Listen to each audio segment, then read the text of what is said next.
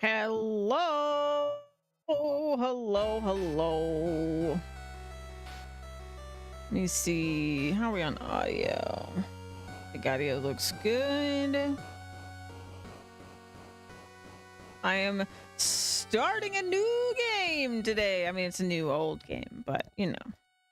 Siralim Ultimate. So pumped for this. Oh my gosh. Okay, all of this is on. We are good. We are good. I will not be starting with advanced options. No. Caliban says, "At last, I've found you. Do not be alarmed. This is merely a dream.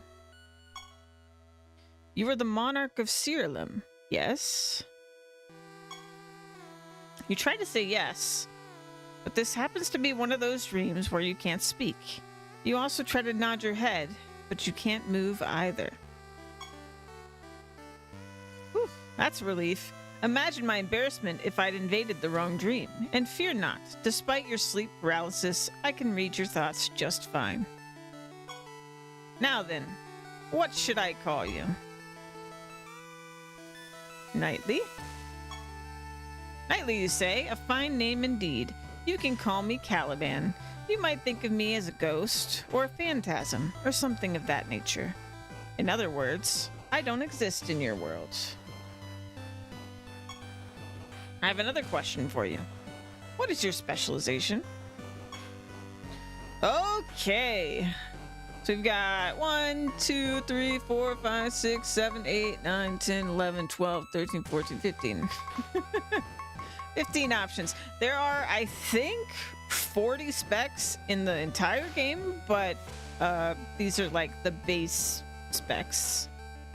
So we'll read through these, figure out what I'm going to do. The animator. There's a fine line between genius and insanity, and it's difficult to say on what side of that line animators reside. These fanatical magi spend their days perfecting their animatous creations, unique creatures that grow more powerful as their master's dark experiments unveil new opportunities. The playstyle is as an animator, you will always have a unique creature in your party called an animatus. I can speak. Your entire battle strategy will likely focus on this creature.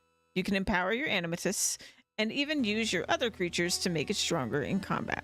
And we get 2 starting creatures. Looks like the animatus and the abyssal specter, which I believe. Ooh, the abyssal specter does something to. I think they like lower stats or something as their trait. But I like the look of both of those creatures. This is an option, and your appearance will look like that. Blood Mage. The Blood Mage is a deranged spellcaster who is willing to do anything to overcome his foes, even at the cost of his own creatures' lives. This menacing spellcaster is adept at manipulating the life force of allies and foes alike in his endless pursuit for power. As a Blood Mage, your creatures will grow more powerful as they take damage. To facilitate these effects, the Blood Mage offers a variety of different ways to inflict damage on his own creatures. And we'll start with the Forsaken Swamp Dweller and the Gravebane Wight. And the Kabbalist. Kabbalists can conjure spell gems out of thin air to be used by their creatures at any given moment. These magi prefer to employ high-risk, high-reward battle strategies to ensure their victory. As a Kabbalist, you'll enable your creatures to cast spells that they normally wouldn't have access to. While other people's creatures might run out of spell gem charges, you'll be able to keep your creatures well stocked with fresh spell gems at the start of every battle. Lexus, thank you for the lurk. We would start with the Jinn Dreamweaver and the Skyward Volpez. It's an interesting option, actually. I don't hate that. Cleric. I mean, I like all of these, to be honest, but I'm not sure what I'm going to pick for starting out. Cleric. The best offense, as some say, is a good defense. Clerics protect their creatures with powerful healing abilities and steadfast barriers, ensuring that not even the most tenacious of foes can overcome them. As a cleric, you'll specialize in healing abilities, as well as buffing, resurrection, stat boosting effects, and providing your creatures with protective barriers. Your creatures will be extremely difficult to kill. I do like the sound of that. I do like being tanky. The Unicorn Holycaster, I think... actually, maybe... I don't know what that one does. There's another unicorn I know what it does. And the Cosmos Vulpes. Okay. Another Vulpes. Defiler. The difference between good and evil is often a matter of perspective, but the morality of a Defiler is simple enough for anyone to decide. These dark magi take sadistic pleasure in afflicting their adversaries with crippling diseases, reducing them to weakened husks that no longer have the capacity to defend themselves. As a Defiler, you'll specialize in debuffs and stat-reducing effects. Enemies will be so weak that your party will be able to easily pick them off, even if they were originally much more powerful than your creatures. We start with the Dread Spectre and the Spitting Pit Worm. Ooh, gross. It's got a mouth in its mouth or something. I don't know. I feel that monster looks nasty. Evoker. Evokers are the ultimate spellcasters. They excel at casting enhanced versions of spells multiple times in a row to overwhelm their enemies before they can act. As an evoker, you'll empower your creature's spellcasting capabilities. Your creatures will be able to cast the same spell multiple times in one turn, and these spells will be much stronger than if they had cast them without your guidance. We start with the Spider Occultist and the Vilis Wappletinger. That thing looks awesome. I love that second monster's appearance. That's cool. I think that's my favorite looking monster so far from the starting creatures, is that Vilis Wappletinger. Hell Knight. I have started as Hell Knight before. I'm probably not going to just because I have done it before. But I loved it. And they get 2 Asuras on start. Oh, that's so good. So back when I played this in 1.0, you only got 1 starting creature. So it's really cool now you get like 2 starting monsters based on your class or your spec. Dude, that's probably so good, actually. Careful planning and uptight caution are nothing but a cause to doubt oneself.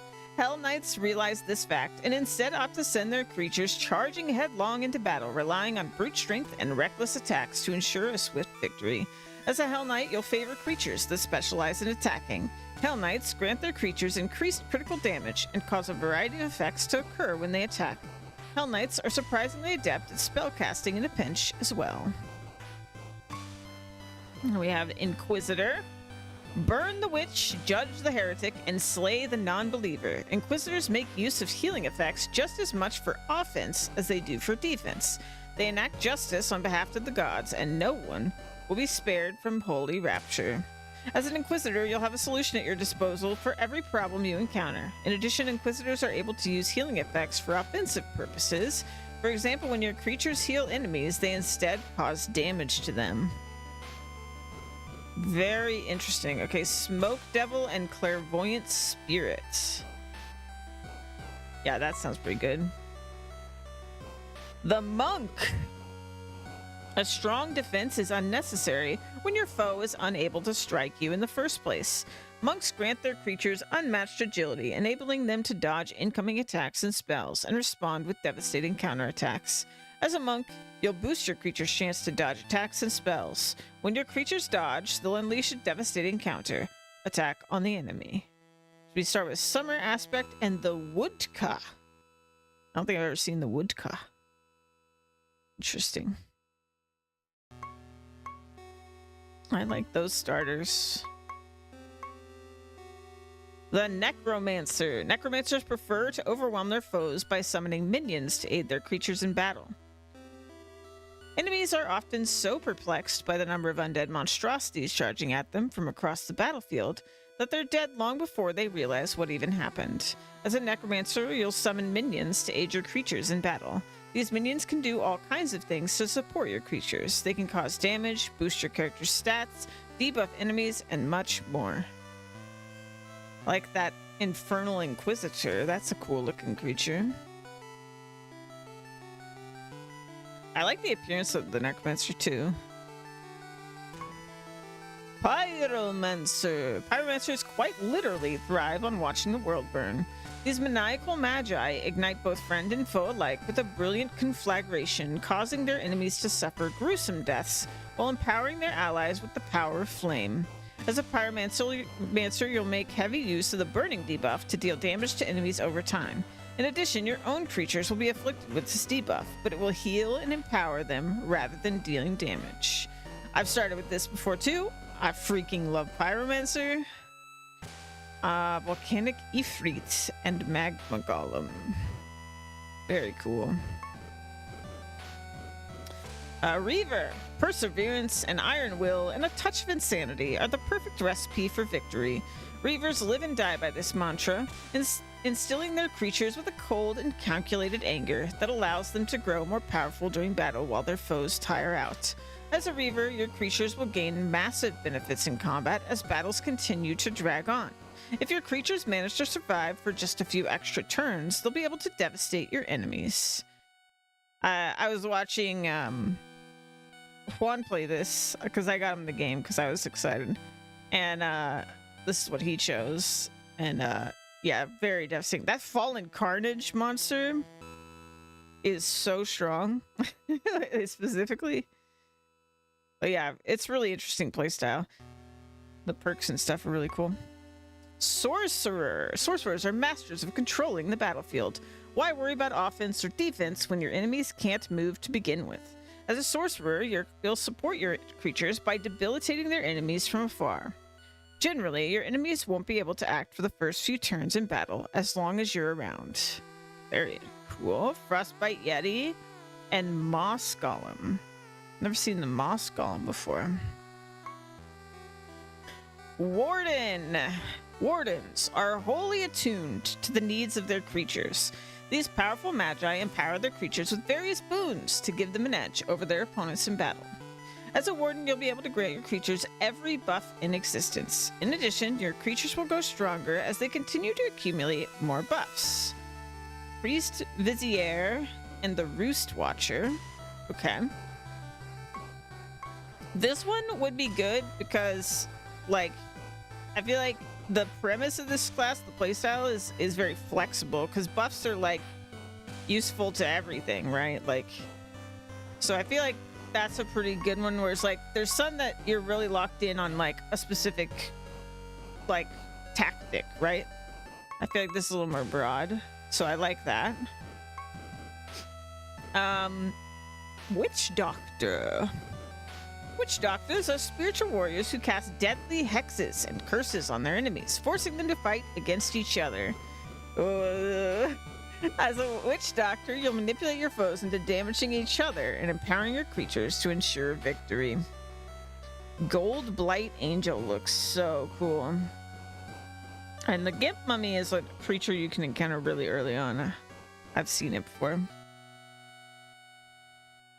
Oh no, Lola, you're in the hospital. Well, I hope you're okay.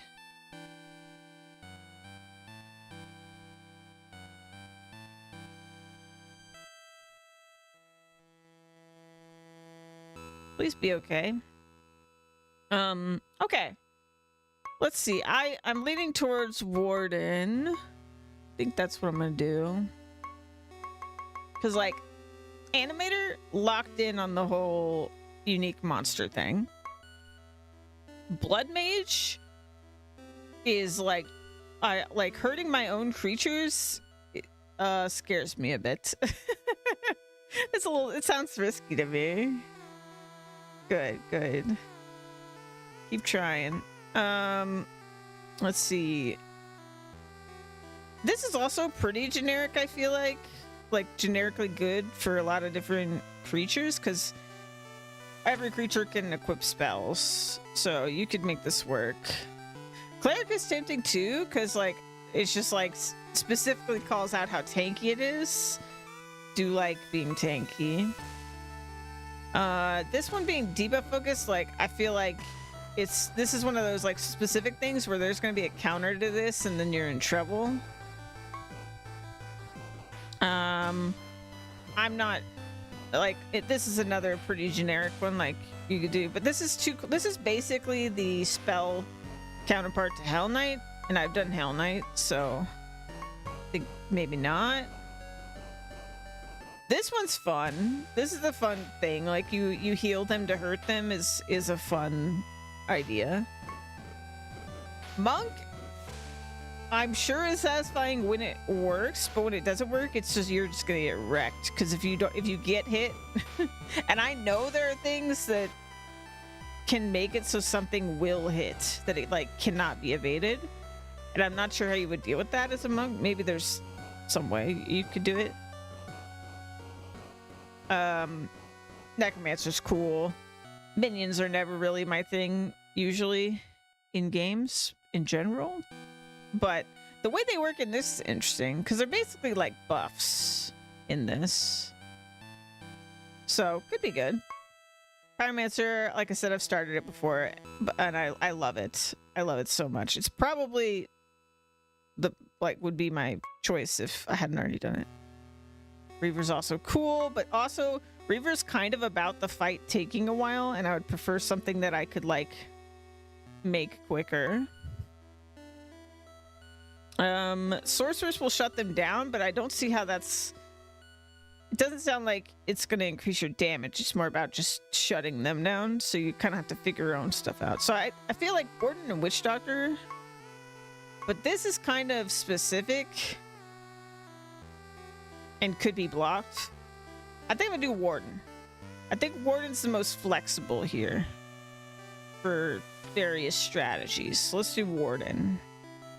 And I know that you can switch to any of these later. So, and we will do that, but we're gonna start Warden.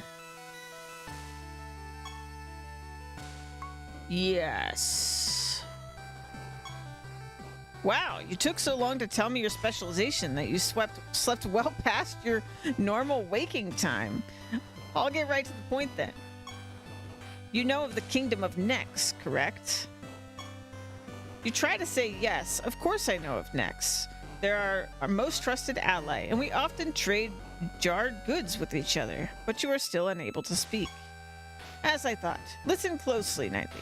The King of Nex is not to be trusted. Recently, he managed to procure the ultimate nether orb, a powerful relic that can be used to bend the gods to its user's will. I fear that he will use this orb to take control of the entire world of Rhodia. You attempt to snort dismissively and ask Caliban how he could possibly know of the ultimate nether orb's whereabouts, much less the King of Nex's ambitions. I am confident in my accusations. I have observed his dreams and have seen what he plans to do after his magi have finished charging the orb. His future actions do not bode well for Rhodia. You don't have much time. Awaken now and tell your most trusted advisors what we spoke about in this dream. Formulate a strategy to infiltrate Nex and steal the ultimate nether orb so that it will not be used for ill purposes. Farewell, Knightly. We will speak again soon. Good morning, my liege. Well met, Knightly. Hail, Knightly. I hope this day finds you well. After nodding impatiently through the onslaught of greetings, you tell everyone about the dream you had last night. Caliban, eh? Haven't heard that name in quite some time. They say if Caliban appears in your dreams, he'll haunt your sleep until you do as he says. Deimos has the right of it, at least as far as the rumors claim. It all sounds a bit superstitious to me. Like how you're supposed to bring cats aboard a ship for good luck, or how you should kiss your granny on the lips while her mouth is full of porridge to rid yourself of disease. Anyway, I say we wait things out and see if Caliban shows himself again. No sense in worrying about something that might have just been a trick of the mind, Knightly. Indeed, as for me, I don't believe Caliban exists at all. Just an old story to help pass the time in the taverns is all it is. Suddenly, unimaginable pain spurs up the back of your neck and through your forehead. You wince from the agony of it all, and before long your vision fades into darkness.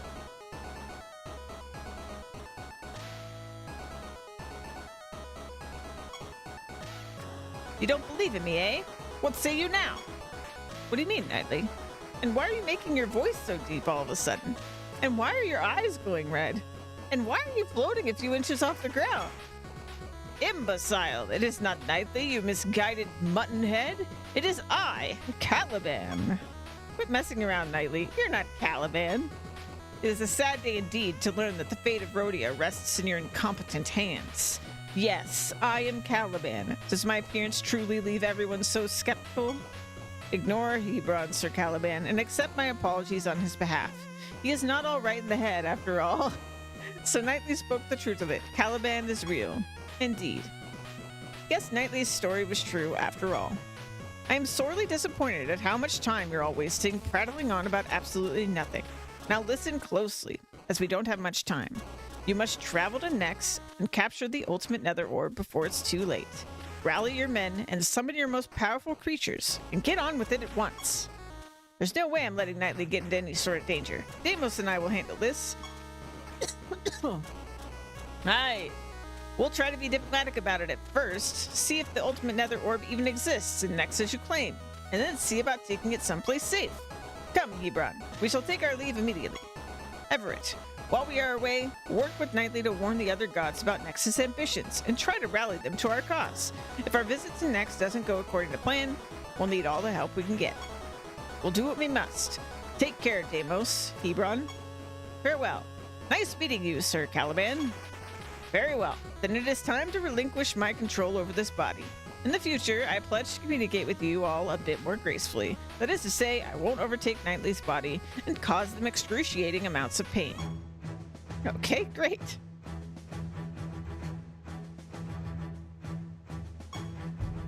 Right. Then, ahem.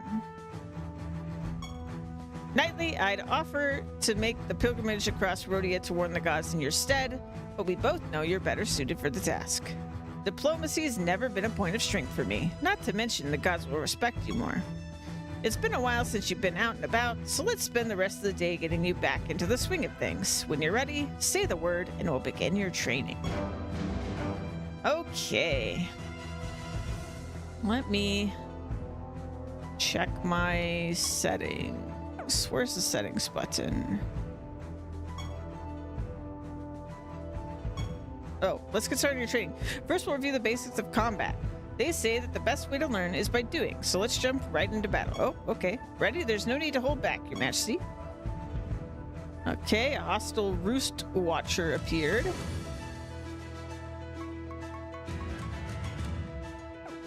We don't have a spell.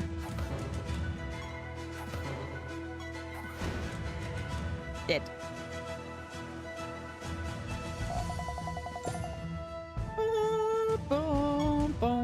Well done. That battle was fairly straightforward since both of us have only one creature. Later, you'll be able to take up to 6 creatures with you on your journey, and you'll fight up to 6 enemies at a time as well. After you defeat an enemy, you'll gain some of that creature's mana. After you gather enough mana, you'll be able to summon that creature and use it in battle. Since you defeated my creature, you have enough mana to summon your very own Roost Watcher now. Head eastward to the Summoning Brazier and summon a new Roost Watcher. Okay, but where's my menu? Oh, there it is. Okay. Let's look at options.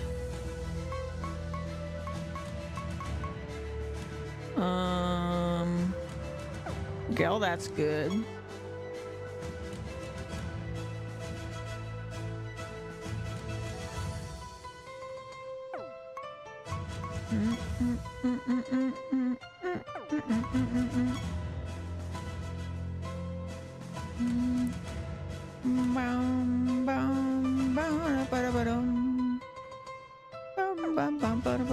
Let's see. Turbo mode is on.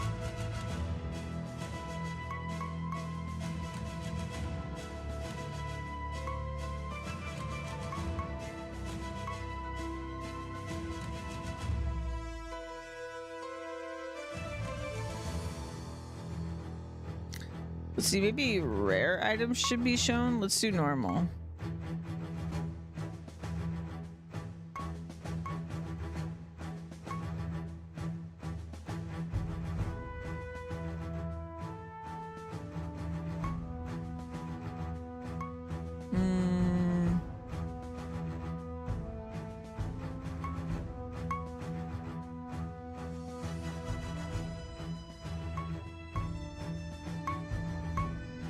Option allowed to increase the levels of enemies found in realms. This does not increase the rewards received and only for players who wish to make the game more challenging.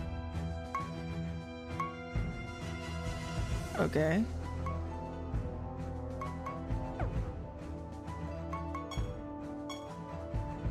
Okay.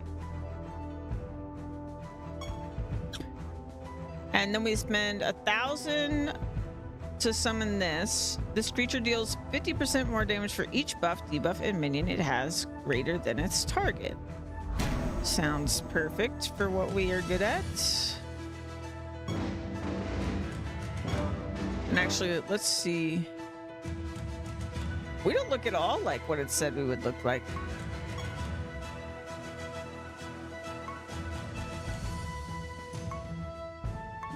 Okay, well, we don't have perk points yet, but then I'll read through these when we get them.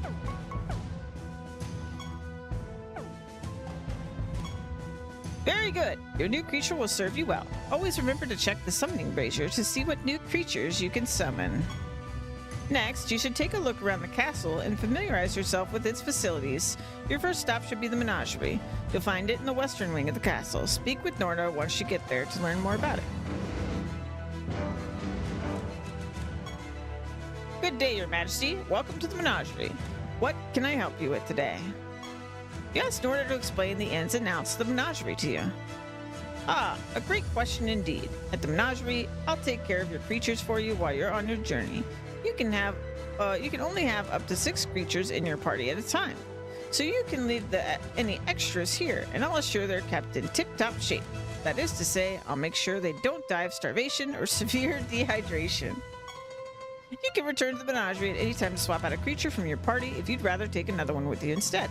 Lastly, you can use the menagerie to change the order of creatures in your party. Personally, I tend to allow my favorite creatures to take the lead, but this is mostly for cosmetic purposes only. And that's all there is to it. Whenever you summon a new creature, be sure to visit the menagerie to configure your party. Farewell, Knightly. And what does my other creature do? Let's see. At the start of this creature's turn, it grants your creatures 1 random buff. Okay, nice. Can't use that, okay. Return to Everett. Welcome back, Knightly. I hope you enjoyed your stroll around the menagerie.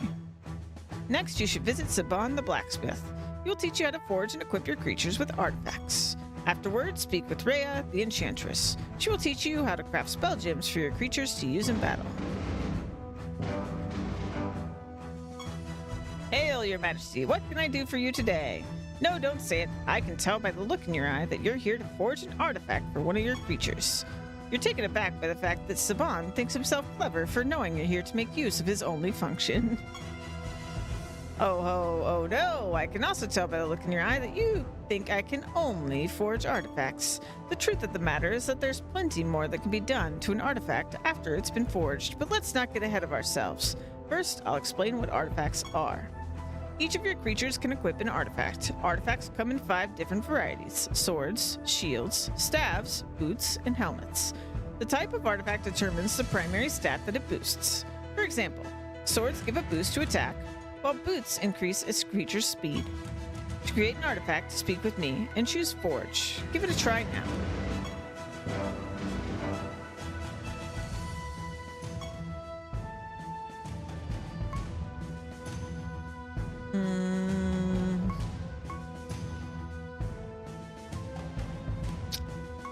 Let's just make a sword. 10% attack. Okay. All done. That was easy enough, wasn't it? Each artifact has a tier. Artifacts start at tier 1 and can upgrade your artifacts to increase their tier. When you increase an artifact's tier, all of its stats increase. In addition, at certain tiers, your artifact will gain additional slots. You can find crafting materials to socket into these slots, allowing the artifact to gain a new property. The artifact you forged will gain a new stat slot at tier 3. Try to upgrade your artifact to tier 3 now. Hold on. Actually, I'll do it. Upgrade. Perfect. Did you notice that your artifact stats increased each time you upgraded it? As I mentioned before, your artifact also gained a new stat slot since it reached tier 3. Next, take these crafting materials and use them to socket your artifact. This will add an additional property to it. And it looks like this will add more attack. So we'll socket the sword, empty slot, attack. Nice. Very good. As you continue to upgrade your artifacts, you'll unlock new slots. Some slots are much more interesting than stat slots and allow your creatures to do all kinds of crazy things in battle. But that's a discussion for another time. Now keep in mind that an artifact is useless if it's not equipped. Go ahead and do that now. You should equip one of your creatures with the sword you just forged. Press B to open the menu. Creatures. Okay. Equip. Boom. What you learned today about artifacts is merely the basics. For more information, you should consult the Codex. The Codex is a vital source of information to help you learn more about the game. If you ever have any questions about how a certain part of the game works, you should always check the Codex for answers. The Codex also serves as a catalog of information you've acquired on your journey. As you discover new creatures, spells, and other phenomena, the Codex will magically produce new information for you. You can view the Codex at any time. Okay. Oh, I can tell by the look in your eye that you are eager to meet with Rhea next. She'll explain all you need to know about spell gems. You'll find her in the neighboring room. Good luck, Knightley. You know, actually, I'm gonna do this. Let's put this on you. Okay. Good day to you, Your Majesty. Are you ready to learn about spell gems? Your creatures can equip spell gems, which allow them to cast spells in battle. Each spell gem allows you to cast a different spell. For example, a spell gem of Fireball enables a creature to cast the Fireball spell. Each spell has a certain number of charges. Each time a creature casts a spell, a charge is removed from that spell gem. If a spell gem runs out of charges, your creatures won't be able to use that spell gem until it is recharged. But don't worry, all your spell gems will be recharged automatically when you return to Siralim. Let's start by creating a new spell gem. Speak with me and choose Craft. Then create a spell gem. Okay. Your creatures gain a random buff. Okay. Very good. Next, you should equip that spell gem to your Priest Vizier. Equipping spell gems works very similarly to equipping artifacts. Let's see. Creatures can only equip spell gems that match their own class. You can only equip spell gems while you're in the castle. Okay.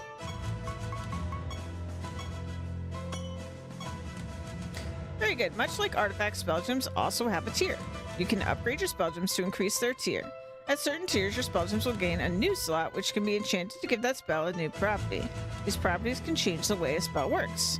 Lastly, keep an eye out during your travels for inscriptions. These items can be used to discover new spells for you to craft. That's all for now. If you have any other questions about spell gems, remember to check your Codex. Take care, Your Majesty. I look forward to seeing you again. All right, very good.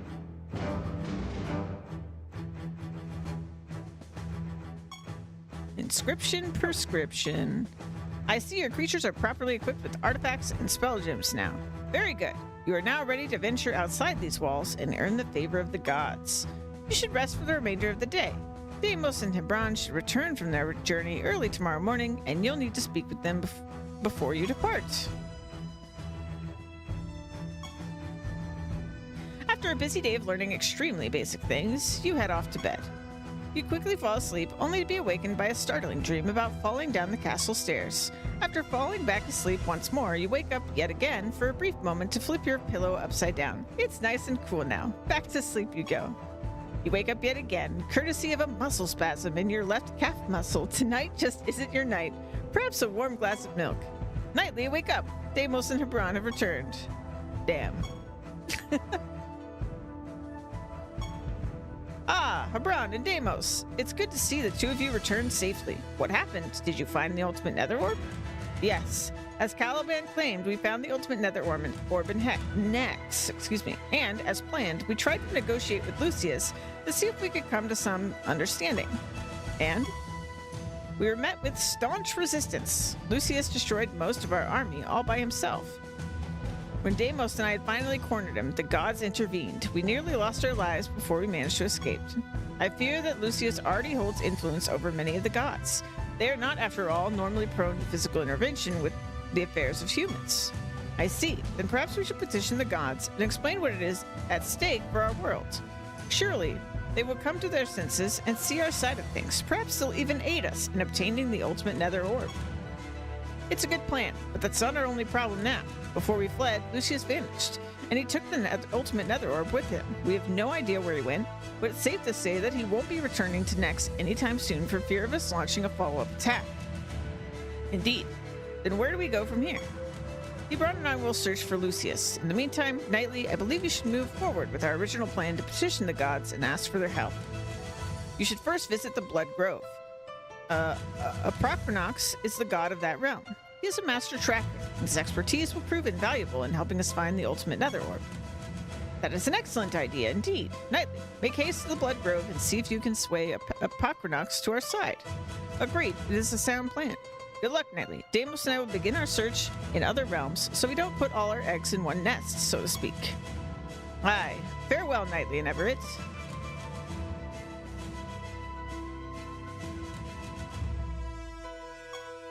Knightley, head to the northern part of the castle and use the teleportation shrine to travel to the Blood Grove. Once you arrive, seek out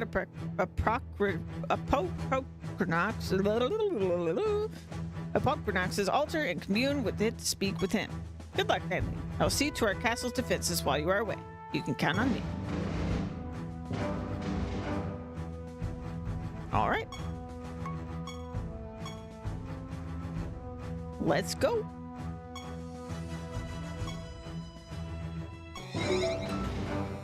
Welcome to your first round. You'll receive a realm quest at the start of each round. These are short, bite-sized quests that must be completed before you can proceed to the next round.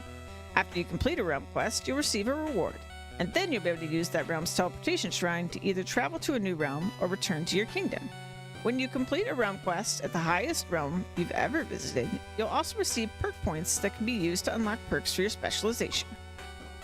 Awesome. You approach the altar depicting a Procronox, god of the hunt. The altar is beautifully carved and seems eerily realistic in its appearance. You can't help but desire to touch it. Slowly, you extend your hand toward the altar, all but mesmerized by its beauty. Who goes there? After taking a moment to recover from your startlement, you explain the current situation to a Procronox. The ultimate nether orb, Yes, I've heard of it. In truth, I always thought it to be a myth. However, I'd be remiss to ignore the reputable ruler of Siralim. Very well, then. I will aid you in your quest to find the ultimate nether orb. But first, I must ask a favor of you. Deep within the Blood Grove prowls a powerful beast called Kichi. She is a creature of the Eft race. Find her so that I might tame her and call her my own. She'll prove it. Whoa. She'll prove an invaluable asset when it comes to tracking down the ultimate nether orb. That was weird. I think that was the bug with the music. Do this for me, and I will attend your knights on their quest. Kichi doesn't appear to be anywhere nearby. Make your way to the teleportation shrine in this realm and use it to travel to a different part of the Blood Grove. Alright, so we gained 200 favor, and our fortune increased 20%. And I earned some treasure. After you complete a realm quest at the highest realm depth you've ever visited, you'll earn some perk points. You can spend these points to unlock perks that are associated with your specialization. Alright. But I want to explore a Terra Volpes. Okay, and we got our random buffs by the looks of it.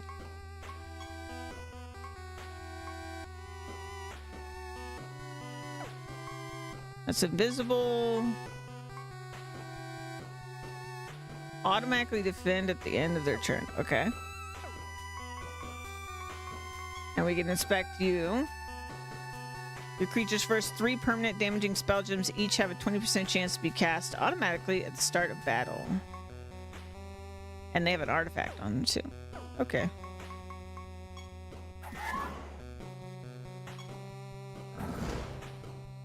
Dead.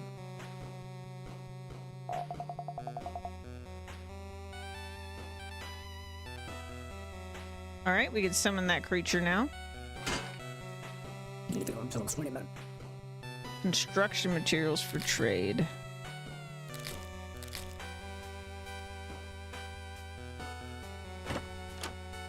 Allows you to craft gems of shotgun at the enchanter. Target takes a large amount of damage continuously. I mean, that sounds good. After the target takes damage, the spell has a 50% chance to end.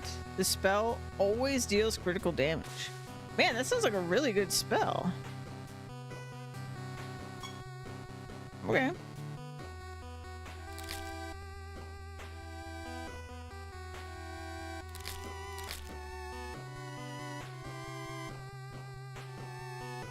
Another terrible bus. Get out of here.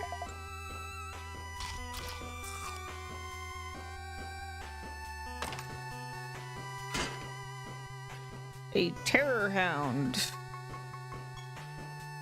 Your creatures start battles with 3 stacks of dire wolves. This trait does not stack. They have a staff. Dire wolves deal damage to target equal to 30% of its speed, maximum of 5 stacks. And it was 3 stacks. Okay.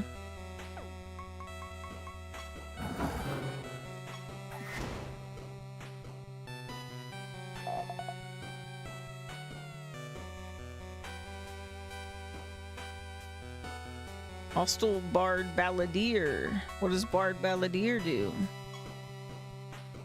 Your creature's attacks deal 50% of their damage using speed instead of attack. This trait does not stack. Okay.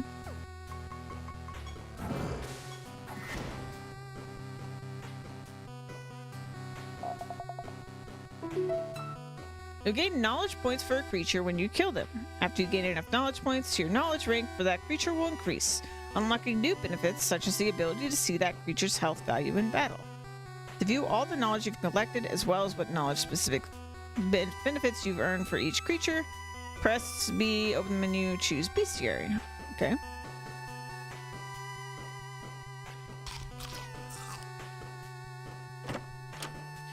Let's see. Death's Call. Target is afflicted with feared and all its buffs are removed.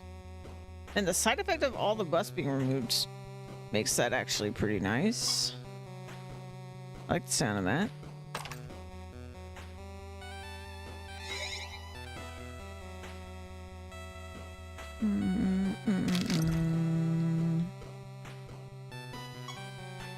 The hound growls loudly and issues a loud howl, waking up a group of sleeping and now very angry creatures nearby. Why can't things just be easy for once? And we've got a new creature here, Ebony Int. Your creatures always have mending and take 15% less damage. Okay, well, we're gonna want this creature because it gives our creatures a buff, and that's what we're all about, right? We're all about those buffs.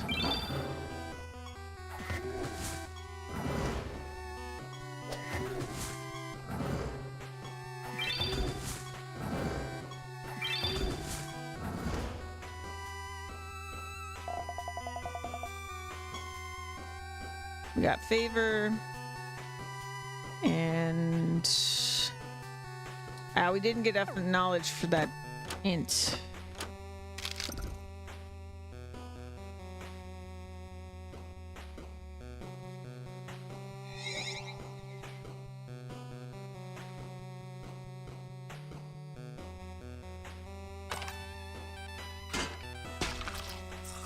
You've eaten a lot of squash. Too much, in fact. You vomited everywhere. But what's this? There's something in the vomits. Okay. The materials I needed were inside me the whole time. Curio of bombing.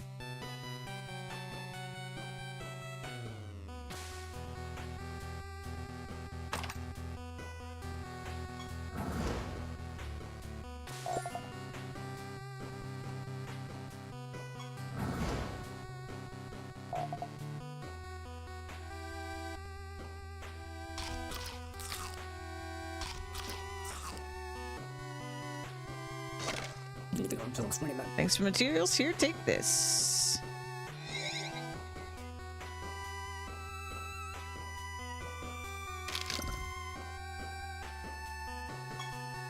Atop the treasure, the Volpez issues several screeching yaps before it turns and notices you, shocked at your presence. You seem to have interrupted something, and it isn't happy about it.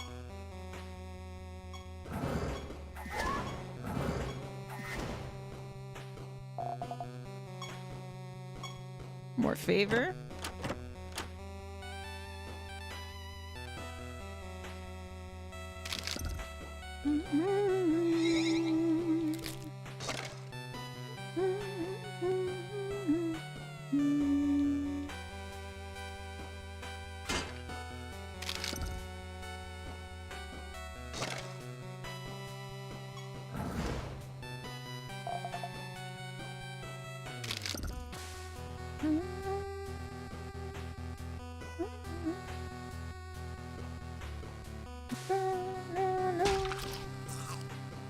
Vomited again. Got crystal. Okay.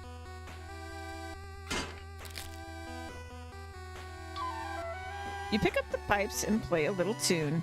Unfortunately, your complete lack of musical talent appears to have attracted the attention of some nearby creatures. The creatures attack. New creature. What do we got? Enemies can only attack once at a time. Okay. Doesn't really affect us right now.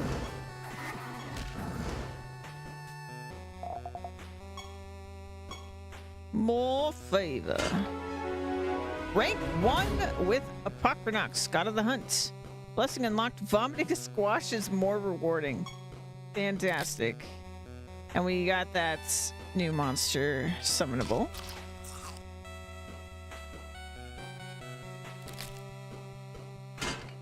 Got an emblem. Another tune. Another ditty.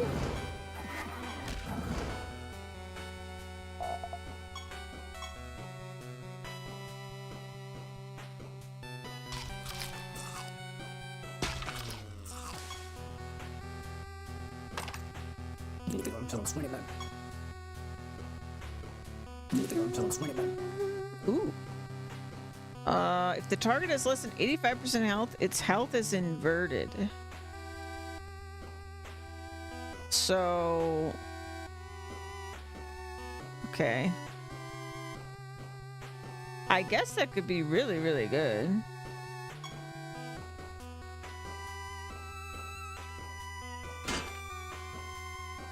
Just, you don't want to use that randomly, that's for sure.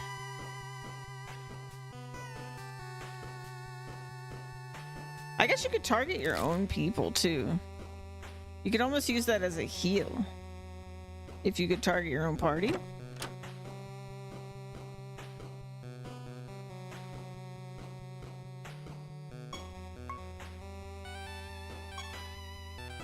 I will always remember your generosity. Let's see, what do you got? After one of your F's attack, all of your F's recover health equal to 5% damage dealt. I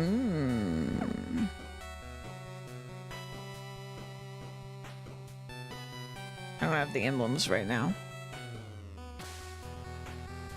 He said the kimchi was an F, actually.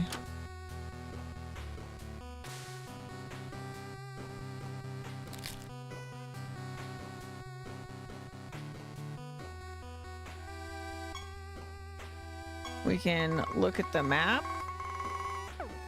Looks like I am missing some of it. Over here. Maybe.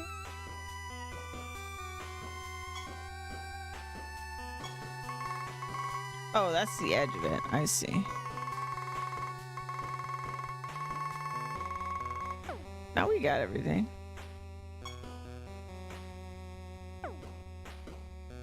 Or not.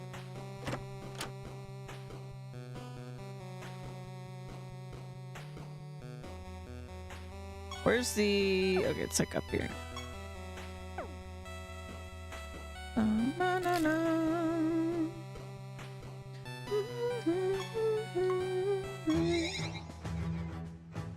Okay, what do we got?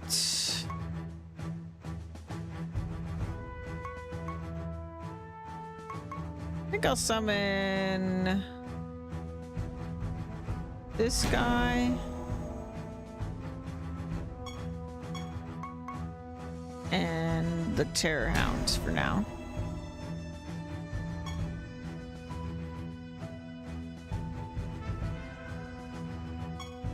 Gotta be better than nothing, right?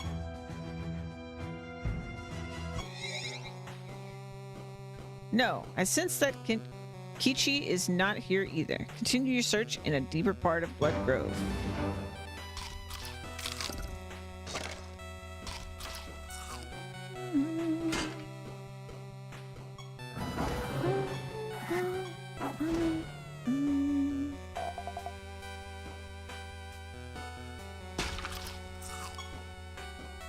More vomits.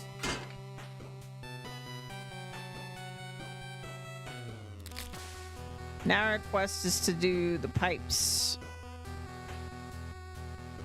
Oh, I should probably donate to this guy.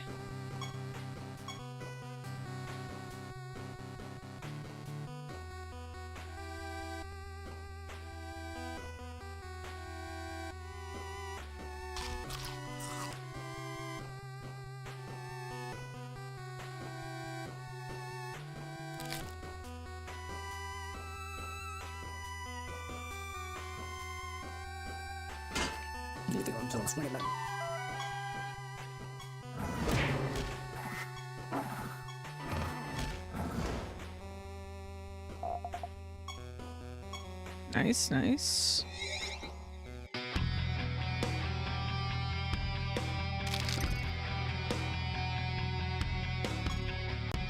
A huge fox leaps into your path, whirling its tails around and cracking with magical energy as it growls and approaches. You have your creatures answer the threat head on.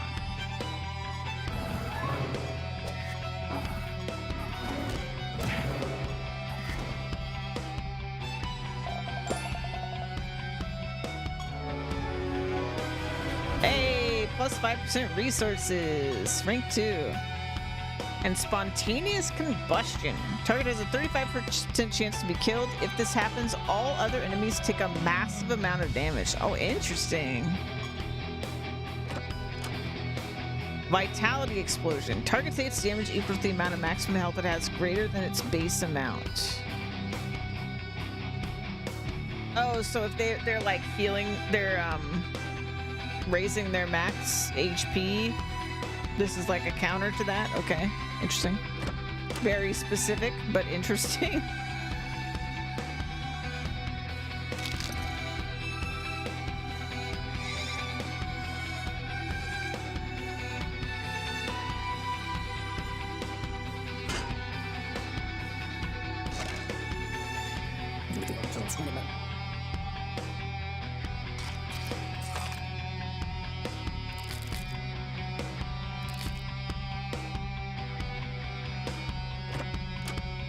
Your creatures gain a random trait and are afflicted with disarmed. Trait, so like a monster trait, but then they get disarmed. Interesting.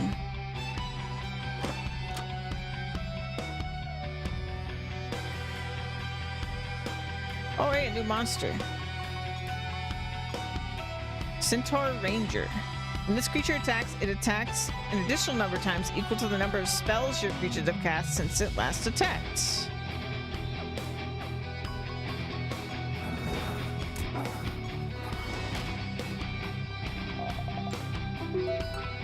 Our battle's going too slowly for you. Consider enabling turbo mode. Okay, we already have it enabled, but it just lets me go a little faster.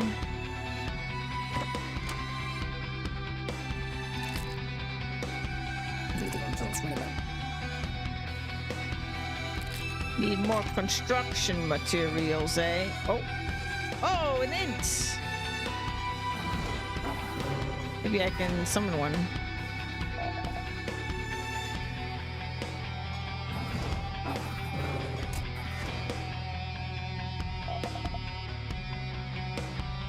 Summon ready! That gave me 200 favor.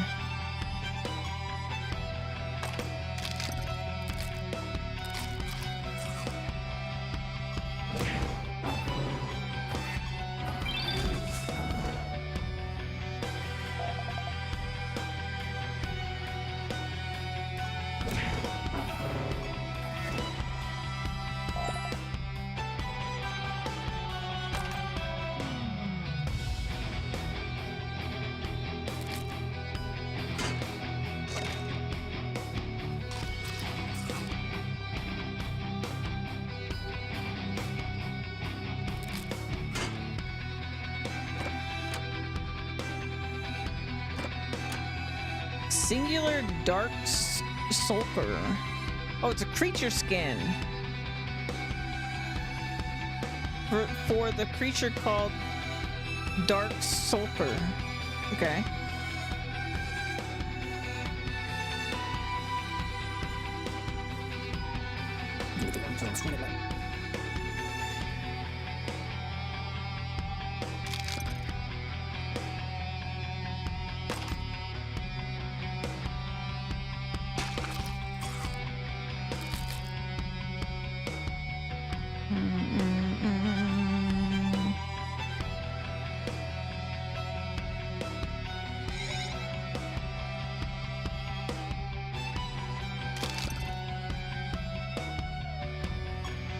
The clan demands victory. On my life, I will deliver your head on a platter to the Khan. Okay.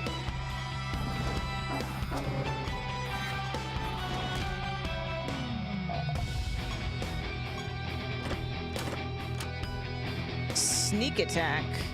Target takes a massive amount of damage the first time the spell is cast in the current battle. Massive. Subsequent cast deals small amount of damage. Okay. I feel like I'm getting really good spells.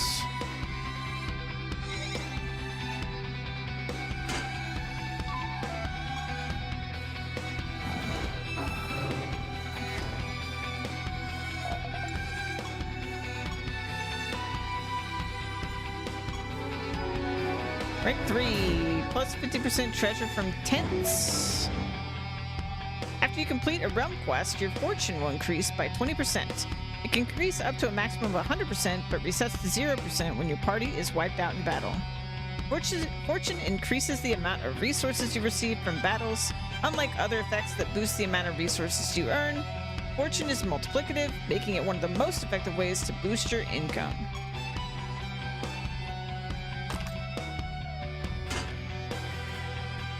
So don't die. That's what I'm hearing.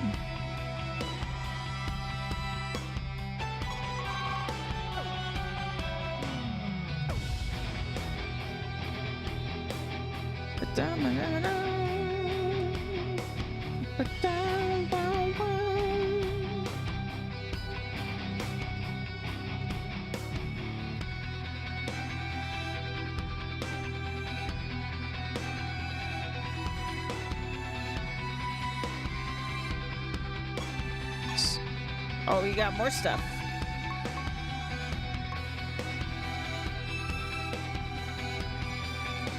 Socket and artifact trait slot.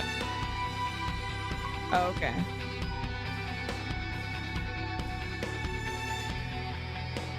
And I got a chair.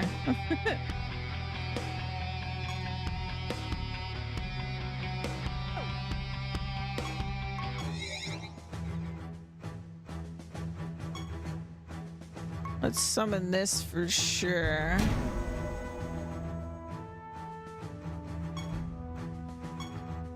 So we have one slot left. I already have him.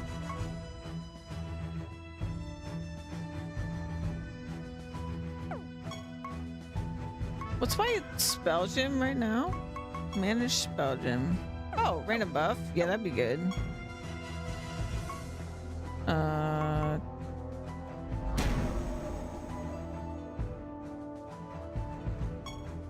In fact, that's a life spell. Let's give it to Terravopus too.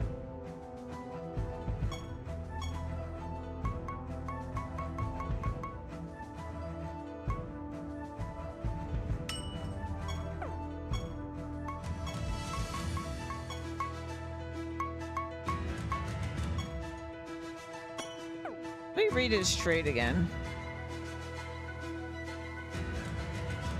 Oh, it's damaging spells. Ah, darn.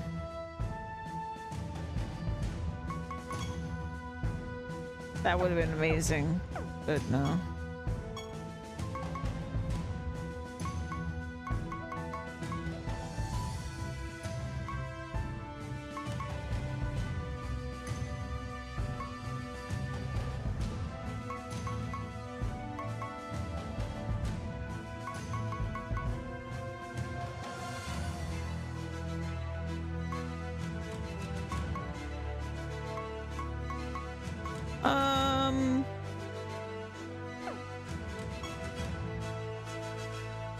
We have 1 sorcerer, 2 nature, and a death.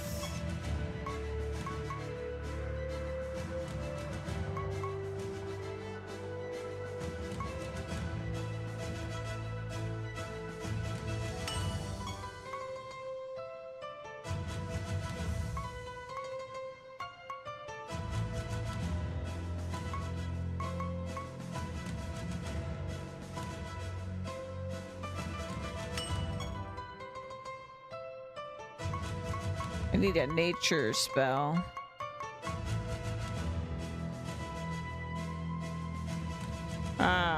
Percent of damage based on caster's speed instead of intelligence.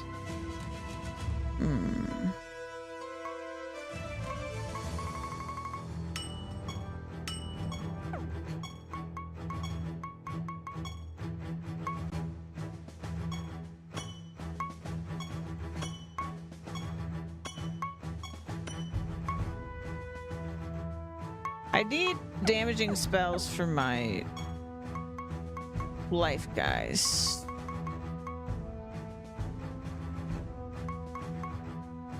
But I guess I don't have one. Oh no, here it is.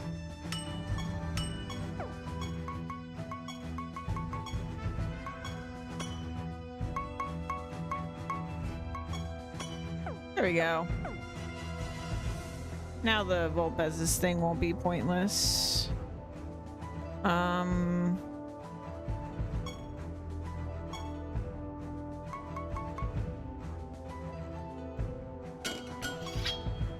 Let's make 2 boots. And then, so that's 3. So then let's give sword to the other guys. So you'll get a sword. You'll get boots. And you'll get boots. And you'll get a sword. How did I run out of swords? I guess I didn't make enough.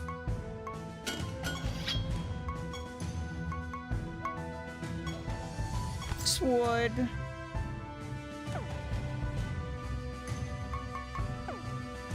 There we go. Fancy party. Not that we were struggling yet, but... Oh, we're going to fight a boss? Yes, this is the right place. Kichi is just up ahead. Approach her with caution, Knightly. She is even more dangerous than she looks. After you weaken her, I will capture and tame her. Now, let us proceed. I have tried using the inspect command. You got us? Oh, okay. I didn't know this. You can hold down Y in battle to view additional information about the creatures you're fighting.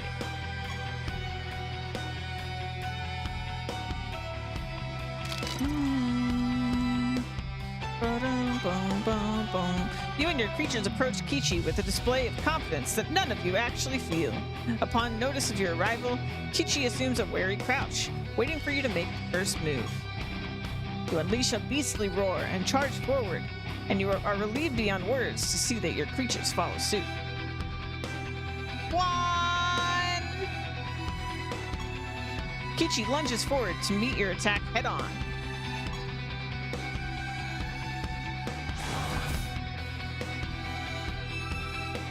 Ah, that's what that is. Okay. At the start of battle, this creature afflicts enemies with bleeding. I can see that, actually. You're dead.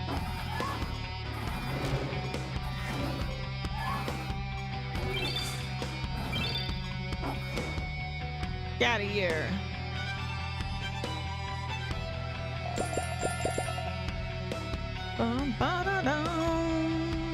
Well done, Knightly. Thanks to you, Kichi has been tamed. We will need her aid to seek out the ultimate nether orb. Just as a hound can smell fresh meat from miles away, Fs are adept at detecting magic from great distances. Kichi and I will take our leave and begin our search. I will return to you when I learn more. All things considered, that went quite well. You should return to Siralim and tell Everett the good news. There's my booger brain. As me, black ice. Each enemy has a 50% chance to be afflicted with frozen, and each of your creatures have a 50% chance to gain invisible. Okay. Enfeeble, target loses a large amount of attack.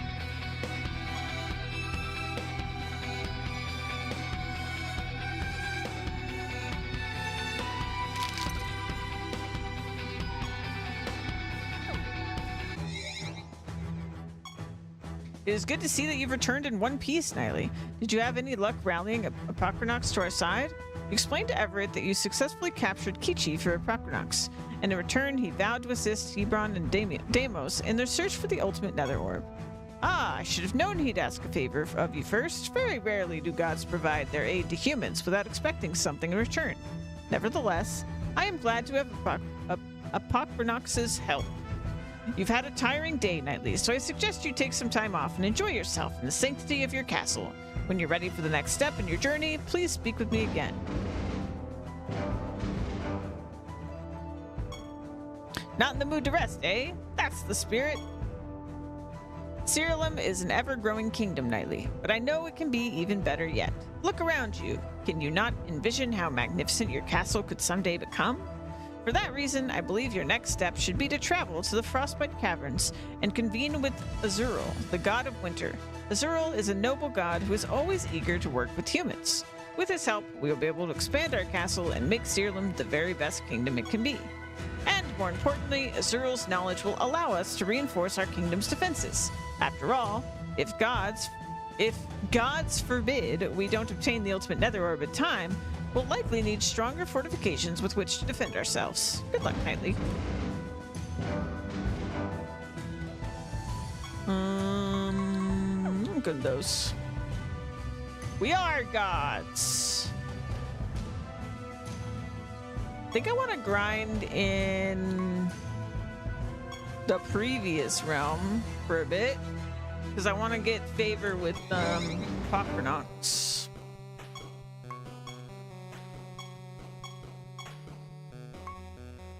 I want to get, and I want to get emblems.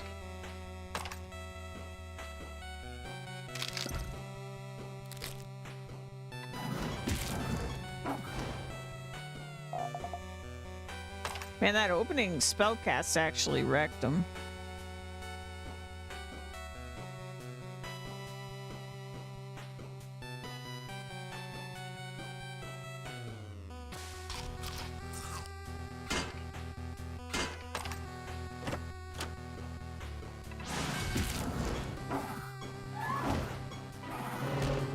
The power is too much. Oh. When a creature performs an action in battle, all subsequent actions are processed at the same exact time. However, they are displayed to you one at a time to make them easier to read. For example, if your creatures attack an enemy 3 times, all of that damage is dealt at the same exact time, even though the damage values are displayed one at a time. This means that it might sometimes appear as if your creatures are attacking or casting a spell on a dead enemy, but that is not actually the case. I started with Warden.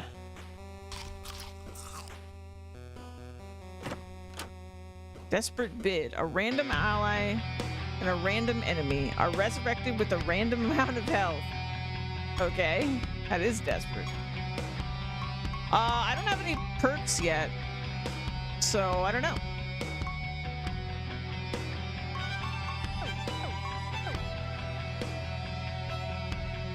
I mean, we're on floor 3, so. But I like the sound of it. That's why I picked it. It's supposed to be like, basically, I support my monsters with buffs. So I'm hoping it's going to be really flexible. You suddenly start hearing the sound of jeering crowds and mocking laughter in your head. You soon catch sight of the bard responsible and tell your creatures to put an end to it. Alright, bye, Juan.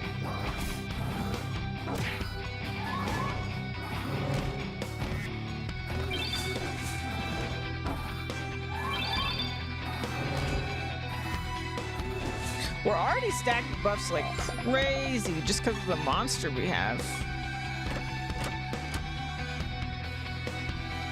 Pretty nice.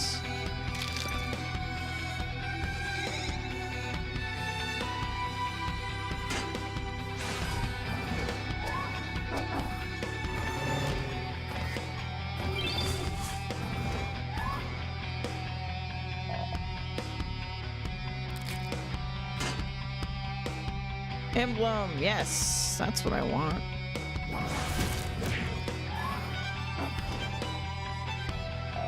We need 10 for that creature in the shop.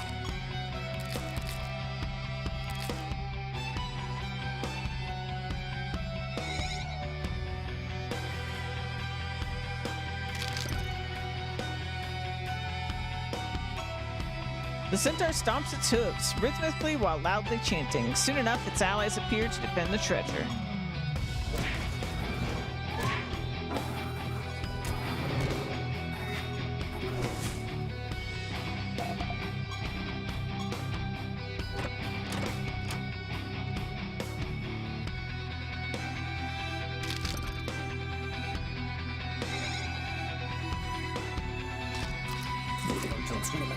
You know, something else that's going to be great about Warden. It's like buffs are extra good for, I mean, they're good for every party, but like they're extra good for me. And when you're in a realm, you sometimes just randomly get buffs for the instant treasure from all sources. Rank 4, let's go. So we're just gonna get buffs for free all the time.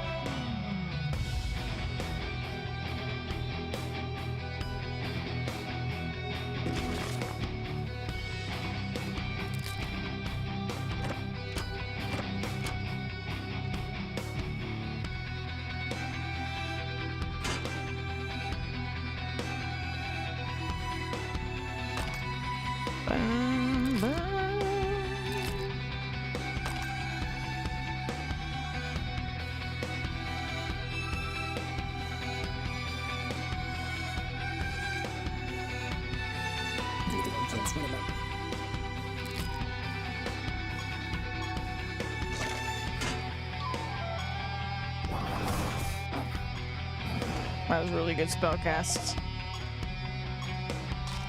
I wonder if when it does like crazy damage, if that's because spontaneous combustion went off.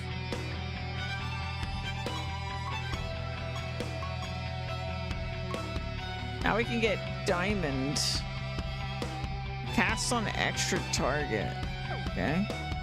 I have 6 emblems.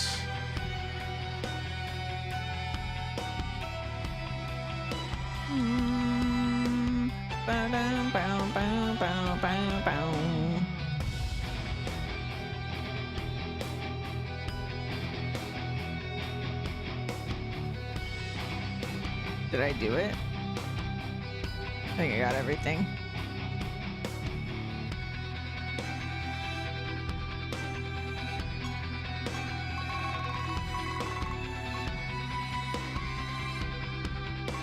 Oh, I didn't know I could do that.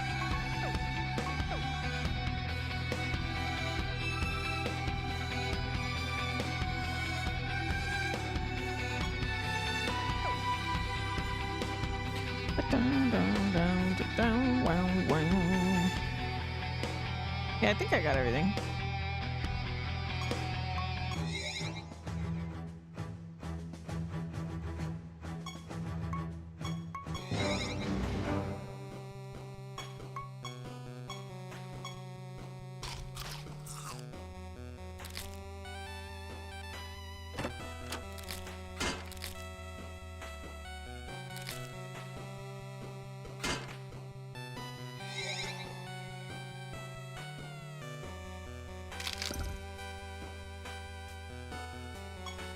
The centaur stomps its hooves rhythmically with loud chanting. Oh, hey, actually a repeat message. We had that one before.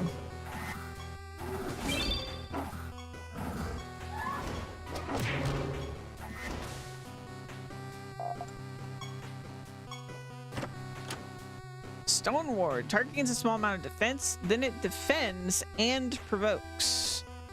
Okay. And that's nature. Enemies spread one of their debuffs to all other enemies. Pestilence.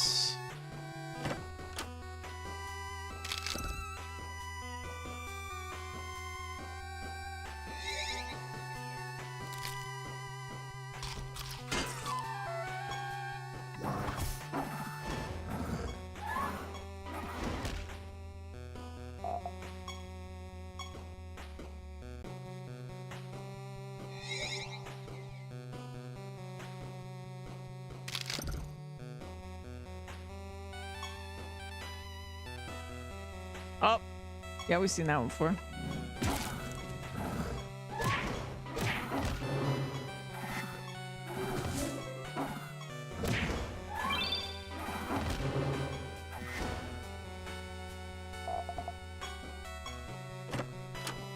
Chaos spheres. Target's spell gems are sealed for the rest of the battle.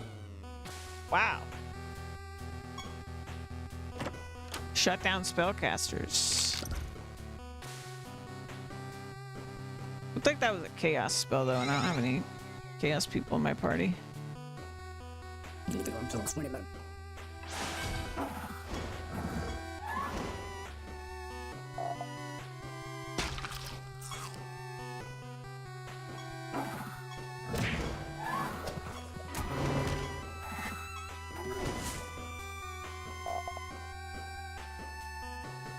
Emblem.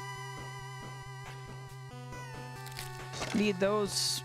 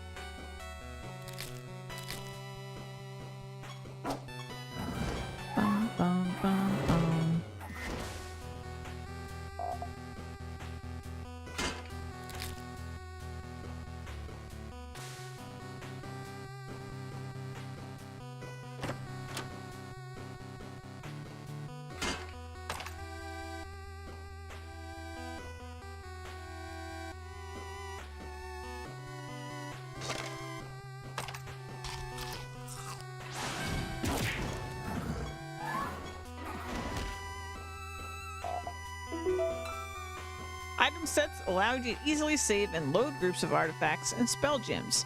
You can use these item sets to quickly equip your creatures with different artifacts and spell gems. To create an item set, open the menu and select creatures, then select a creature and choose Manage Item Sets. A new menu will appear that allows you to assign that creature's currently equipped items to an item set. Later, you can use the Equip option to quickly equip the items contained in the item set. Okay. Scourge Death. Excuse me. Target takes a small amount of damage or massive amount of damage if the target is a death creature. Okay.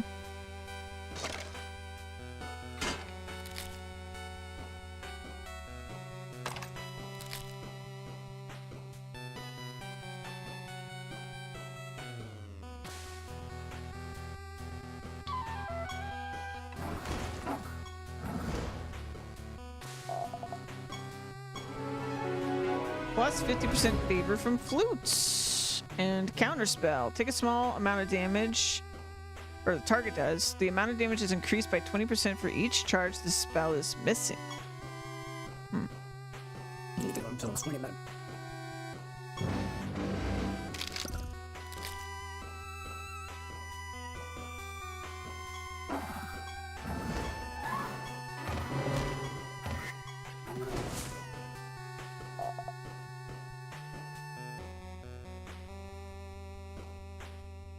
Bum ba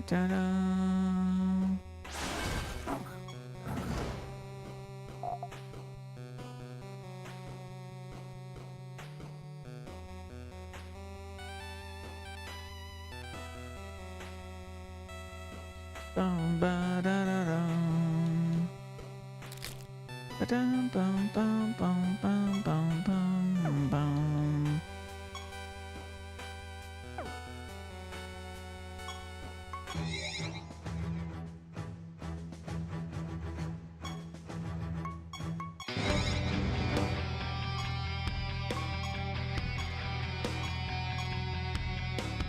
We have 7. Oh, new thing in the shop. After this creature attacks, it decreases the target's attack by 10% for each after fighting on your side. Ah. Okay. Yeah, so these are going to be like these are going to be a type of monster that you want. All like the whole group.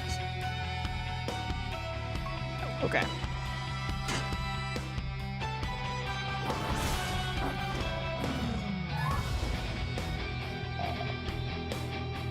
We might do that.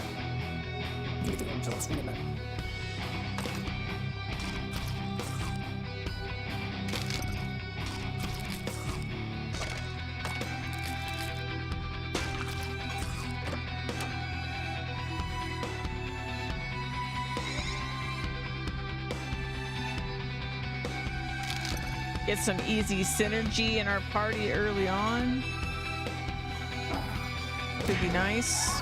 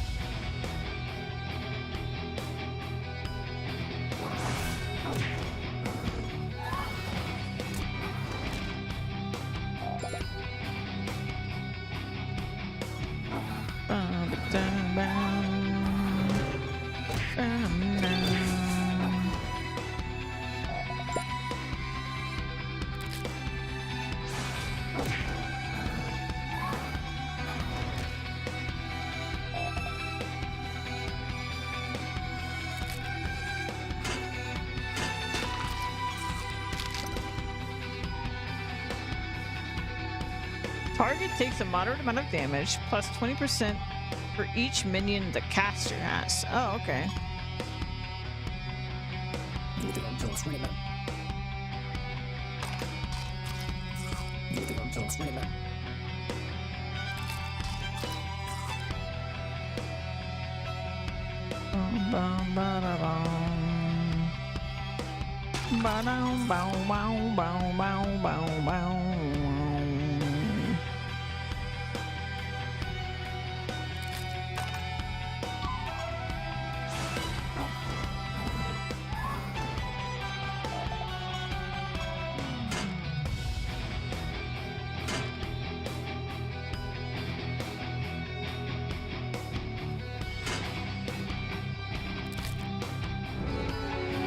Ooh, 50% treasure golem spawn chance.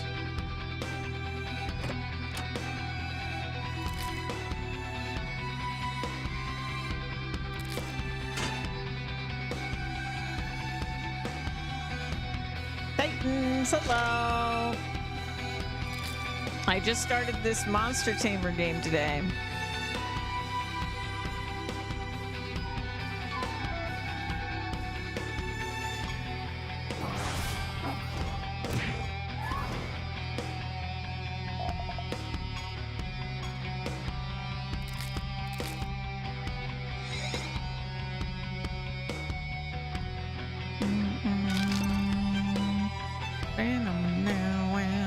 Someone has leashed the hound near the treasure chests, a fairly traditional way to protect them. It starts barking loudly before you can stop it, summoning the owners.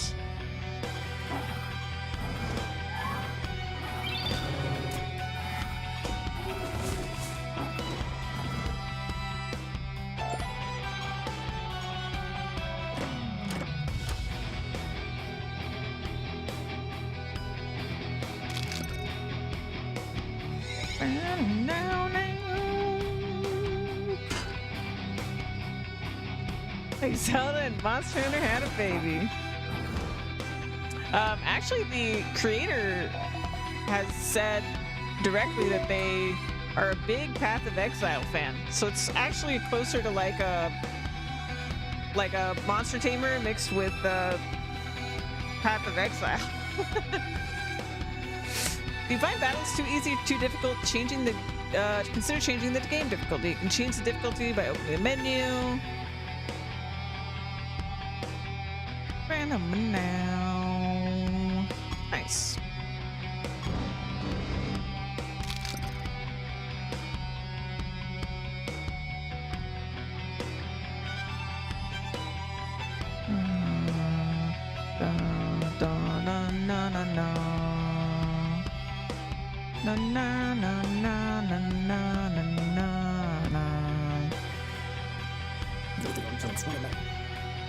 Magic suppression. Enemies lose a moderate amount of intelligence and are afflicted with silenced. Very nice. Yeah, I'm trying to save up to buy these critters from this guy's shop. Looks like we're good. Bum bum bada bada bum bum bum bada badum. Dabba dum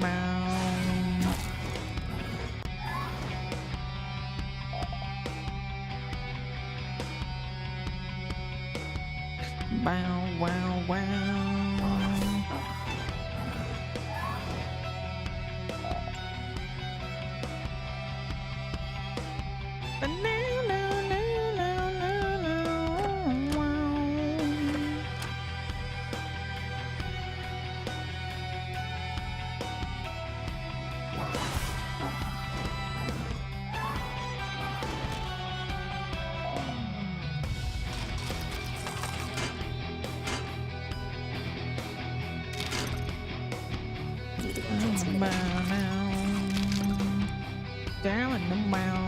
I need construction materials, eh?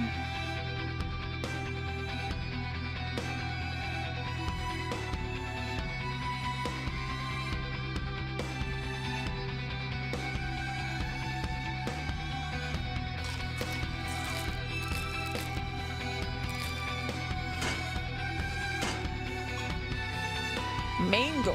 Target takes a small amount of damage plus damage equal to 3 turns of its bleeding debuff.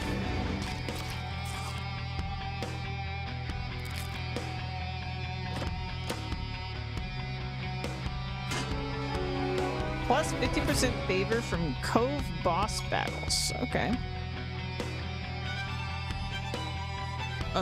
Socket and art. Okay, so this is like an artifact socket. Hot Spur. At the start of battle, your creatures each have a 50% chance to cast one of their spells at random. Oh, that's good.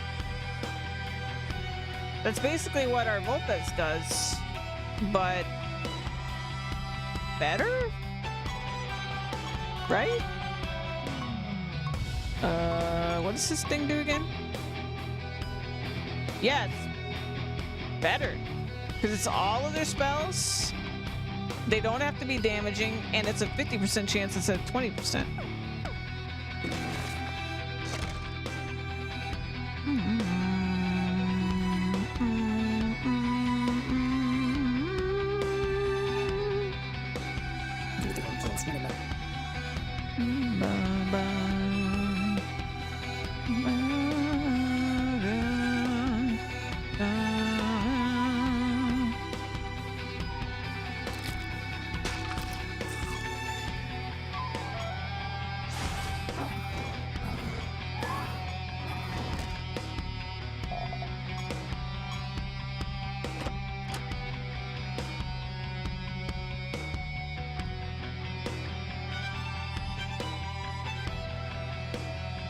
Boom, boom, boom, ba-da-dum. Ba-da, wow, wow, wow, wow, wow.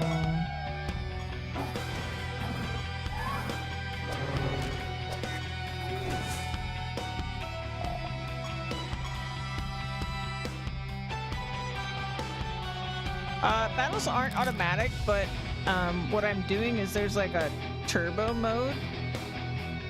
So if you have your creature's actions set, it'll do that really quickly. But if I let go of turbo, it'll I can manually control again. But we're kind of above level of this area right now because I'm farming some stuff from this realm. So these fights are easy for us. I can just turbo mode them.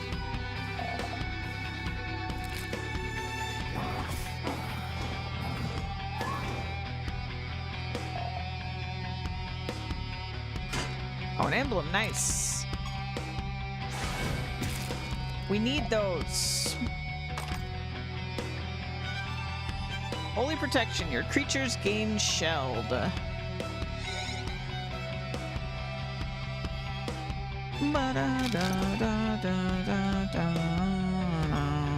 This is a sacred place. Greek, you need to leave. No. Spontaneous combustion definitely went off. Oh, no. We're super early. We're on like floor 3. we're very early.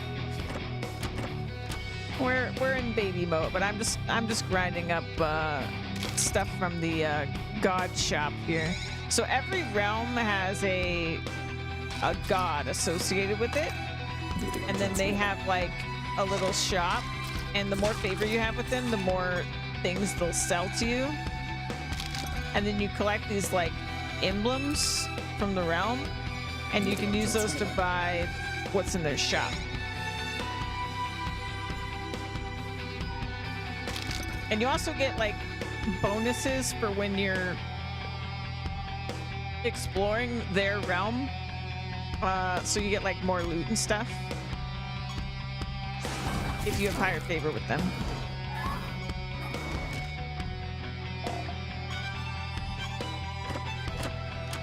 Radiant Sunfire. Your creatures gain a random buff and enemies are affected with a random debuff for each enemy with burning.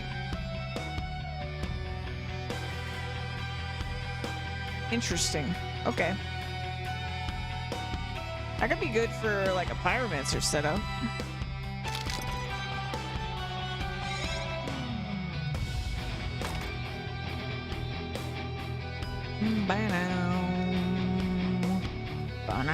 Wow, wow. But it could be good for us too if I had some way to burn them, because we could stack more buffs.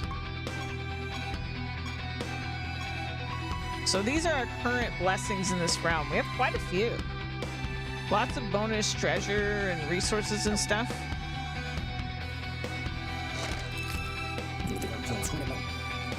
But I don't think I have... Oh, I'm one emblem away from getting one of these.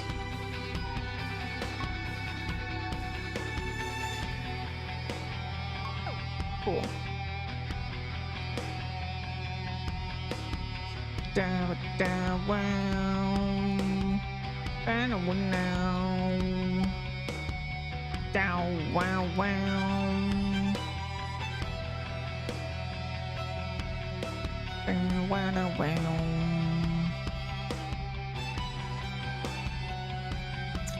I think I got everything.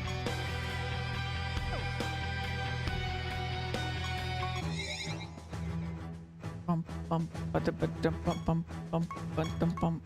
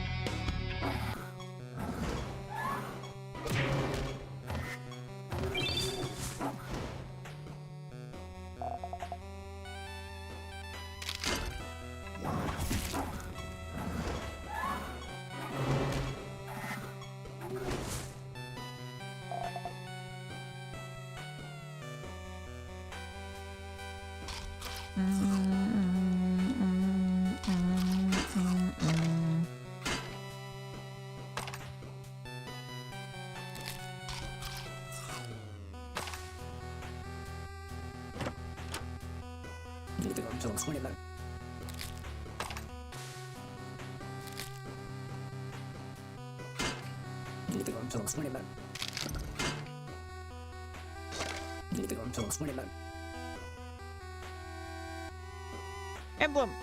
Nice.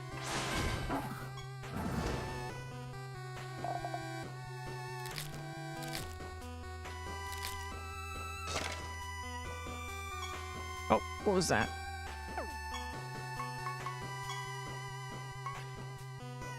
Spell gem?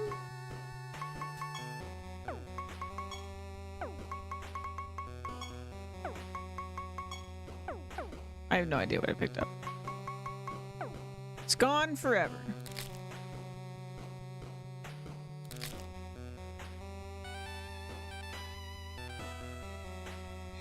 Bum bum bum ba da dum. Wow wow wow wow wow wow wow.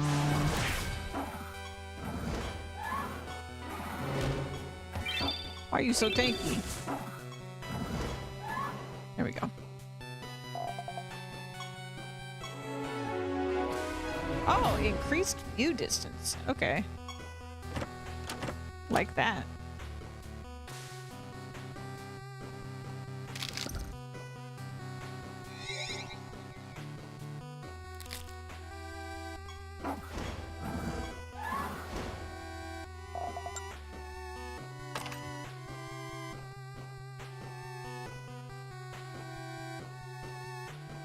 What I really need is more emblems. You get like one per run.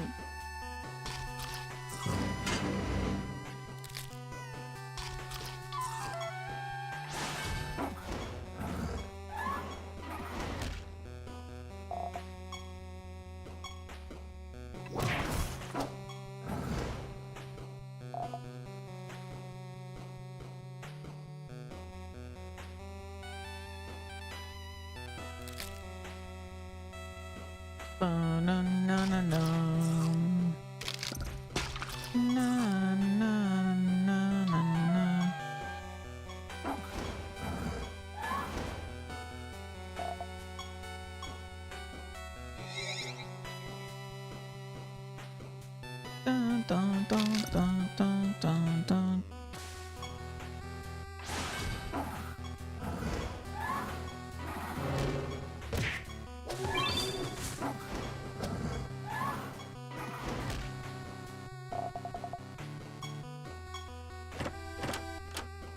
Volatile Strike. Target takes a moderate amount of damage. This damage is mitigated by the target's lowest stat. Oh, like instead of their defense. 100% of damage is dealt based on the caster's highest stat instead of intelligence. Oh, wow. Seems pretty good.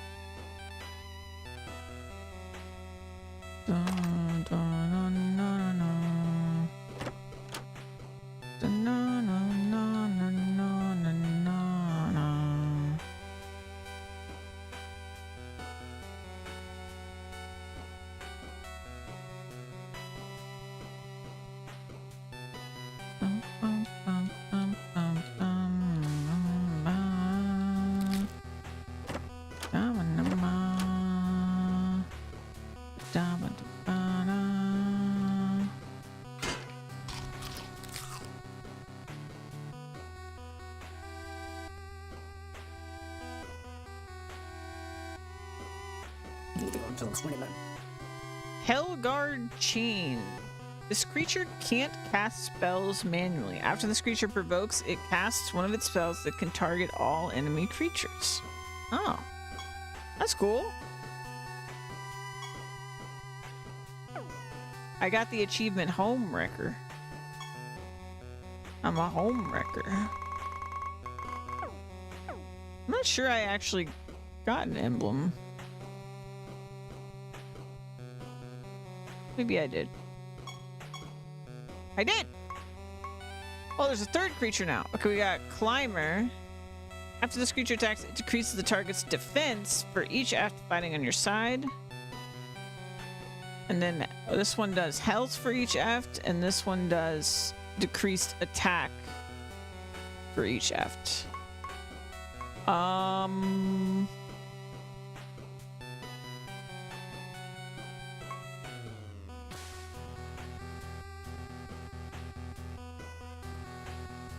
Let's start with this one. Yeah.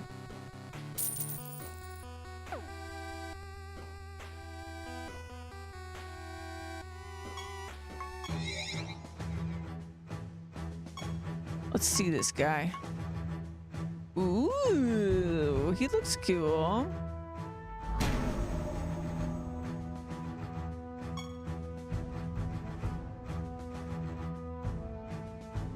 Let's swap out one of our people. I think I'll swap. Let's swap this guy.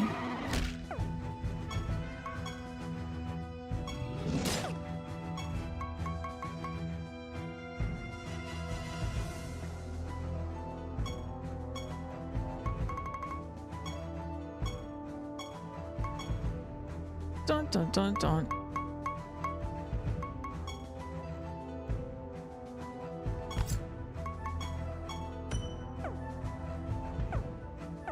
Nice. Oh, look at him. He's wide. Look at that thick tail. Very thick tail.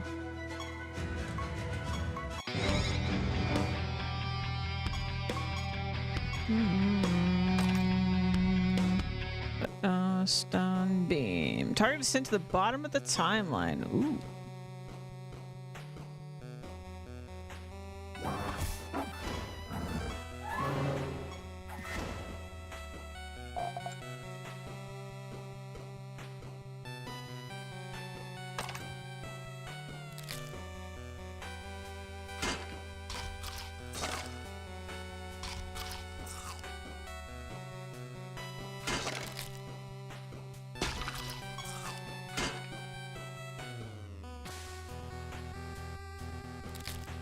Until 20 minutes.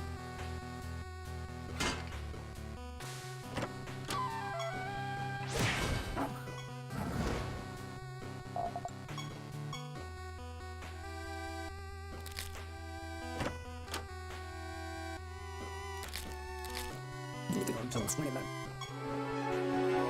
Teleportation Shrine is pre-revealed at the start of the round. Oh, very nice. Not pre-unlocked, pre-revealed. I was thinking pre-unlocked, but that makes sense. You know where it is.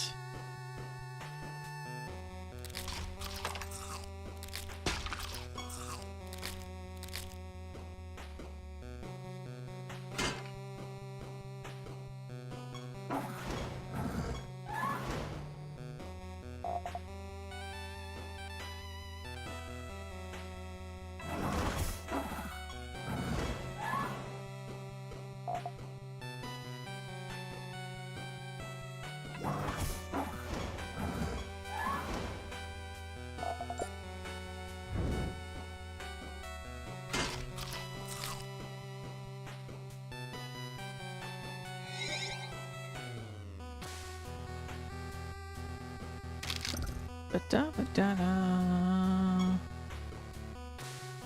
The Volpa sitting on the treasure hoard gives you a condescending look as it begins to charge a spell. Having no particular desire to get zapped, you have your creatures quickly attack.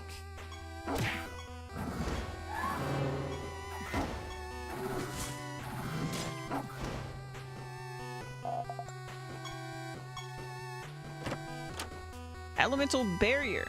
Target gains a barrier that absorbs damage equal to 50% of its defense.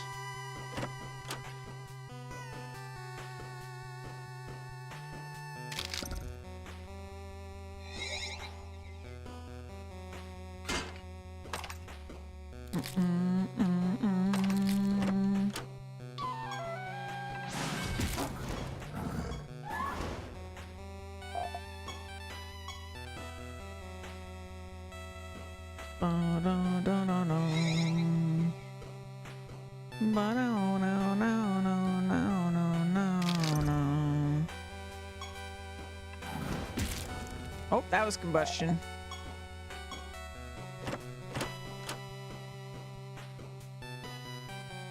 What a good spell.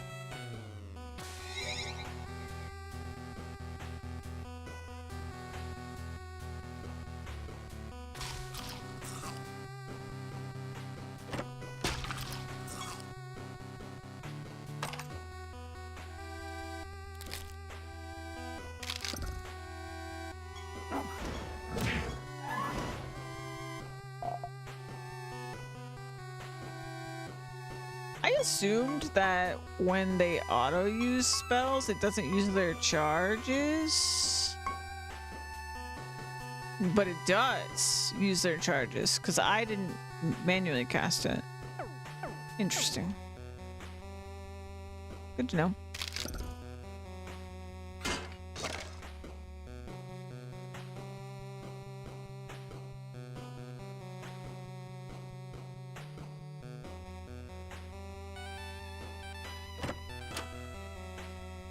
Bum ba da da ba dum.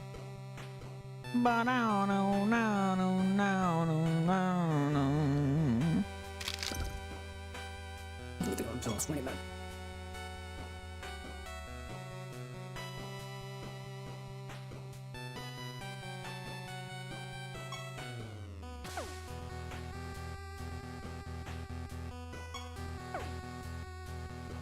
Sometimes I really feel like I didn't pick up any emblems, but I don't actually know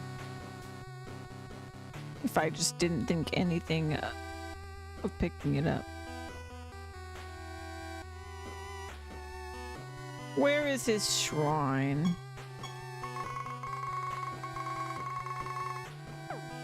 To the north. There you are.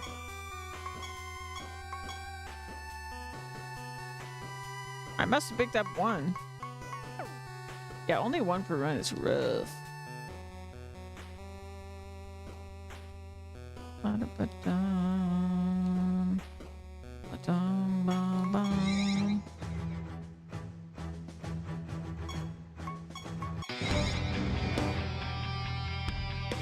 There's one. Two. I have a total of 2.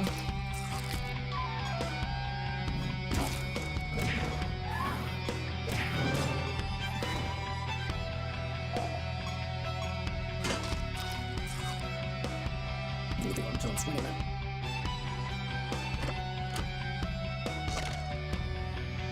Moving on to 20 men.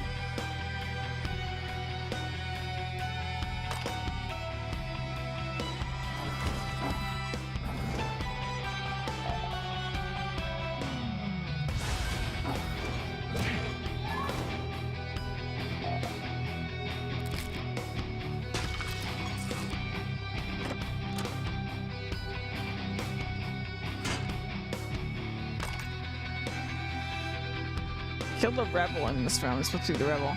Siralim must fall. Down with Siralim. Whatever, man.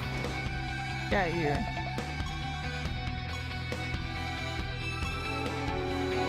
Plus 50% favor from traps. We're ranked 10. Very nice.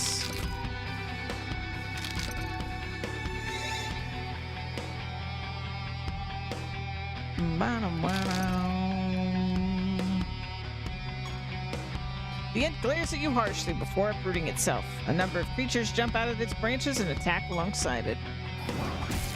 Oh, that was combustion again. Divulging bark. Your creatures gain 1 stack of dire wolves. Graveyard shift. Your creatures gain 1 stack of zombies. Oh, interesting that they were both minion spells.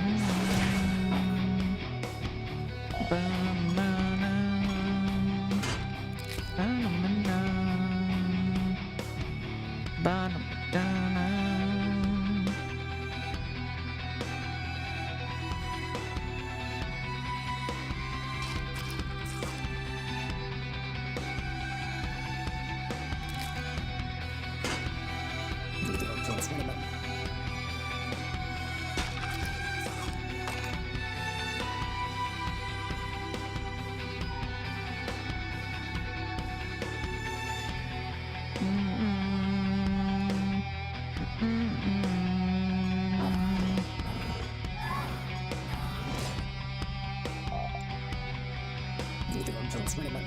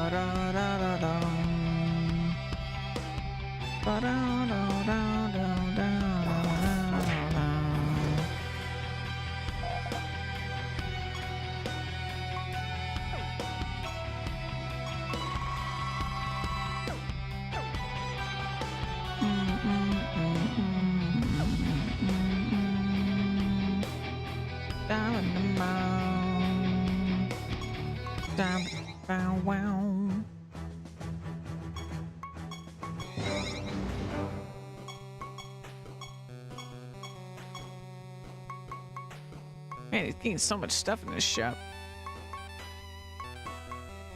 Frost arrow. Swimming.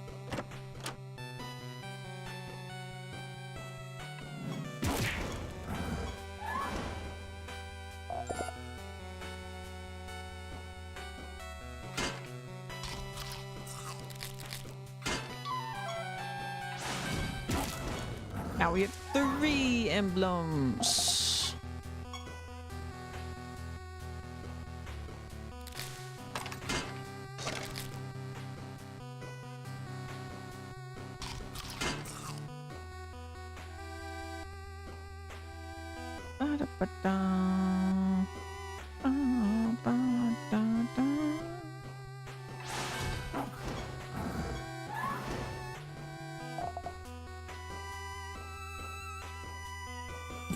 Swimming.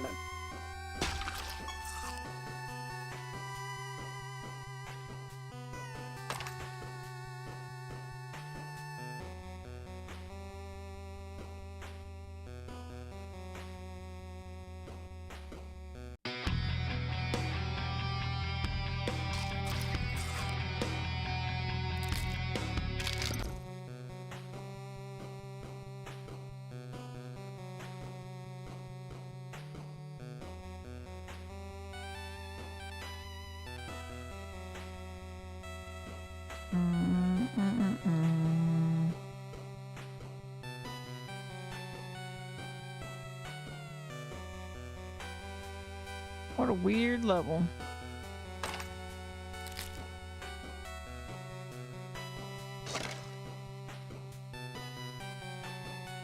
Dawn Hammer. This creature always has protected and repelling and defends at the end of its turn. Oh, shoot. I mean, it would only be for one of my guys, though. I was thinking like, oh, that's 2 more buffs for the party, but it's just one guy. It's not really, but still pretty good. Protect. Target gains protected and warded, then it defends.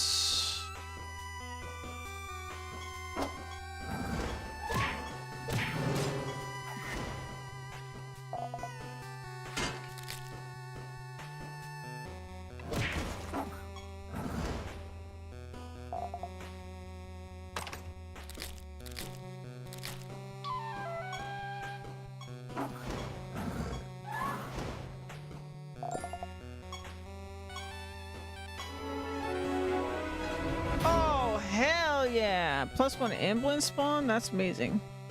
That's like doubles my emblem collection speed. Your creature's classes are changed to match that of the caster. Oh, that could be good. Especially if I get the Fs. I don't know how to say it.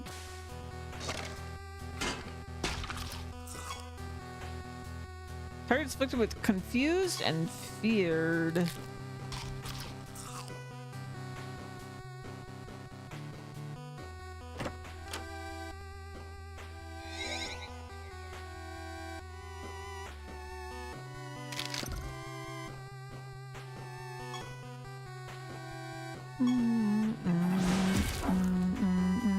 Spontaneous combustion.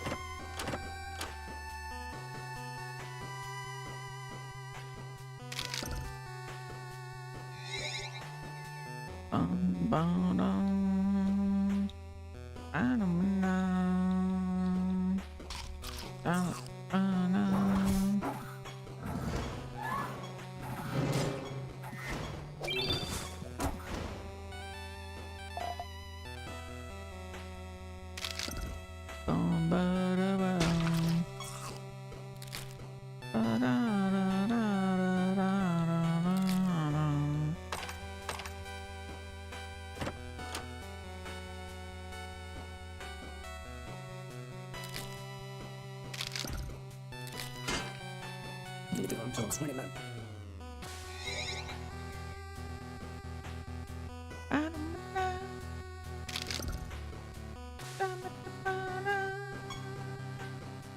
A huge fox leaps into your path, whirling its tails around and crackling with magical energy as it growls and approaches.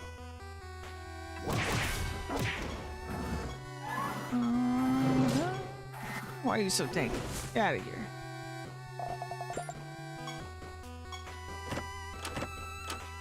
Get out of here with that.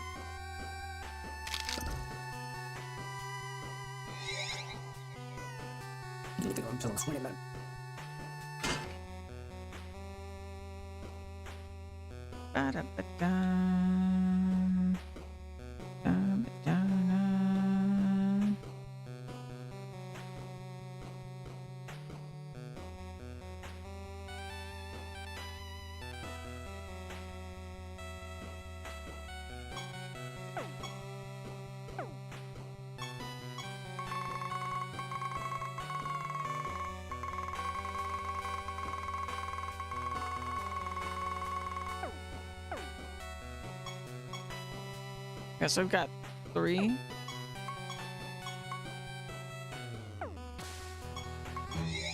I'm pumped for that one.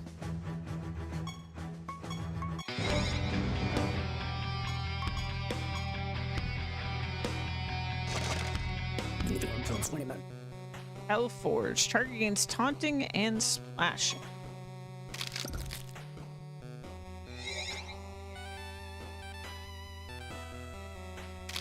Boom, boom, boom, ba-da-dum. Wasting no time in summoning its friends, the hound dives right at you and your creatures with a ravenous look in its eyes.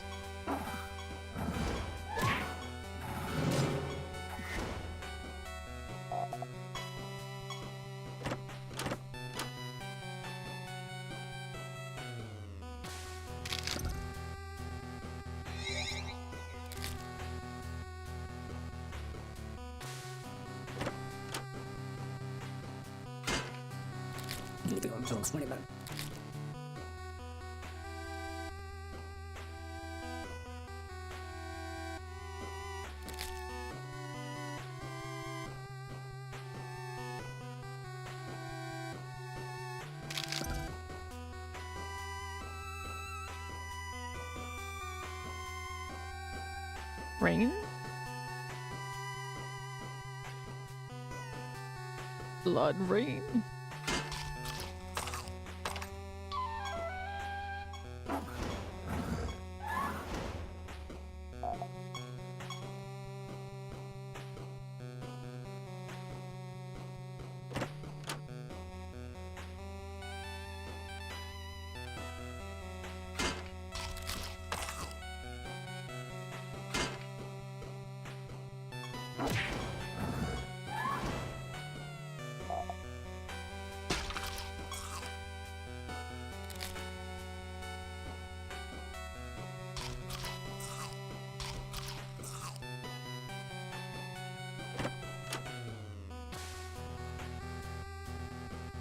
don't think I found an emblem yet.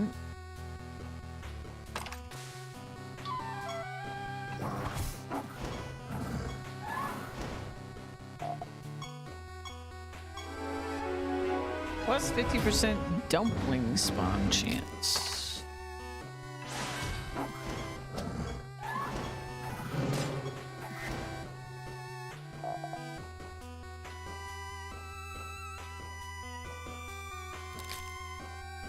There's an emblem. And there's another emblem. Oh, that's so nice. So now we have 5, I think.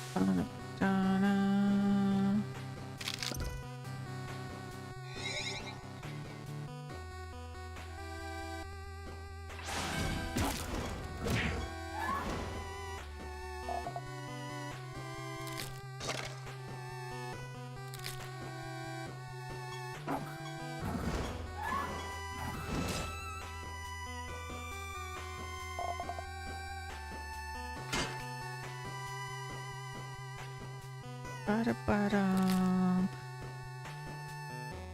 Dito ang Jones 20 man. Ba-da-ba-dum. I was so excited to play this today. I know it's like just a simple little 2D game, but I love it. Ba-da-da-dum. Ba-da-da-da-da-da. Wait, there's a fourth one. Ah, intelligence. Okay, so now we've got decrease defense, decrease intelligence, decrease attack, and then recover health.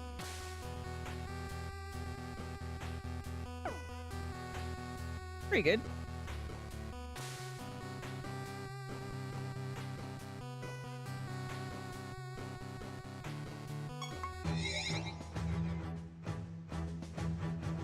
I just need these emblems. I need another +1 emblem bonus from our boy Aprochronox here.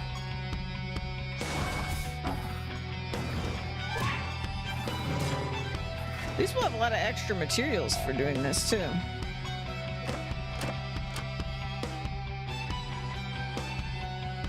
I think it'll be nice having these because they're just kind of easy synchronize. What was the word I'm looking for? Like,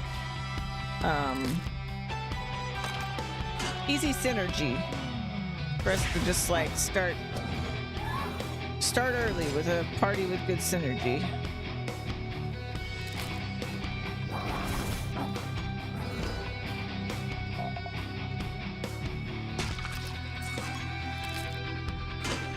Emblem. I think that's our 6th one.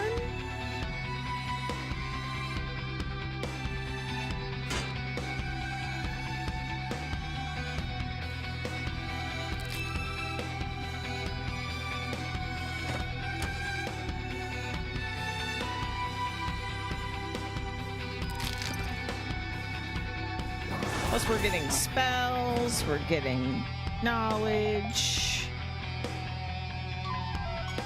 All the materials. Good stuff, good stuff.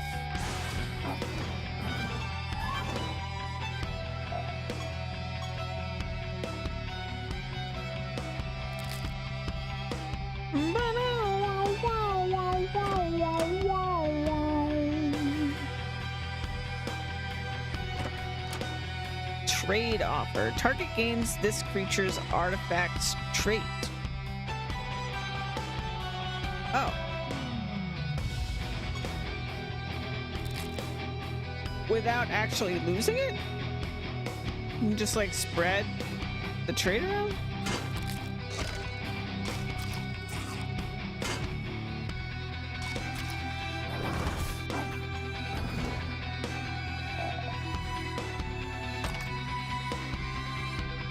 Time stop. Proceed to the next creature's turn on the timeline, ignoring all subsequent effects as a result of casting this spell.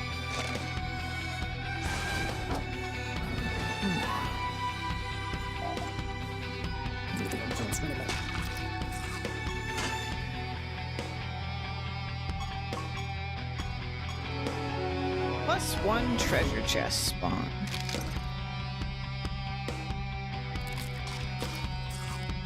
Here, let's see what we're at. Yeah, we're at 6. Okay.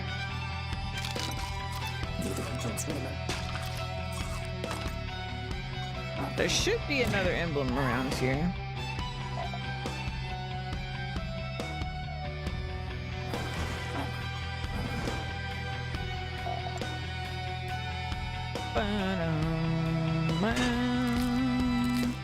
There it is. 7.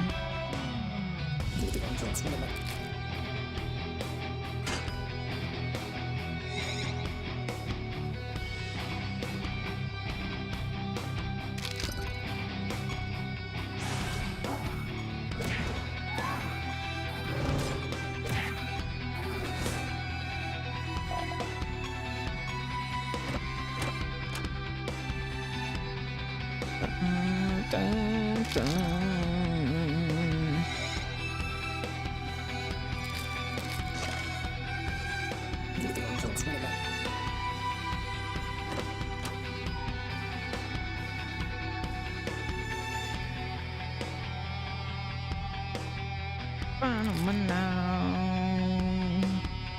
Wow, wow, wow.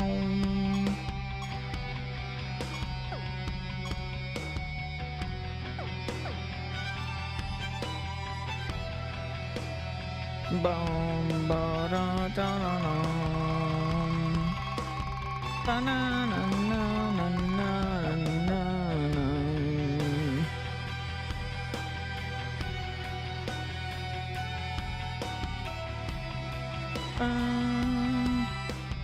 Da da da da da da da. I think the map might be a little wrong. Something's going on. 7 emblems.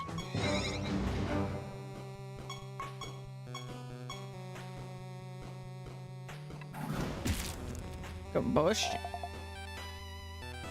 Erect. Combustion. Get wrecked again.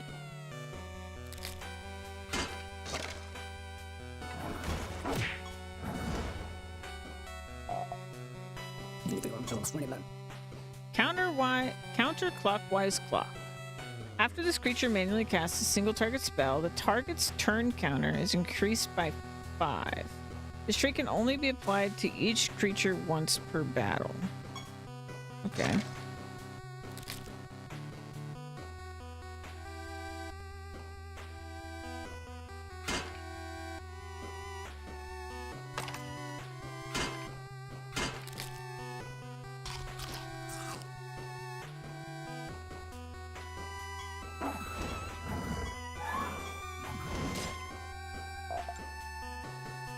Eight.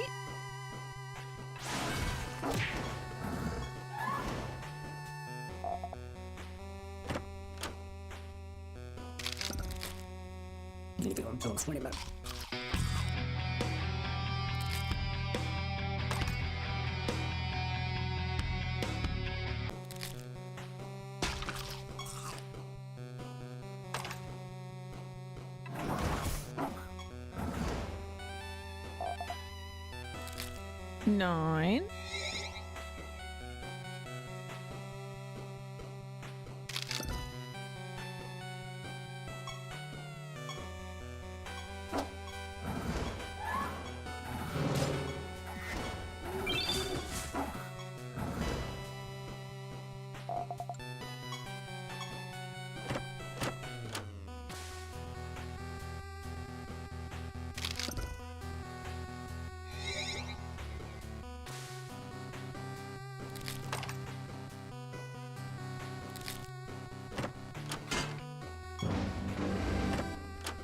Ba-da-ba-dum.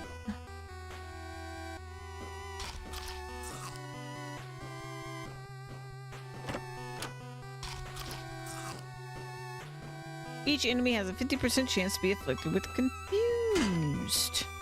Confusion.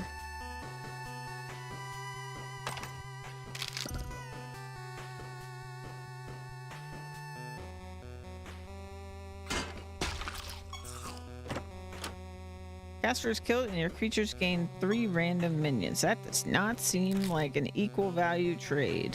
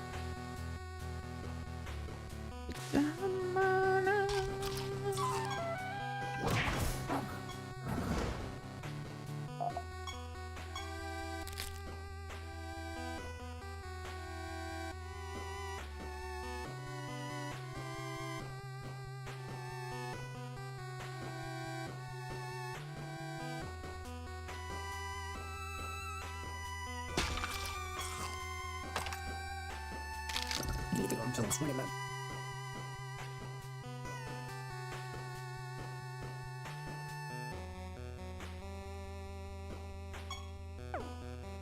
I don't know if I got my 2.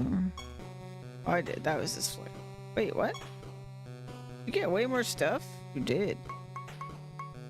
Blood caps. Oh, it's a deco. Okay.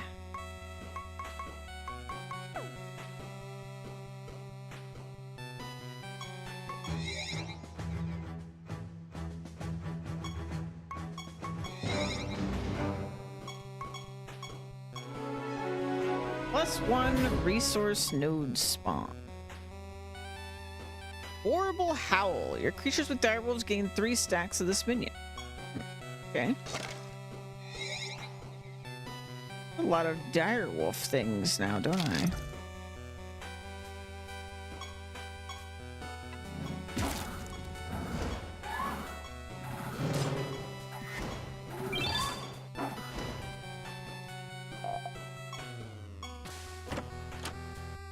Cloud of Embers. Enemies take a small amount of damage plus 10% for how low they are on the timeline.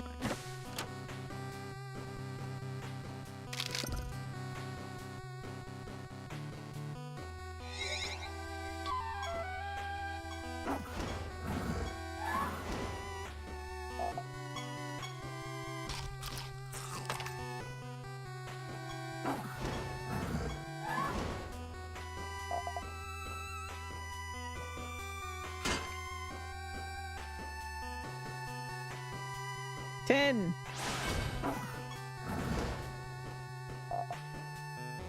10 got.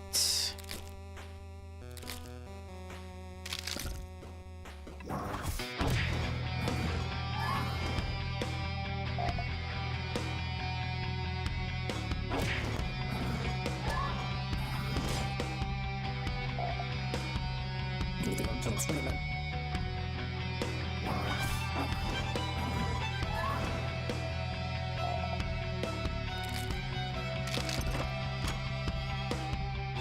Minor, let's say minor resurrection.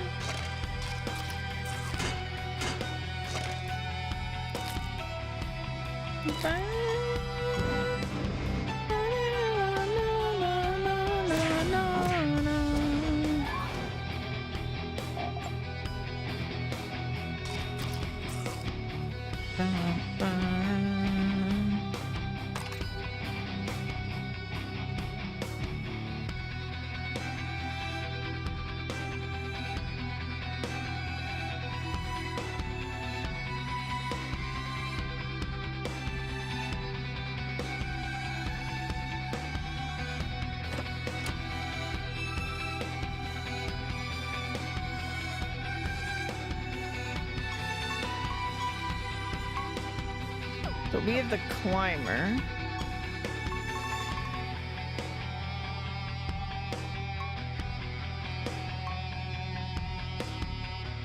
Let's get the stalker.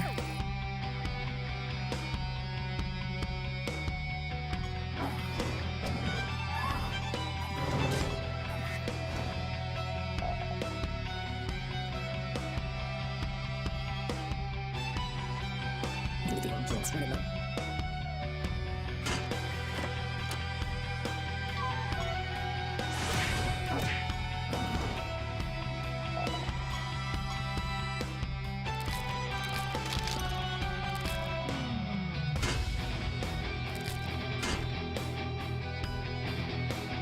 Meeting objects minimum.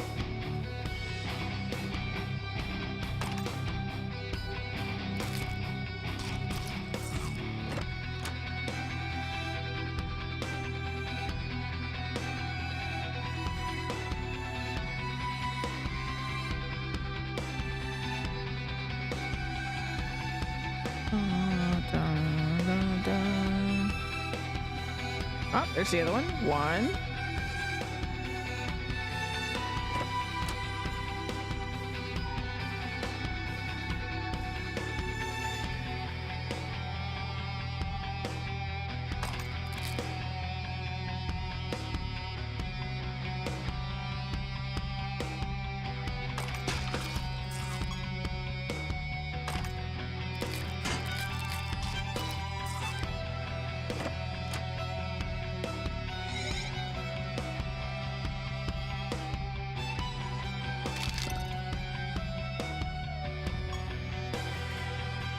Choose your death. Trampled, stabbed, choked, or beaten. Perhaps I will do them all at once.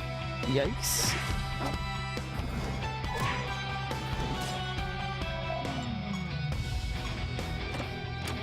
Absolute focus. Target's next attack deals 100% more damage. This effect does not stack.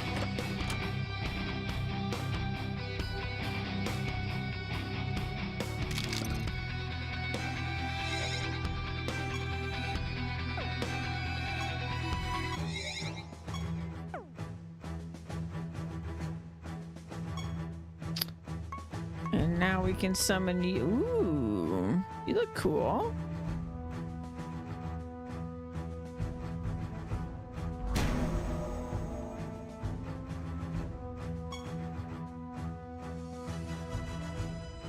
Boom, boom, boom, boom. Let's put Terror Hound away.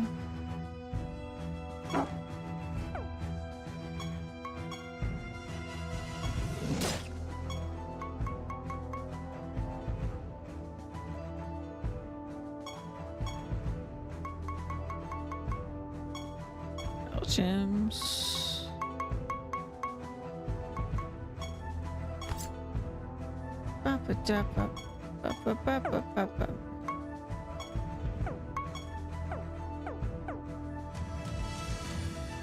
Bum bum bum bum bada bada bada bum bum bada badum.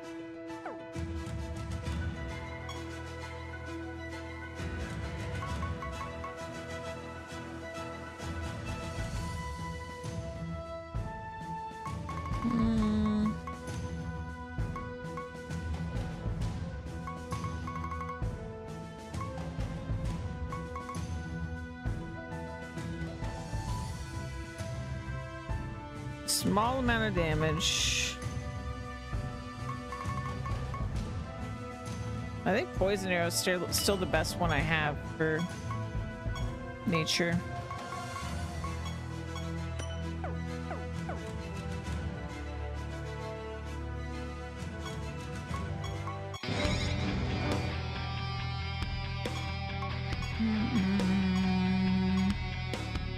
We have one emblem towards the next one. Meeting objects minimum. Target gains leeching and mending and a large amount of attack. Nice.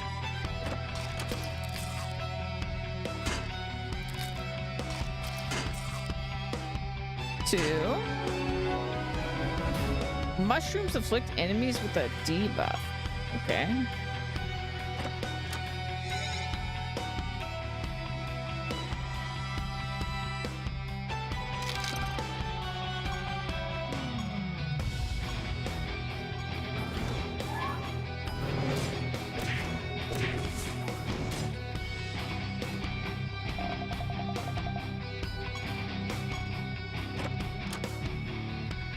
Target and the caster take a devastating amount of damage. That might have been a green spell, but I don't know that I want to use that. Devastating, though. Devastating.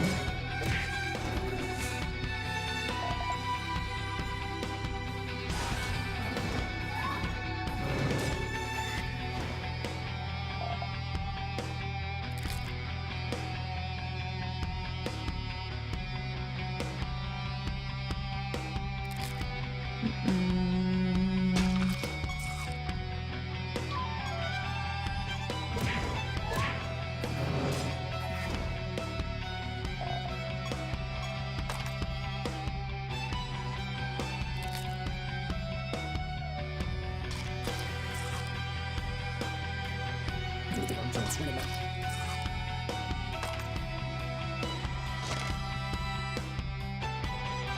Video games minimum.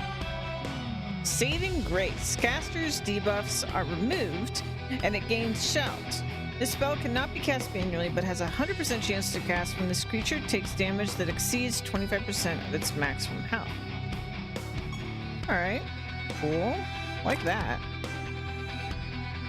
I wonder what type that is.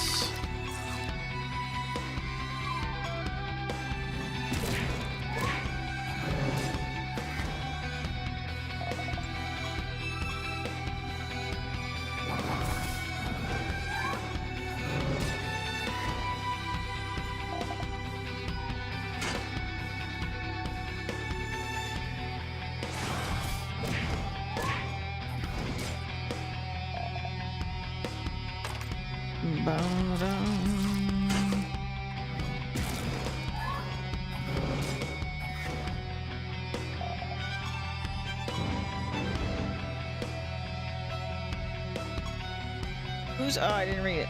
Dang it. It was Uzi.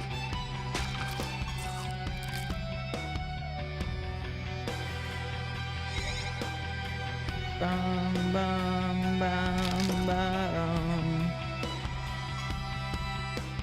Ba-da-da-da-da-da-da-da.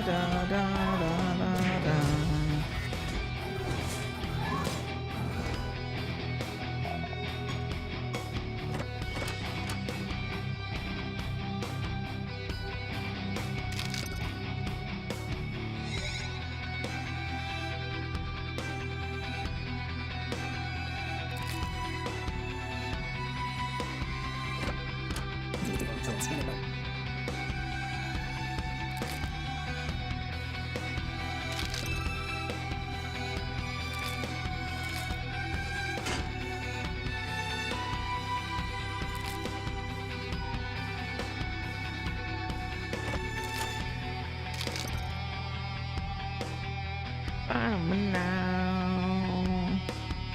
Wow, wow, wow.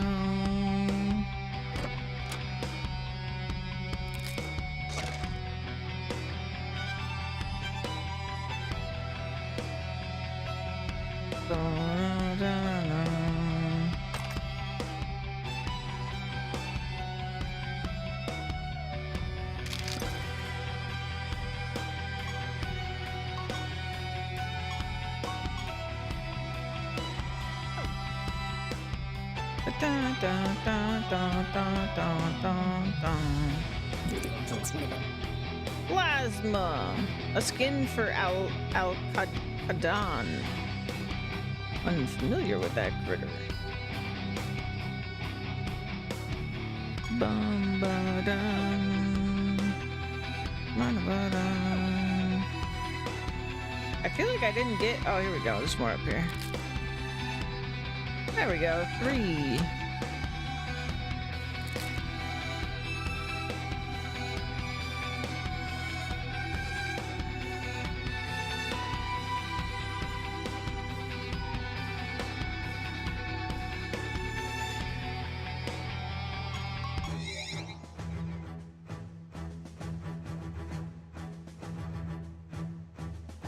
Ba-ba-da-ba-ba-ba.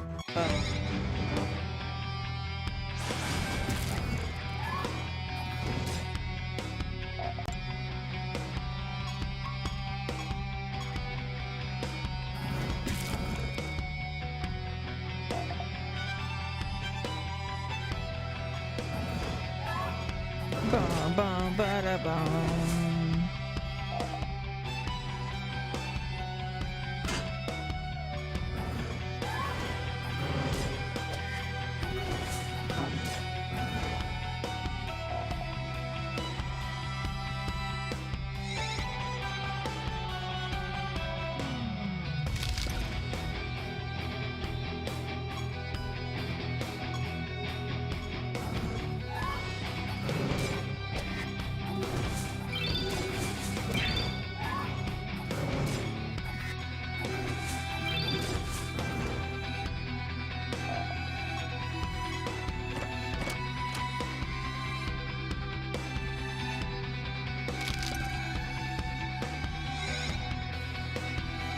Four.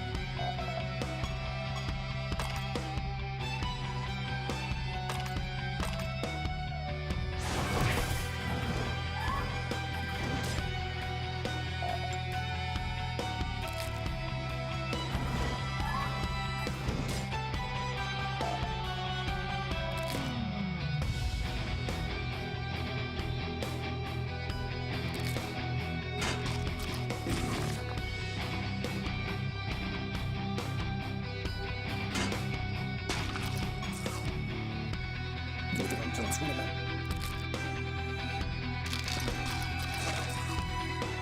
5.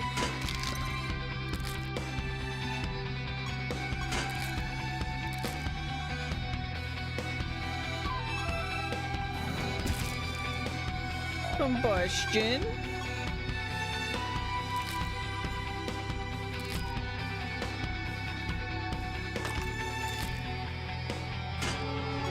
Oh, I missed it. What'd we get?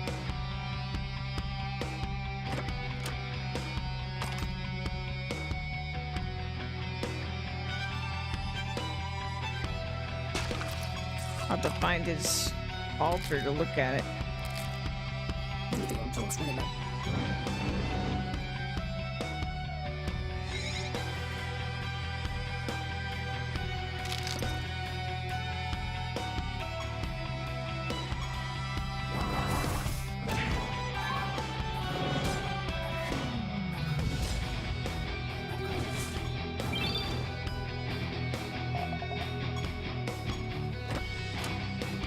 Your creature's leeching buff is 100% more effective. This trait does not stack.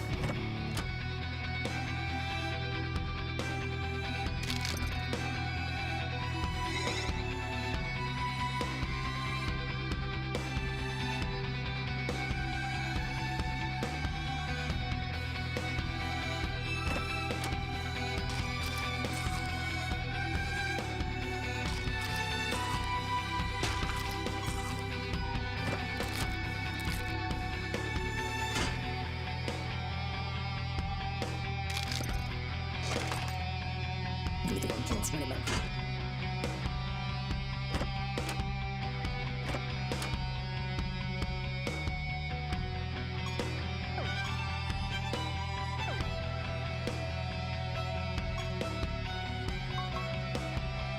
God Altered is pre-revealed. Oh, okay.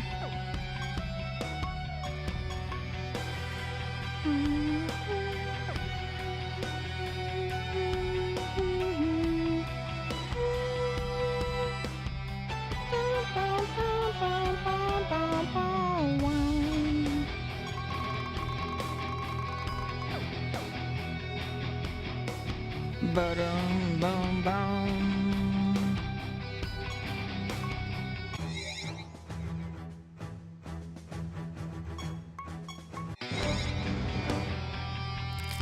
Six.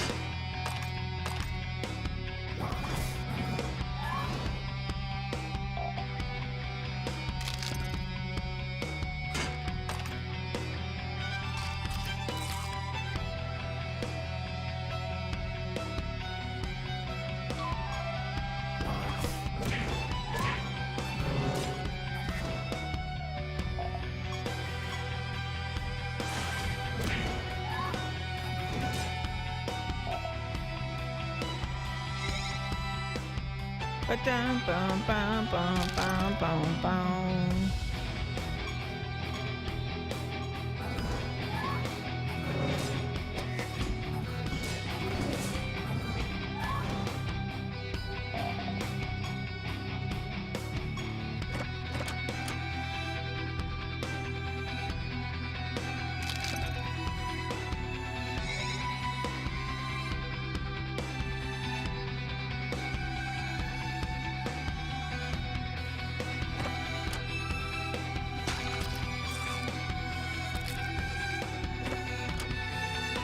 Move the contents whenever. No construction materials on me, huh?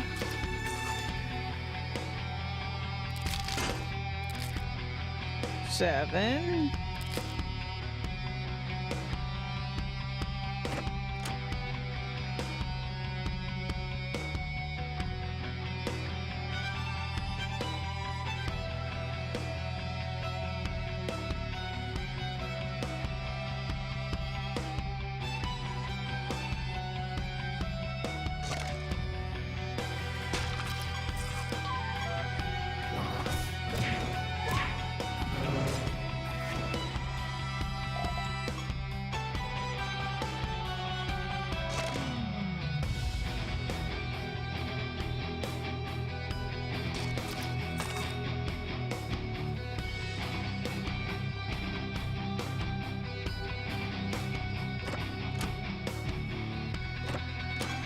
Ah!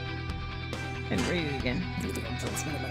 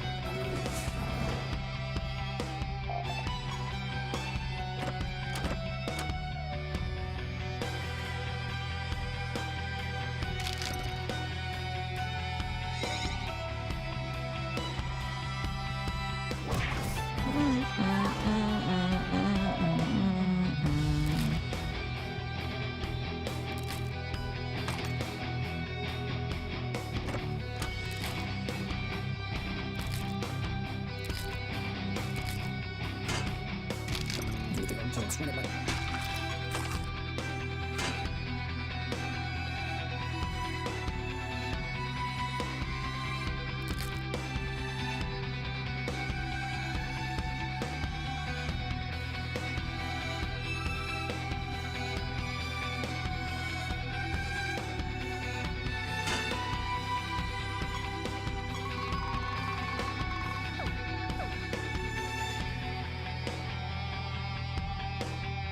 Down, down, wow.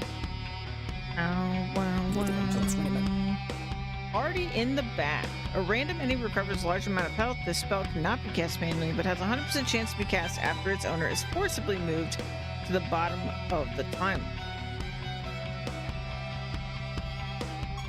Interesting. Not sure why you would want that, but I'm sure there's a reason.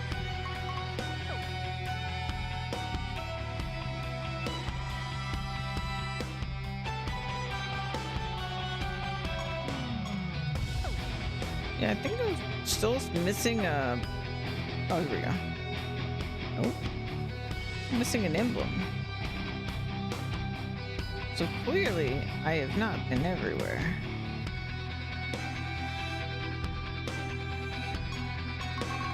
Unless I have. Okay, I guess I have. Maybe it can be like 1 to 2 now that I got the favor buff. +1 breakable object spawn.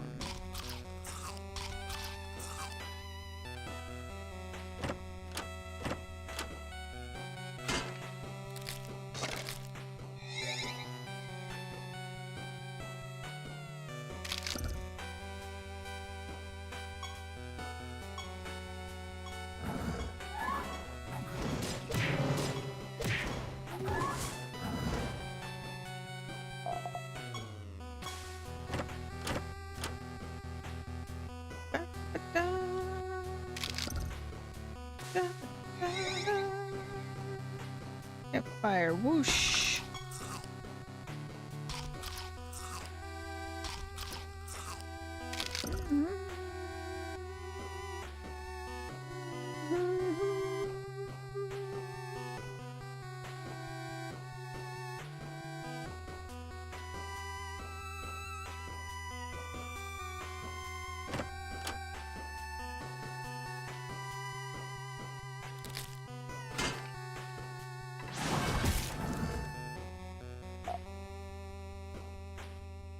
Ba-da-ba-dum.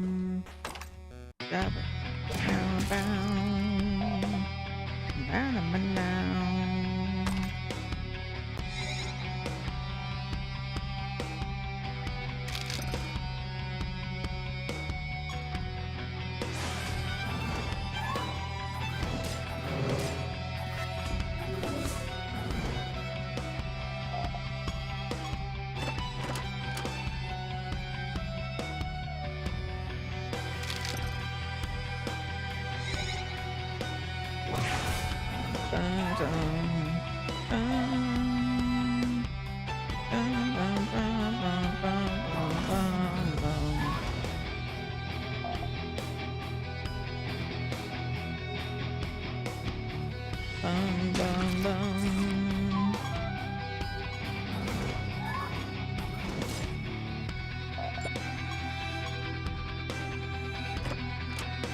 Target takes a small amount of damage, then it takes damage equal to the potency of its bomb, and this debuff is removed.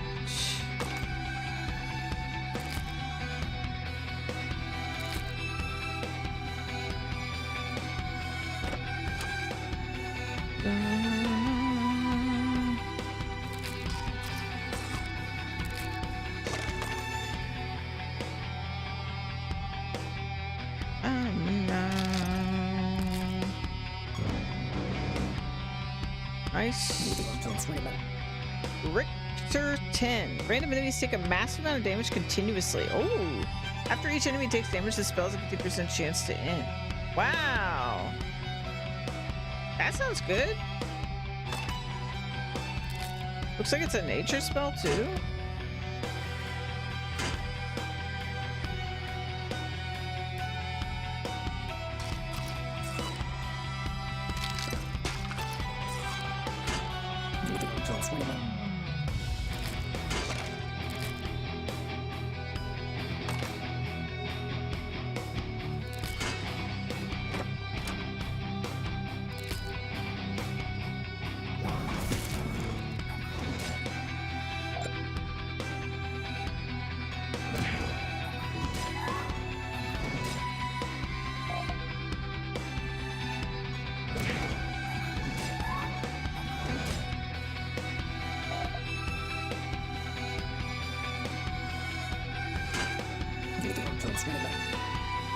Target takes a small amount of damage or massive amount of damage if the target is a sorcery creature.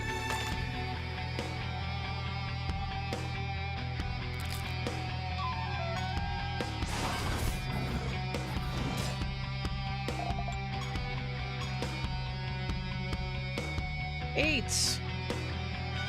9. Wait. Yeah, 9. Bum, ba-da-bum. Ba-da-wow-wow-wow. Yeah, 9. That's right. That's right. Ba-dum.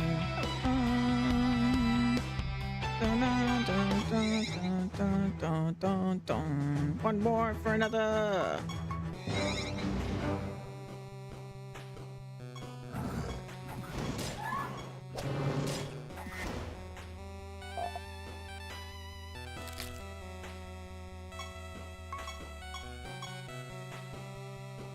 Got it. What do we got? Okay, so we got Climber and I have Stalker.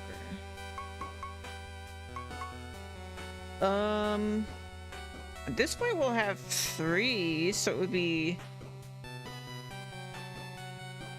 25% of the damage they deal on attack. All 3 of them would recover. Or we could get the intelligence lowering one. Let's do the intelligence lowering one next.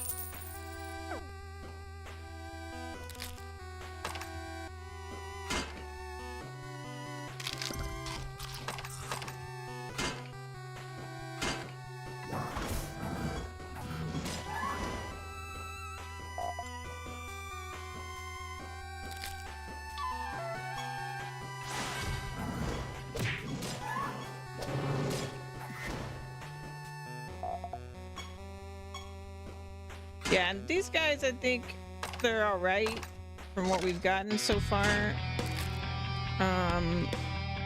But probably we'll keep checking the shops and just see what other things we get, because hopefully I can get some monsters that synergize a little better with Warden, where we like get a ton of buffs without even trying. All creatures are afflicted with silence.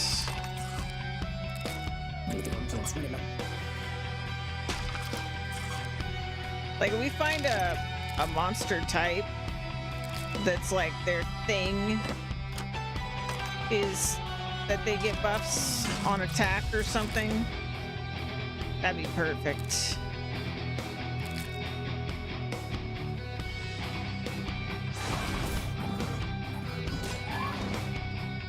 Be chilling.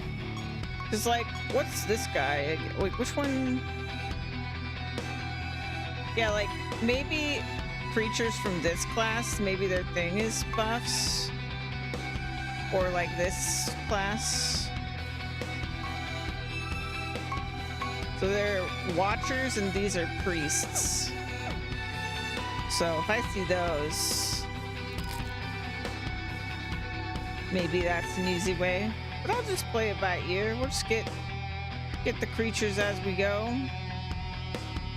till we find something that works,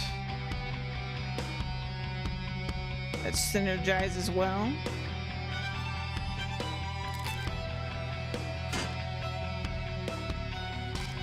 Because these guys will synergize well with each other, but they're not necessarily a like Warden synergy, you know.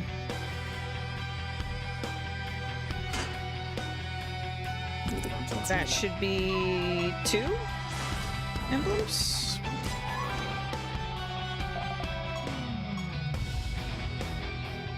I need construction materials.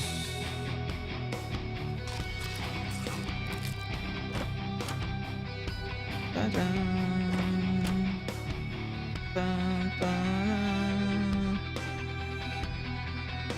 Like, our quest is find creatures that are trying to live peaceful lives in their caves and kill them. How dare they?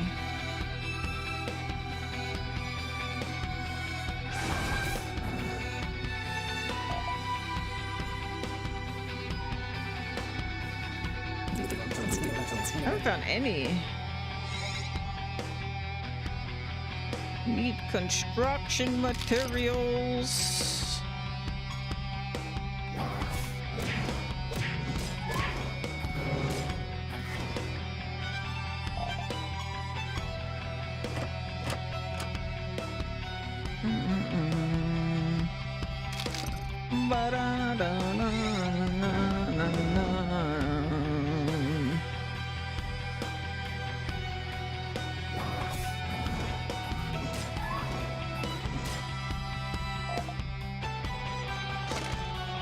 There we go. There's our construction materials.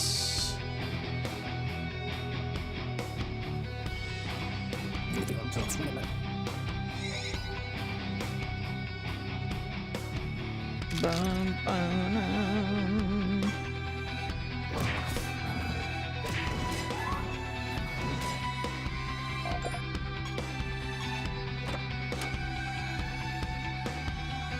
Skew the odds 3.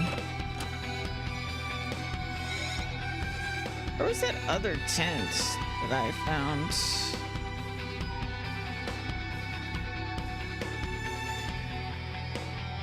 There it is. There it is.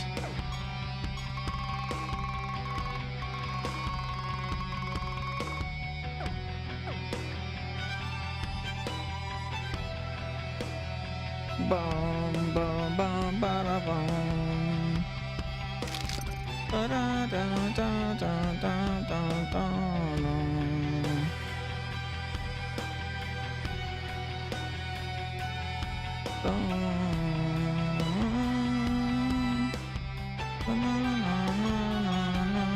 Okay, so we got one. Oh, a new one appeared.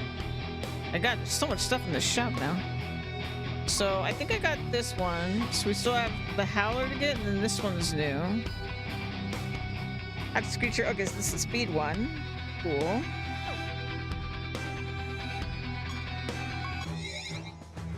Summon this guy. Why's it got an exclamation point?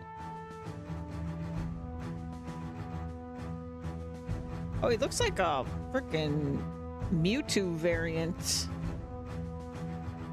Sick. Get in my pocket.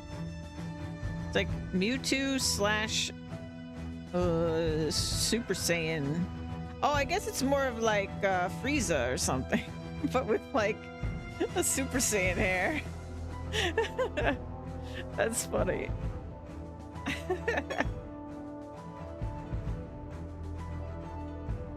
Let's see, who are we gonna replace? How about... Well... I guess Terragolpes would be my choice.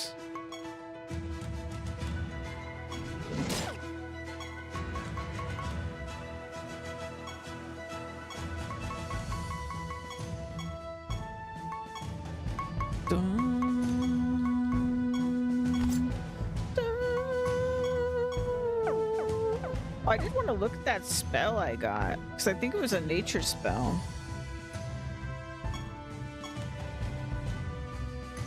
We got 4 pages of spells now. Holy cow. Good stuff.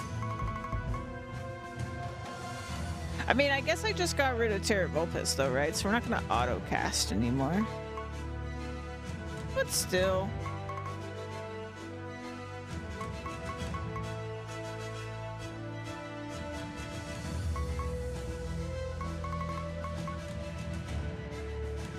This one, only 3 charges makes sense. Let's just get one.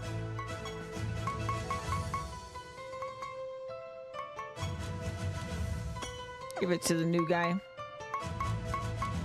Well, we know he's got 2 more.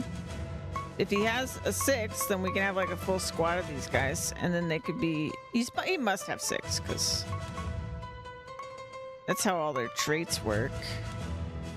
So right now, this is a 30% decrease of the target's defense, 30% decrease of their attack, and 30% decrease of their intelligence when they attack.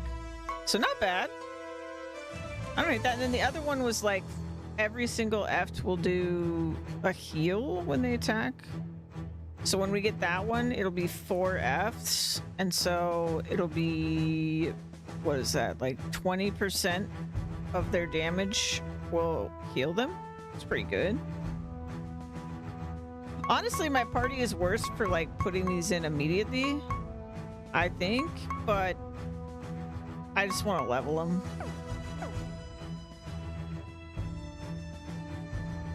We'll see how good it is when I get the actual full squad, but it really doesn't cost me anything to like do this, because this level isn't like hard for me at this point. So this is the one. There's 2 of these. I don't have these 2, I think.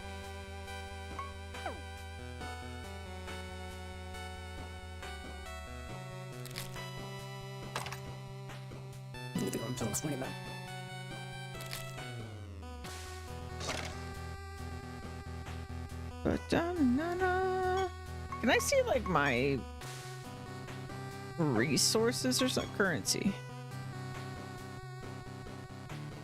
Man, I have a lot of those top resources actually. It's not bad. Chance 20 button.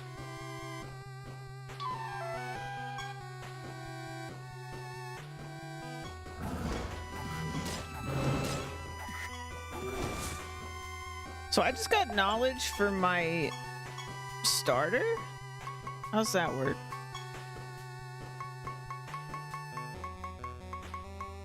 Oh, but I didn't get mana. I got knowledge.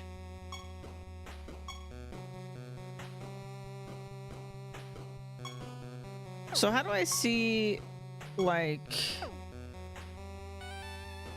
my knowledge levels? Character...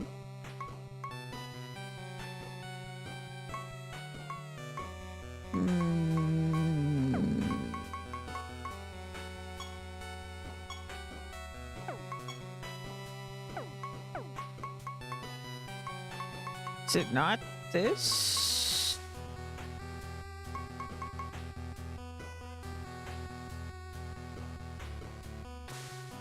I can see where he comes from.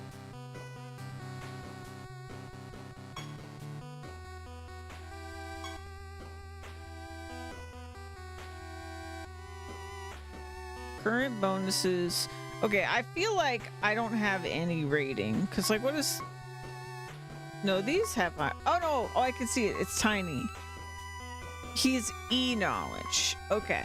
Whereas it's like this one, I've got B knowledge.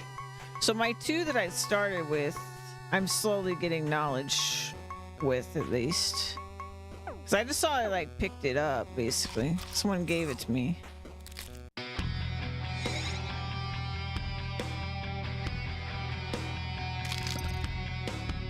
I assume that only happened because they're in my party.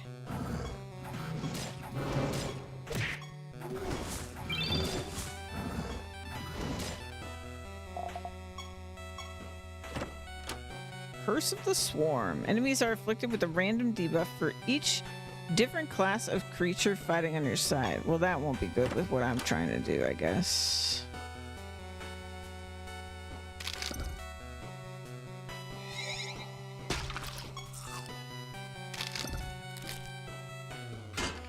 Emblem. Emblem.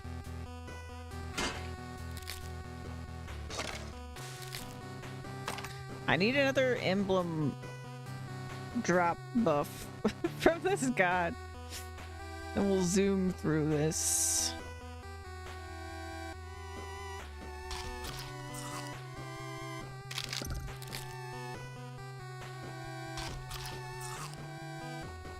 Chance 20 button. Where's your map?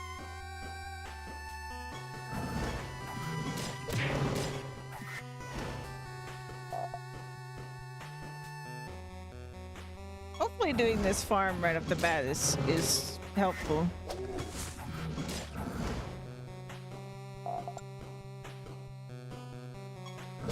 They also have like what I remember from when I played 1.0 is that if you farm... Oh, there's the treasure. Reverse polarity. Target's debuffs are converted to random buffs. That could be really helpful for us. If you farm a god high enough, they get a special... Like, so they've got their, like, creatures that they sell, but then they also sell, like, a special creature. Like, it's like a different tier.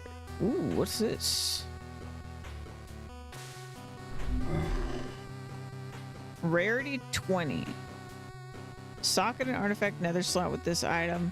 24% life strength. I don't even know what that means. What is life strength? I assume that's like more health, but why wouldn't it just say that if that's what it meant? Because I know you just have like percent HP up, so... Oh, like life, the type, maybe.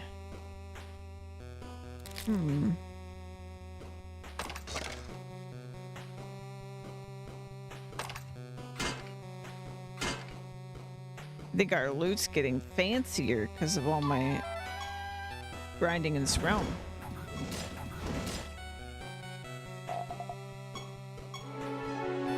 Plus 5% resources from battle. He's rank 19. Let's see. I want to check too. I think I can see it here. Like gods. As we get donation. So the donating is one of the achievements. Fuck you is an achievement. So this guy is Apocrynox. Okay, so like I've donated 18 times. So I guess you want to donate 100 times for one of these. But can I see, can I like kind of peek into the future here? Oh, here we go. Rank 100? Okay, so they level up like, I don't know if that's actually a god name or if that's something else, actually. Gosh. Just in the gods category, there's a lot of achievements, huh? Anyway, I have 1% of the achievements, it's fine. Y'all ready for me to 100% this game on stream? It's only a couple thousand achievements. Can't be that hard, right?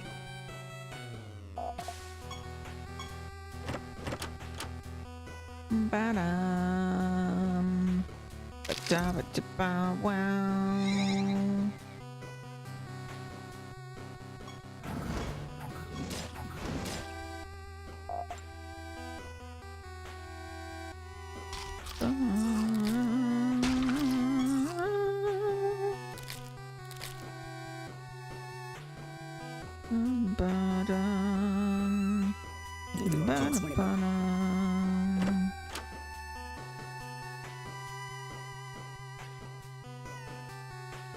I lost count. We have 3. Okay.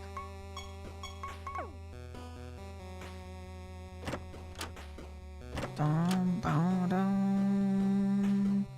Ba-da, ba-dum.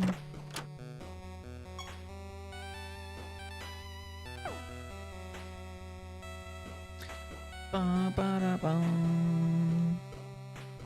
Ba-da-bum-bum-bum-bum-bum-bum.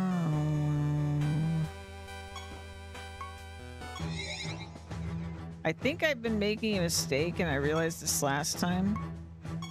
But I probably just do random and not spend any power. But like a dummy, I kept picking it specifically. Enemies with Cursed cast one of their single target damage spells on a random creature.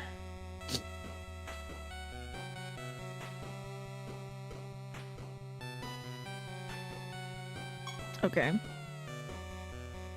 It's like trying to think how you would use that, but I don't know. Ba, ba, ba, ba, ba, ba, ba, da.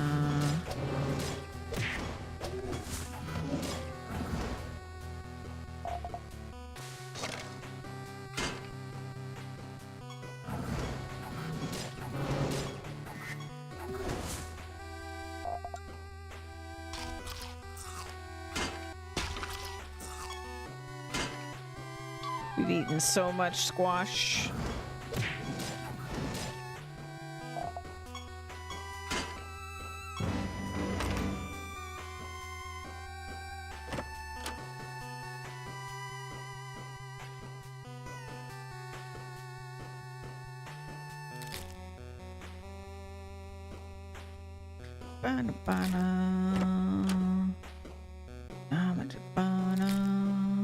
Four, 5.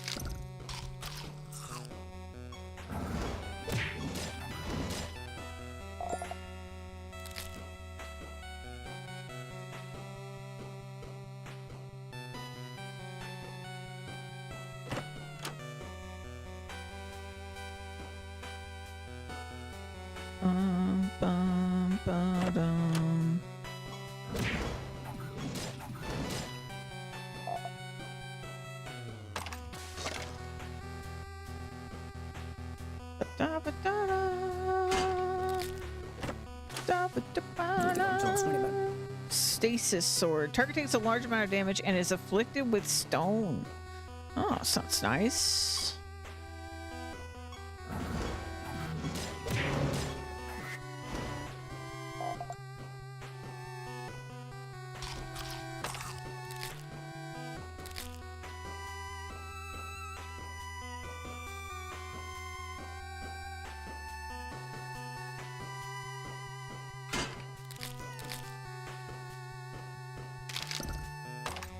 I remember in 1.0, I had a team that was like all dogs. And I can't remember even what their like traits were. But I was playing a spec that's like not one you can start with. Target takes small amounts of damage, massive damage if it's a life creature. We've got like at least 3 of these like scourge on a specific type. But yeah, I was playing another class. I think what theirs did was that they increased, I think on their turn they like increased each other's stats or something like that. So these guys that we're getting seem to be more about decreasing the enemy's stats. Yeah.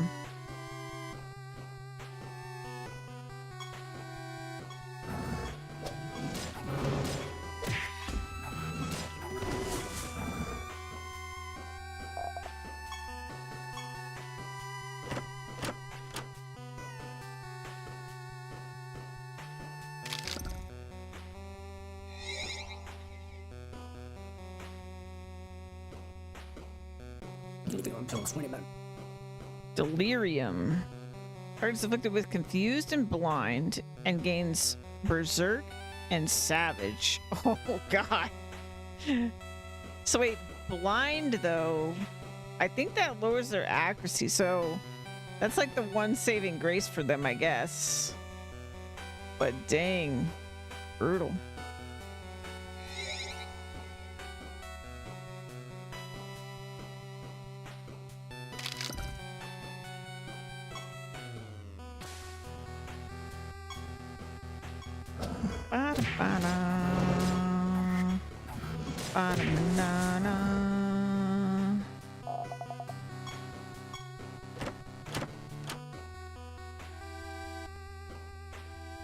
I do like that there's just so much stuff in this game that you're just kind of like constantly getting things that have value.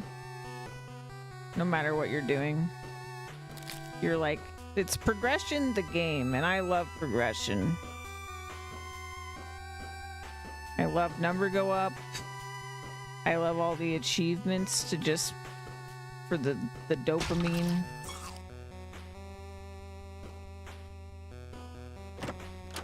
And I also love all the different strategy options. It's one of my other favorite things.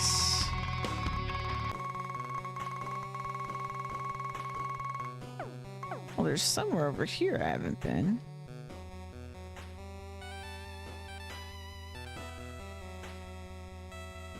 Dun, dun, dun, dun, dun.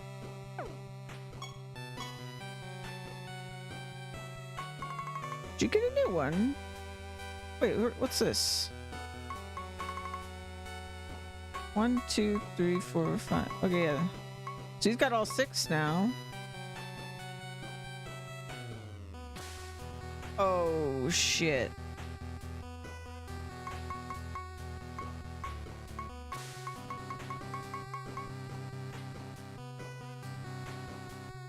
Your Fs always have one of the following buffs for each F fighting on your side. That's perfect.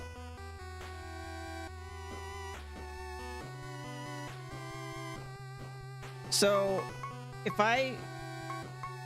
Okay, hold on. So I'm missing these 2 and this one. So if I just get these 3, we just always have 6 buffs. Hold on. Perks. So I wouldn't. Okay, so that would make. Hold on. It gave protected. It didn't give taunting.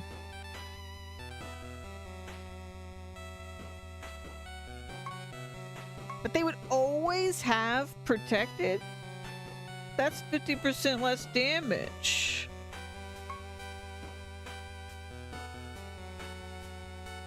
Okay, they wouldn't have this rebirth.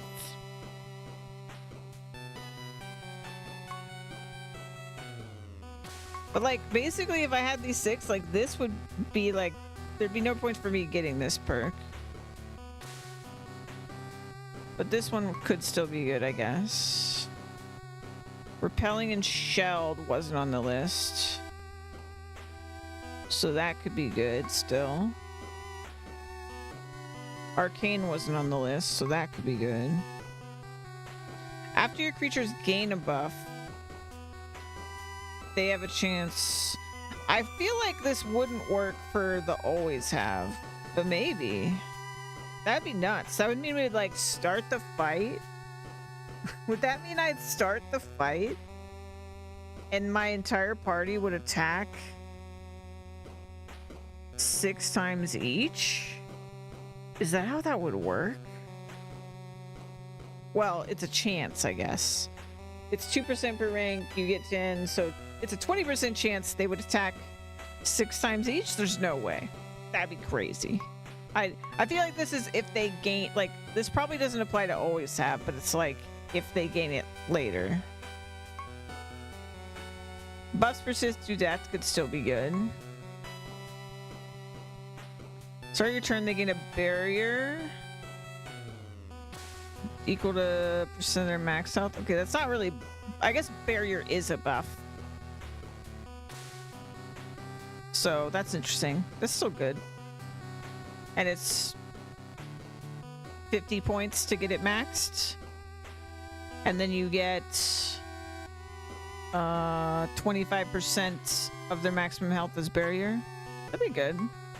And it's for all my creatures, start of every turn. Okay. Warded was on the list. And that was they cannot lose stat. I mean, that's so good that they're just going to have that. After your creature take damage from an attack, they gain agile and mending. Mending was not on the list. But I could fuse an F with like Ebony Int when we get fusion. Dude, this is gonna be good. Again, this like the other one, I don't know if always have is gonna count for this. But that'd be wild. So yeah, if fuse one of them with Ebony Int, then we would always have 7 buffs. That's crazy. More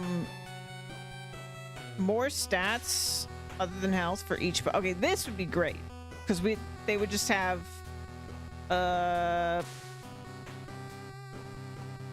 it's 10% at max, so they'd have 60% more stats other than health. Just baseline.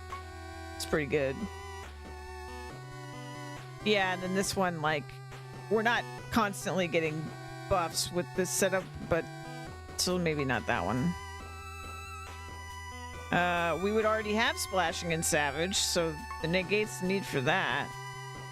Oh! This is just 2 completely... Okay, this would make it 9 buffs. Turn 0.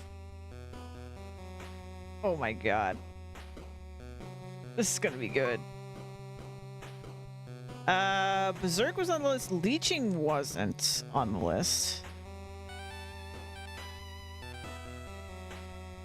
So... this wouldn't be worthless, I don't think. And then this. Again, I don't think always have will count for this. But maybe. It would be 10% of a random stat 9 times, or whatever we've determined was the total buff count. Or it was 6? No, it was 8. It was... No.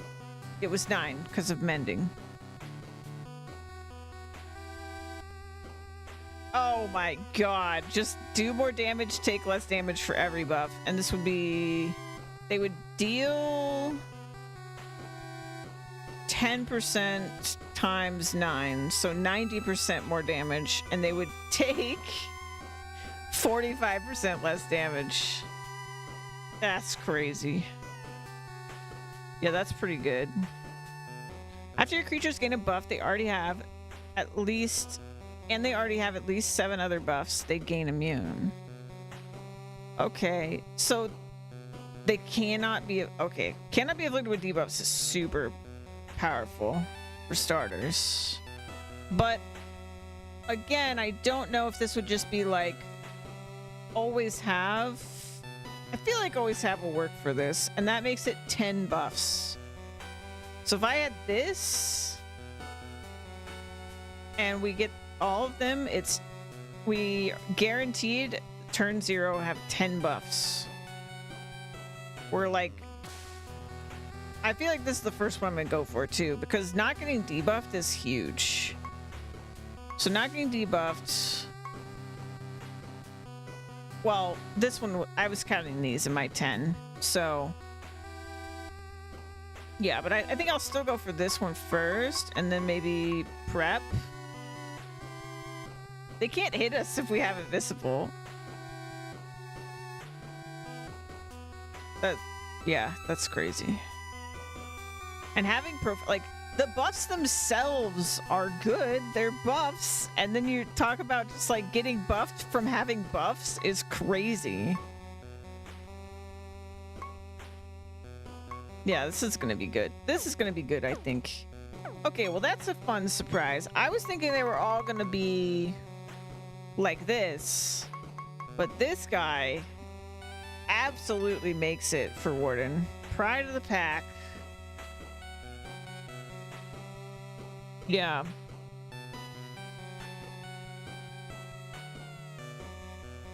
Savage, Splashing, Protected, Berserk, Agile, and Warded. My god. So Savage... I gotta understand all the buffs now. So Agile... Independent chance to dodge. Okay, so they're more likely to dodge. Berserk, just 50% more damage. We would have immune, so they wouldn't be inflicted by debuffs. We wouldn't have defensive, but this one automatically defend. Okay. There was a way for us to get barrier, so that was pretty good. There was a way for us to get leeching. We could do mending with what's his face? Proficient.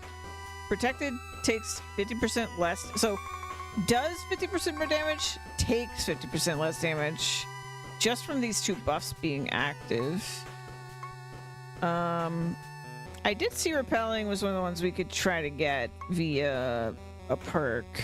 Savage we would have an independent chance to get critical damage. Shelled was something we could get. Splashing we would have. Deal 50% of their damage to enemies adjacent to the target they attack. Great. Okay, so taunting is like defense, but for provoke. Warded. Cannot lose stats. That's what the warded is. Oh my god. Is this all the buffs? Besides, like, yeah. So I saw all of these. Literally, we would have access to all of these. We just have every buff in the game. 1, 2, 3, 4, 5, 6, 7, 8, 9, 10, 11, 12, 13, 14, 15, 16, 17, 18. 18. So all those things that were like per buff, if you somehow stacked all these, they'd be like times 18 on the thing. Crazy, man. Okay, but I am going to wait till under perk points to actually do it, I think.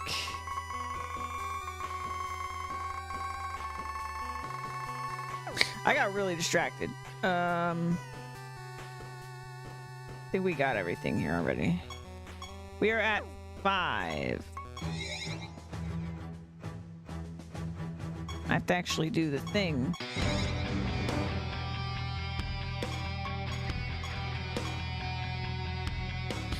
Ba-dum-bum-bum.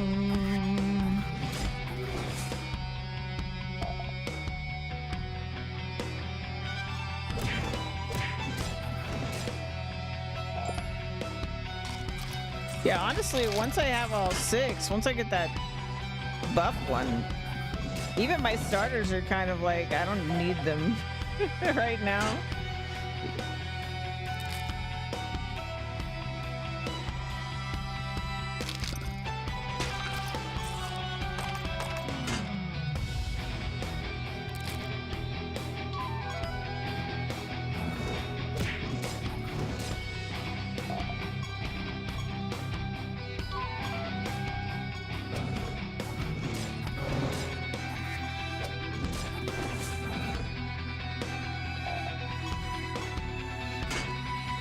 Six.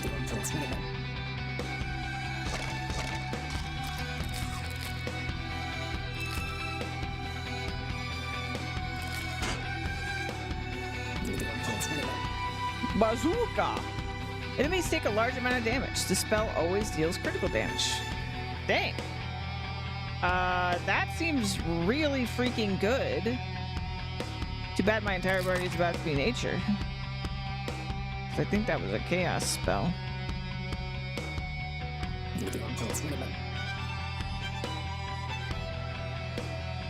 Boom, boom, boom, bada, boom.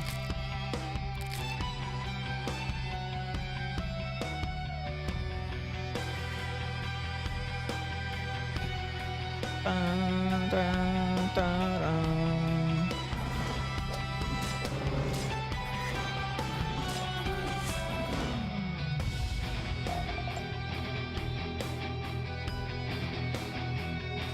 Our quest is to kill a renegade, huh? I'm not sure I know what that means.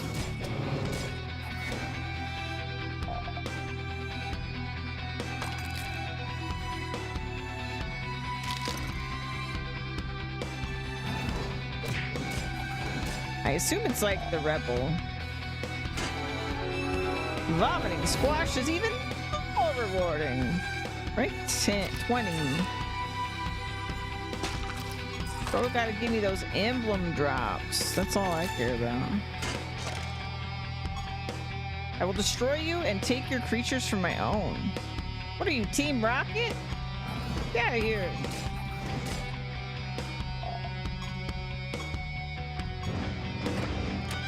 I was not a formidable opponent. Ba-da-dum. Ba-da-na-na-na-na-na-na.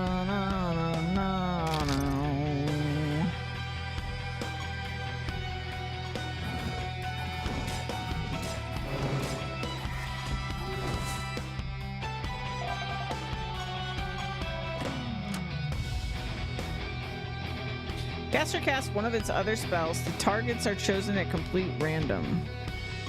Weird.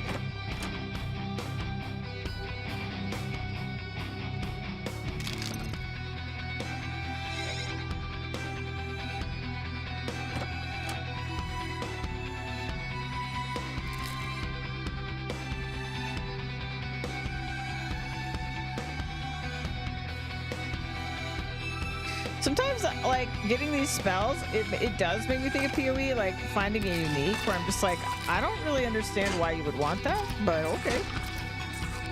So sometimes I just, like, I don't know. I can't think of a strategy for that, but there's also so much information I don't have. Kind of just like PoE, so I wouldn't... Yeah, I probably just don't know what I don't know.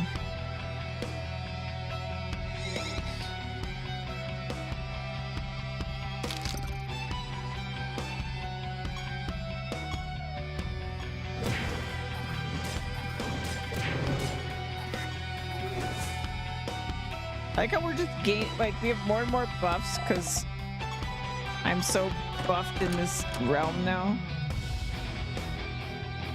And they have more and more debuffs.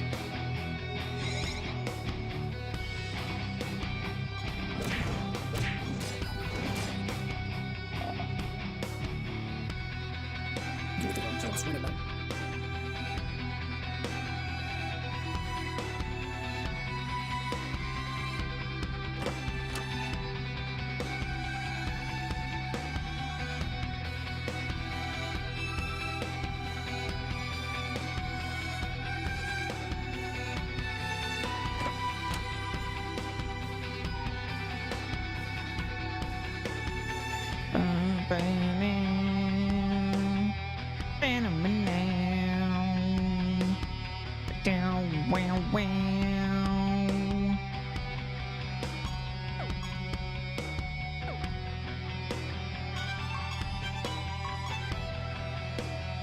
Seven. Okay.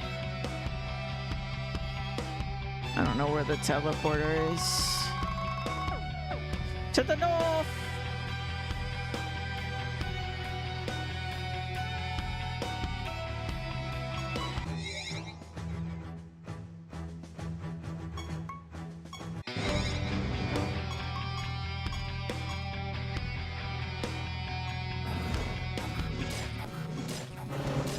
I wonder what his like fancy monster is gonna be. We don't see it yet, right?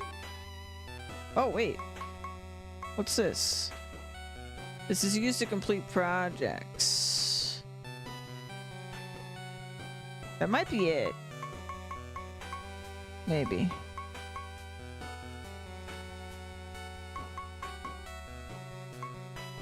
Man, there's so much stuff in the shop now.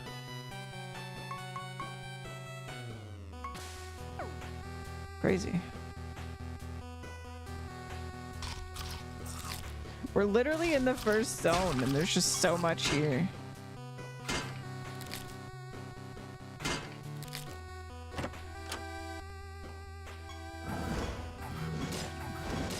I think if you come back at like a deeper room, I think even more monsters can appear as well.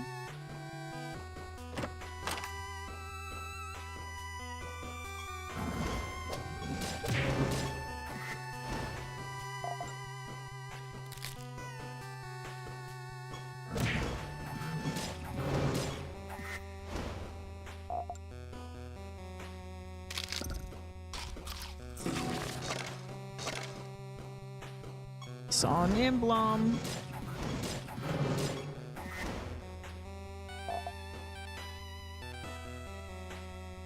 Eight, 9.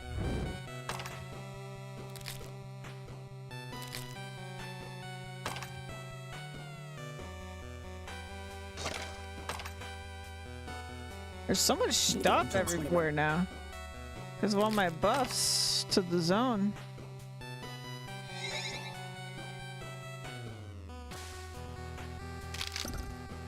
It's like really noticeable now.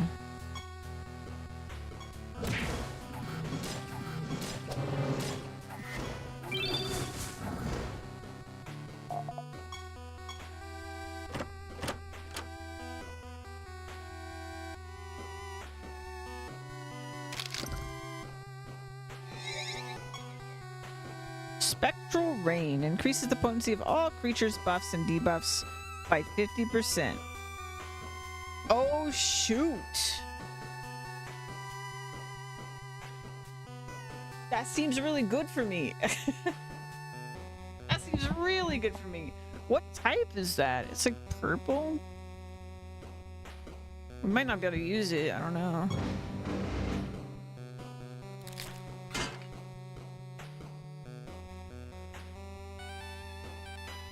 And the downside shouldn't affect us because we'll have warded.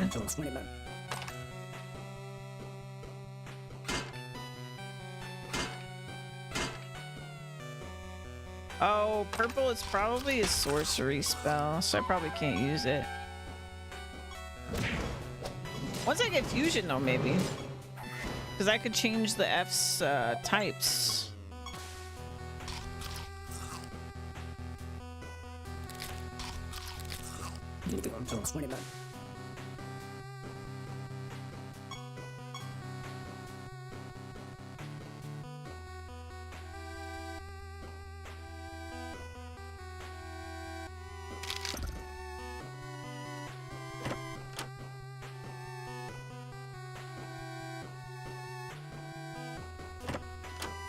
Dude, I'm really glad I decided to farm this because I'm so excited to get all 6 now.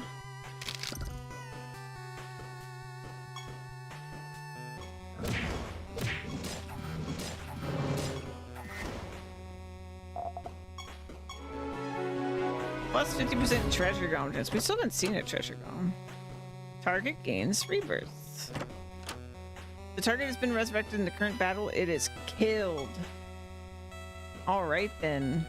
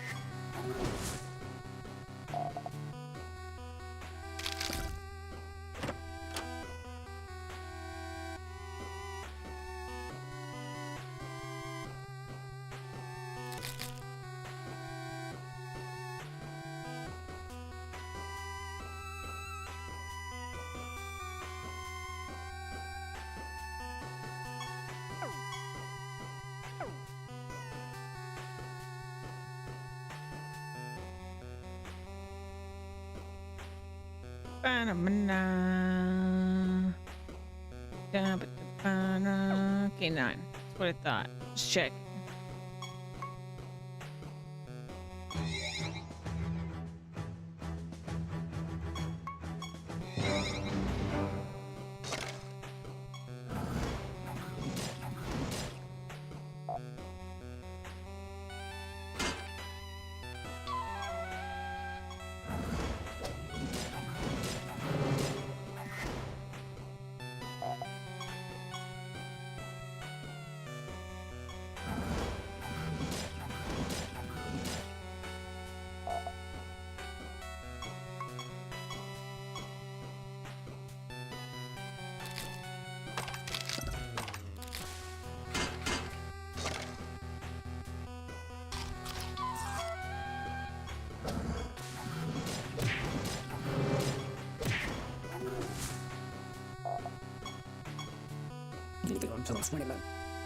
Cross-pollination. Your creature's classes are changed to nature, and they gain a large amount of caster's highest stats.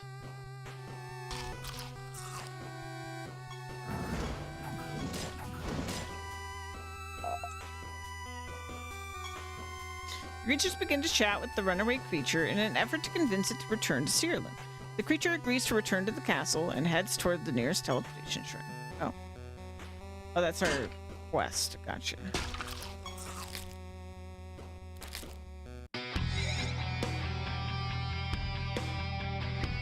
Wow. Down now. Wow.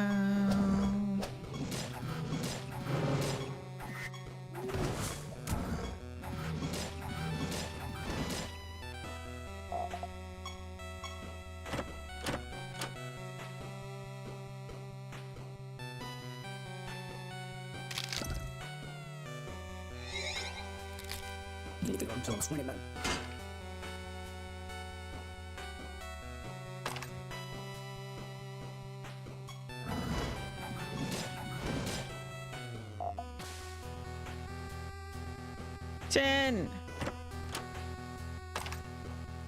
We can get another one. And I know exactly which one I want next.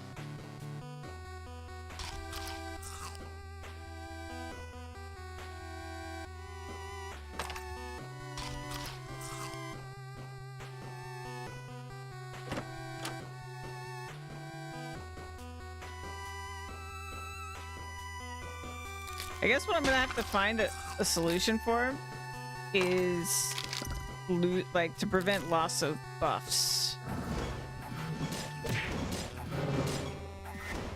because that'll be the scariest thing that can happen to us.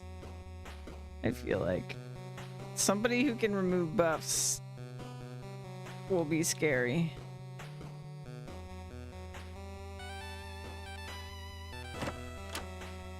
Target recovers a small amount of health or a massive amount of it if it has mending. Okay.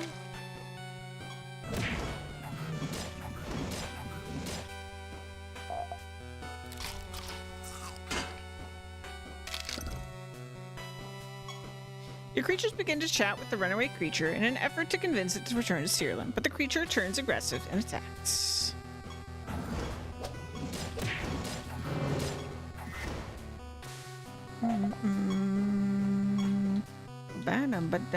Gave it a good beating. It returns to Siralim, is what that said, by the way. It learned its lesson.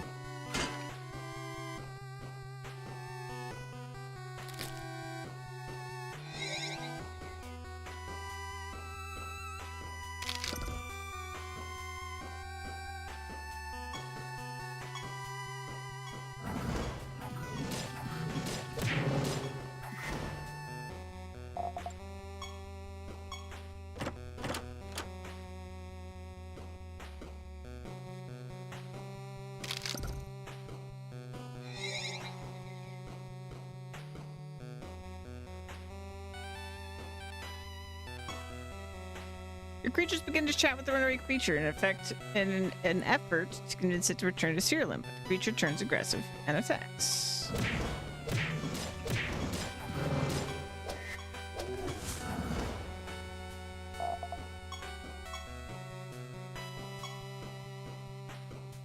Target's charges are randomized. Need to go until 20 minutes.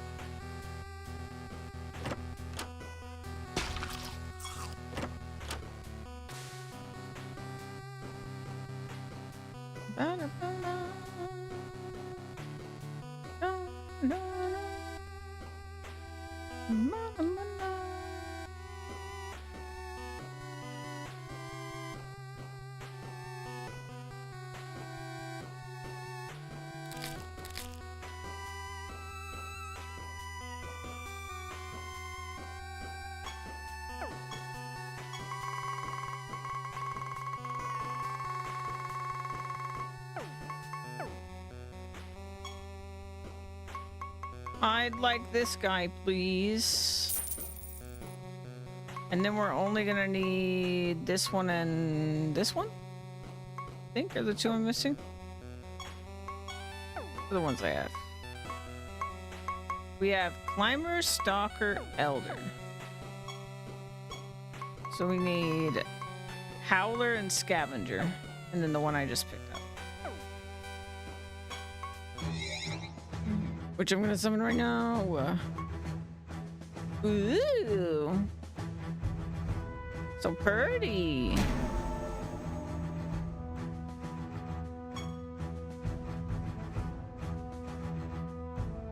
Ooh, to deposit. I think I'm gonna deposit the priest.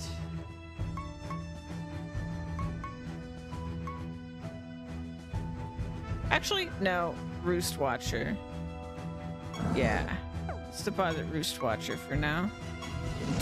Pull out the bloody one.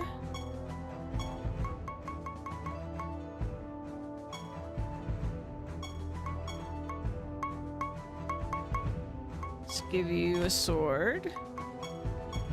Don't have any spell gems for you right now. Look at them all! They're matchy-matchy! I love it! I'm turning into like a Pokemon gym leader. Alright, 2 left to go.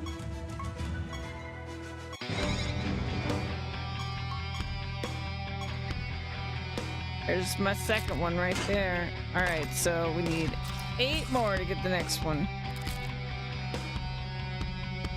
And, oh, there we go. 7 more. We've got 3.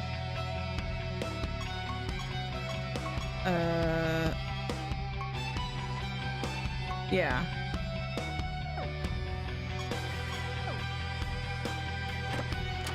Bum bum ba-dum bum ba-dum bum bum bum bum bum bum.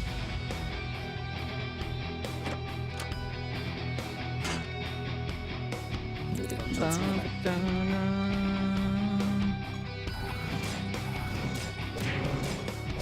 Oh, we have splashing and stuff now.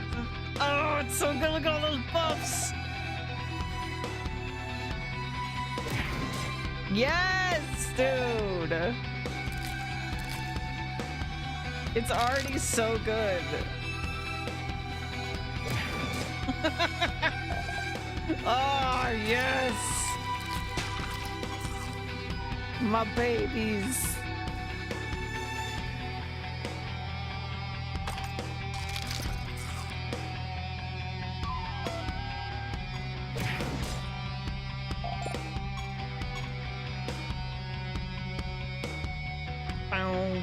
wow, wow.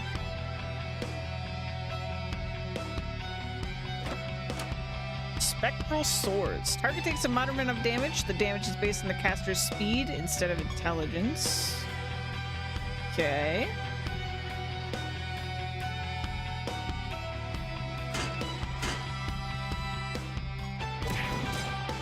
Oh, I love splashing too. It's so good.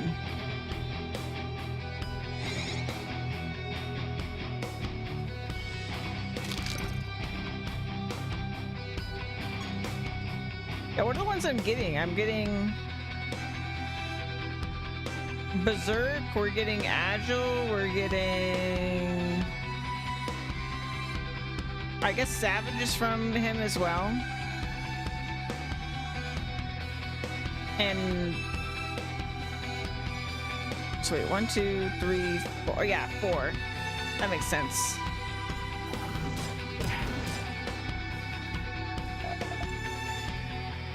Actually, Savage, the other two have, so it must not be. Some of them are just that we picked up, I guess, but still. Friggin' awesome is what it is.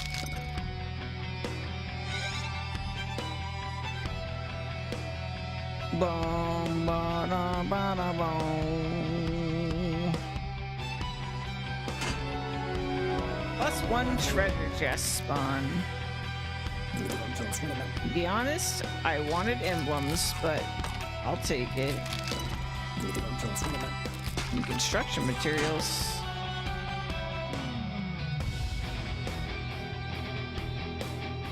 Ba-da-ba-down. Wow, wow.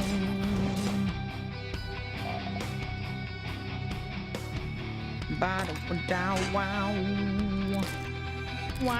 Down. Finally, some construction materials. I love when that happens. When we just one smack take them all out. Amazing.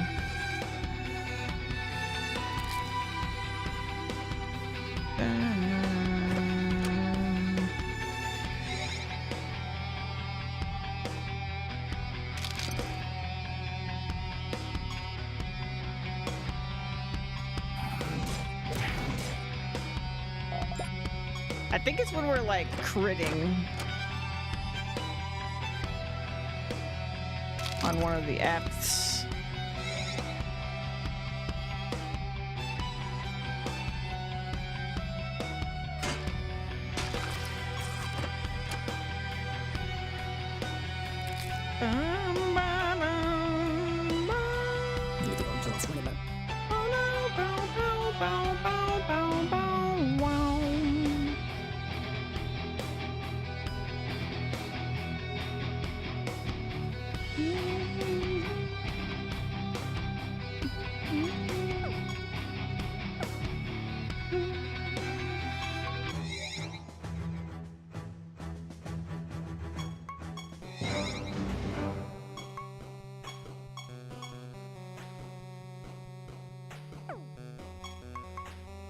Look at our list of buffs. I want another emblem spawn. I wonder if we get another one.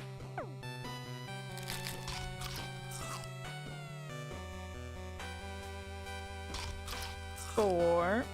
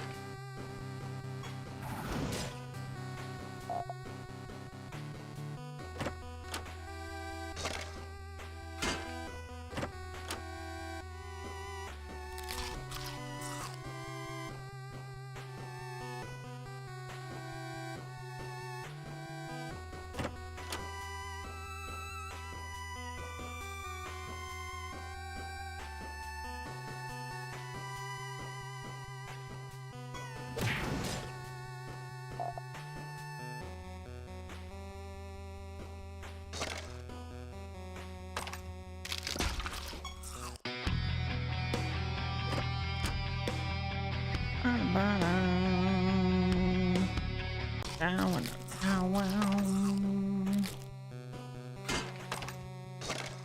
ko alam sa 20 man. Hindi ko alam sa 20 man.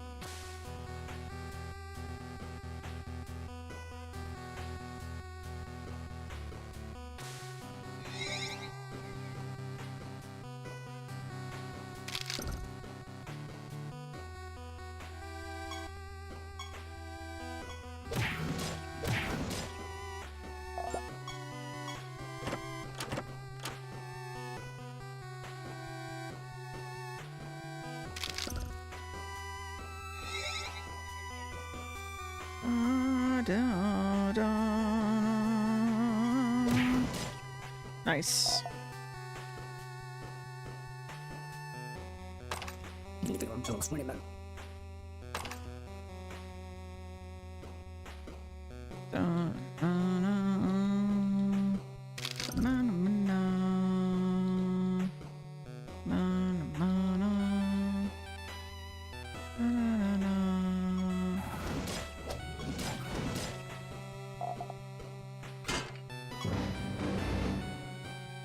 Yes, yes, yes. I don't think I found a second emblem yet.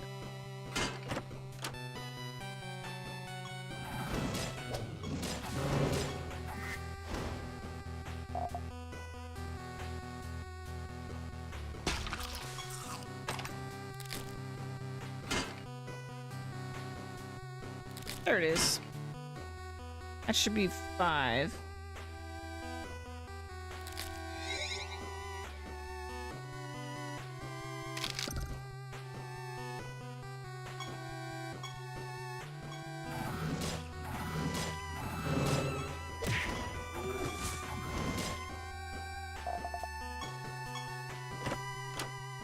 Oh, wow. Enemies have 50% chance to be afflicted with snared and to be moved a random number of places down the timeline. Whoa, okay. Quicksand. Divinity. All creatures are resurrected, recover 100% health, and their debuffs are removed. The timeline is shuffled. Oh, all creatures, including the enemy. Interesting. Infernal Pillars.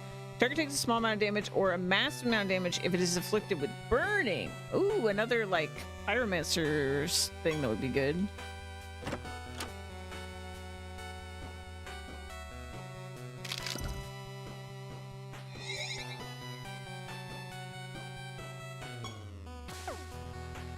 Yeah, 5.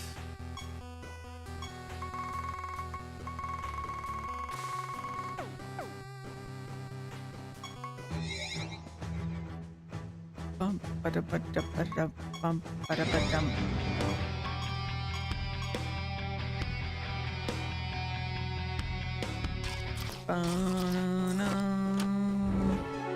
Hey, +1 resource node spawn. Womp womp. Hindi ko alam sa 20 man. Ba da da da dum. Ba da da da da da da da da. There's so many buffs. This is without any perks.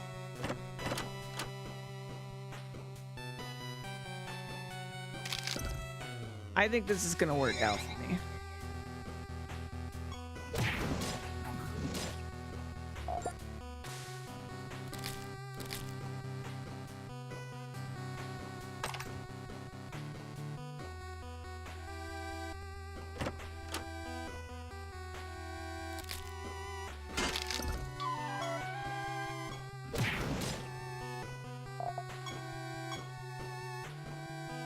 Six.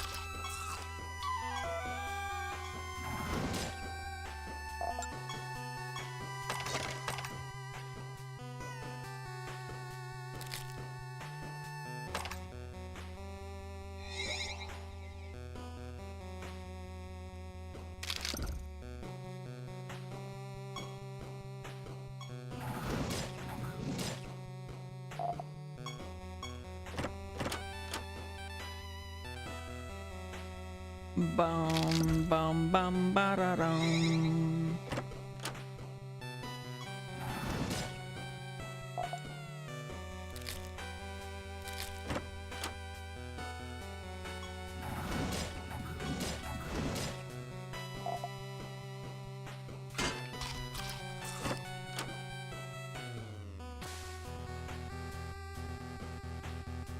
Da ba da da.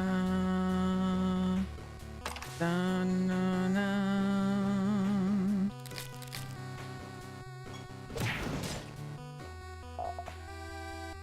Need to go until 20 men. Need to go until 20 men.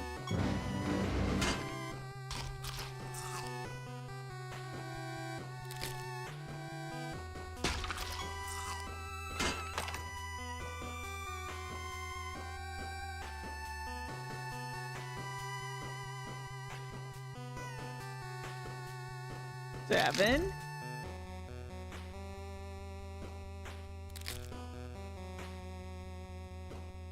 We're almost to my 5th guy.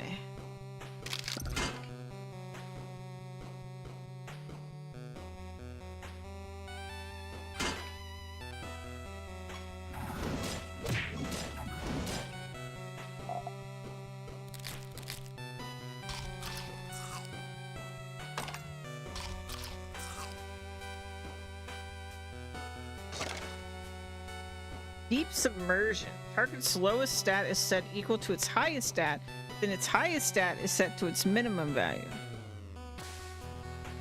Okay. Interesting, I suppose. Shenanigans, by the sounds of it.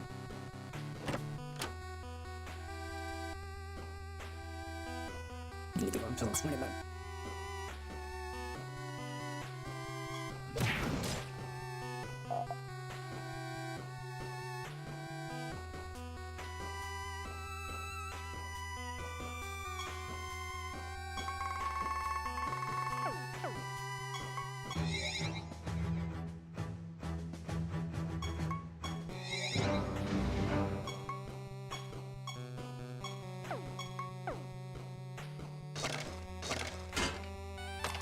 Need to go until 20 men.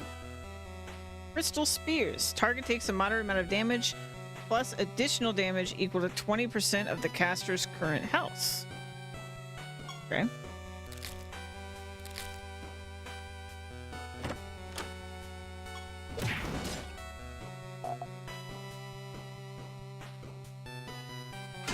Need to go until 20 men.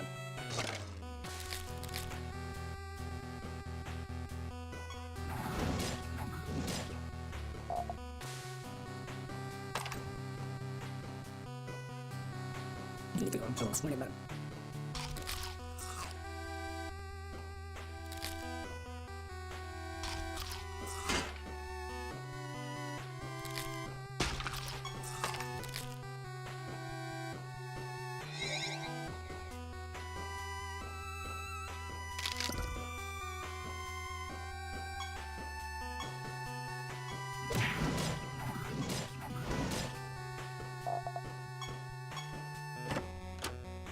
Holy water. A random debuff is removed from random allies continuously. After each ally loses a debuff, this spell has a 50% chance to end.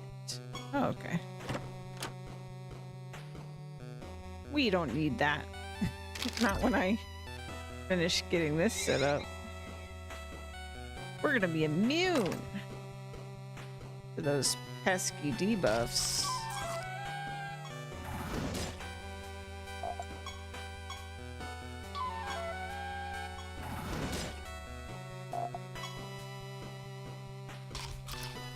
I do really need to find something to protect our debuffs at some point, because I feel like that's going to be the thing that wrecks us.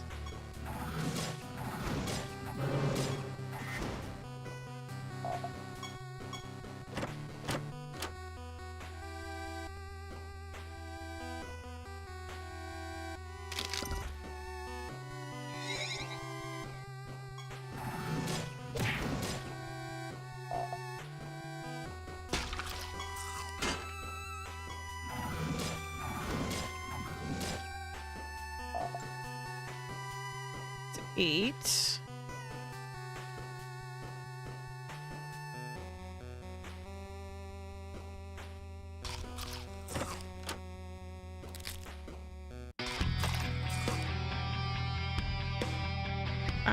Wow.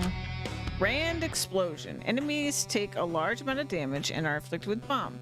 For each enemy that already has bomb, this spell deals 20% more damage. Okay. That sounds great.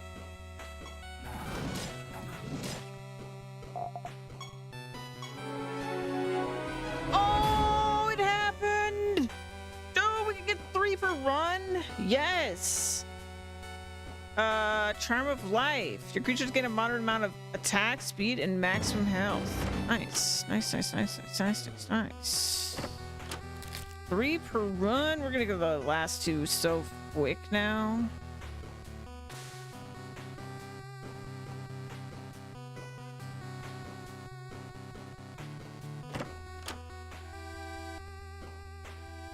Da-na-na-na. Da-na-na. Da-na.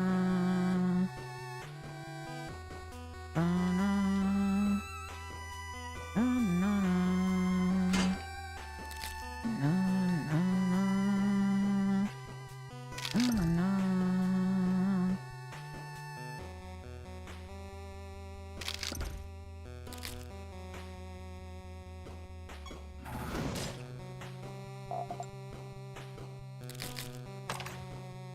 Ooh, shiny. What? Rarity 85. Okay, how high does rarity go? Mending on damage, intelligence and speed, leeching on damage, barrier on damage. Oh, that's pretty good. That seems pretty sick. Wait, do those just go? Those just go in a slot, it said, right? So that's just like a one liner of artifacts? Dude, crazy. For one slot, I mean, of an artifact. I wonder how many different buffs you can get on those. Okay, so we've got 9. He's got so much stuff for sale now. He's gonna go to like 3 pages at this rate.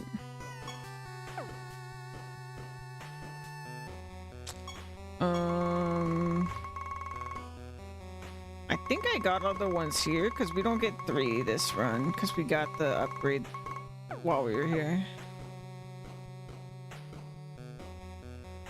But next run, I get 3. And I get my next monster.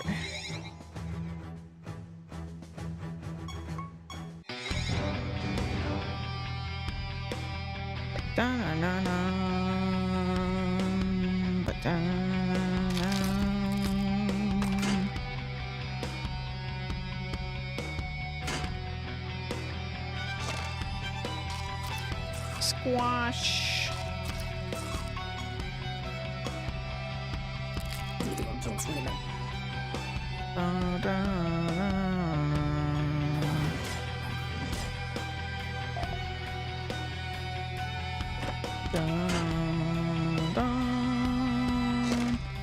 Oh, there it is, 10.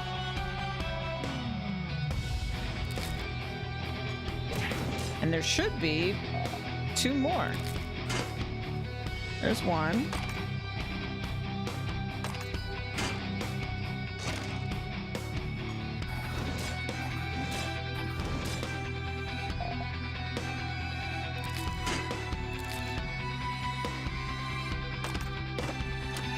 Mind control. Target attacks one of its allies. Ooh.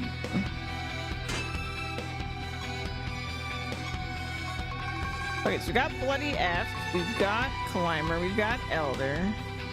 I don't think I have Howler and Scavenger, are the ones I don't have. So let's get Howler. Bum, ba, dum. Banner went down. I probably should have double checked because I really don't want to mess it up. Climber, Stalker, Elder, Bloody. Okay. Yeah, Howler we didn't have. And then Scavenger will be the last one.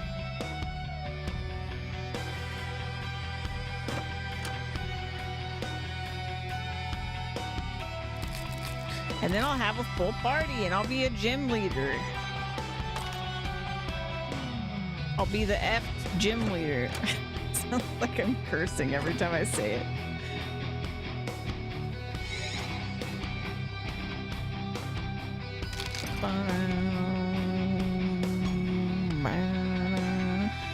Art sits atop the treasure hoard and begins to play an incredibly annoying tune with a musical instrument. You order your creatures to take the instrument and do unpleasant things to the part with it.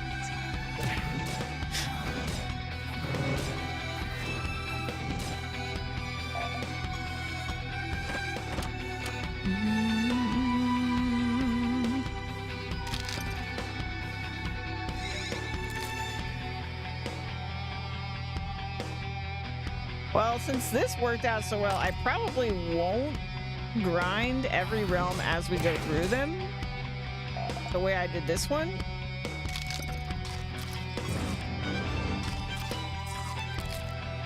But we'll see. Well, but we might just focus on getting the story done after I get this set up. Unless I spot something I really want to, like, fuse with, maybe. But eventually we'll have to grind them all so we can get all the monsters.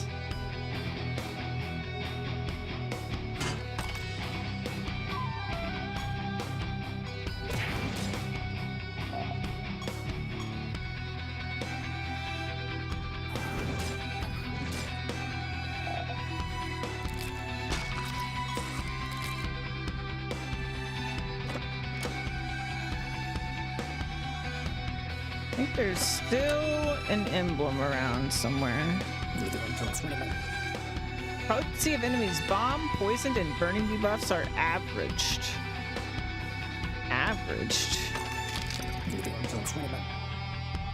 Target gains barrier that absorbs a massive amount of damage.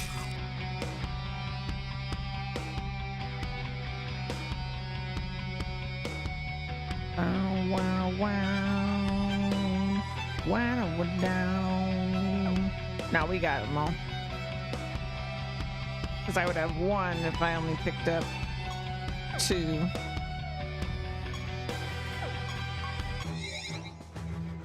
Summon.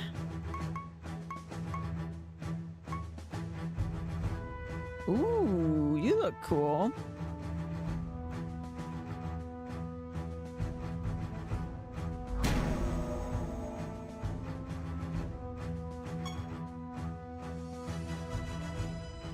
We are gonna have ourselves such a squad.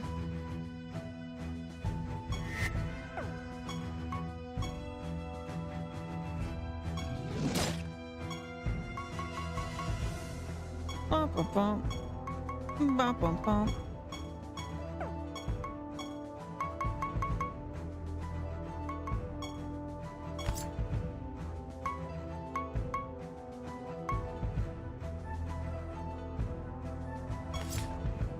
I'm gonna get boots for that guy, I think.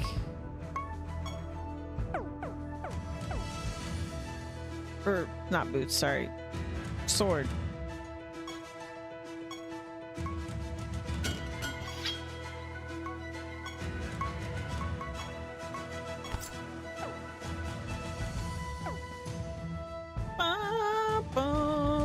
Look at my squad. Look at all their tails.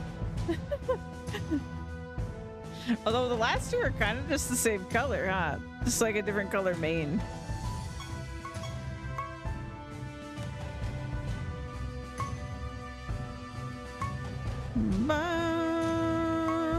I appreciate though that even though these are, I guess that their little sprites look pretty similar, but like their actual art, they're all in different poses.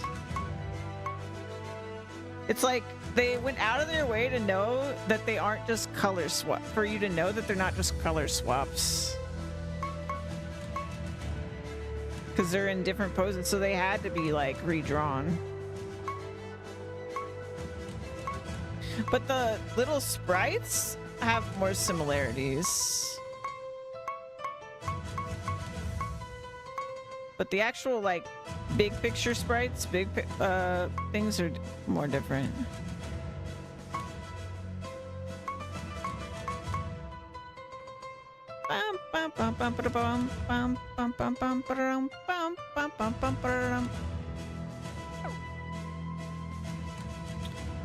Can I make them?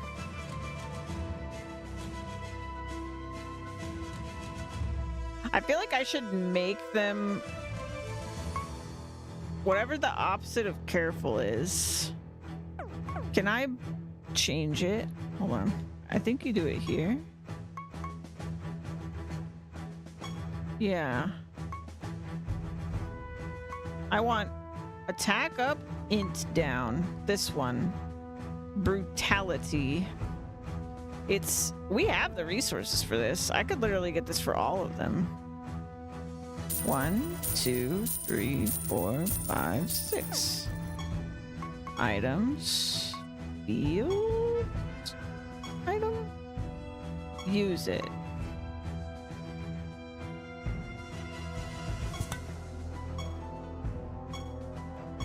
Use it.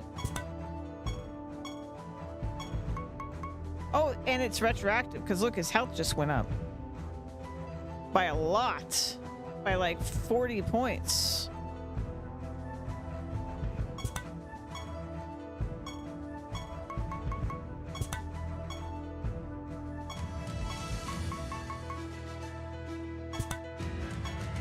Oh, awesome. Okay, we'll put it on the new guy too. And that way, since they're all their stuff is on attack, we just attack. And I can probably find some spells that don't actually use intelligence, and so we'll be fine for like backup in case for some reason we can't attack, or yeah. Dude, I love them. My little squad. I need the last one.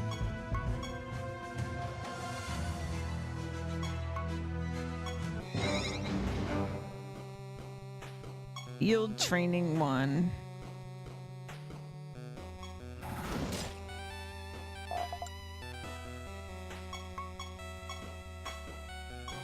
We need 8 more, and we can get 3 per run, so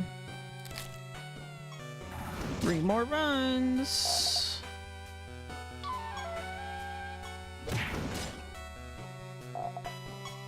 It's crazy how much the realm has changed, even though I'm on like the same floor, just because of all the effects that I've activated.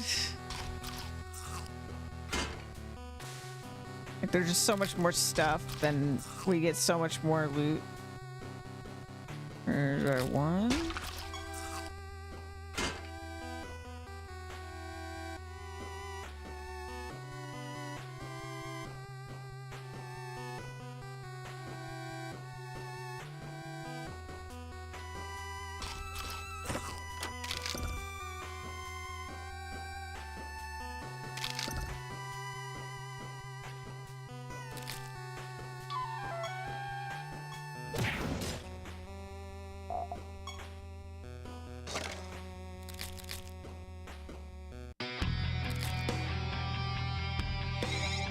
Bow wow.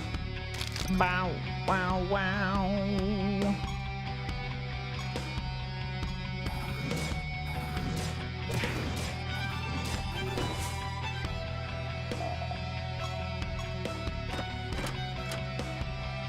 Target gains invisible. Pretty straightforward spell.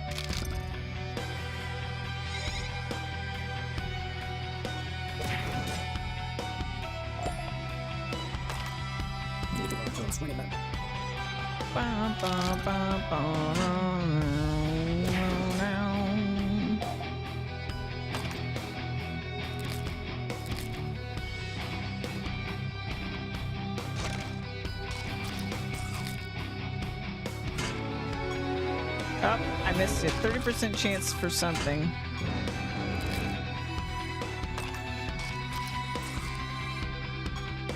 Favored by a Prochronox 5. The Competent Warden. Oh, interesting.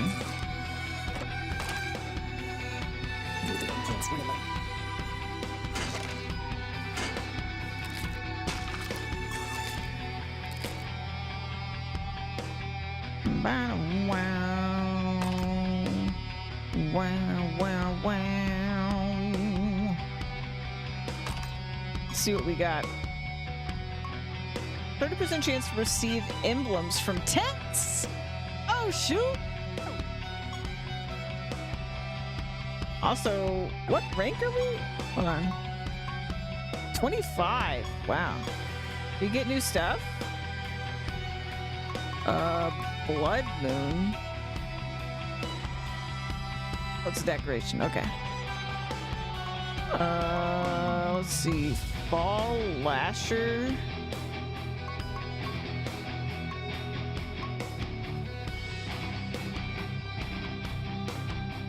Yeah, I don't know what that is. Cool though.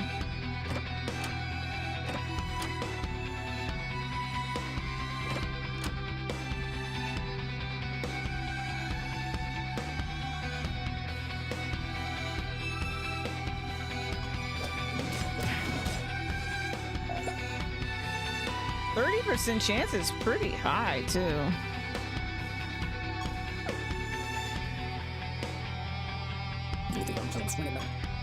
We got one! Hey, look at that! Oh, that's so cool. We can farm emblems like crazy now.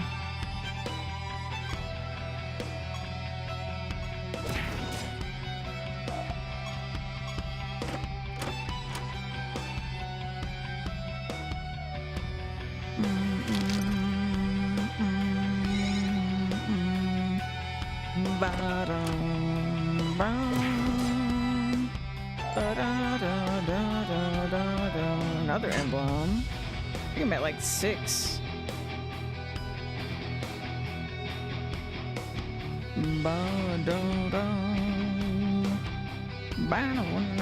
Let's see. Yep.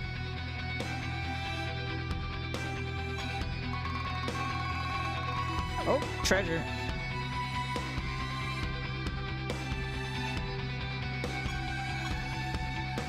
Nice.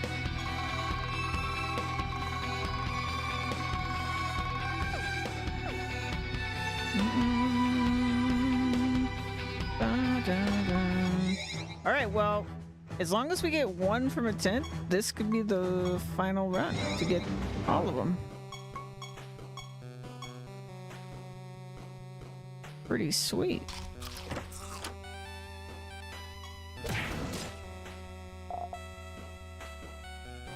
Recruit knights from this realm to guard Siralim.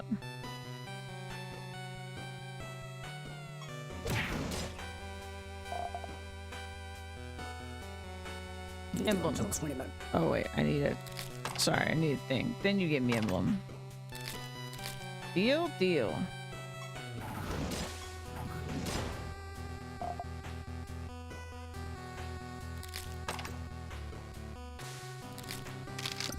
There's always so many tents too. Like, you have so many chances. Target takes a small amount of damage. The amount of damage is increased by 10% for each charge the spell gem has. Oh, that's like the reverse of the other one we got. There's 2 of them.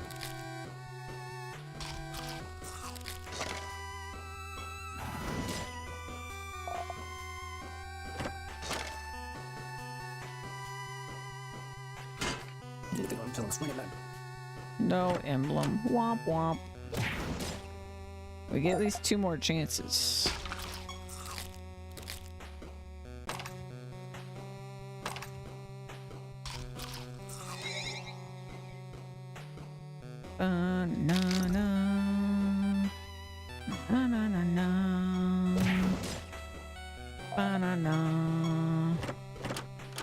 Conjoin. Potency of the target's bomb is increased by 80% of the caster's speed. There's a lot of cool bomb stuff.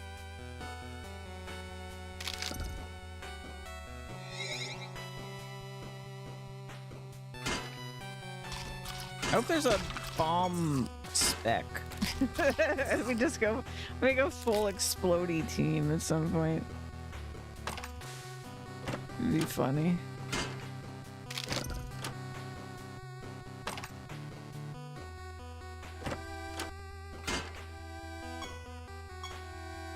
Whirlwind. Enemies take a moderate amount of damage that ignores 30% of their defense. That's sick. I wonder if that's better than something that says massive damage. I feel like it probably is for most of the time. I guess it depends on what their defense is, but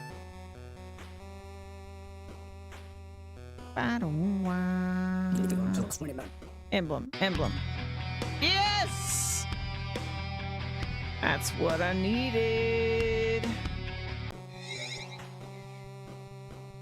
Gotta go find a Proctornox. Get my final F'd.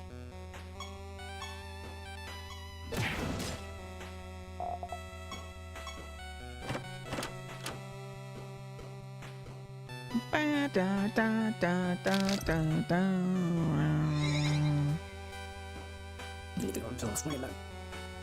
Resonance. Enemies take a small amount of damage or a large amount of damage if they're afflicted with silenced. And I got another emblem.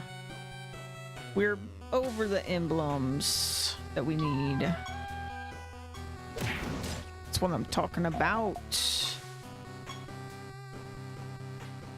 Ba-da-da-da.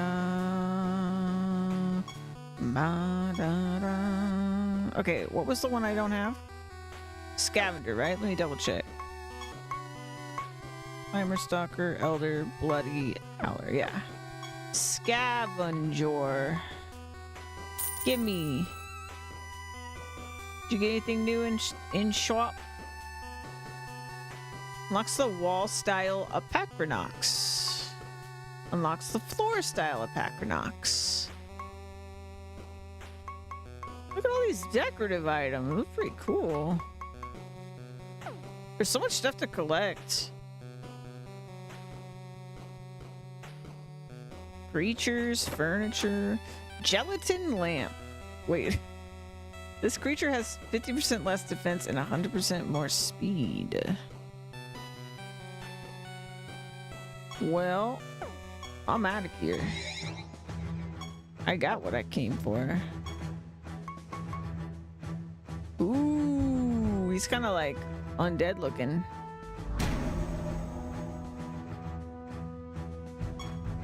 Bum, bum, bum, bum. Well, for now, I guess my ebony int must away. Because I got my squad here.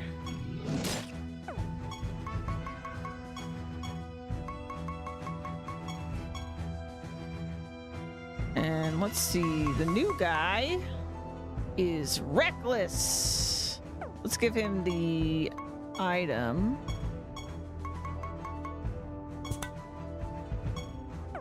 So now they should all be attack up and down. They are. Let's get him a pair of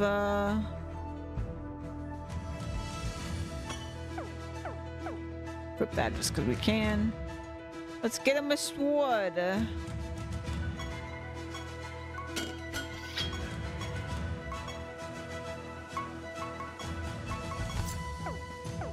Also, I may as well upgrade these a little bit.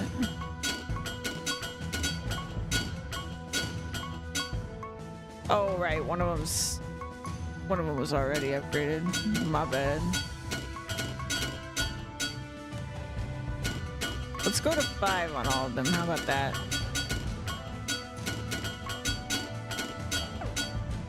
And then I guess we'll just socket.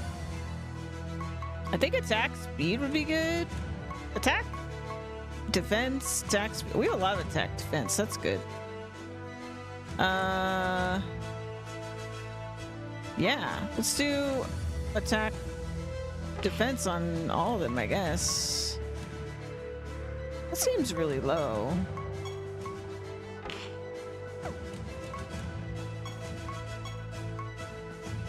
I guess because it's split, maybe it's worse.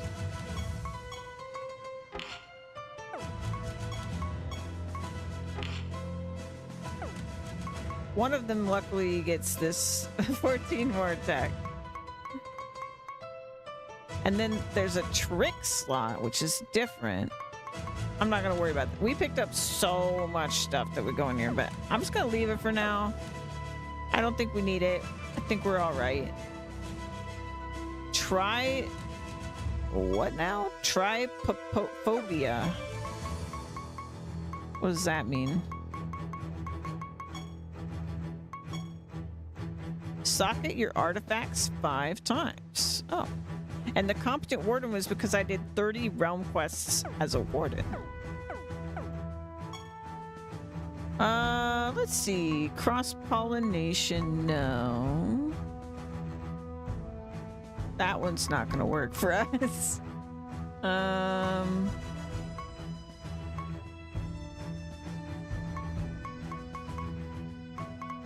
just want like a good damage spell for us.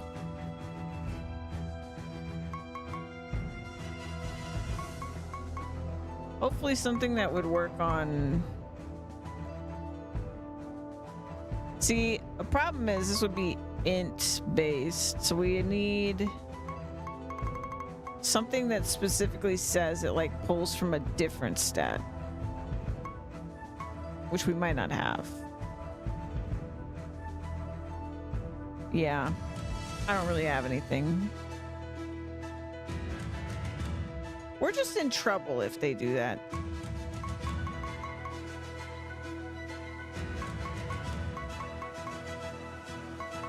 Do I have anything that would help us heal a status effect, maybe?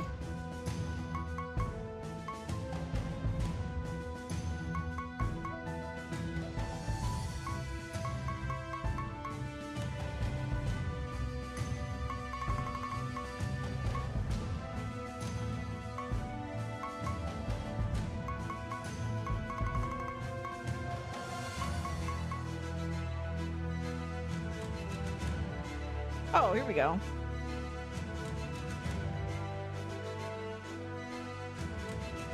Well, actually, no, we can't be debuffed. I was thinking if we got... There's like a debuff that takes away our ability to attack, but unless they can remove our buffs, which if they can do that, we're screwed anyway right now. We shouldn't be able to get it. This one. We cannot attack. Yeah, that would suck for us, but... Look, we're not invincible, but we're really cool. I'm gonna reorder them a little. Let's put, let's see. Put you in front.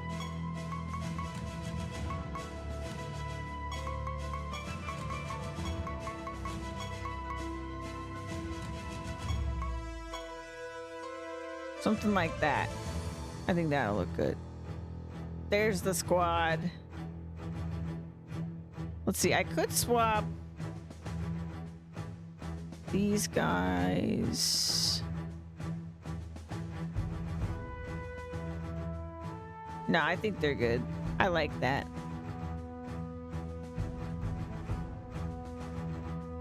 Very good, very good. Let's actually continue the freaking game, apparently. We got a new realm to go check out.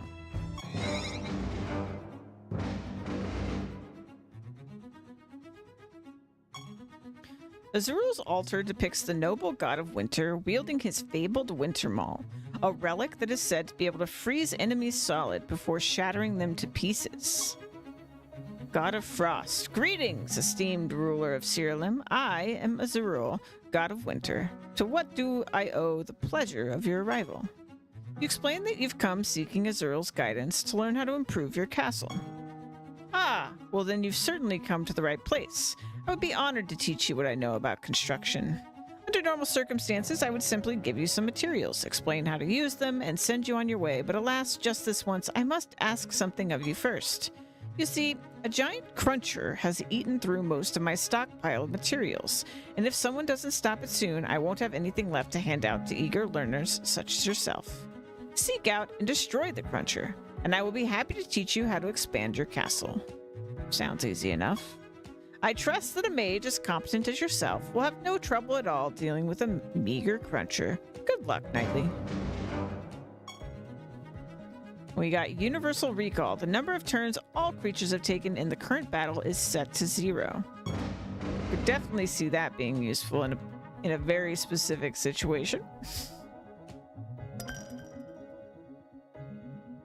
All right, we got new monsters to look at. Okay, so we've got Monstrous Gargantuan. When this creature attacks, it deals additional damage equal to 100% of the damage it took since it last attacked. Okay. We've got Granite Golem. This creature has extra defense equal to 50% of the creature's defense adjacent to it. This trait does not benefit from creatures that also have this trait.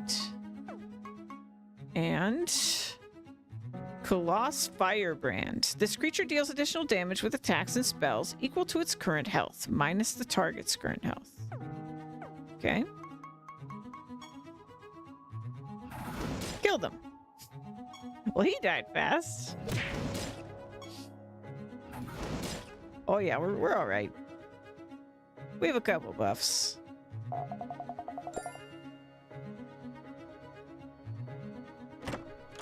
Also, how many perk points do I have? Because I'm excited to get that. Okay, so we're 20 points away from, like, being able to get one of the 100-point buffs. Or 100-point perks. There was a snowman.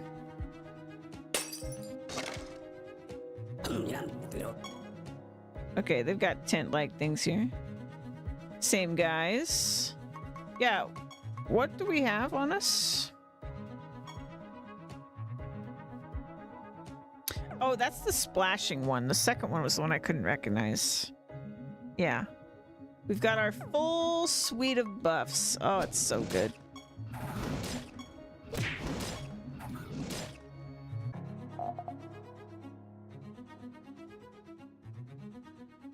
We don't even have fusion yet. And we're just doing great. We don't have the materials. Indiscriminate summoning. Your creatures gain a random minion.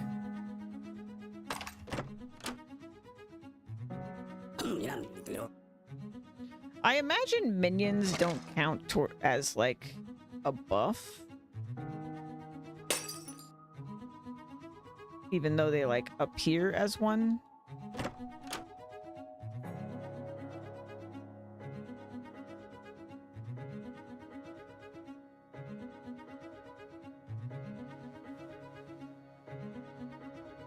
Because that could get crazy. As you approach the lonely grave, hands begin to sprout up from the ground. Before long, an army of vicious-looking creatures stands before you. The creatures attack. Now we have Imp Mummies. This creature attacks, deals 75% more damage, and afflict cursed. And doesn't tell us what curse does, but I think curse makes it so that when you attack, you get hurt when you attack or something like that. Doesn't matter. They're dead.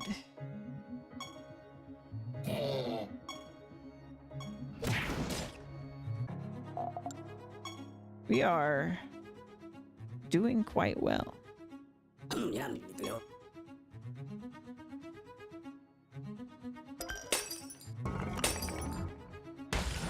As you draw near, the ice around the Yeti begins to crack and melt. With a furious roar, it breaks free and attacks. Yeti. After this creature provokes, each enemy has a 50% chance to be afflicted with frozen. Not me! I got wards! But also you're dead. Suck it.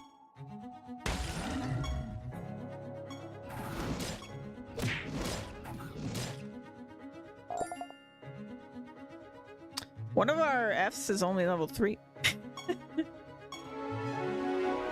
Treasure from tombs. Ooh, new monster.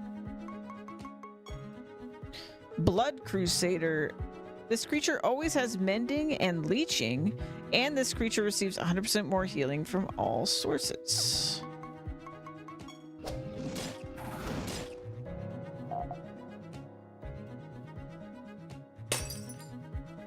Emblem.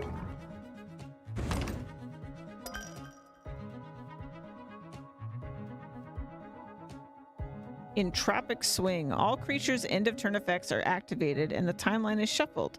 This spell cannot be cast manually and has a 5% chance to be cast at the start of each creature's turn.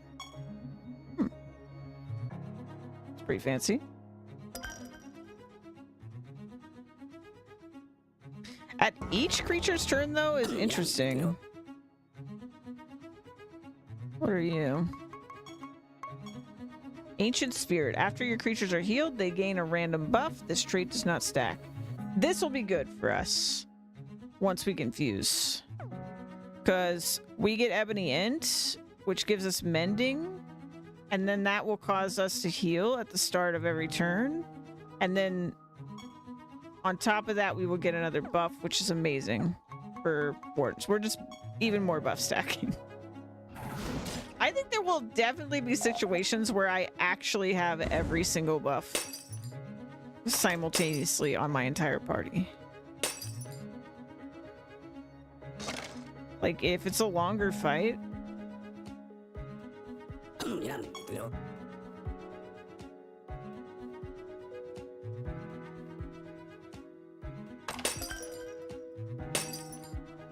Which is just fun.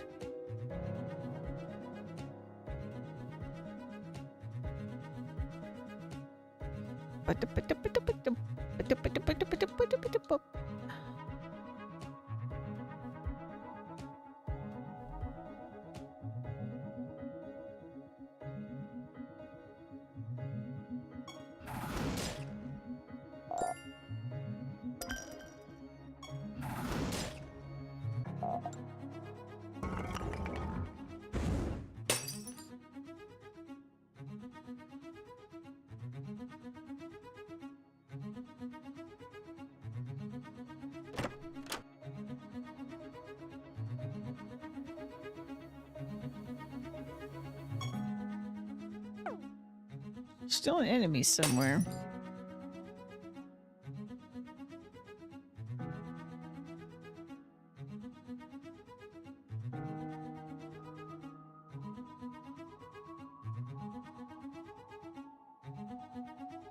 Found him.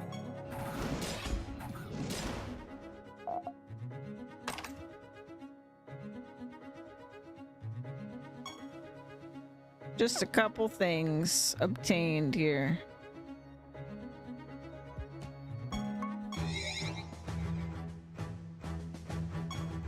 Yeah, let's go ahead and summon this one, I think. Because I feel I'm definitely going to use that. The rest of these, meh. I don't think so. We already have an Ebony Int.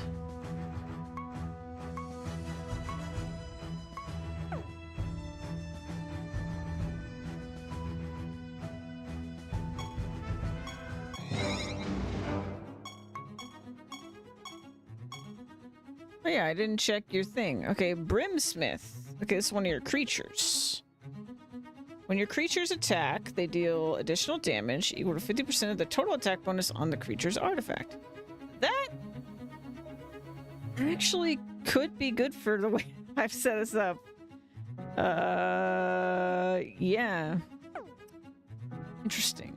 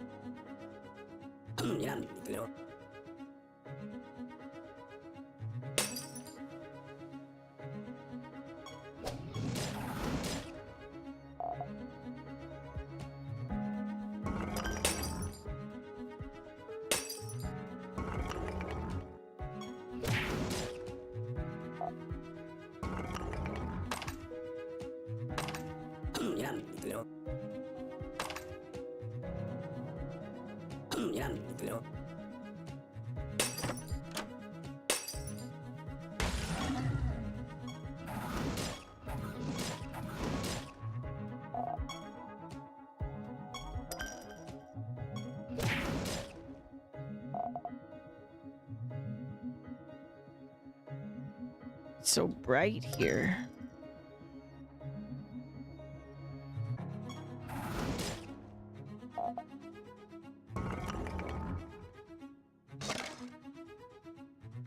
Defender headdress. It's a trait slot. This creature intercepts enemies' attacks on its allies. Oh. Very cool.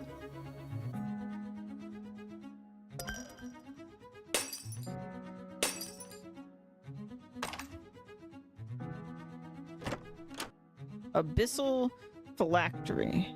This creature attacks and casts spells 3 additional times. After this creature takes damage, it is sent to the bottom of the timeline. So there's a downside.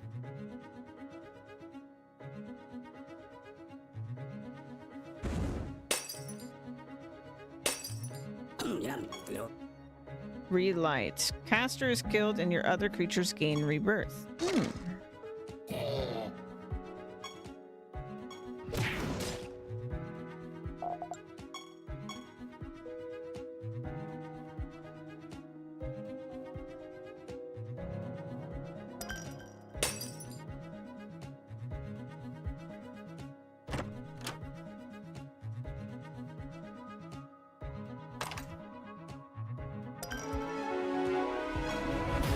%, resources.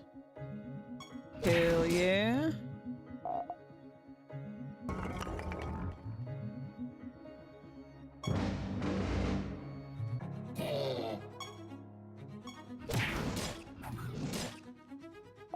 Four monsters. Uh-oh. They're upping the ante on us.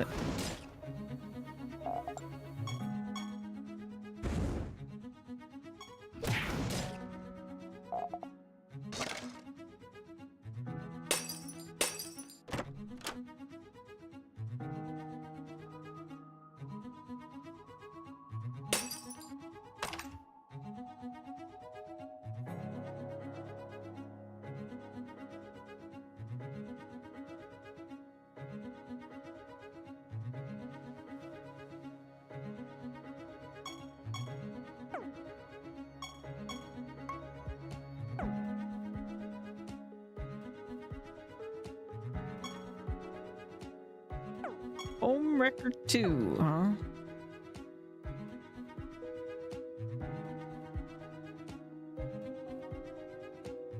Where's the teleporter? Oh, there it is. Oh, that's really... Oh, no. They're so hard to see. I'm being blinded by the snow.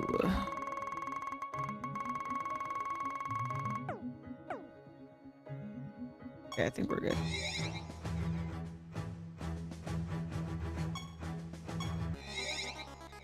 Oh, we're already at the bus.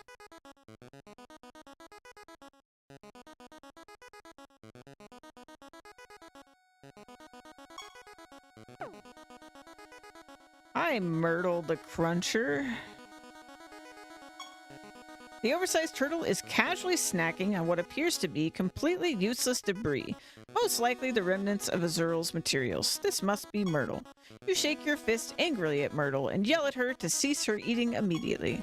Myrtle slowly turns her head to stare at you. Never one to back down from confrontation, you stubbornly meet her gaze. In fact, today you're feeling extra confident, so you tip your head back and stare down your nose for added effect. Suddenly, Myrtle opens her mouth wide and makes a high-pitched "rag" sound while running towards you at a surprisingly fast speed. Immediately, you turn and run away, allowing your creatures to loyally intercept the attack. All right. Let's take a look at Myrtle here. After an enemy is killed, this creature gains 25% of their stats and recovers 35% health. Oh, enemy is killed. Okay. Don't let it kill me. Sounds easy enough. Oh, yeah. Very easy.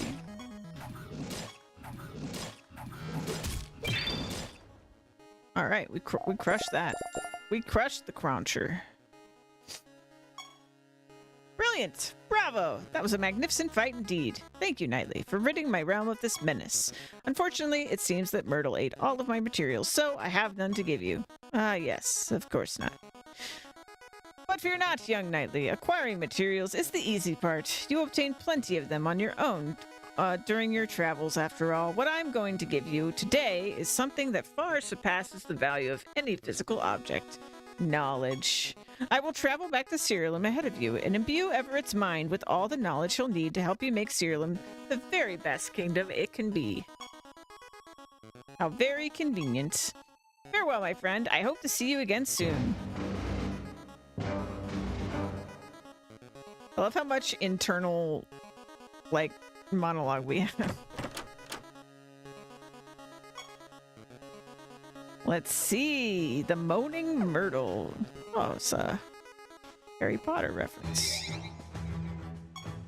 Knightley, you've returned. You would never believe what just happened. Azuriel, yes, the god of winter himself just appeared before me. He mentioned that in repayment for your deeds of valor, he would grant me the wisdom and knowledge we need to expand our kingdom. In truth, I know little about what happened next. My vision faltered, and what I believe was only a few moments later, I opened my eyes and Azuriel was gone. But my mind has been expanded in ways I never thought possible. I believe we are finally ready to upgrade our castle. Speak with me again when you are ready. From now on, you can come to me whenever you'd like to start a new project.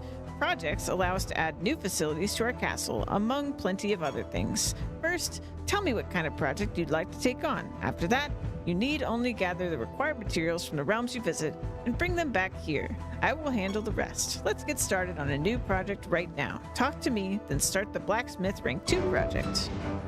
You can now take on projects. Projects are used to unlock new game features or reward you with valuable items. In order to complete a project, you must seek out the required items and realms. Each project requires different items, but they can all be found by defeating enemies, completing realm quests, or even finding them on the ground. Right now, you can only take on one project at a time, but you'll be able to increase this limit later on. Make sure you're always working on as many projects as you can.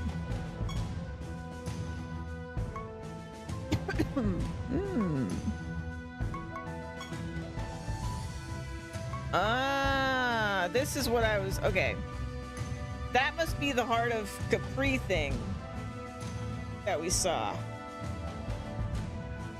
So that must be Procronox's, like, special monster. God Spawn. That must be what they're called. Okay, so he wanted me to do this project, though. We can definitely afford to do this one later, but let's do this one. Collect the required items from realms and return to Everett when you're finished. Simple enough, is it not? Together, we will return Siralim into the best kingdom in all of Rhodia. Check back often to see what new projects I have for you to take on. I believe our next step should be to seek out the technology that will allow us to fuse your creatures together. Oh, yes, please. This newfound power will allow us not only to defend against any incoming attacks from Nex more effectively, but also to fight back against the King of Nex whenever we manage to find him again. The caustic reactor is our best bet to learn how fusion works. Seek out Venodon, the god of discord, and convince him to teach us the secrets of fusion. All right, very good. However, I'm going to take a stretch break because we're over the 4-hour mark here. Let me do that, and I will be back in a few minutes.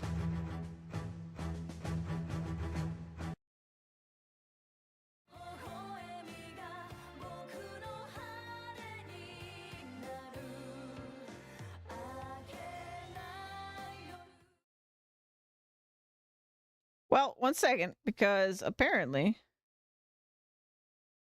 Ravenfall crashed. Don't know when that happened. But I will fix it.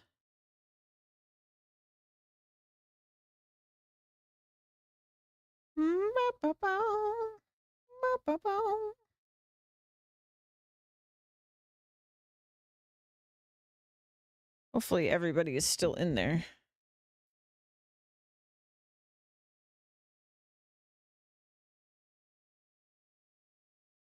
Oh, good. Good. It recovered. Perfect. Perfect. All right. Now I will be right back.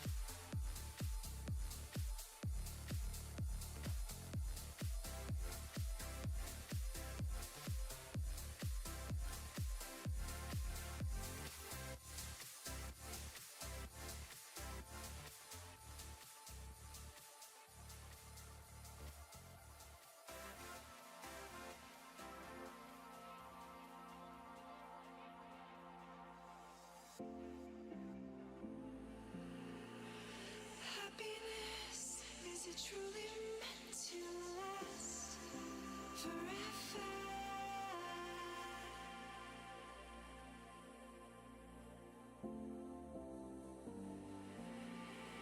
I never knew my dreams could come true till you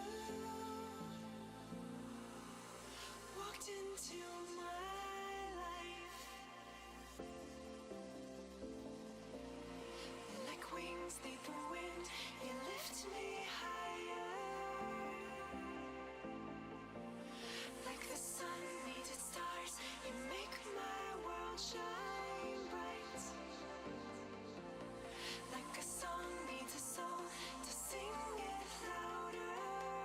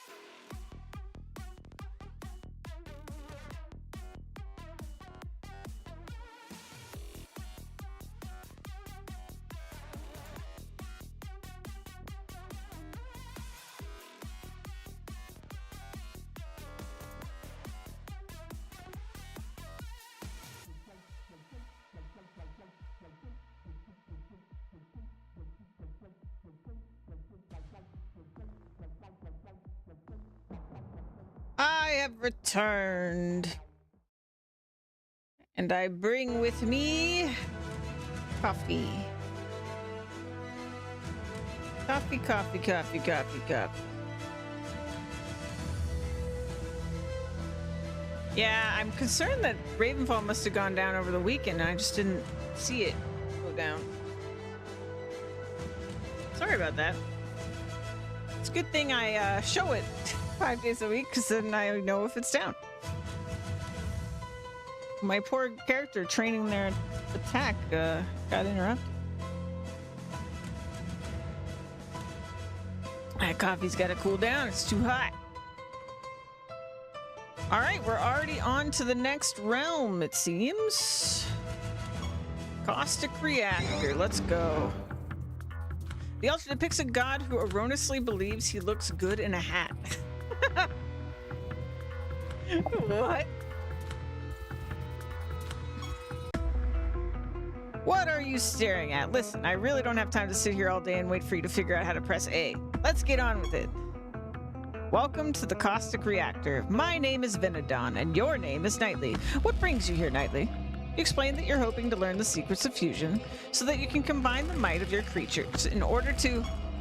Fusion, yes, of course. That's my specialty. It's an easy process. Anyone can figure it out as long as they have the right tools. Unfortunately for you, a maniac ran off with all the gadgets and gizmos required to make fusion happen. You're gonna need to track him down and most likely kill him to get my tools back. You ask for any pertinent details about the maniac, such as what he looks like, where he was last spotted, and any other. His name's Lloyd. He has a haircut like a mushroom, profuse acne, an annoying voice, and the body type of a starchy vegetable. You'll find him at Realm Depth 9. You thank Venodon for the information and disclose your relief at his straightforward nature.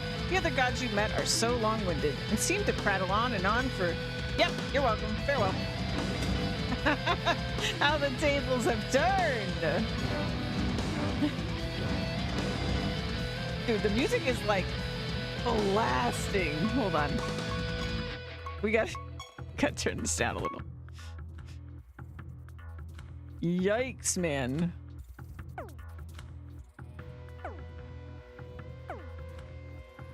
He is blasting his tunes. Target's resurrected with a moderate amount of health. Oh, that's handy. That's a handy spell to have.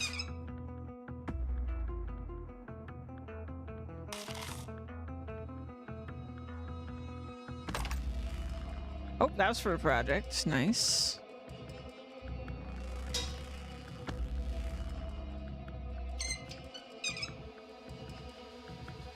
Ooh, new monsters. Let's go. What do we got? Twisted Devil. This creature deals 200% more damage to sorcery creatures and takes 65% less damage from them. I don't have any of those, so I'm good. This creature's attacks deal 75% more damage and inflict poisoned. What was your name? Nauseous Smog. Wicked Carver. When this creature deals damage, it deals between 50 and 250 normal damage.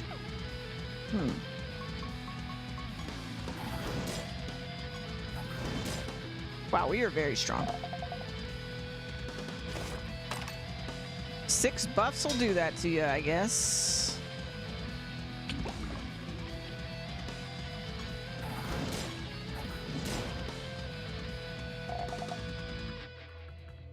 Oh yeah, do I have the points now? I do. Okay, let's do this. I really hope this works with always has. I feel like it's gotta, but we'll see. I will be very disappointed if it doesn't. It might actually ruin everything.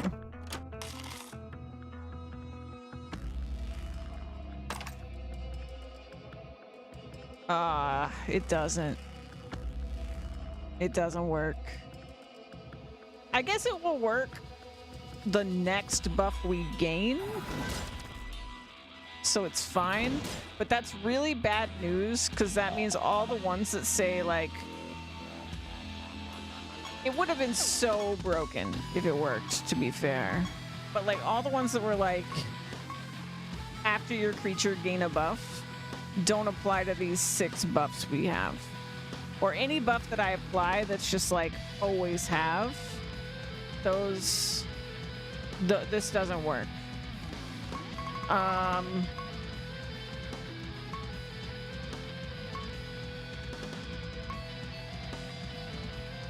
we could get this next, and I bet this would trigger it. Because this is a gain. This isn't an always have. So let's save another 100 and get this one next. And that should activate this one, and then we'll be immune to debuffs. Like, I feel like this is one of the most important defensive tools that this spec has, from what I can see. And I mean, being invisible and proficient is also just going to be good, so.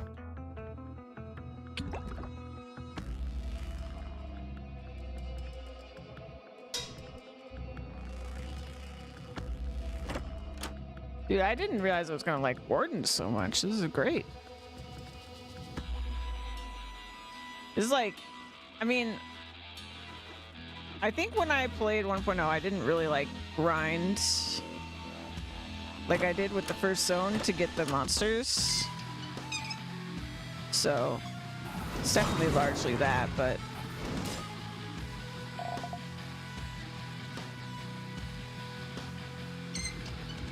I feel like even with like Hell Knight, which is like really straightforward, it didn't feel like I was like really tapping into my spec this much so early on. Because you need like the perk points, you know? But I feel like I'm embodying my class without even having the perks.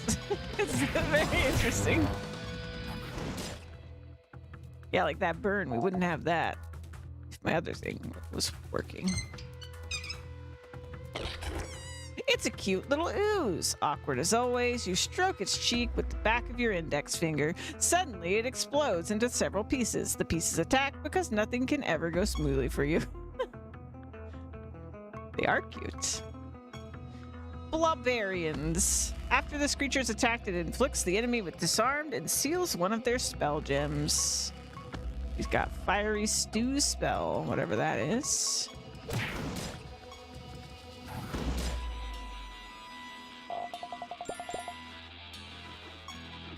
Very nice.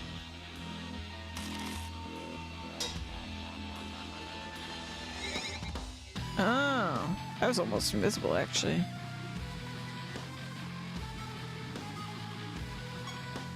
A salamander seems to have made its nest in this abandoned treasure hoard, and it doesn't look like it wants to share it with you.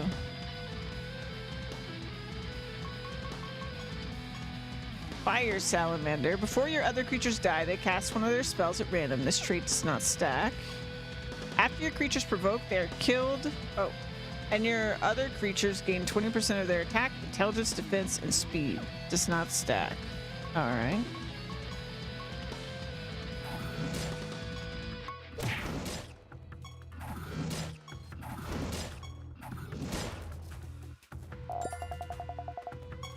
Nice.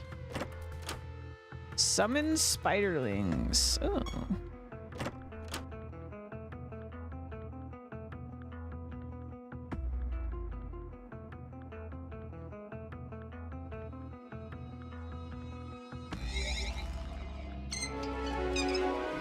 Favor from valves. Okay.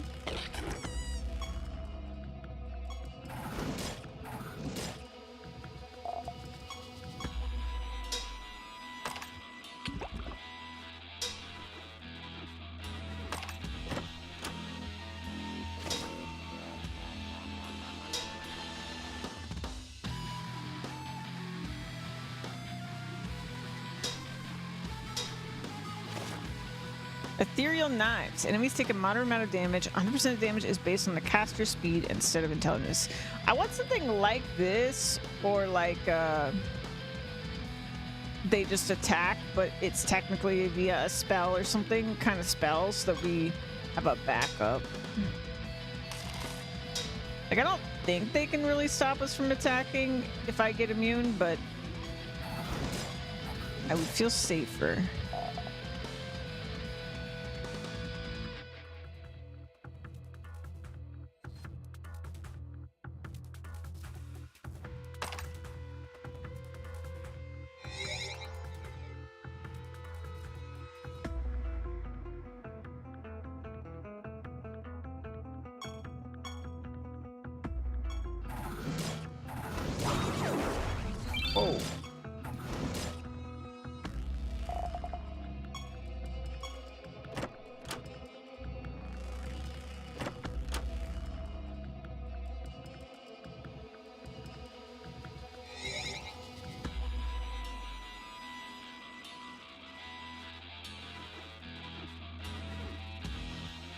Slate of Protection.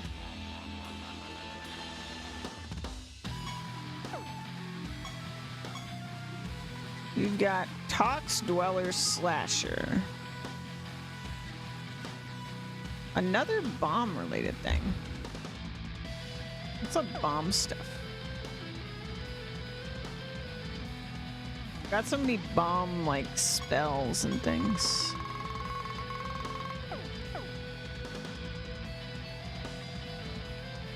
Which is awesome.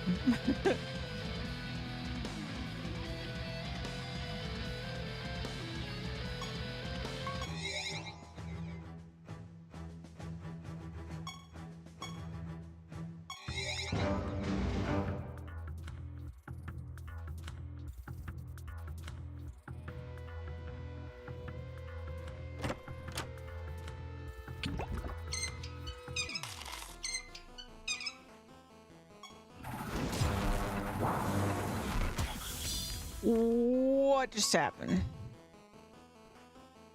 Mega tsunami. Bombs went off. And also we got cursed. Yeah, I cannot wait to be immune to debuffs. It's gonna be great. That was scary.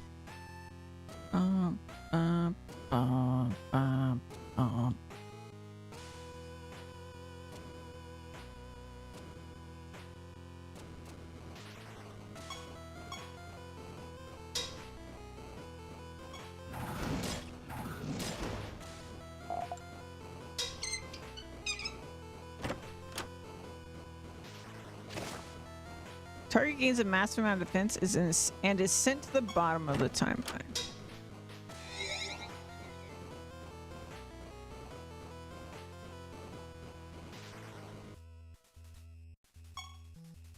You don't look like much. Whatever. I'll just chop you up and feed you to the hounds. Hold still.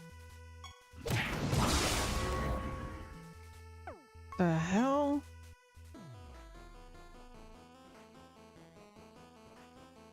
Flame enchantment? Panic attack? Wait, what?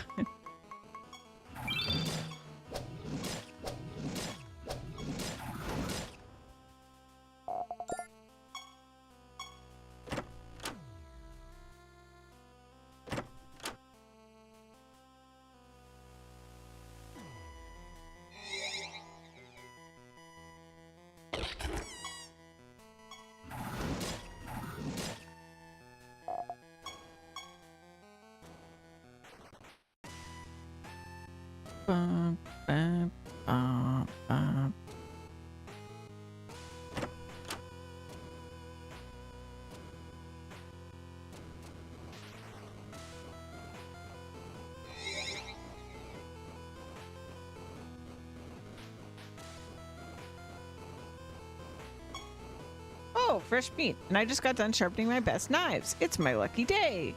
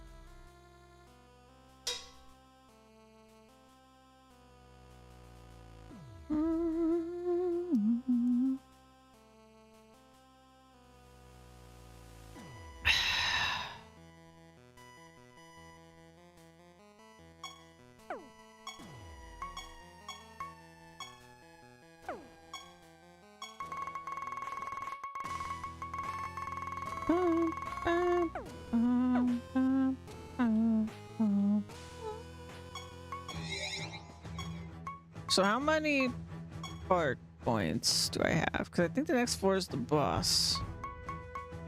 It's unfortunate we couldn't get immune before we fought the next boss. We should be okay, right? I hope.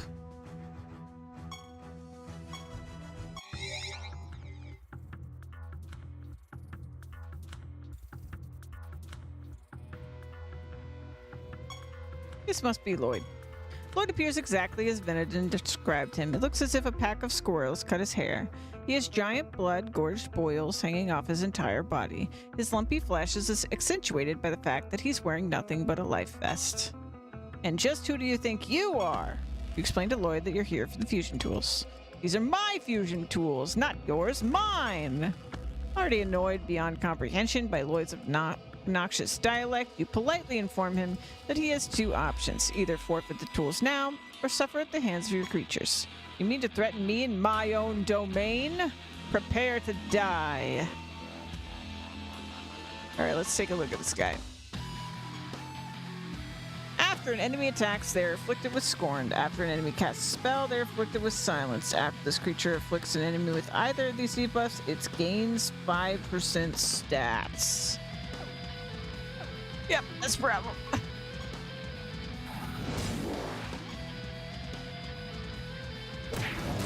Oh, he's dead. Okay, but also one of my monsters is dead. We're fine. Everything's fine. We got through it.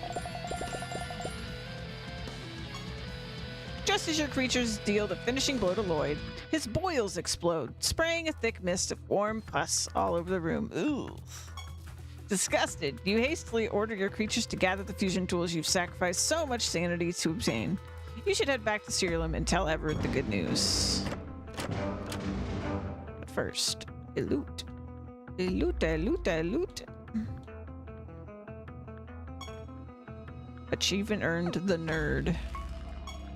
Do we have the points? We do. Okay, I'm gonna do this one.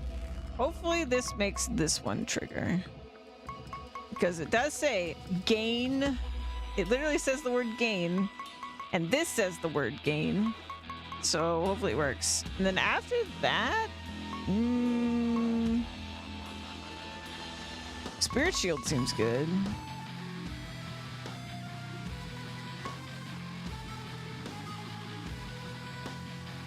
Nature's Boon also seems good. Moment of Clarity could be good because if this counts as gain, then they could just cast spells before, like, it's actually anyone's turn. They just cast spells. But I need to find good spells for them. Luster could be good.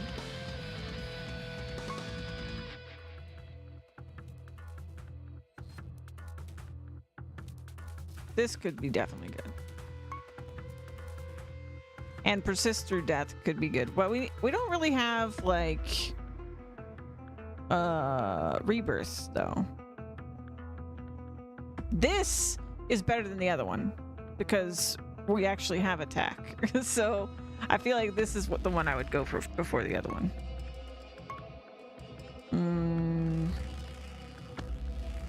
And this will be good. That would definitely be good. Because we don't have those 2 buffs. Yeah. I think I'm gonna go...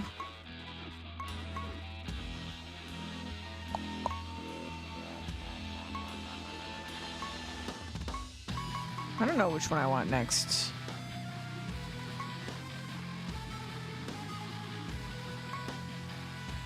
I think this one.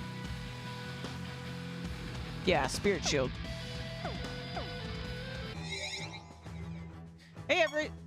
I'm glad to see you've returned safe and sound, and judging by all those contraptions your creatures are carrying, I'm assuming your journey was a fruitful one. Let's see if we can figure out how to fuse your creatures together. First, place the fusion station somewhere in the castle. Press B to open the menu, choose decoration mode, then choose add decoration and select utility. Let's select fusion to place wherever you want. Okay. Decorate. Ooh.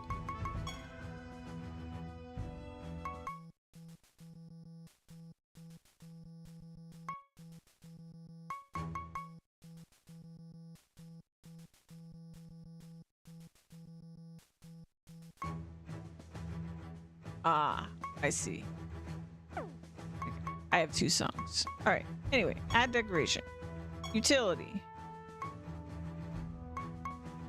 Fusion lab. Here is fine. And then we stop editing and speak with Everett. These tools seem to be easy enough to use. You need only choose 2 creatures you'd like to fuse together, and the fusion station will take care of the rest. When you fuse 2 creatures together, the offspring inherits both of their original creature's traits. In addition, its stats will be the average of those of its parents, and its class will be that of the secondary creature. Stats will be the average of those parents. Okay. Okay, so try it out for yourself. Don't forget that you can craft new decorations costing much more. Just bring me any glamour you find during your travels when you're ready. Okay. You can fuse 2 creatures together to create a new one. The offspring inherits the average base stats of both parents as well as both of their traits. Oh, base stats. I was thinking, oh, I should like change the personality of the creature before I fuse, but that won't matter because it's base stats. So.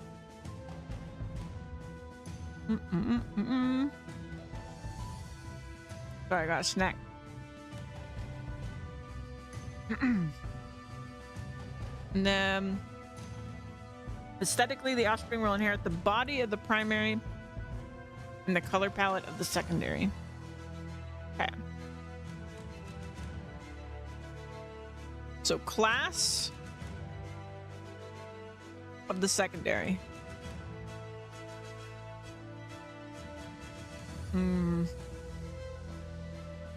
Okay.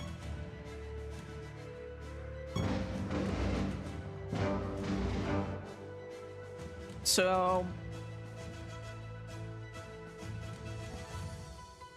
let me think about this. Got like paper here.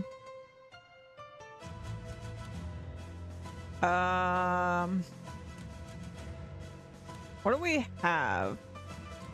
I definitely want Ebony Int and that other one, the yellow one.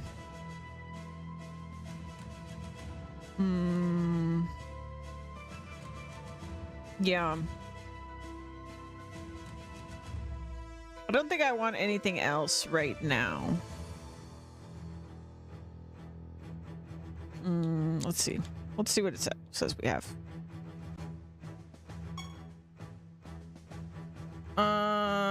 Oh yeah, we can do the level up thing too.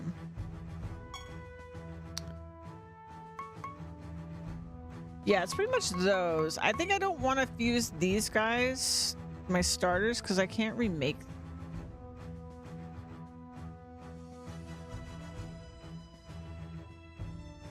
So I'm just gonna leave them.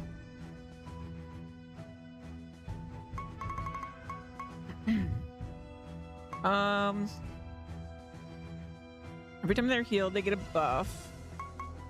And this will cause them to heal, because mending will make them heal every turn.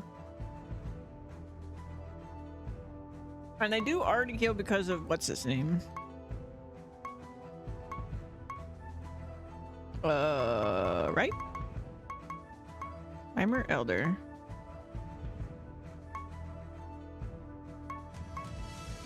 This guy.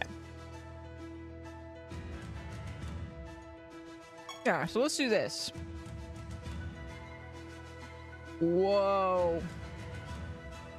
Some of those color combos look crazy.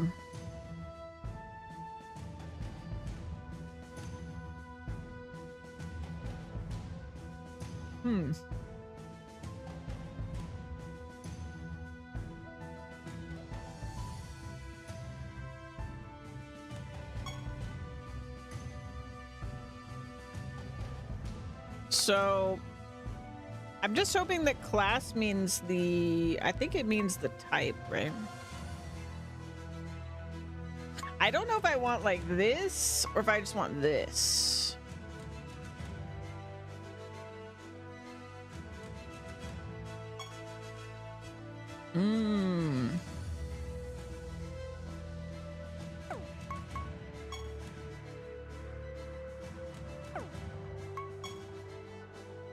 Dude, what?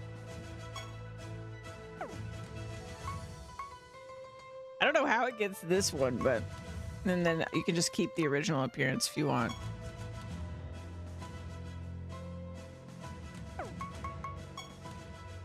I feel like some of these don't capture what it really looks like in the thing super well.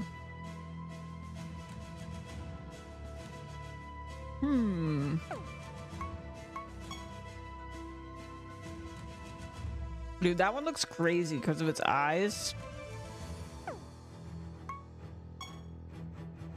And then this one just doesn't have eyes, but then it does have eyes in the other thing.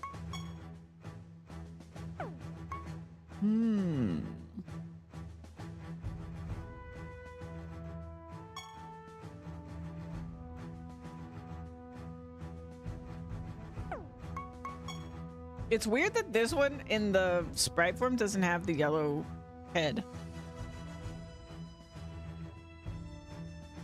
But then this one does. I mean, this one slightly would. Let's do this one. Boom. Okay. And then let's do, so for this guy,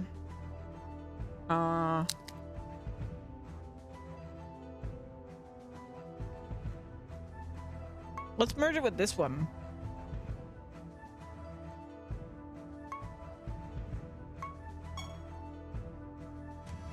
Whoa.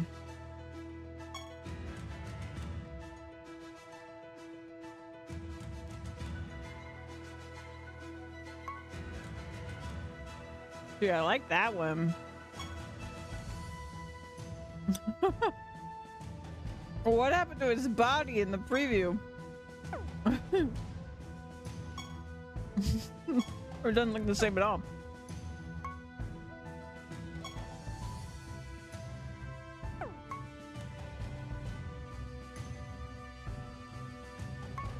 This one looks more like it fused with the ebony, though, to be fair. I think I like that one the most because of that. Either this one or this one.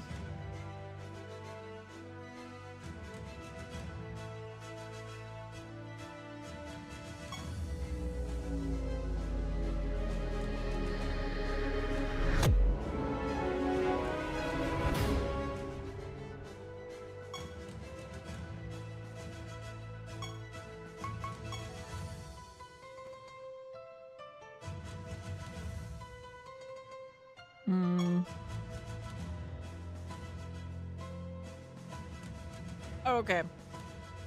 It's based on whatever my highest level creature is.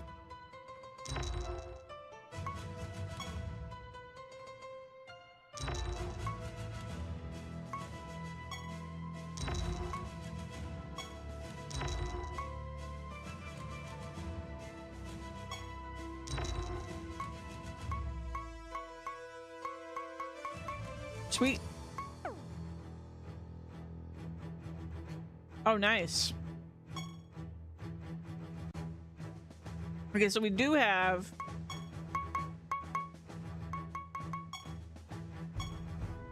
the ability to put something else on him then. That's nice. Okay. And our other guy stayed nature because it was Ebony Ent. Let's reorder.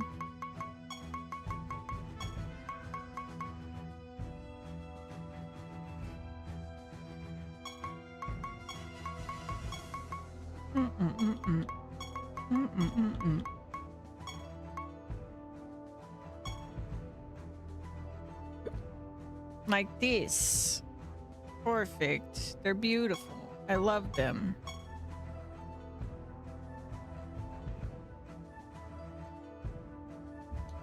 And they're all level 18 now. Oh, I probably have to fix their traits, right? Oh no, they kept them. They're brutal. Perfect. Dude, they're gonna stomp. Though also I noticed that, I guess, no matter what, in a way, maybe not no matter what, but like both of them got more health than everyone else. I don't know if they had it before, but also their int is pretty high considering. I guess their int is also pretty high considering. Not really. It's definitely everybody's lowest stat. Okay. What's up, Everett? It's been quite some time since we last heard from Hebron and Deimos. I'd expected their return by now, or at least to receive some semblance of communication from them. I fear they may be in trouble. Nightly, I hate to pull time away from our main objective, but would you mind looking for them? They were last expected to travel to the Titan's Wound to search for the ultimate nether orb. Titan's Wound is quite an interesting place. I hope you have a strong stomach.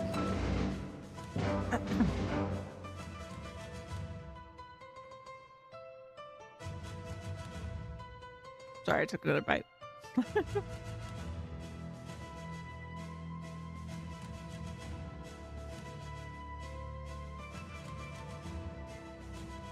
Nordic can help you manage your menagerie groups. Menagerie groups allow you to easily save and load party configurations at the menagerie.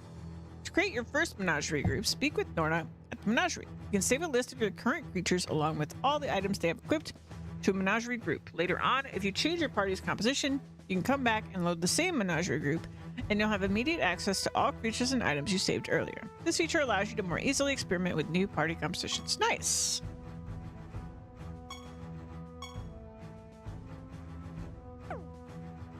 Can I see my... Here it is. Oh, okay, we're pretty close on this then. Okay. And we don't have the perk points for... No, I forgot I got this already. Okay. And then probably spiritual.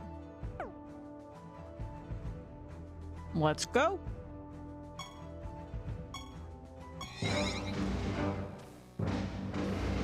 Mysterious Realms. You spotted Mortem's altar. You slowly make your way toward it, careful not to step on any of the cysts protruding from the ground. The God of Blood. Greetings, mortal. I am Mortem, God of Blood, and I welcome thee to mine own realm. For what reason didst thee summon me the present day? You ask Mortem if Deimos and Hebron have recently passed through this realm. Aye, Deimos and Hebron hath indeed passed through hither recently. Whither they wenteth, I doth not knoweth. I suggest thee travel deeper into the Titan's Wound and see if be true thee can catcheth up with those folk. Though you're barely able to discern Mortem's peculiar dialect, you decide to venture farther into the realm and see if you can find any trace of Hebron and Deimos. Ain't that the truth? Okay.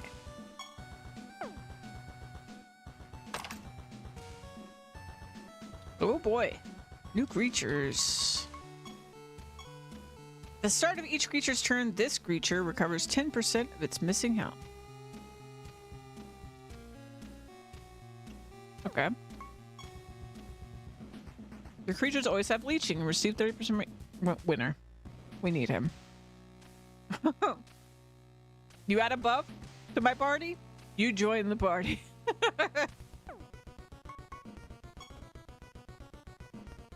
After this creature is attacked, enemies are afflicted with vulnerable. Okay. Wait, what was this guy called? Oculum Leech. Yeah, we need that.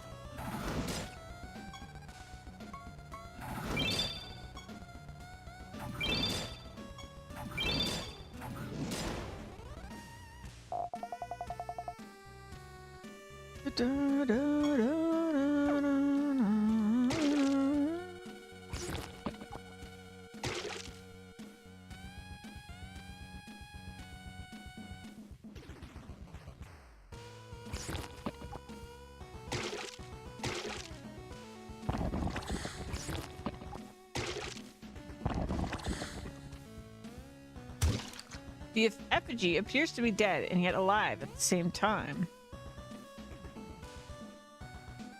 It seems to be enchanted by some sort of dark force, but what could be the source of such magic?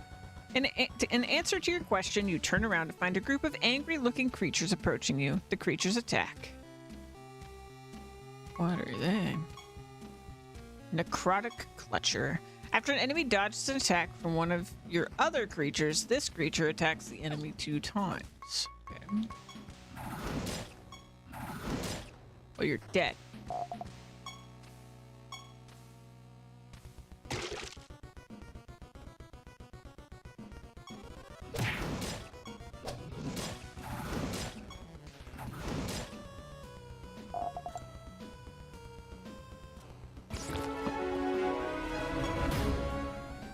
Treasure.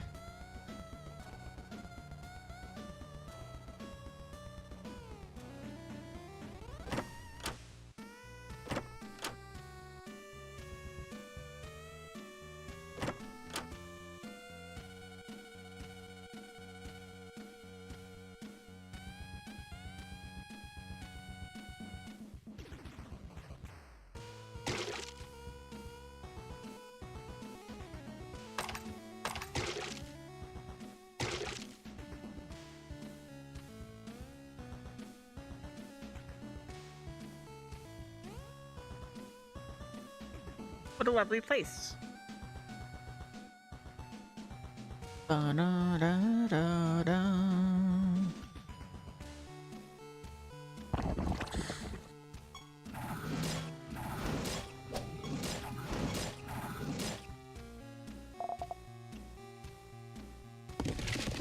You approach what appear to be charred remains of a dead creature. Unfortunately, it was just a pack of skeletal creatures who were taking a nap, and your presence rudely awakened them. The creatures attack. Dusk Ossian. When your creatures are resurrected, they are resurrected with 100% additional health. If it exceeds their maximum health increases by an amount equal to the difference. Okay.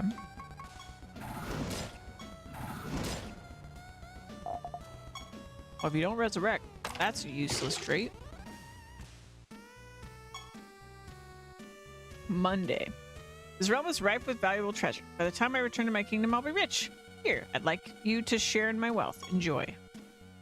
Oh.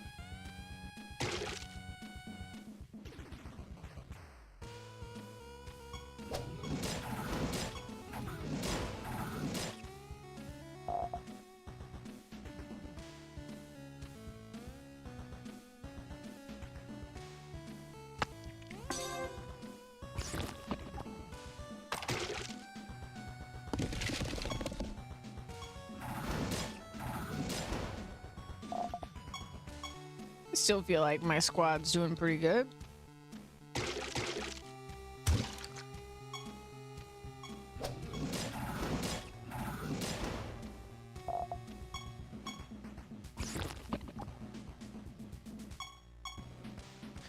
Necromancer Lord. Oh. I mean, it's like kind of better than what my guys do, but also not. Because my guys like get an extra amount stolen.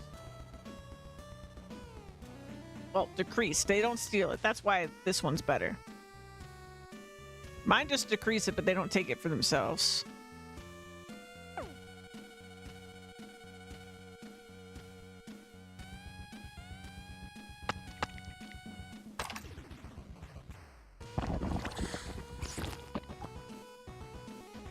But I would be surprised if that race doesn't have any, like, it didn't have the bit about, you know, if there are more of this type, it steals more. So I'm doubting it has the buff thing that we have.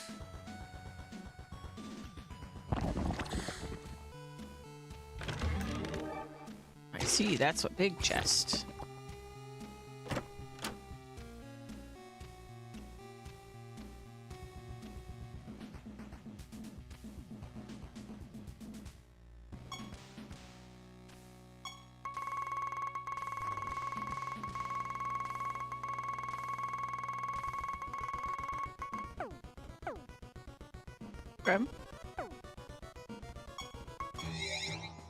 Let's go summon that other guy.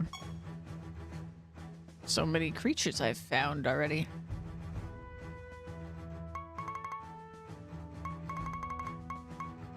This guy. Come join the squad, little guy. Who should I fuse you with?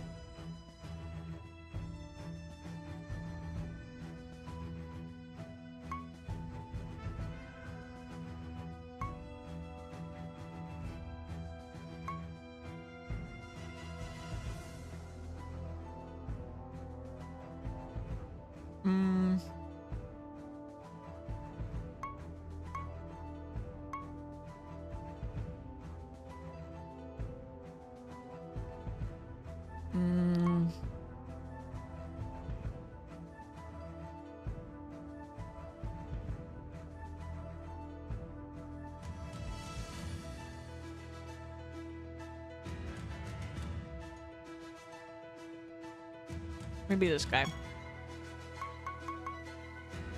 Oh my god, that looks sick.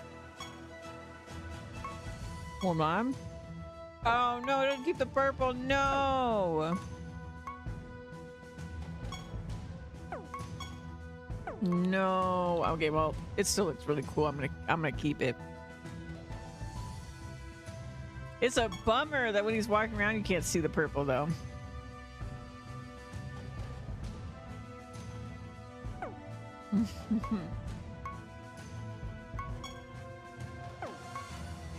Yeah, I think I like the darker one.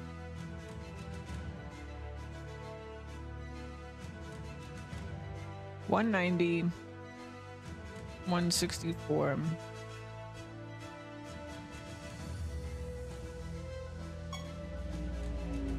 Whoosh. Beautiful.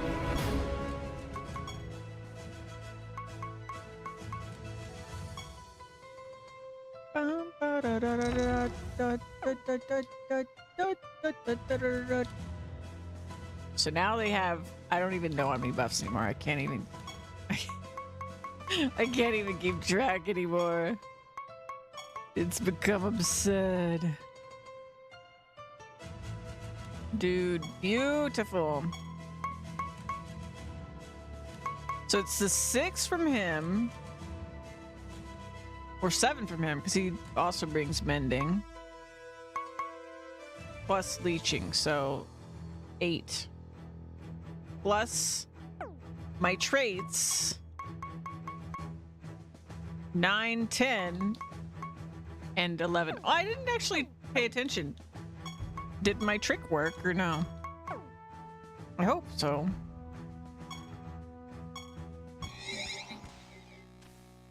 It doesn't not appeareth yond thy cater cousins art hither either. Per adventure these shouldest travel deeper yet into mine own realm. Cater cousins?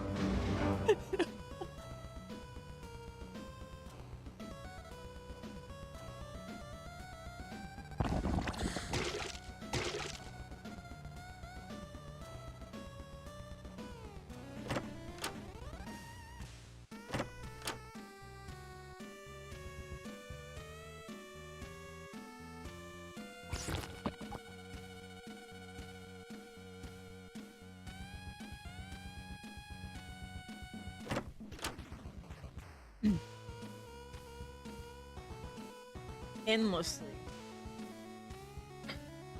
Freezer spell gems gain 50% more benefit from their more charges properties.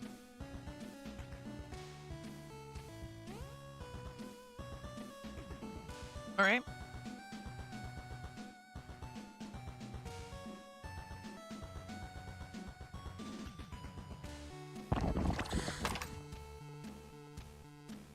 Did it work? I don't know. Hold on. What buffs do we have? Okay, leeching, mending, savage, splashing, protected, berserk, agile, warded, invisible, proficient. We did not get the other one. It doesn't work?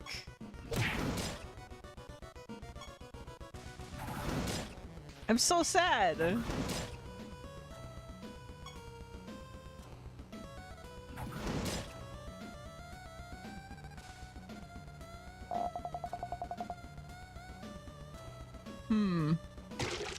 And I guess we don't heal because we don't have damage. I need to find a way to trigger it.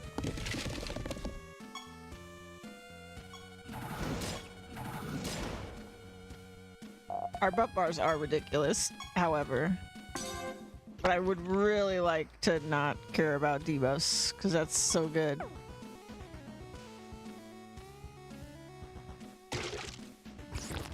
I mean, I could trigger it from, like, one of my spells, but that's not what I want.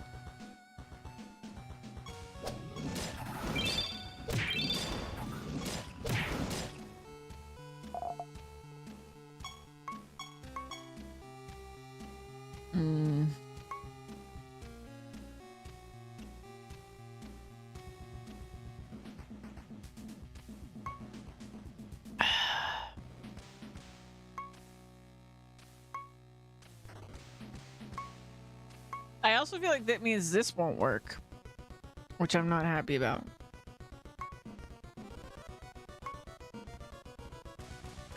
Okay, this has got to work, right? Because that's a buff. They would get it at the start of their turn. If I just put a single point into this, which I could, it's only 2. It should work.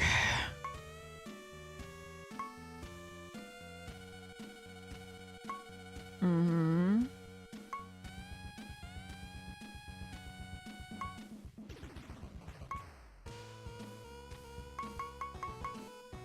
Okay.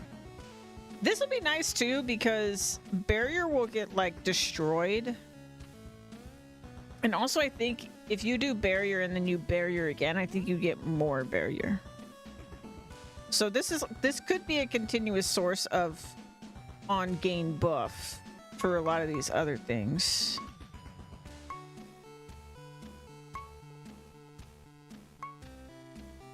Because these ones won't work because I already have these buffs.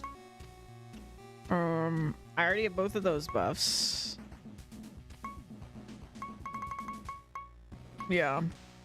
Let me just put like a point in this and see if it works.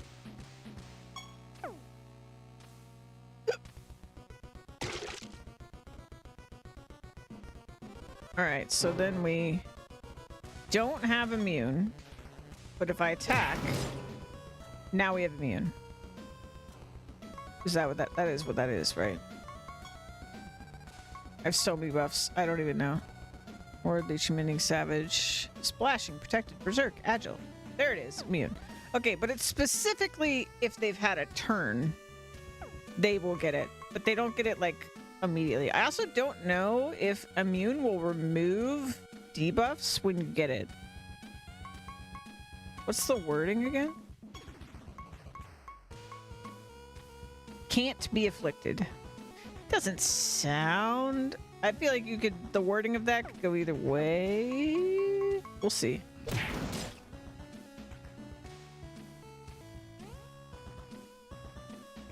It's funny they have so little barrier that I can't even see it on their bar. But okay, that does the trick. And then... Now that I have that, I think I care more about this. So when I'm at 20 again, I'll probably do that. Let me just go ahead, I guess, and spend the rest of this here. And then my next 20 will go to that. I guess I could have spent way less than that, but whatever. I'm a lot less worried now that I got my immune to work.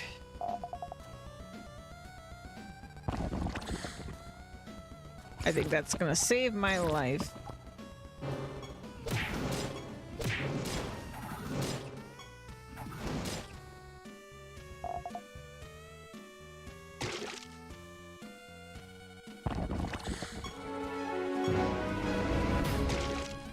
Very nice.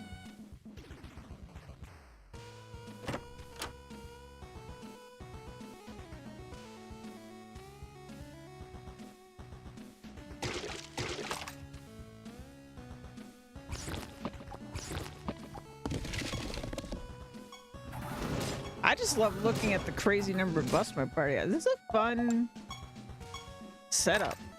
Like, it's just fun to see how ridiculous it looks.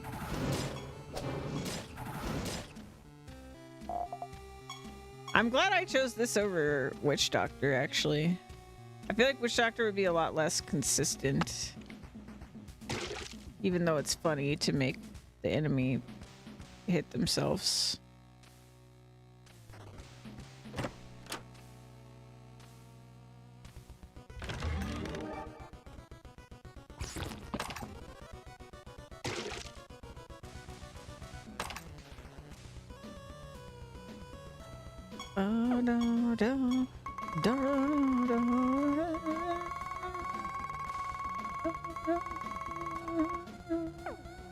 There's still an enemy somewhere.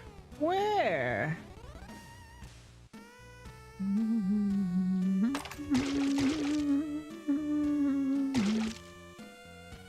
Hello. I've come for you.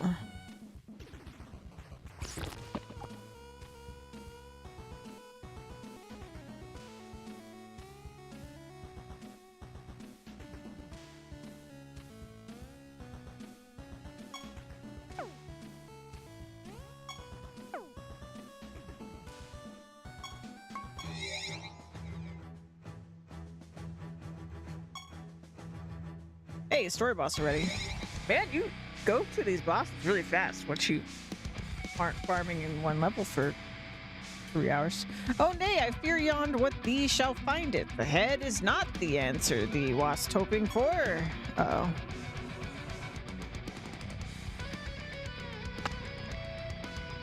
A pile of corpses? As you approach the pile of charred bones, your guts turn to ice with the realization that these remains belong to Hebron and Demo- Oh. Deimos. Unable to contend with this somber revelation, tears begin to stream freely down your face. You've known Hebron and Deimos since you were a child. They are more than just your lieutenants. They were your best friends. No one could have asked for a more loyal pair of companions, and now they're gone forever. Wait a minute. Did the bones just move? Oh. Garan. Ah, I guess it was a bit presumptuous to assume those were human bones. Kill you! Oh, who are you, Garan?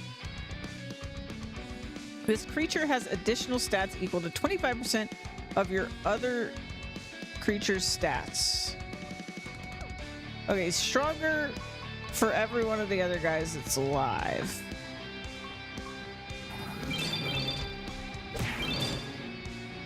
Alright, fix that.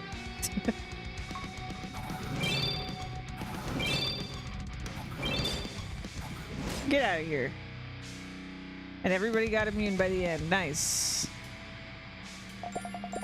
It's working. It's working. Level 20. Good job, guys. My babies. Woo, I am relieved beyond those remains wast not of thy cater cousins. What does cater cousins mean? Though you're glad to have survived the encounter, you are demoralized to find that Hebron and Deimos are nowhere to be found. You should return to Everett and report your findings, or lack thereof. Finger of Death. Target takes a massive amount of damage. Ooh. That sounds nice. Holy Smite. Target takes a small amount of damage and the cast recovers a small amount of health. That's a very paladin move.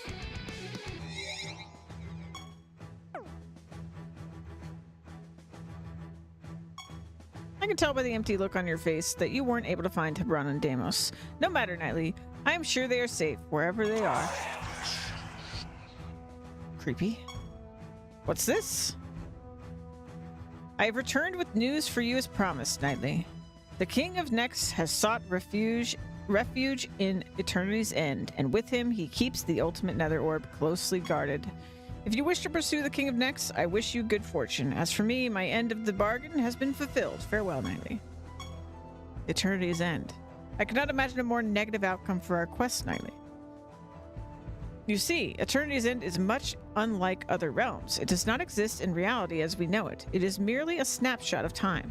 If we were to configure our teleportation shrine to travel there, it would be long gone before you'd even arrive. I must think over this predicament, Knightley. For now, I believe you've earned yourself some rest. You look like you haven't slept in days. Everett is correct. You're so exhausted that you can hardly keep your eyes open. After bidding Everett farewell, you head off to bed for the night.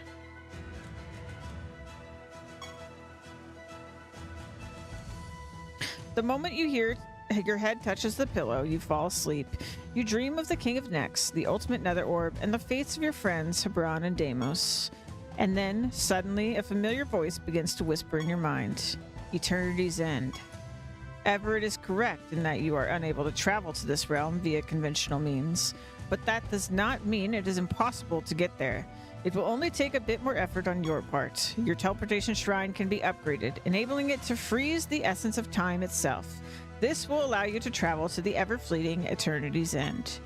But initiating such an upgrade is not as simple as collecting materials for Everett. You must find and collect the 5 lesser nether orbs, ones of chaos, death, life, nature, and sorcery. With these relics, you'll be able to empower your teleportation shrine and travel to Eternity's End. You will find the Death Orb in the Path of the Damned. The Nature Orb can be found in the Swamplands. As you might have guessed, the Sorcery Orb is found in the Refuge of the Magi. The Great Pandemonium is home to the Chaos Orb. And last but not least, the Life Orb is located in the Azure Dream. Seek out these orbs and take them to the Temple of Lies to activate them. Afterward, I will aid you in channeling their power into your teleportation shrine. Well, that's certainly a lot of information to remember.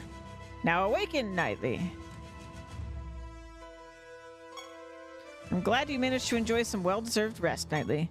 Unfortunately, I still have not figured out a way to reach Eternity's End. You explained to Everett that Caliban came to you in a dream once again and told you how to upgrade your teleportation shrine. I see. The logic behind Caliban's strategy is sound. I am only concerned about the danger you must endure in order to collect these orbs. I suppose we have no other option. First, journey to the Path of the Damned and seek out the Death Orb.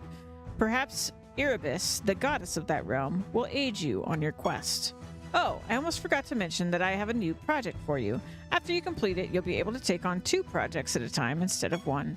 Farewell and good luck, my friend. Well, I haven't finished the other project, so we're just gonna go to the Path of the Damned. Sounds like a happy place.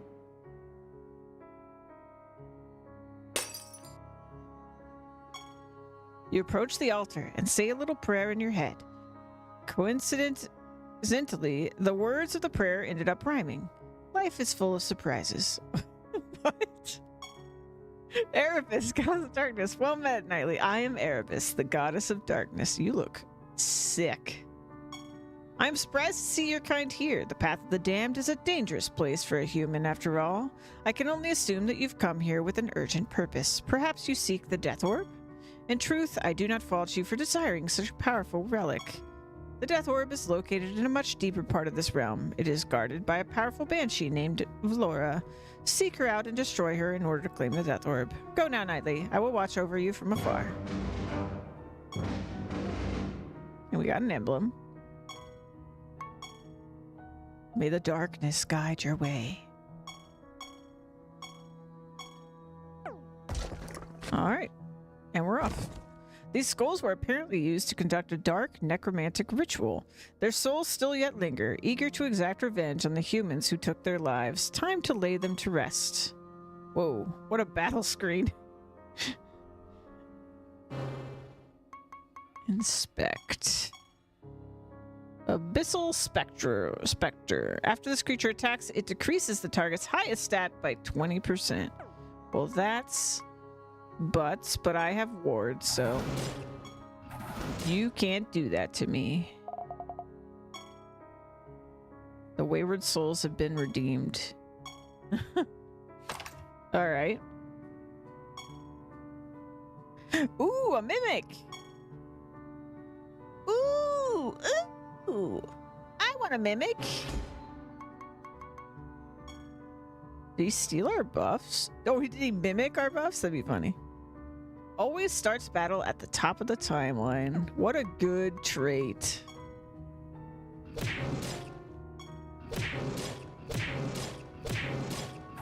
Oh, you're tanky, aren't you?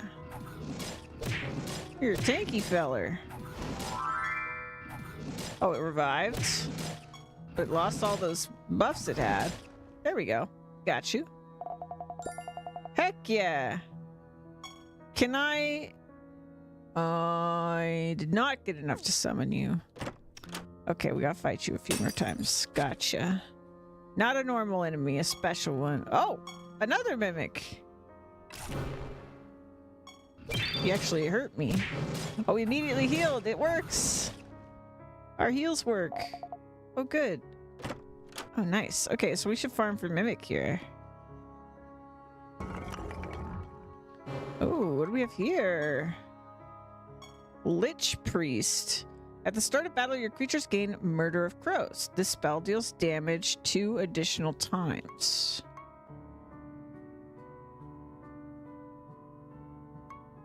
Huh. Okay. Shadow Zealot. At the start of battle, this creature afflicts 3 random enemies with fear. This trait does not stack.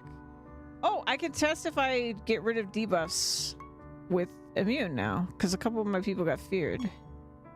After your creatures die, this creature gains 25% of their stats. Okay. So we should kill you first. Got it. Oh. I don't think it does. Yeah, I have immune and the debuff. Darn. Okay, so I need to find some other way.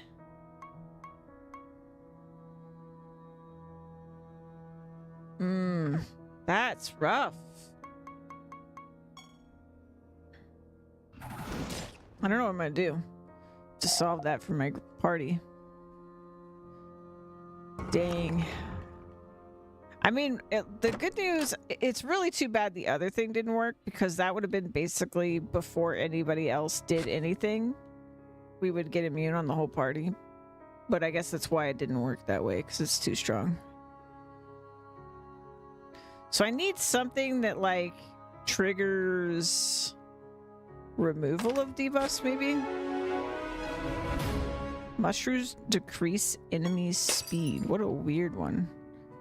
Oh, I guess like their speed stat. I was thinking like in the overworld, but that's probably not what it means.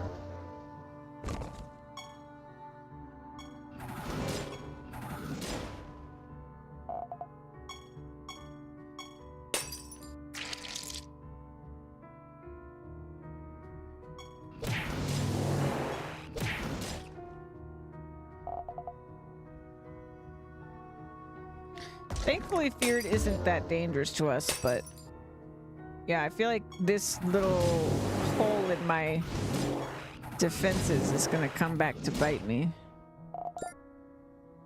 I don't know. Does it tell me actually?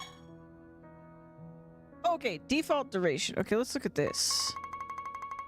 Is everything default 3 turns? Okay, so if I get immune,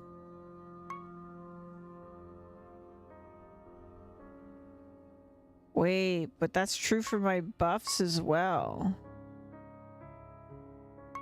But not, okay, but most of my buffs are always half. But my immune is only 1 turn. I didn't think about this, and we were doing fights so quickly that I really didn't think about it, but I mean, they'll constantly regain immune. I guess it's fine because they'll get it every turn. Yeah, actually, I think it's fine. So all the buffs, the only ones that'll go away and I will never get back are proficient and invisible. Out of all the buffs we currently gain, the only ones we will not get back are those 2. Because barrier we get every turn. Berserk is always. Agile is always. Leeching is always. Mending is always. Protected is always. Savage is always. Splashing is always. And warded is always. What is my build? This is crazy.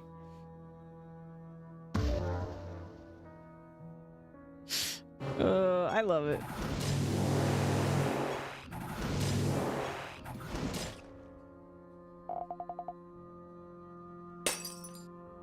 Yeah, it's not complete immunity to... There's a window where I can get debuffed. I'm better off than not doing anything about debuffs, but I've still... Oh, hey, our project's done. I still can be affected. But I think there's that very brief window, and then after that, it shouldn't ever happen again. As long as I get the chance to immune, then I'm perma-immune just because I re-up it every time I have a turn. And because I can't be debuffed when immune, they can't do something that would, like, prevent me from having my turn. Like, debuffing me so that I couldn't have my turn. So it should be fine.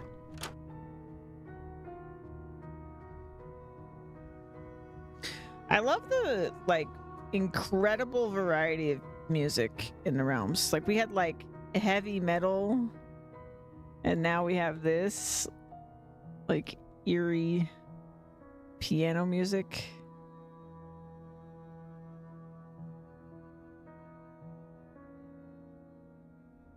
And visually, I feel like they did a really good job. They're, like, very different.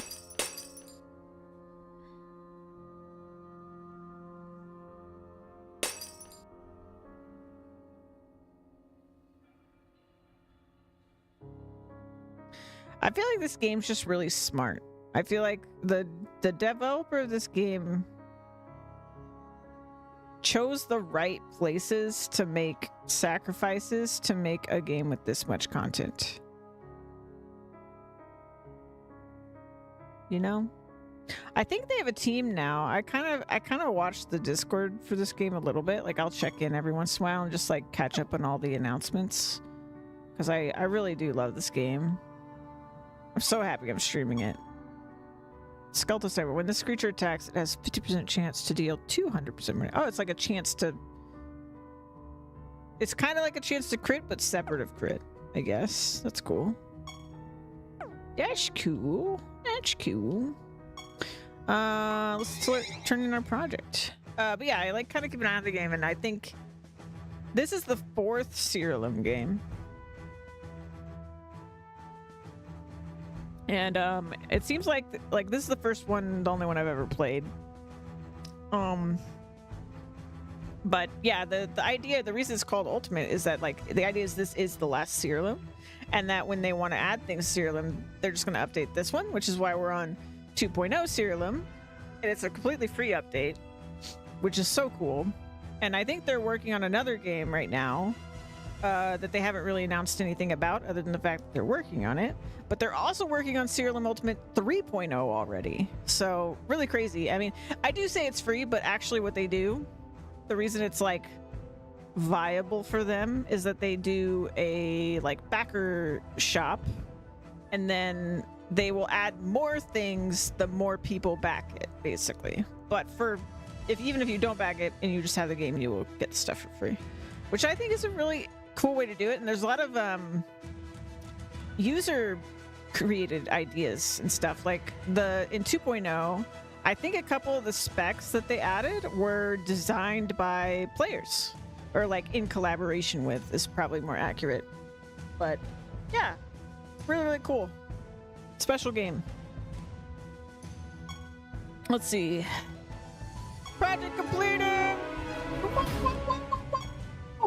I should upgrade my Mirelix more. I have the money. So what is this? Backgrounds, banners, music. Oh yeah. Oh yeah. Oh, what? I've never heard this before.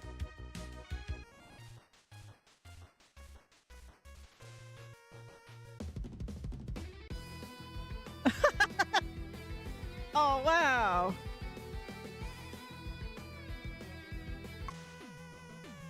I love the chip too. The 8-bit ones are so good.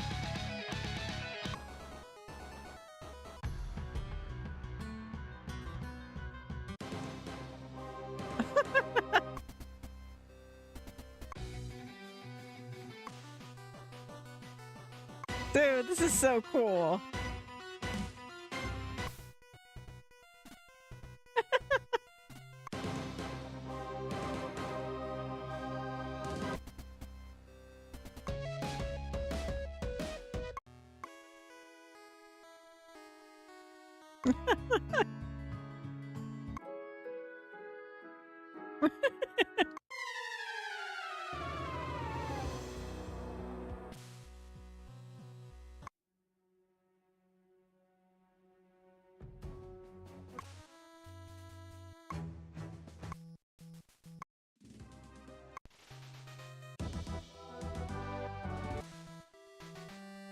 That's so cool.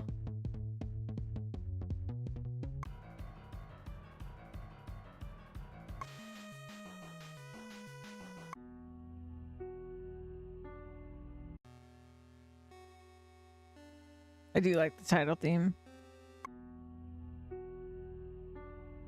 That might be what I want for the castle. I'm trying to figure out what I want to replace the castle music with.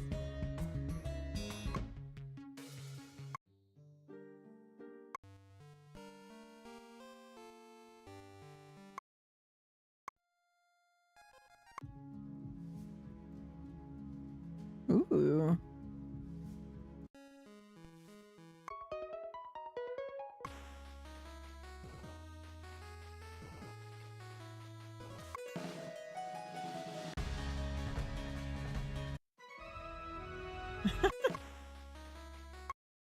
Oh man, I don't know.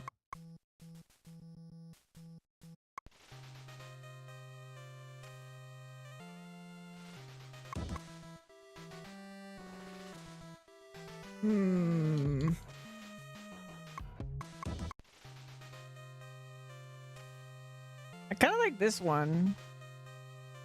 Apparently it's from Siralim 1.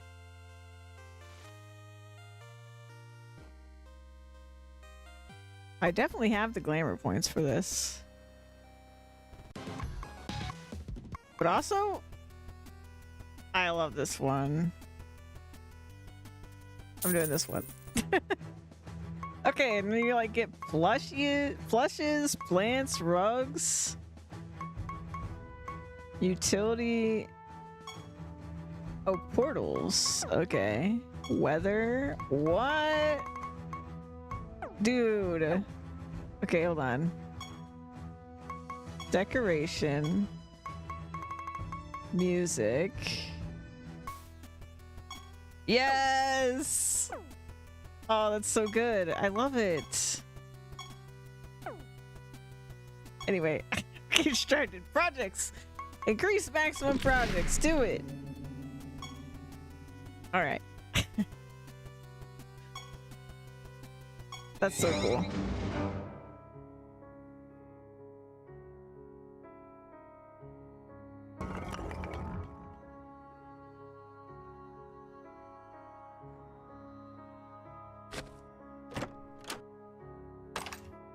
An oversized chocolate bar. I guess that was for my project. And what are you? After this creature attacks, it steals 50%? Yikes! I'm glad I have ward. Bro just cripples you.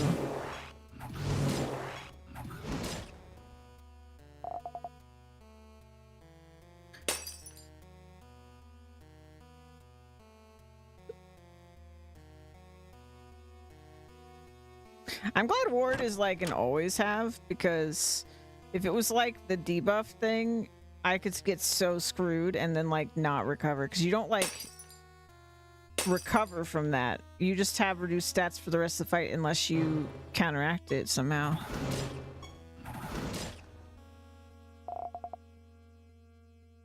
Actually, like, I can't believe how easy it was to just get all these buffs, and like it's so good already. Target takes a moderate amount of damage. If this spell kills the target, it cannot be resurrected for the rest of the battle. 100% of the damage is based on the caster's speed instead of intelligence. Wow. Disintegrating arrow. Indeed it is. You can't resurrect if you've been disintegrated. I guess that's fair.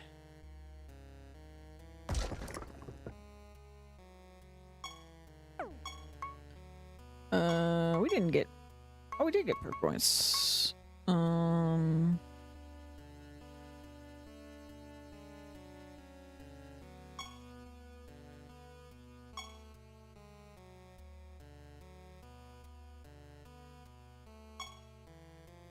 It's for each buff they have too, which is crazy. Because I've got like 10 buffs. This is such a good perk for me. It's crazy.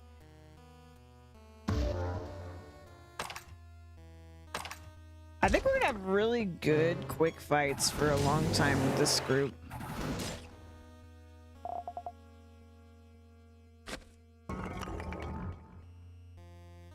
Because we're just gonna be overwhelmingly strong. I know eventually they start being like, you know, way over the level you are. Like, what level are these guys now?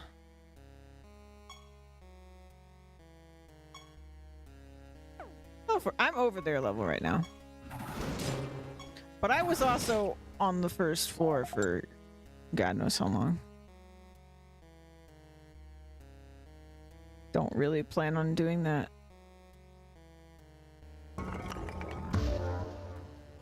Because I think in the future, like, when I want to grind God stuff, I'm just going to keep going deeper as I do it, you know? Instead of staying on the same floor.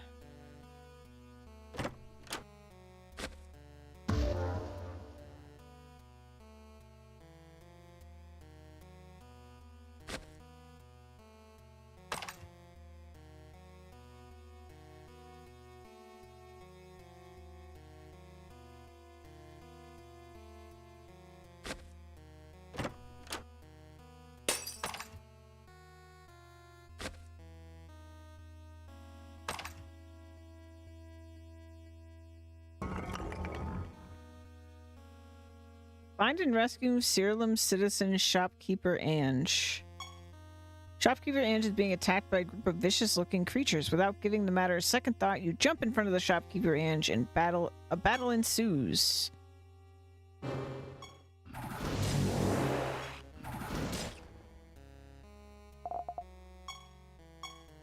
Thanks for saving me, Knightley. You're welcome.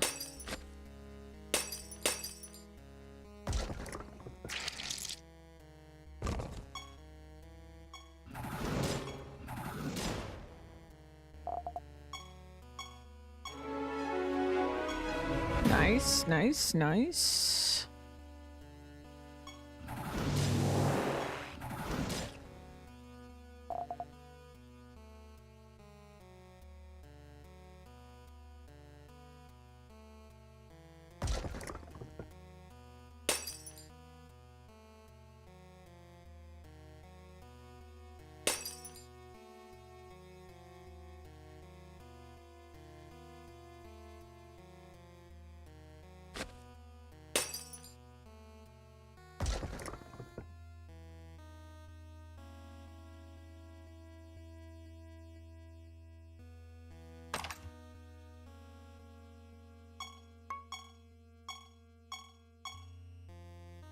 Oh, rain of blood. How lovely.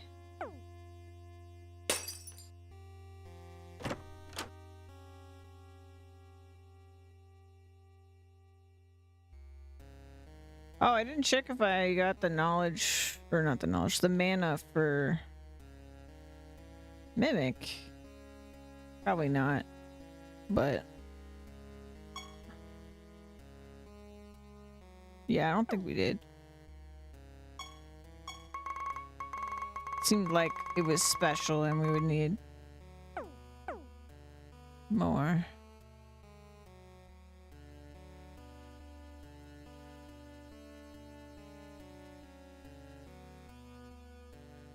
I saw it on my map.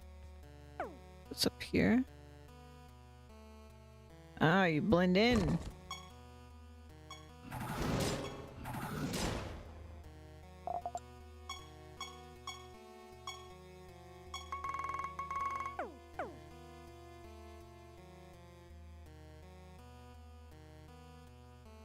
Now, where did I put the teleport?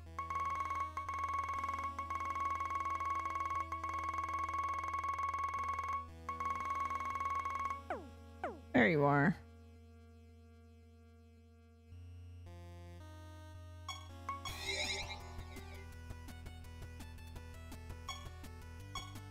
Oh, boss already. My gosh.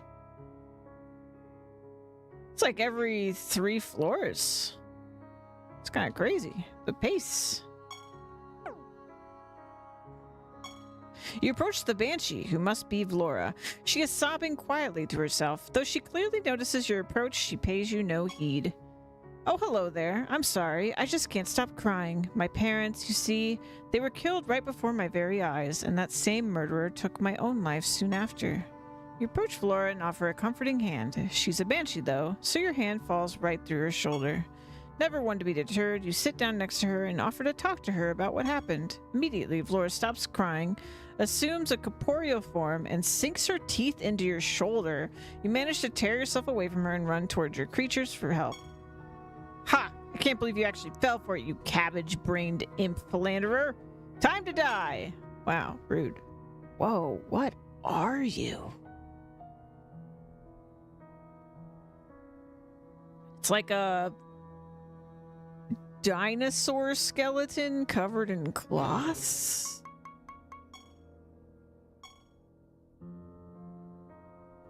Or something? I'm not even sure. At the end of each enemy's turn, this creature is moved to the top of the timeline. Ooh! Shadow Step. Wow. What a crazy trait. And then we've got Shadow Moth, which is new. Enemies with fear deal 60% less damage with attacks. We're gonna get feared immediately, aren't we? Your creatures cast death spells as if they have 100% more intelligence. Wow. Okay. Interesting lineup you have here. Okay, let's just go for her. There we go. Get out of here. Goodbye. Easy peasy. As Flora draws her final breath, her body dissipates into the air. In its place, a large, glowing orb appears. This must be the Death Orb. You can feel a power coursing through it, enveloping your senses. Erebus, Goddess of Darkness, says, I am pleased to see that your mission here was a success. If ever you require my help, you need only ask. Take care, Nightly. She didn't really ask anything of us. She was just kind of like, it's over there.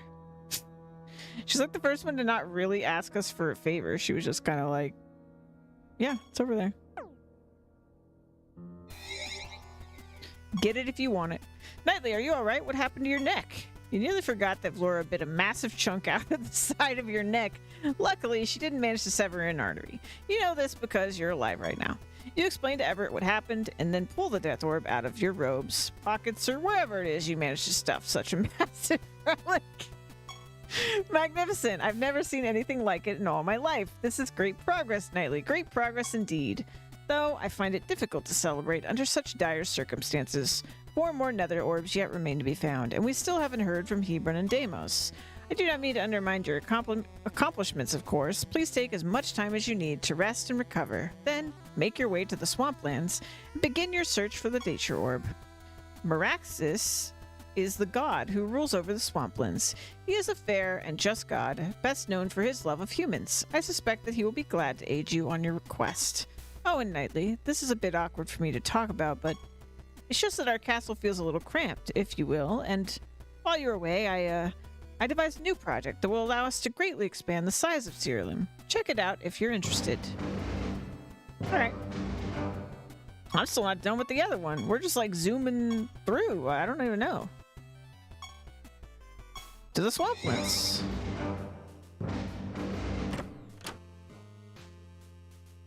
Oh, look, Ebony Int is here. Whoa, whoa, whoa, whoa, whoa, whoa, whoa. Hey. Let me get a look at you. Red Storm. While this creature is above 90% health, it has 50% more attack, intelligence, defense, and speed. Wow. 50% is kind of a lot. And Pillwiz Peasant. This creature's attacks deal 75 permanent damage and inflict bleeding. Okay. Pillwiz Guardian. After an enemy takes damage from bleeding, your creatures recover health equal to 50% of the damage dealt. Okay. Oh, you look cool. Brownie Trickster. After this creature attacks, the target has a 100% chance, and the enemies adjacent to the target have a 50% chance to be afflicted with Confused. Oh, that would be great for Witch Doctor, right? That's pretty cool. I love the look of that guy. What a guy.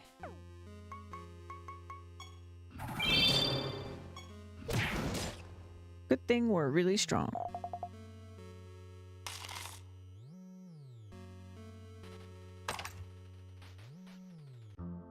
Ooh.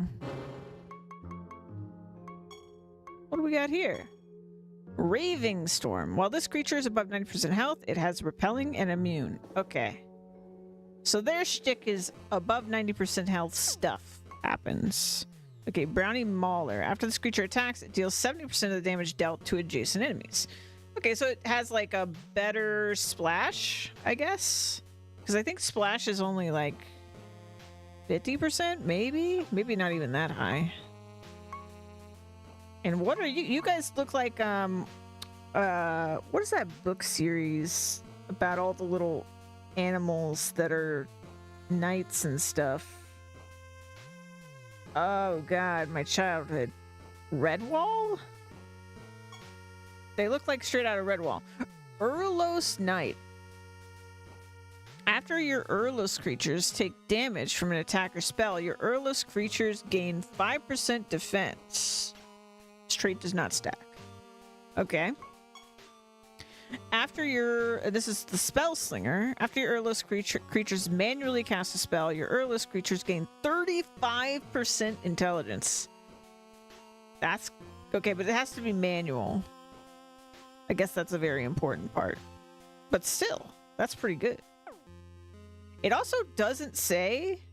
Oh, no, yes, it does. This trait does not stack. Okay. I was going to say, it didn't say the thing.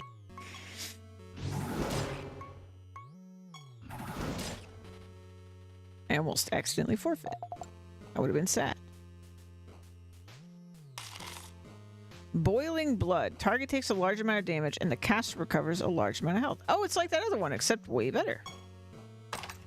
Nice. It's a better version of that other spell. Okay, that was weird.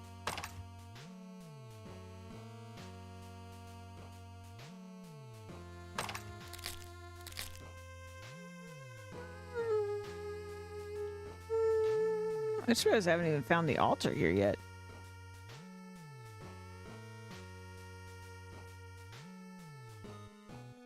What are you?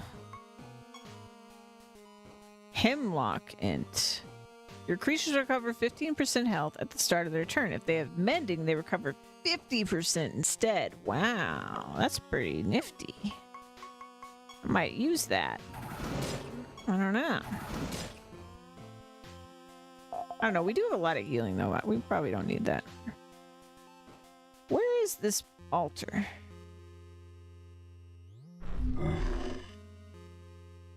Nice, nice. I'm gonna need an altar, please. Did I miss it? No.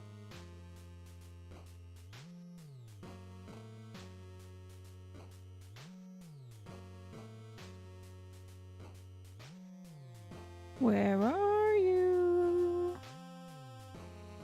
I know you're somewhere. Enemies' buffs are removed. Sounds nice.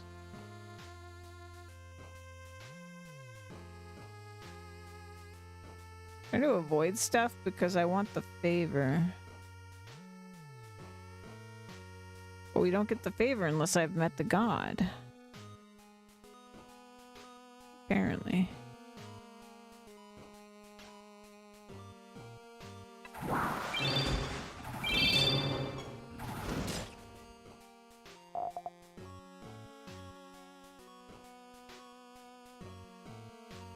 Wait. You approach the altar. Meraxis' trunk dangles near the base of the altar, and you suddenly have a strange urge to touch it. Oh no. Oh ho! Don't even think about it, little one. I am Meraxis, the god of bliss. What brings you to the swamplands on this fine day? You ask Meraxis if he knows where the nature orb is located. Oh ho! Why, yes, of course I know where it is. In fact, I have it in my very own possession right now. But I'm afraid that I will not hand it over so easily. No, instead, you must first pass a test. Prove to me that you are strong enough to protect the nature orb and keep it safe from the clutches of those who would use it for ill purposes. You fight a god? Impossible. Oh, of course not. I would one-shot your entire party with incredible ease. No, you will face a very different type of challenge, one that I shall reveal to you soon. For now, make your way deeper into the swamplands. Consider this the first part of your test.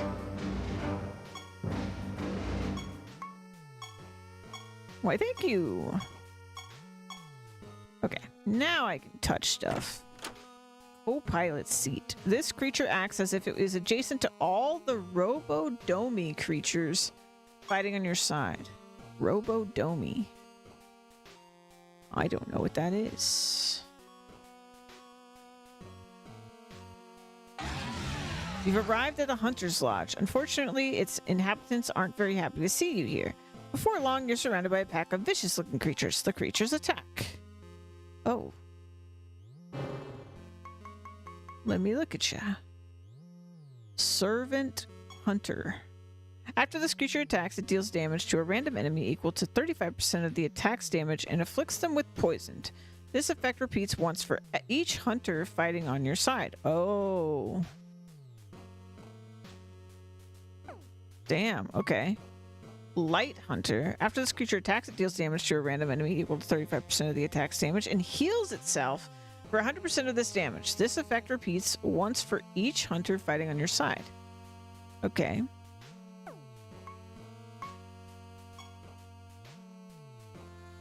Are they just to themselves?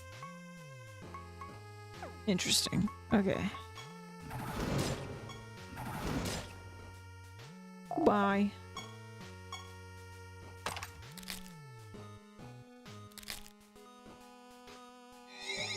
Oh, I did not think that would be a door.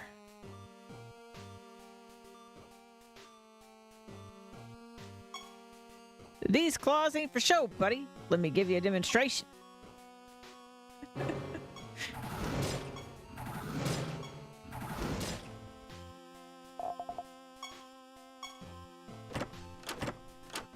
Gift of the Wild. Your creatures recover a small amount of health and gain repelling.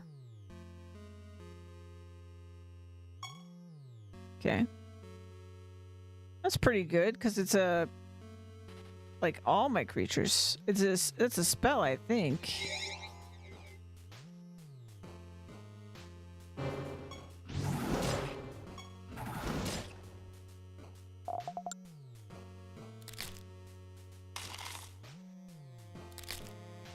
And we don't have repelling. Cole Anderson Xavier. I can't believe how much treasure I've found in this realm. My pockets are completely full. Here, take these items. You'll be doing me a favor by lightening my load. Oh, great. You're welcome.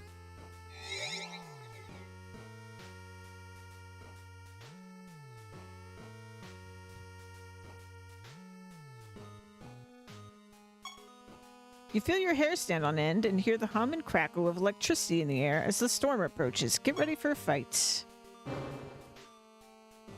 Are you the same? Yeah, okay, that's the spell slinger. Okay. They didn't die. You're supposed to die. There you go.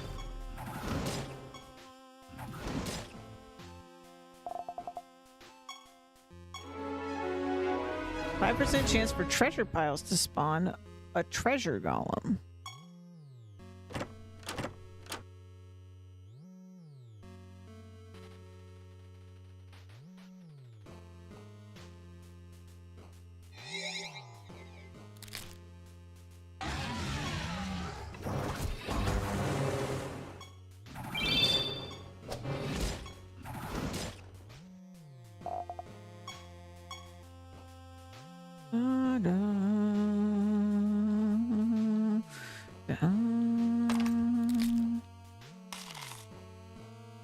Guess that was a treasure pile.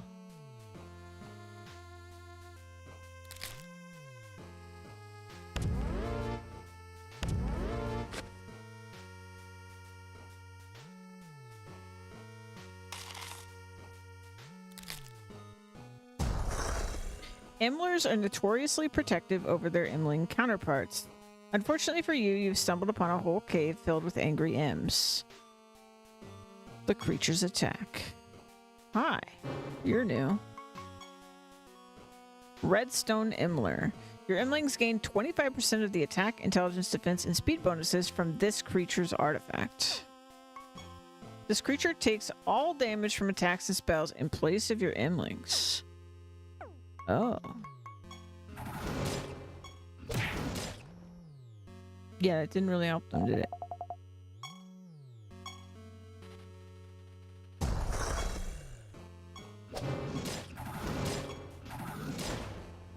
I don't think that guy's trait's working. He wasn't taking the damage.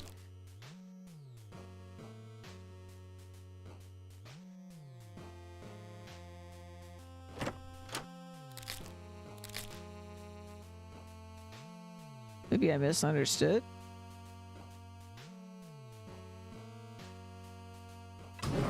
Whoa! Scares the shoot out of me, man. The hell?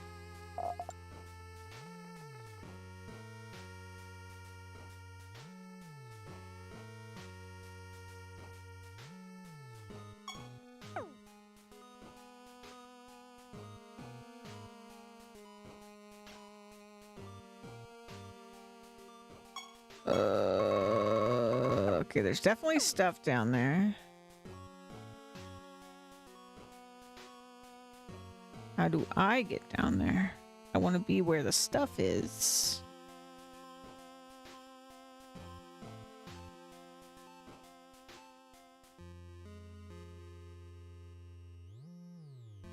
How do I get to the stuff? You wouldn't just show me stuff that I couldn't get to, right? That'd be pretty rude. Oh, here it is. Maybe not. Oh, yeah, okay.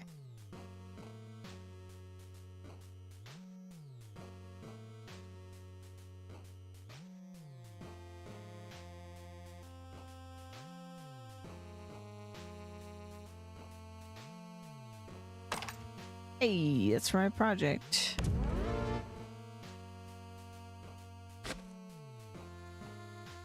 There we go.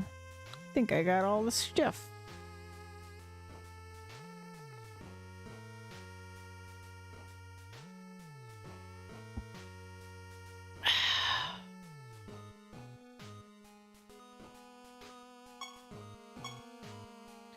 Autumn aspect. Oh, the aspects live here.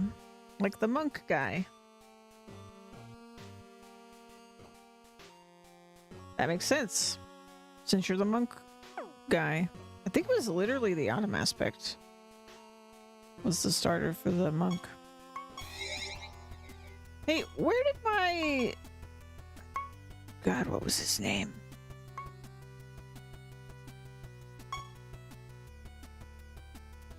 This one. This came from...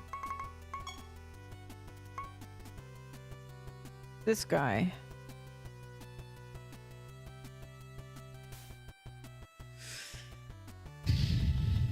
Is this gonna be... this spirits give buff related things, or is this gonna be spirits do after your creatures are healed things? I guess either way it would work for me. I kind of want to go back, see if there's new critters.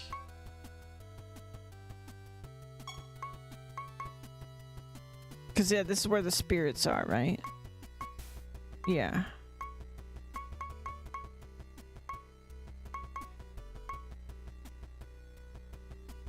Let's give it a shot.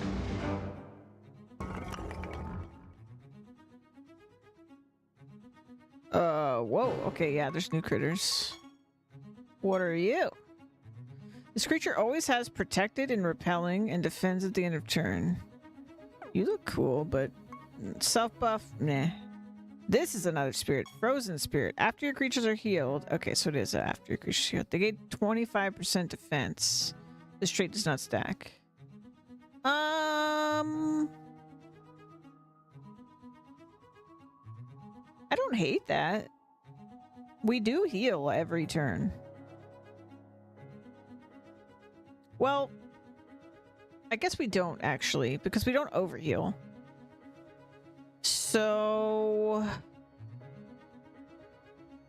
yeah, even my other spirit, now that I think about it, probably isn't putting in the work I would have hoped. How do we get overheal? Can we get overheal? Surely we can.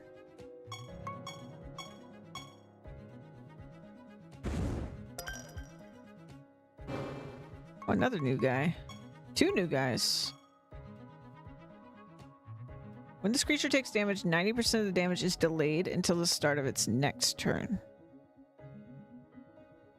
Huh. Defer pain. Okay.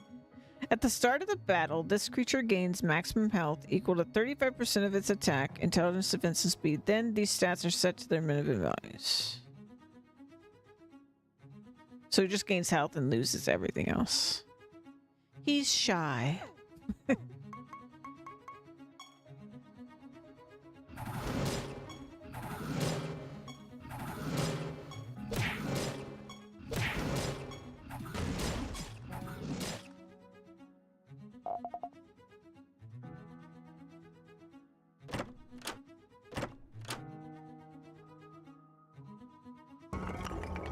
So blindingly bright here.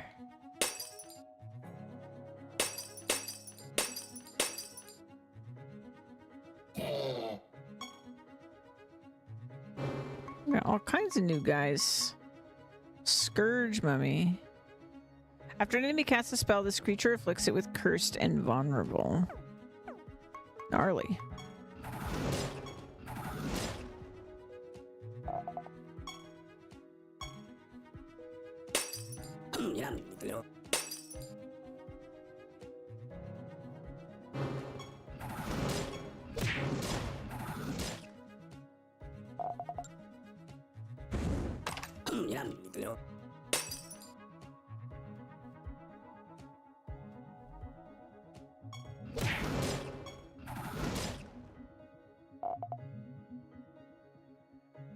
lot of new creatures, actually. More than I was expecting.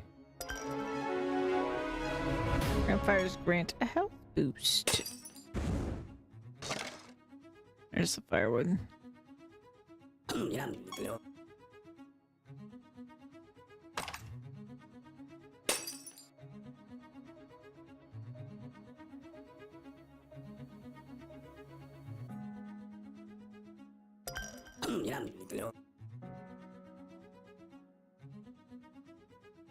Ooh, what are you?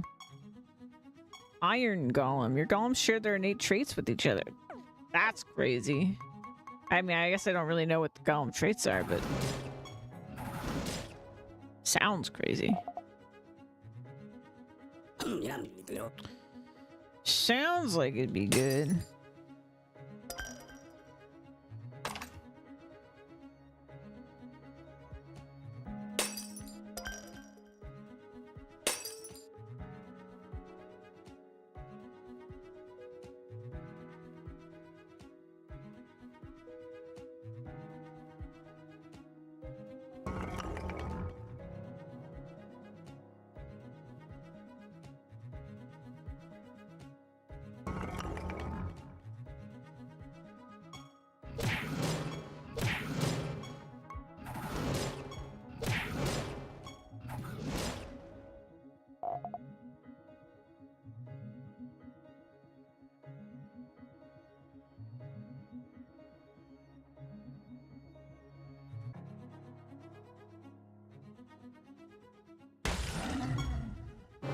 Ooh, new Yeti.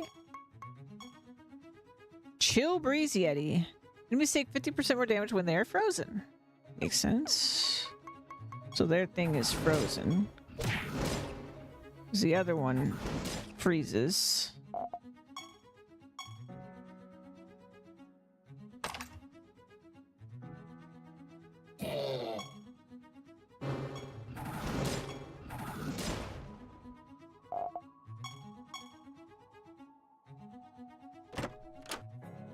Target is killed and resurrected with a massive amount of health. Okay, interesting. Caster is killed and your creature's minions gain 3 stacks.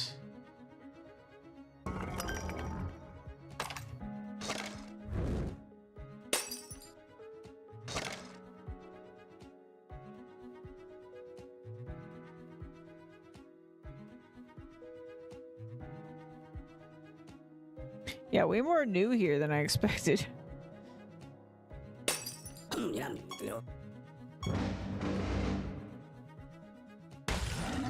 Hey, our product's ready.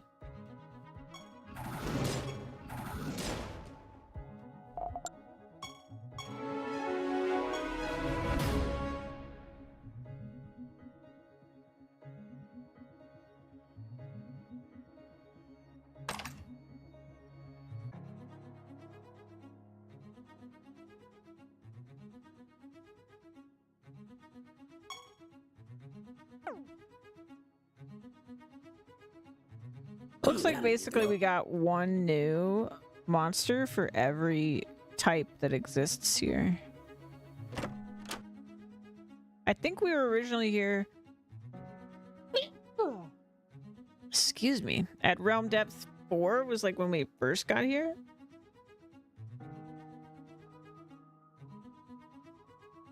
So it's basically been 10 realms.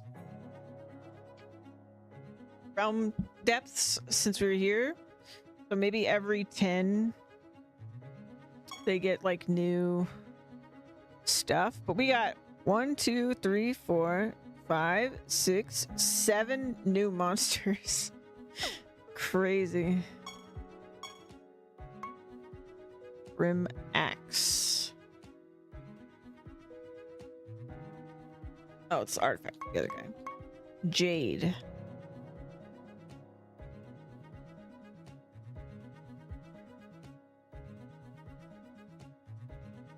Huh?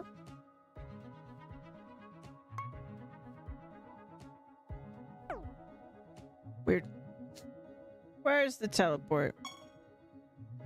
I think I'm ready to go home.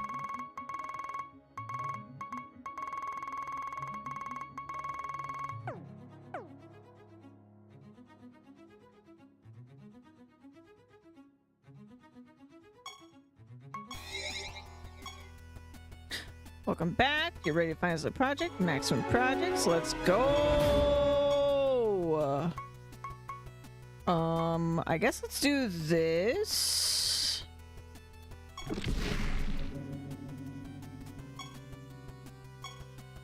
And oh, okay.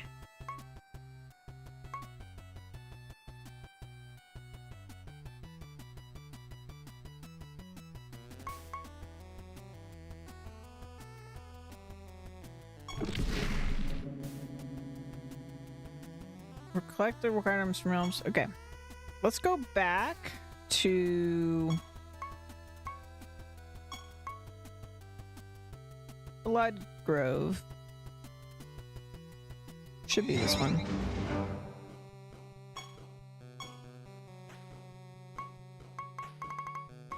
Oh god, it costs 50? I didn't know that. That's a lot. We could do it, but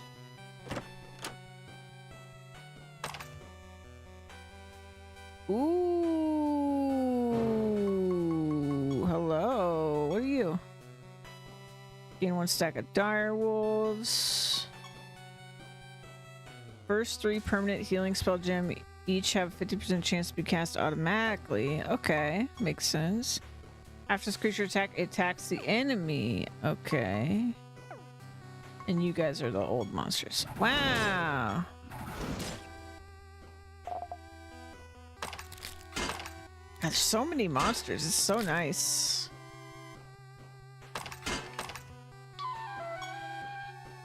Oop, another new one. Spry. Enemies can only cast spells once at a time. Okay, makes sense, because the other one does only attack once.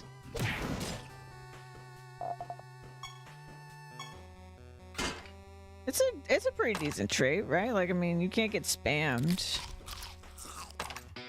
if you had them.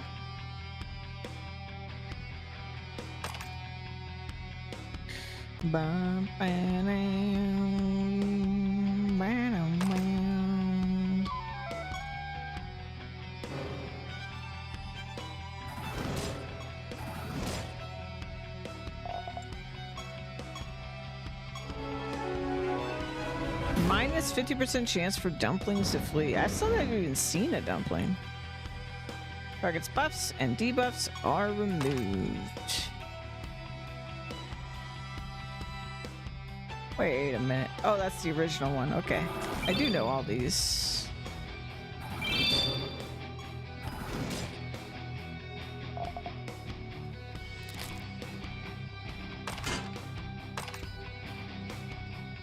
Ooh, look at him. You look like you're out of Bloodborne. Bard Jungler. Your creature's attacks deal 50% of their damage using defense instead of attack. No, I don't want that. I can see wanting it, but I don't want it.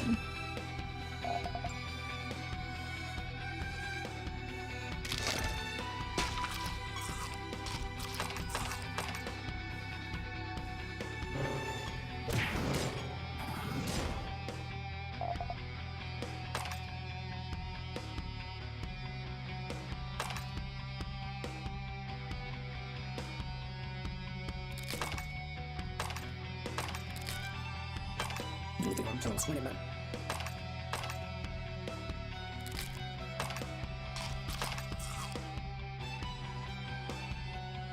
Anything until 20 men.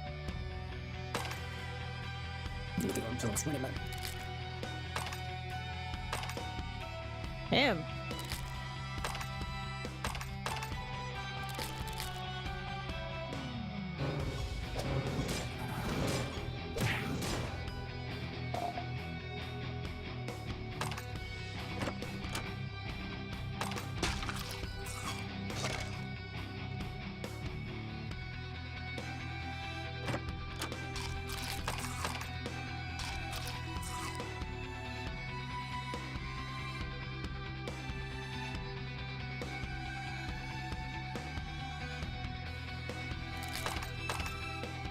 Anything until 20 men.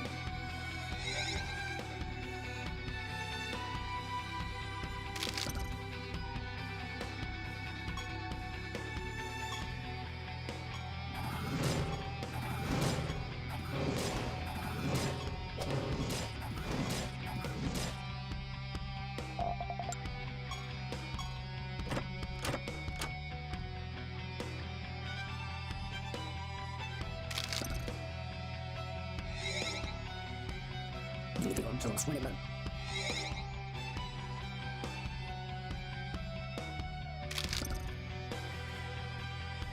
I got an achievement for buffing a lot. Yeah, that's gonna get maxed, whatever that is.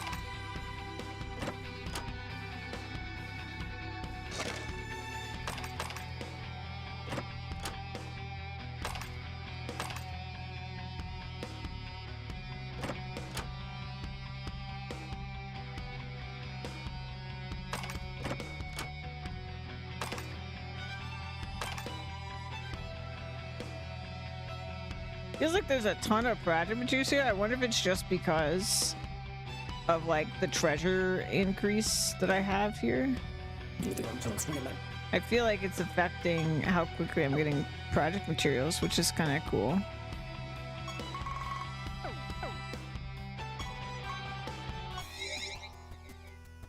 Okay, so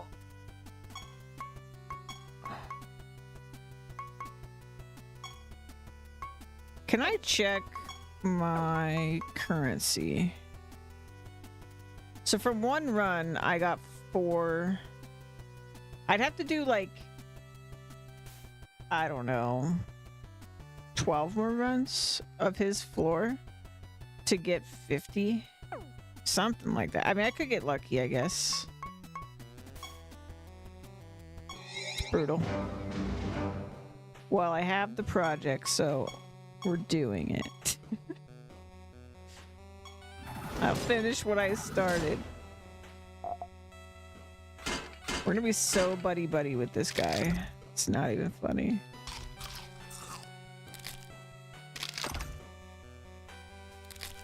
Leave it until 20 minutes. Yeah, I think we get way more project materials when we're here. Very cool.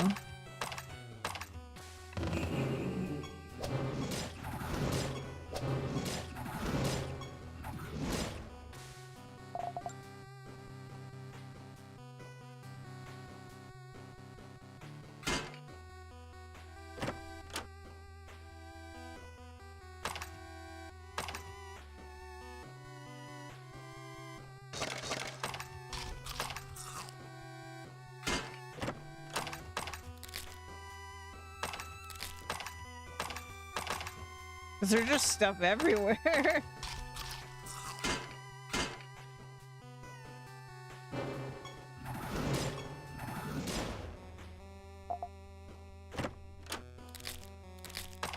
So much loot. Leave it until 20 minutes.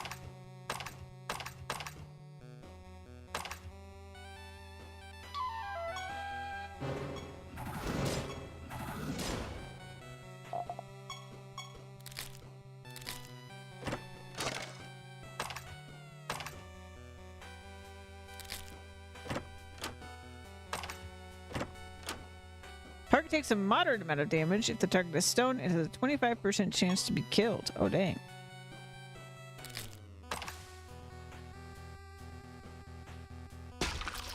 We got another spell that caused stone. I remember picking that up.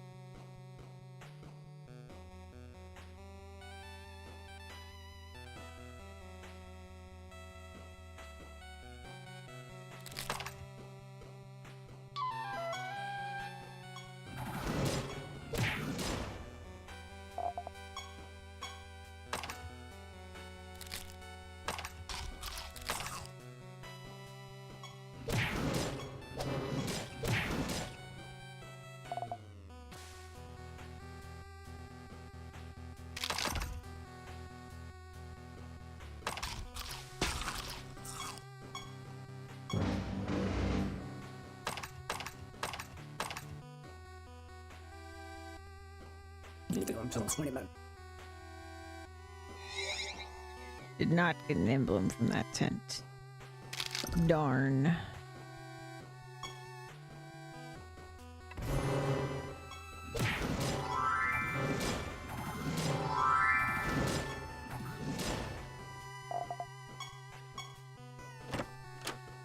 Venomous Stinger. After this creature attacks an enemy with poisoned, it gains attack equal to 50% of the potency of this debuff.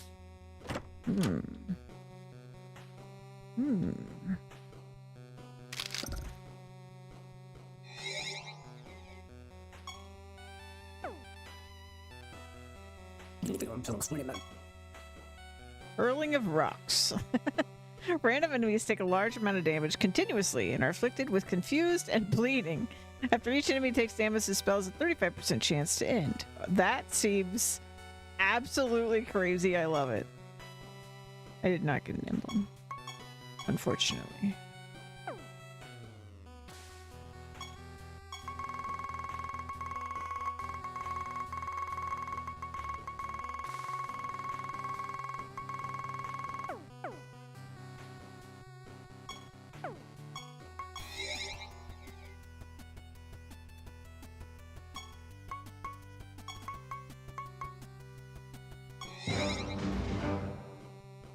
Hello.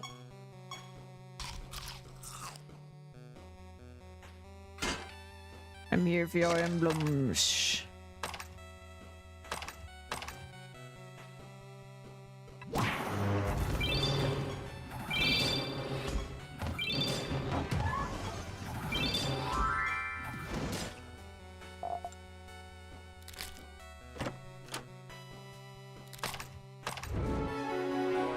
And now, 50% dumpling spawn chance. Rank 27. Ah, dang.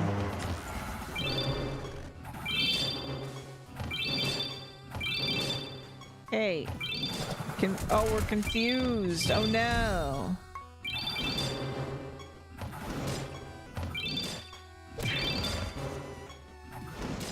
There we go. We got him.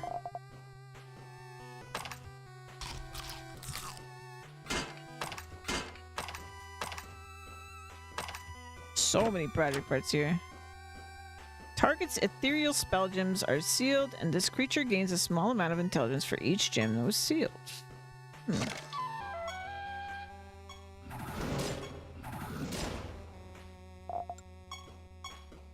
Anything until 20 men. I got an emblem. Let's go.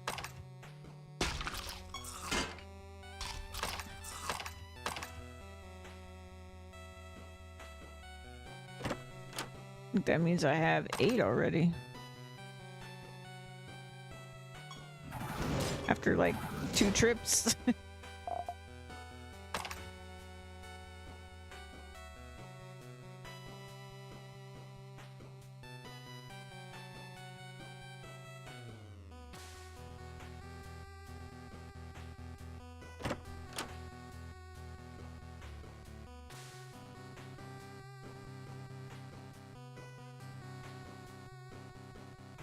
Deals a moderate amount of damage to the target, then bounces to each of the target's allies at random. The damage is increased by 20% for each bounce. Oh, so it's not a chance to bounce, it will bounce to every single ally of the enemy hit. That's so good.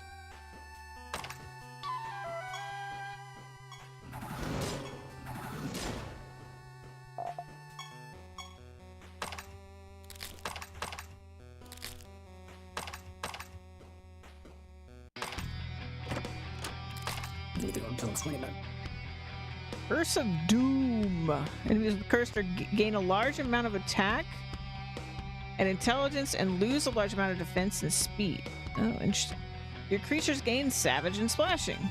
Immolation Aura.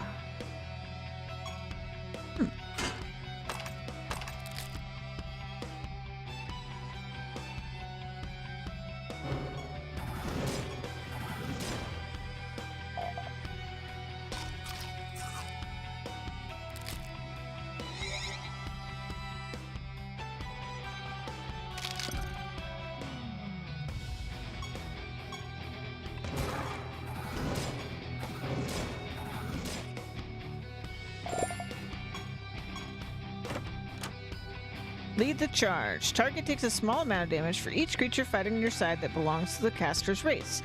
100% of the damage is based on the caster's highest stat. Okay.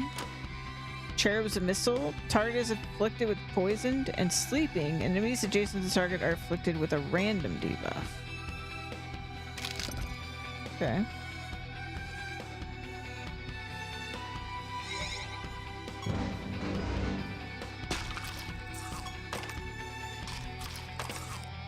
Anything until 20 men.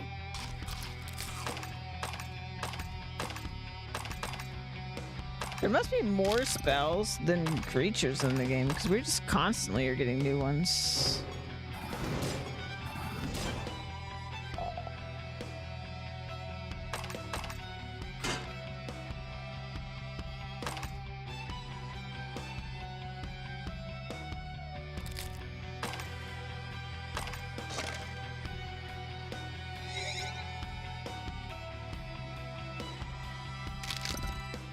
Ba-da-na-na-na-na-na.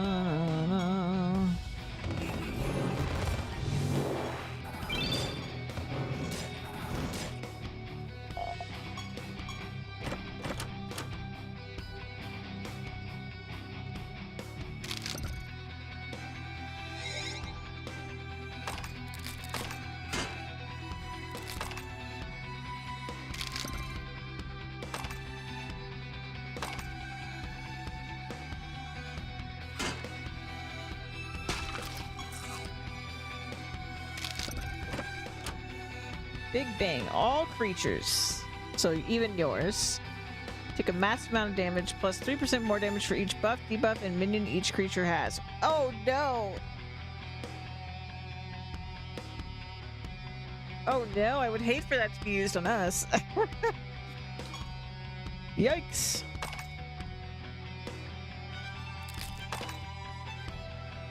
Anything until 20 men. I'm scared knowing that exists. Enemies' buffs are removed and your creatures gain those buffs. Interesting. But also, wouldn't want that to be used on us. So we would keep a good chunk of ours, because they're always active.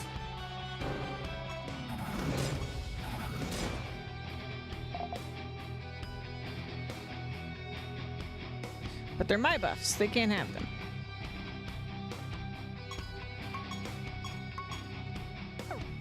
We have 12.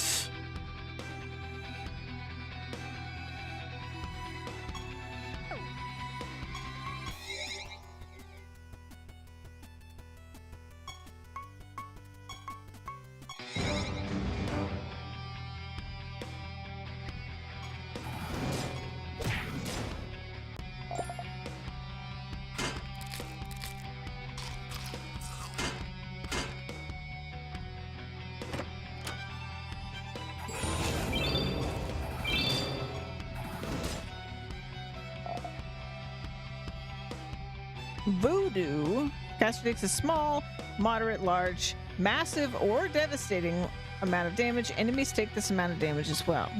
Oh god. That's some voodoo.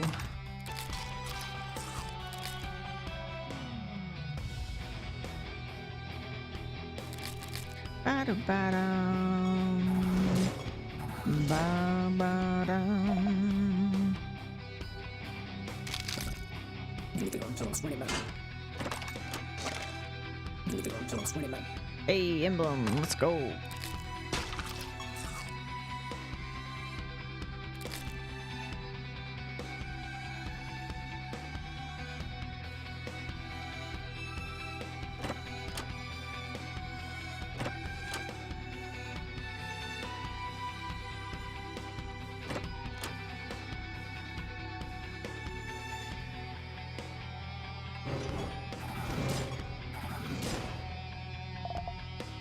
Anything until 20 men.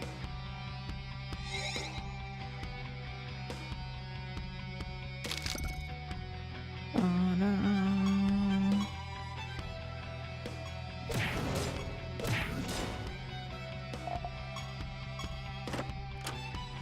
Target takes damage equal to its intelligence minus its attack.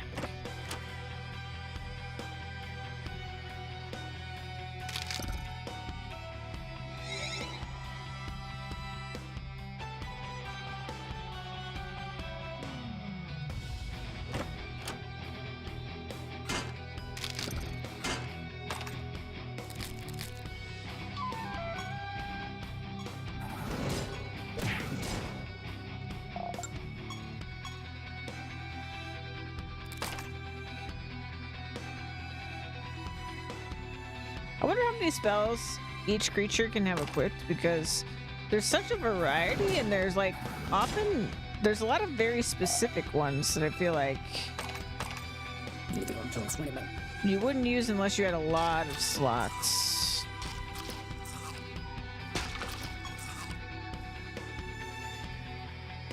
Or unless you were like making a team or setting up a team for a very specific fight. Oh, two right next to each other. Nice. Give me those.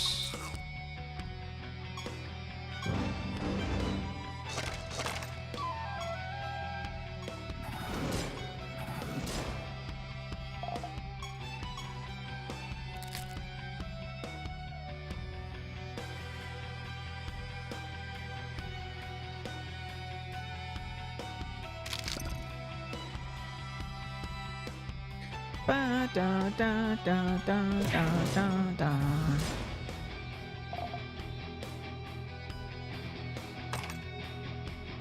Hey.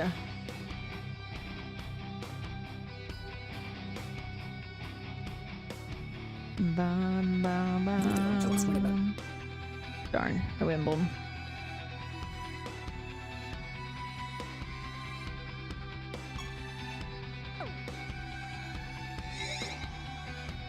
Ba-dum, ba-da-da-dum, bum, ba-dum.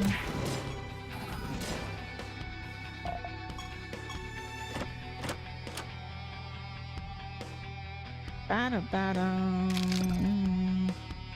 bow, wow, wow. There's one more tent.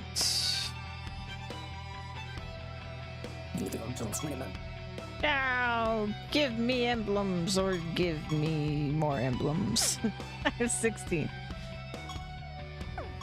Let's go back and turn this in. Whoa, your castle is huge now.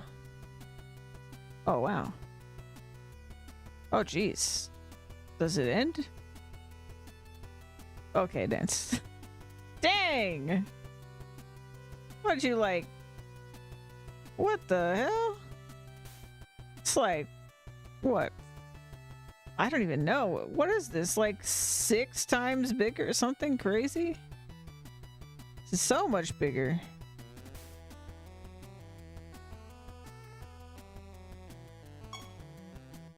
Size matters. Uh-huh.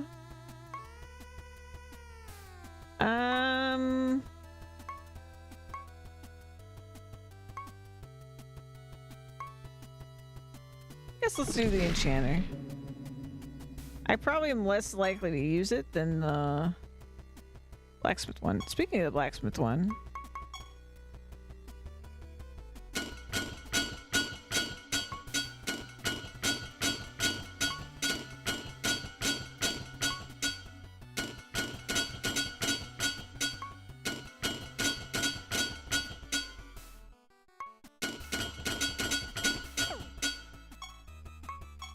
what do we got? What do we got? Stats.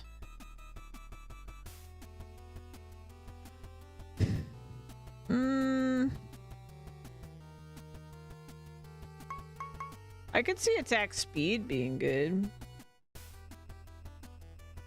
I kind of want to put like, I guess this one has attack on it already.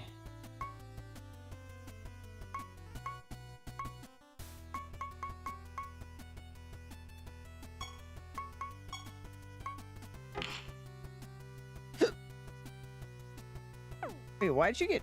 Oh, because it gets better bonuses on all the slots now.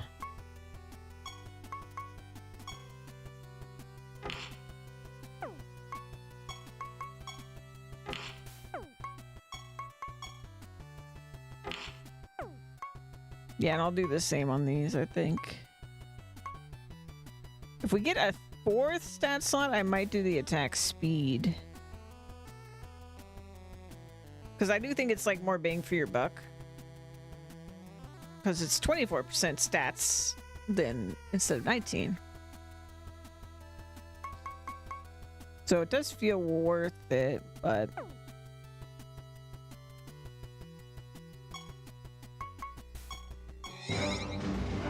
anyway.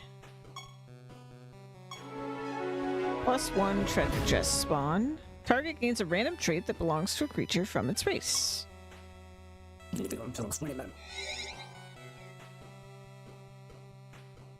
Ba-da-da-dum.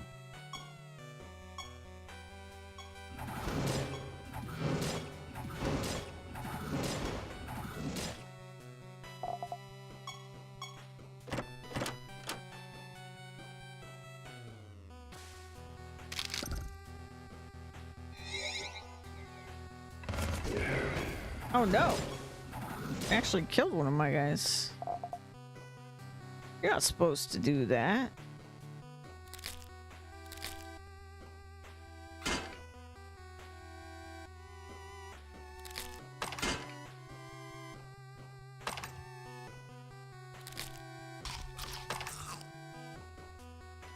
Oh, what are you? Ah, it's a treasure golem. A peaceful, fun-loving treasure golem has appeared. When this creature is attacked, it drops some resources. This creature also tries to run away each turn. Black Ice, Powered Blast, Spell Blast.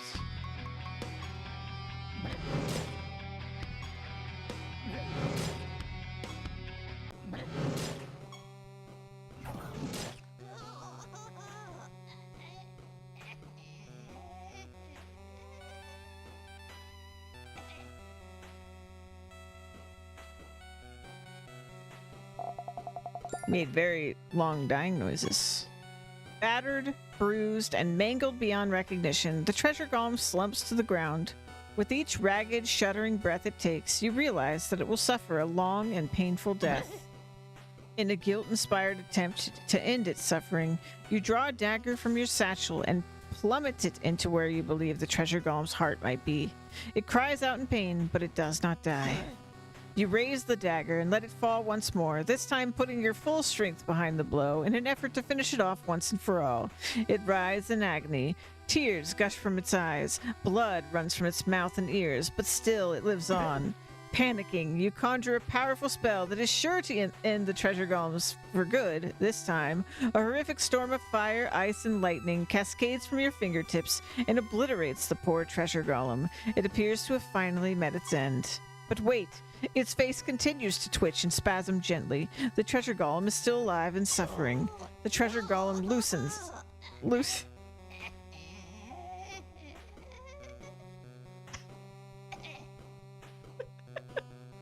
Treasure golem loosens a soft sigh. You begin to weep.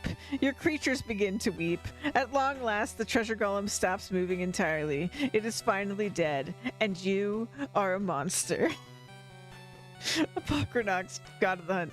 The thrill of the hunt is only fulfilling when your prey poses a challenge to your endeavors. There's no honor in slaughter. You have done the world a disservice today, and we are all worse off for your actions. Oh god. The worst person in the world achievement.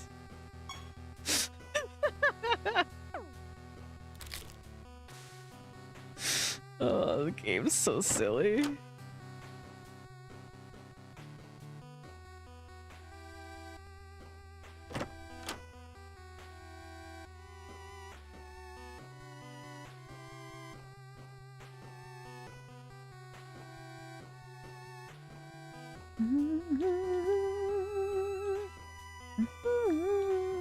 Well, I finally saw a treasure golem.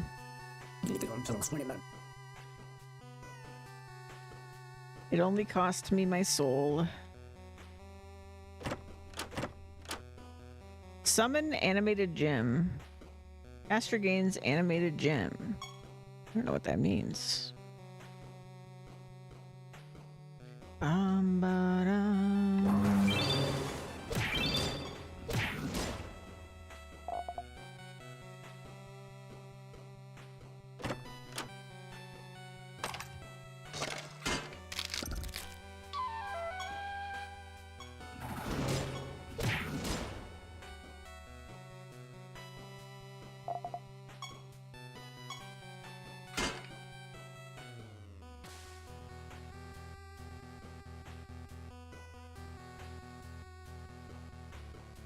Da, da, da.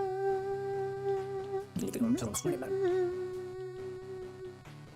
Da, da, da, da, da.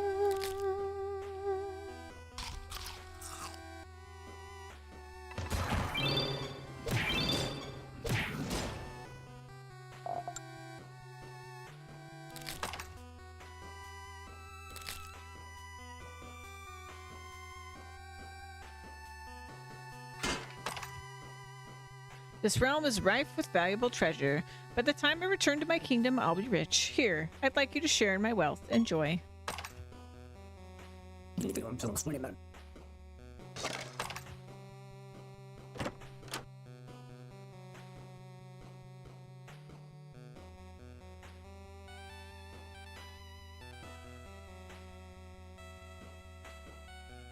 Leave it until 20 minutes. Unholy augmentation. Your creatures gain repelling.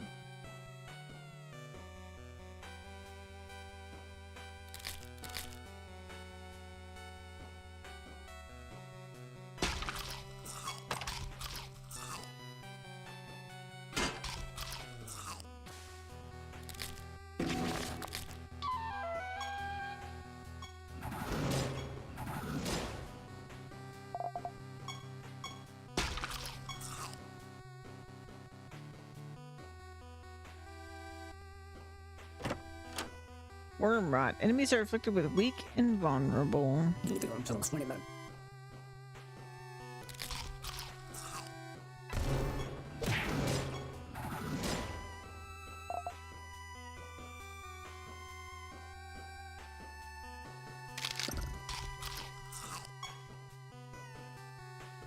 Leave it until 20 minutes. Da ba da da. Dun, dun, dun. Cat meows devour. I've been lost out here for days. I'm so glad you. Whoa, what is that?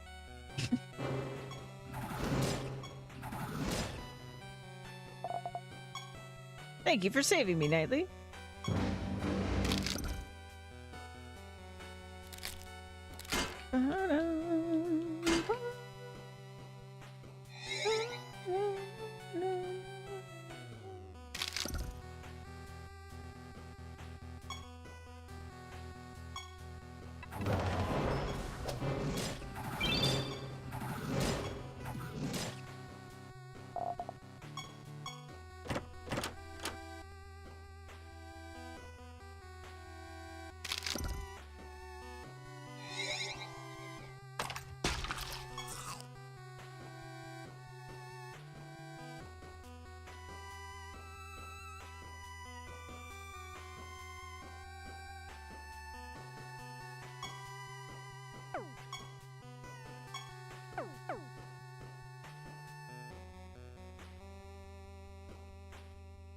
Leave it until 20 minutes. Hey, I got an emblem. Nice. And we're at 20. After only like 3 runs or something? It's definitely faster now. Seeker of Emblems.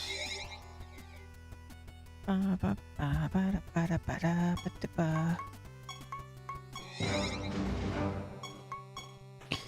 good thing it is too, because we need so many of them.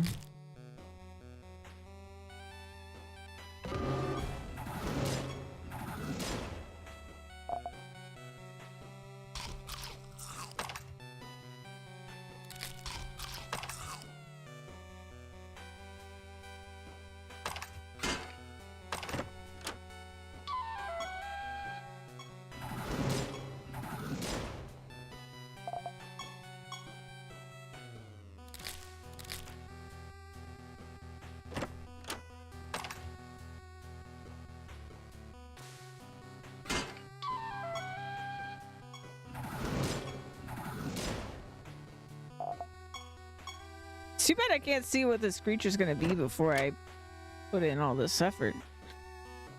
Like you can with the other ones. Oh, a mimic. Nice.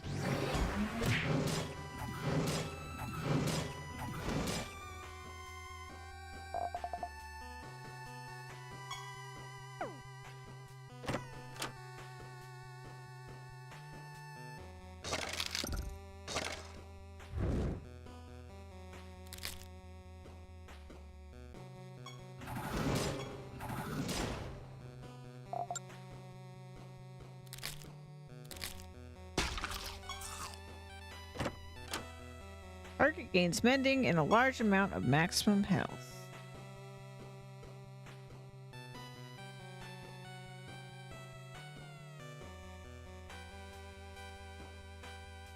Dun, dun, dun, Anything until 20 men. dun, dun. Ooh, emblem, nice.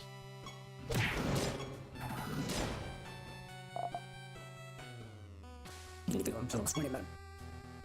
Hemorrhage. Target takes 100% of its bleeding damage continuously. After the target takes damage, the spell has a 35% chance to end. Ooh, that sounds vicious. There's been a couple bleeding things and a lot of bomb things that do make me wonder about building for those.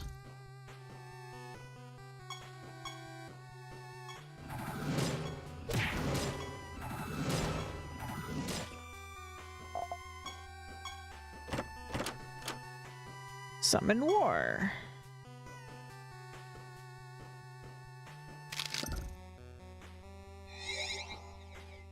Ba-da-da-da. Da-da-da-dum. Da-da-da-dum. Emblem.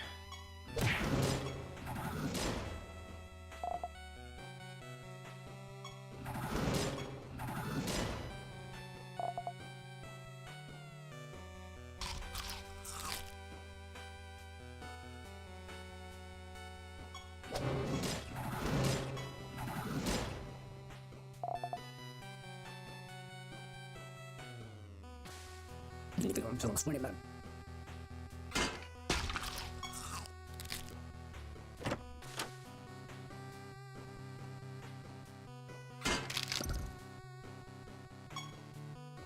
Adara. Greetings, traveler. It's good to see a friendly face around these parts. I found something interesting treasure nearby that I don't have any use for. Here, you can have it. So, let me drink some water.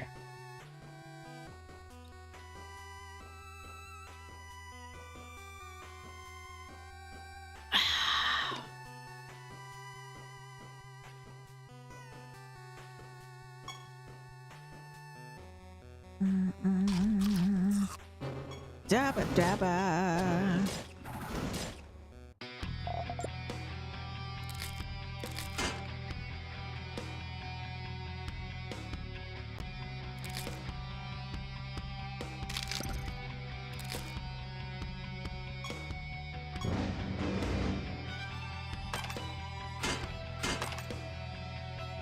Oh, it's for the project. I was like, what is that?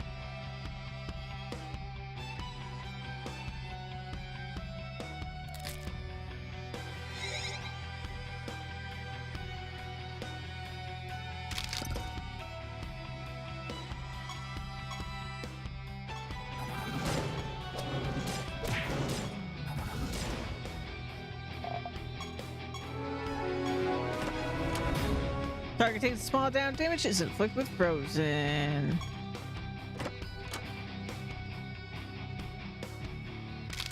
Ba-dum. Ba-da-ba-dum. Ba-da-dum. Where the heck are more construction materials?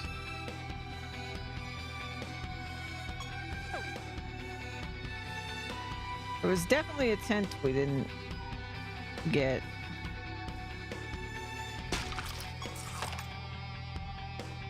Ba-da-ba-doo-bow.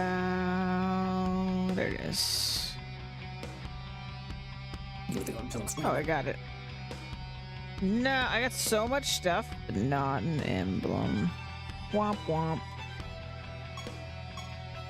Oh, we're at 25. How did that happen? 5 in one run.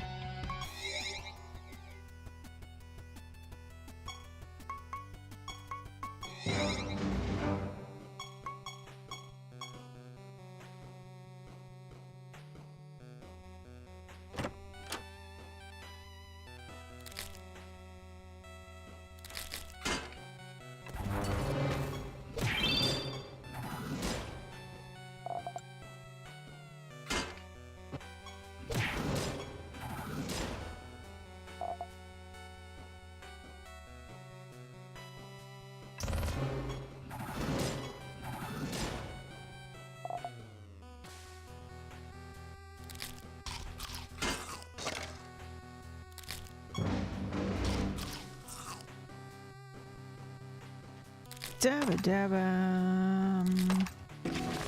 Ba-na-ba-na.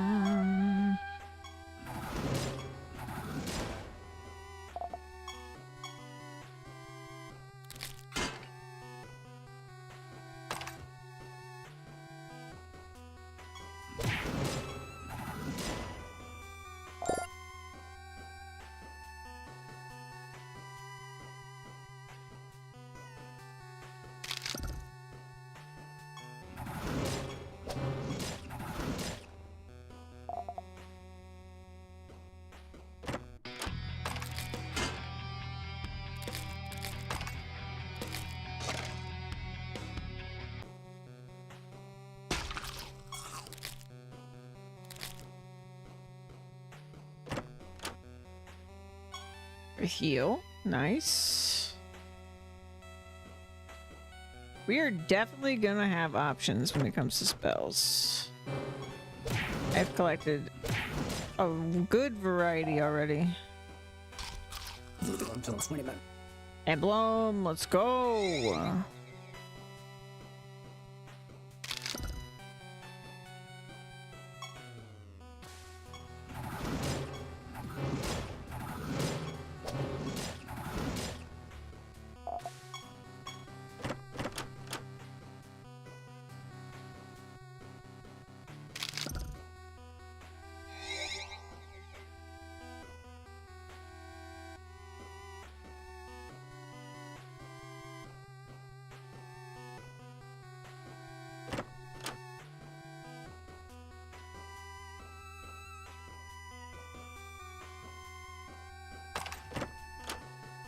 Target's health is set to 25% and it gains a barrier that absorbs damage equal to 200% of its maximum health. Interesting.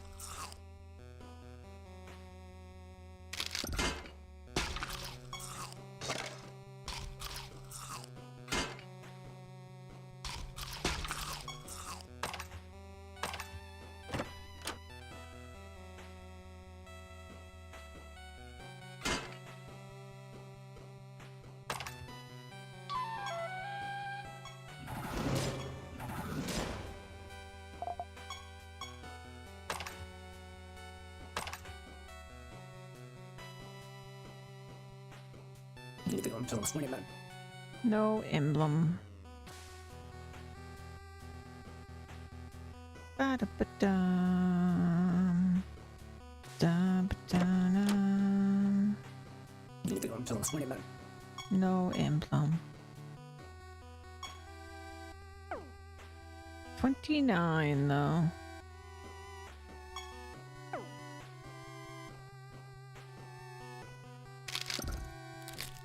Four in a run is still pretty good.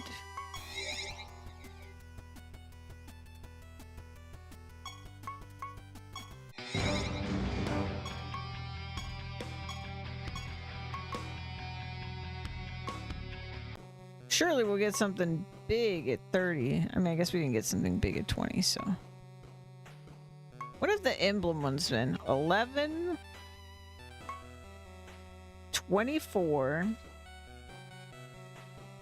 and 25. All over the place. No hint.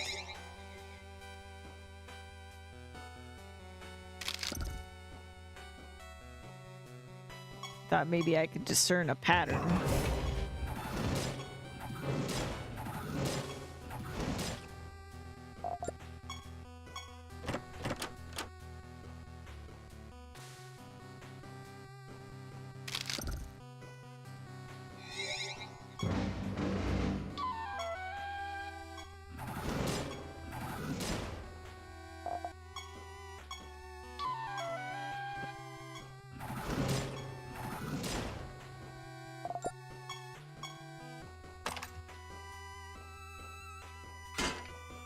Moving on to 20 men.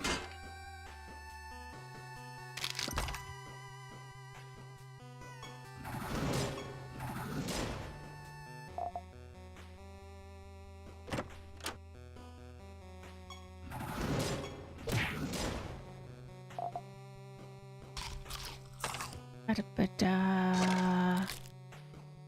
Da-ba-da-ba. Da-ba-da-ba. Anything until 20 men. Ba-da-ba-da. No emblem. Anything until 20 men.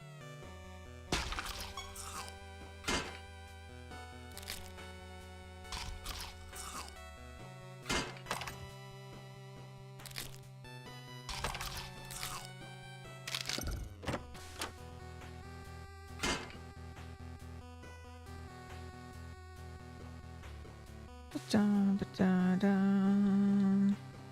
Da-ba-da-dum. Da-ba-da-ba-dum. Da-ba-da-bum. Da-ba-da-dum.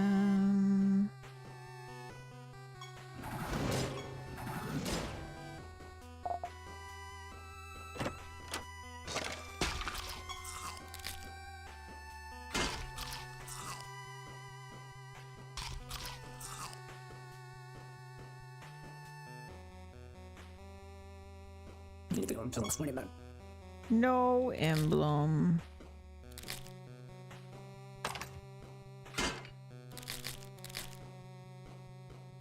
Bad luck.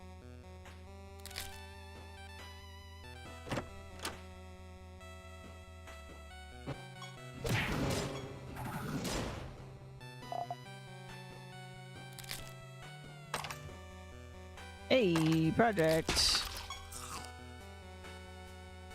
We've finished 2 projects while doing this other one.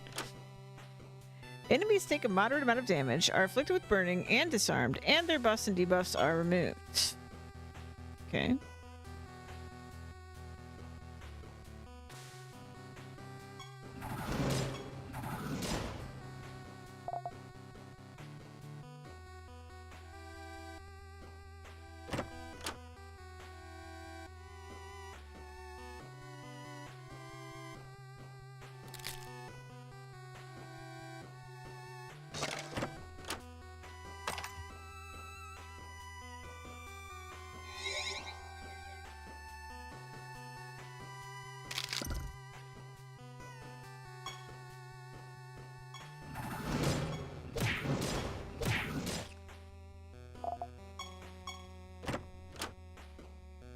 Jinx. Target takes a small amount of damage. This damage is increased by 25% for each debuff the target has.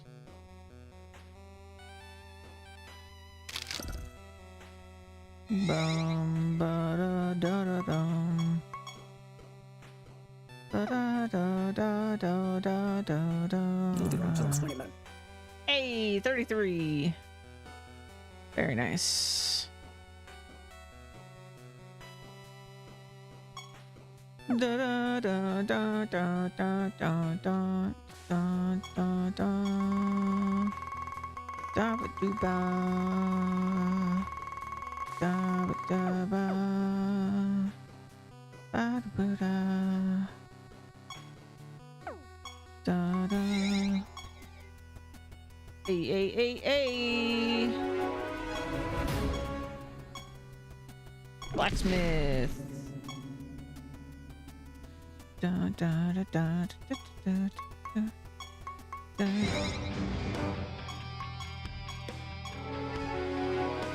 Flutes drop treasure, huh? Seems pretty good.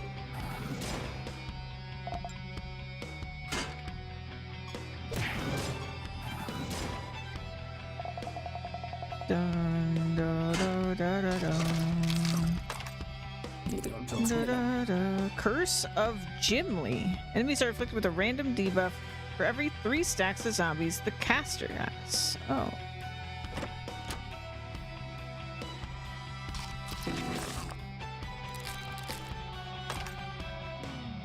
This realm is rife with valuable treasure. By the time I return to my kingdom, I'll be rich. Here, I'd like to share in my wealth. Enjoy! Da-ba-doo-dum. Ba-da-ba-dum. I will destroy you and take your creatures for my own. It's Team Rocket. Get 'em.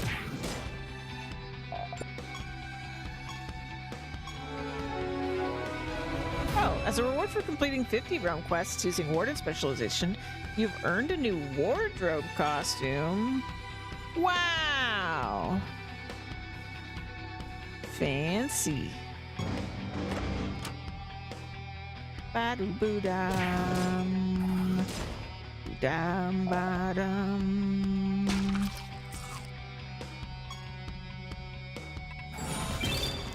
Oh no! You killed one of my guys.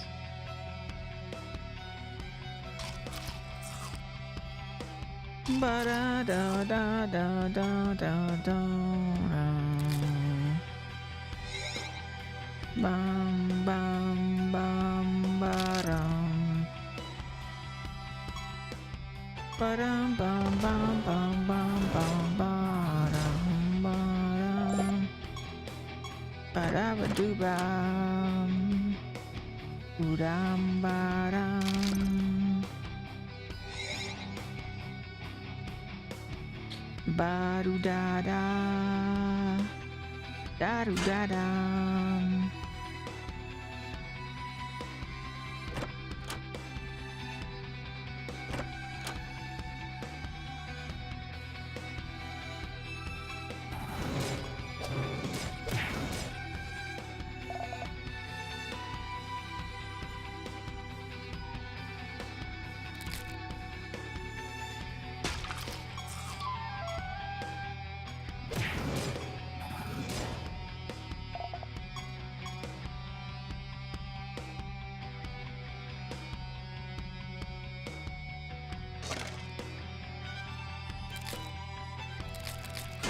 Moving on to Swinnyman.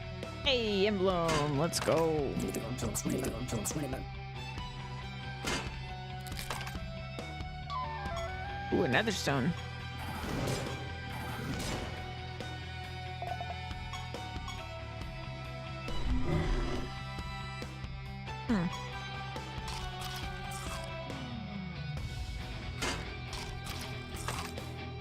Ba-do-boo-dum. Bow down down.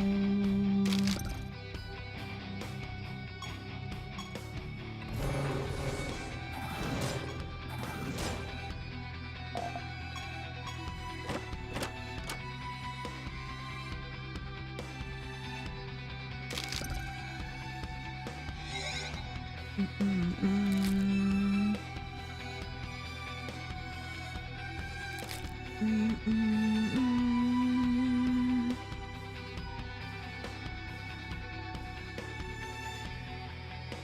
Moving on to Swinnyman. Bum, ba-dum.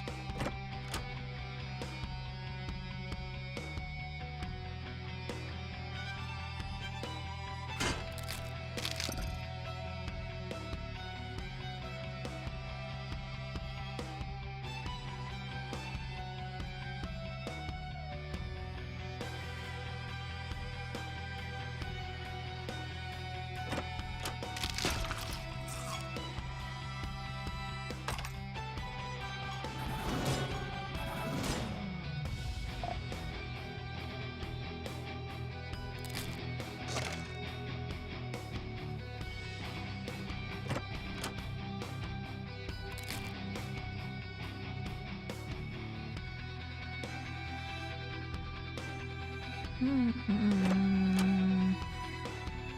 Mm-mm-mm-mm. 37, you say? Moving on to Swinnyman. 38, you say?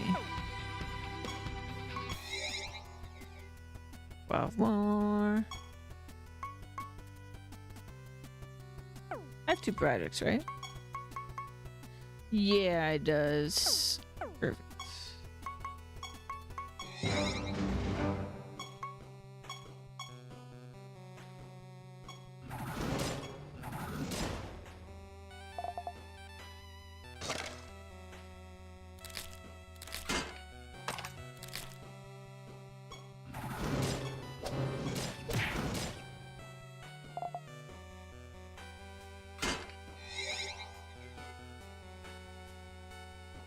Ba-dum, ba-da-da-da-da-da-da-da-da.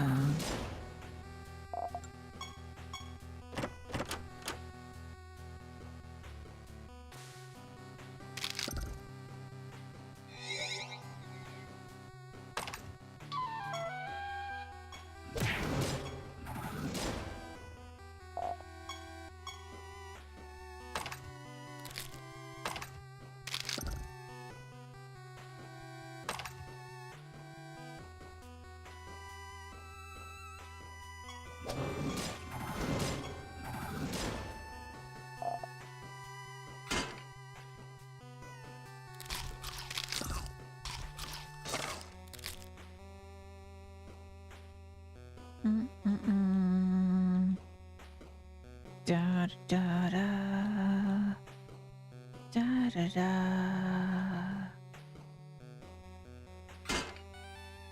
Leaving until 20 men. Eaten alive.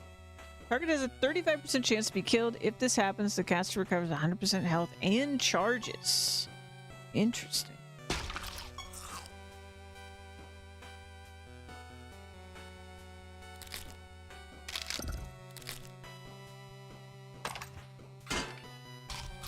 Leaving until 20 men. Ba-da-ba-da. Ba-ba-da-da.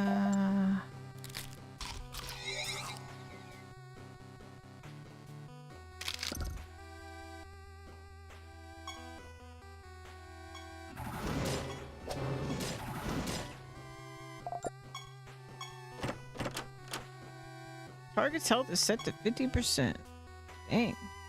What a way to open a fight. What if you're like fighting a crazy tanky boss and you're just like, well, you have half your health now. That'd be crazy.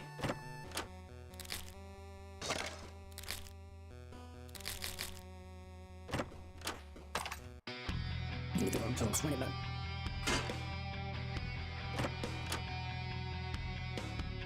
Da-ba-da-da. Da-ba-da-da.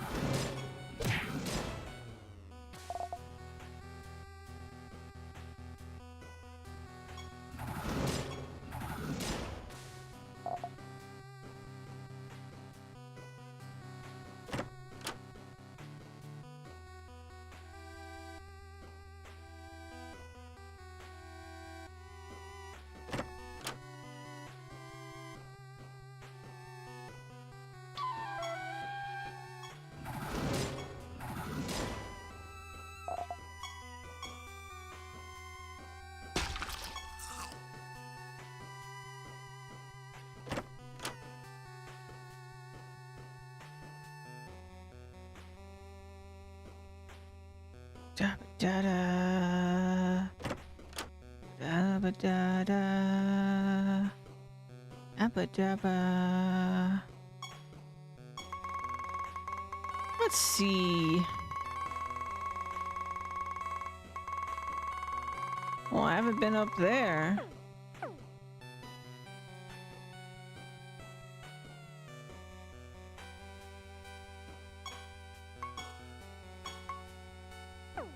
Oh, we already have 41.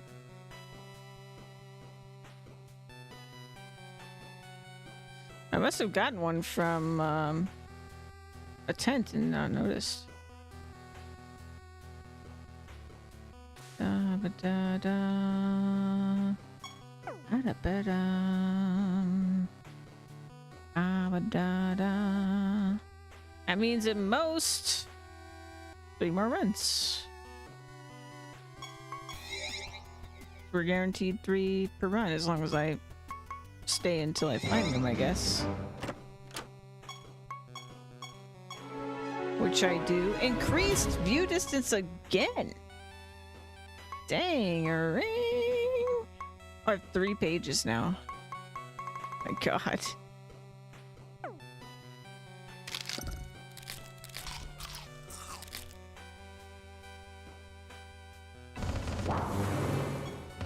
Oh no, I don't like that. Whatever they did. What did they do? Ah. Did they... Hold on.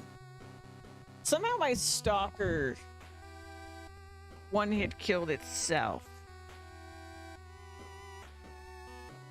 Ah, the curse. The curse, the curse, the curse. The curse, the curse, the curse. I killed myself. It was, in fact, the debuff that got me. Yeah, I would still like to, like, turn 0, figure out not getting debuffed. Debuffs are killer. Leave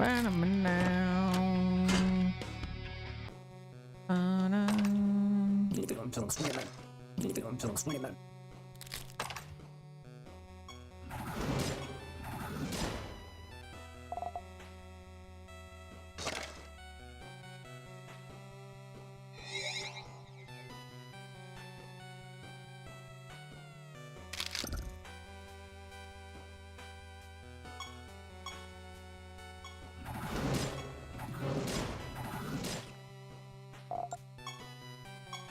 Cursed in particular is pretty scary.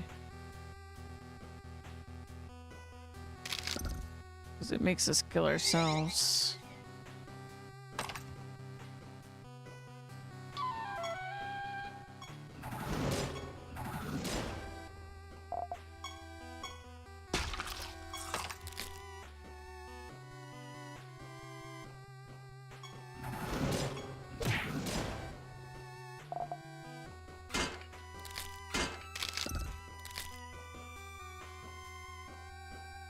Damage dealer 3, huh?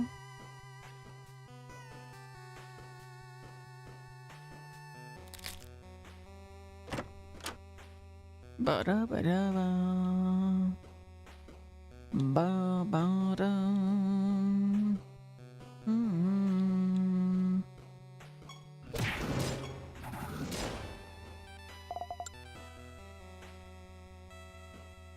Ba-da-dum. Ba-da-da-da-da-da-da-da. Oh, mimic. Nice.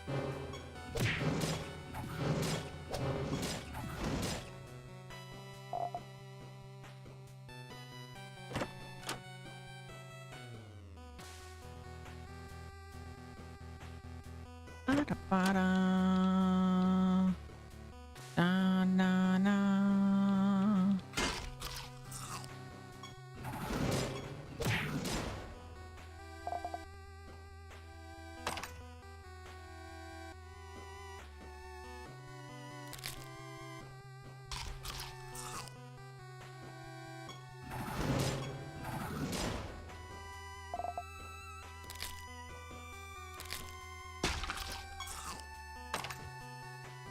Leave it until 20 minutes. Cannibalize. Target takes a small amount of damage or a devastating amount of damage if the target's race is the same as that of the caster.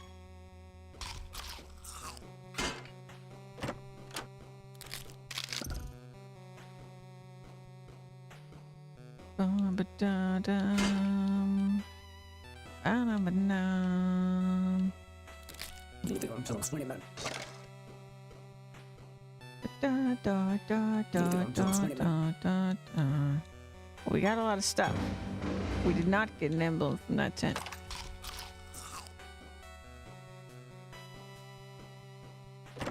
But I think I have 44 anyway. Looks like we didn't go this way though.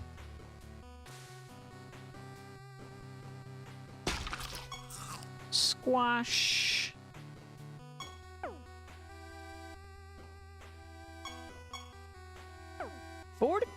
more. 6 more. Easy peasy.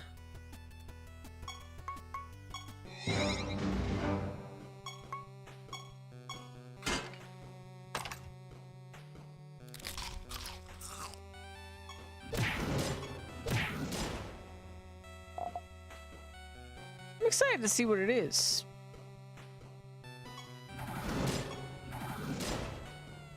We really know nothing but the name of it.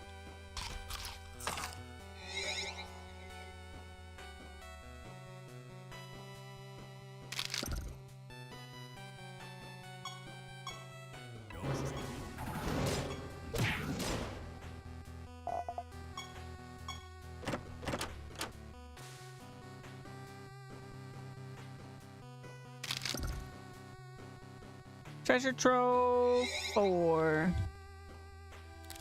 Bada bada. Bada bada. Leaving until 20 men. Flood of darkness. Cursed enemies with cursed attack their allies at random. That's scary.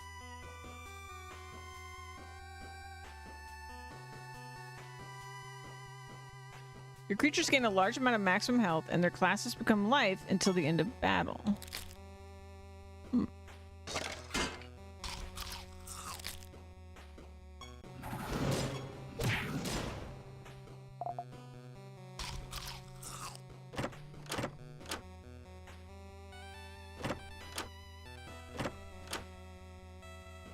Leaving until 20 men.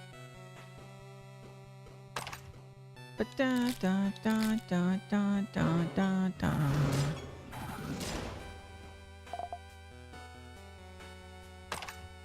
Ba da ba ba da da da da da da.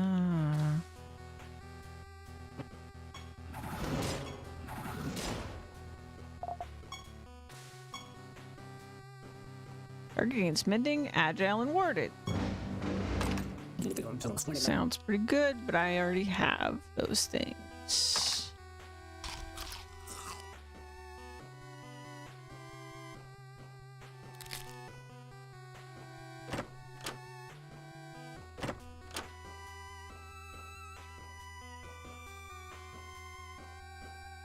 Who are you?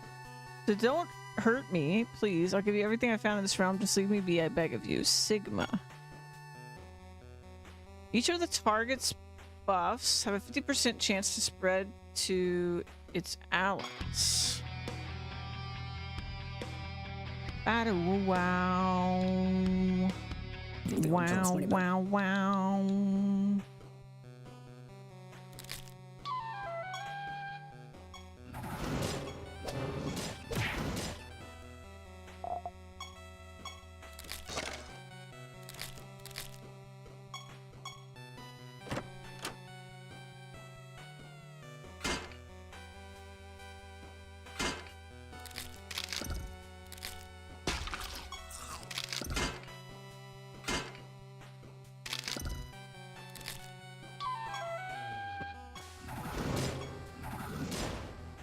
Ba-da-ba-da-dum. Dum-ba-dum. Ba-da-ba-dum.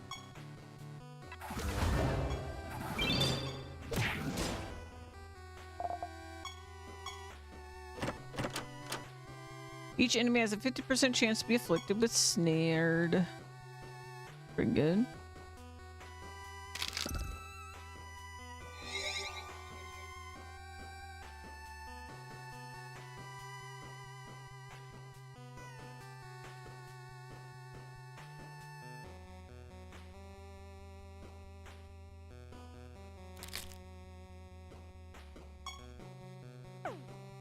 He left. Oh my god. Oh my god. Next run's the run.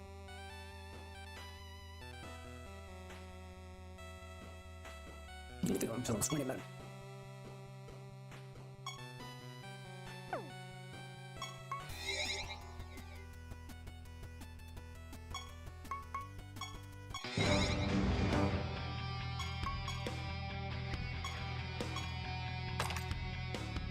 One.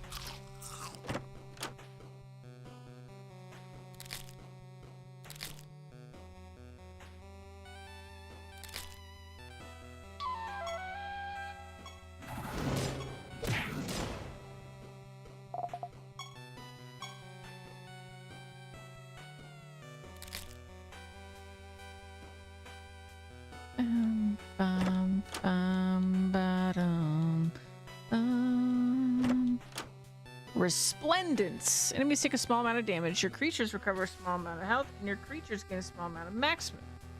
That's kind of nice.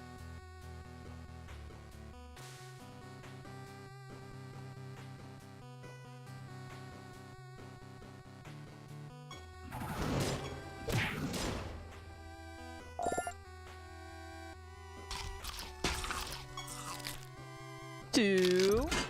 One more.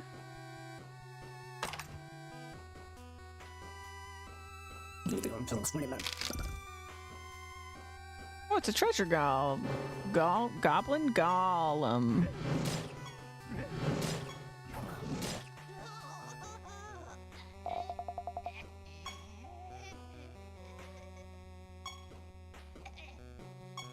We got the same speech. Target gains a moderate amount of defense and it provokes. Enemies take a small amount of damage or a massive amount of damage if the target has at least... Caster has... Huh? Or a massive amount of damage if the caster has at least one dead enemy. Oh, okay, I understand. My brain couldn't press it. Then a random enemy is resurrected. What the hell? That's a weird one.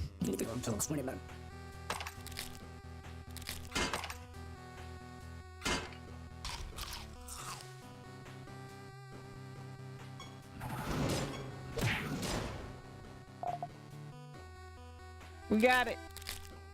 That's what we needed.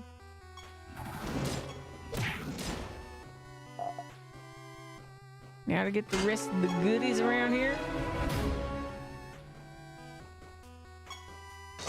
I didn't see my bonus.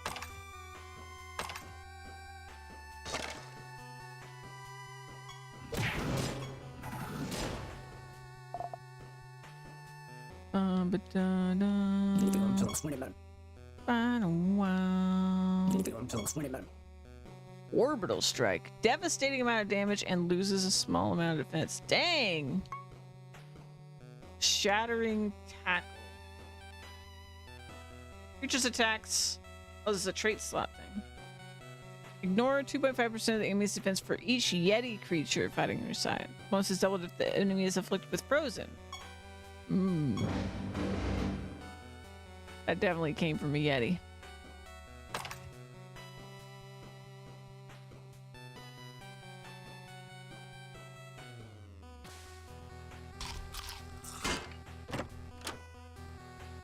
Chaser Tuft. After this creature attacks, it deals 60% of the damage dealt to each enemy that has at least one of the same debuffs as its target. Okay, I could see that being good. Well met. I hope this day finds you well. You look like you could use a bit of help on your journey. Take these items. I'm sure you'll find them useful. Thanks.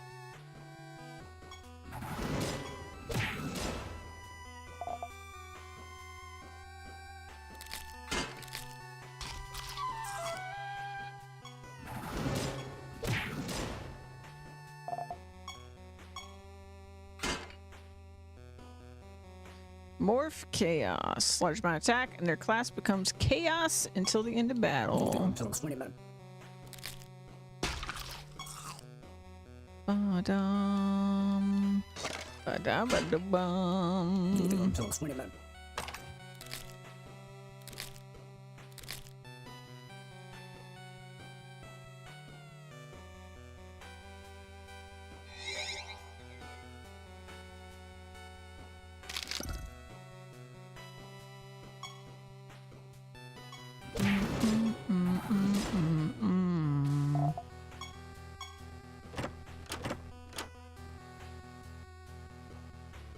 Ba-da-ba-da-da.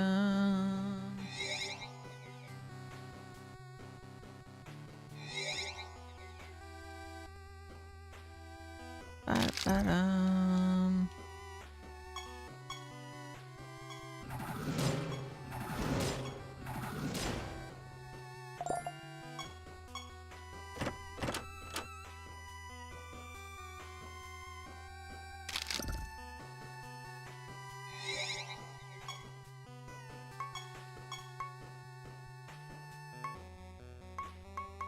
I can get the music from here too. That makes sense. But we're getting this. Hey, it's ready. That was my other question, was if I got everything else for it. Oh. It's my alarm. Ba-da-da-da-dum. Ba-da-da-da-da-da-da-da.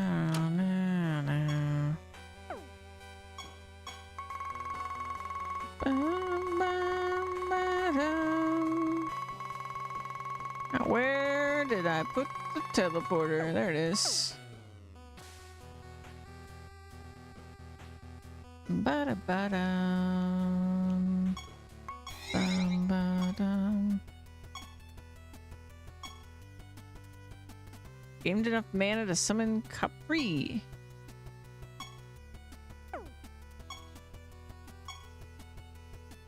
And I could do it again, I guess. That makes sense.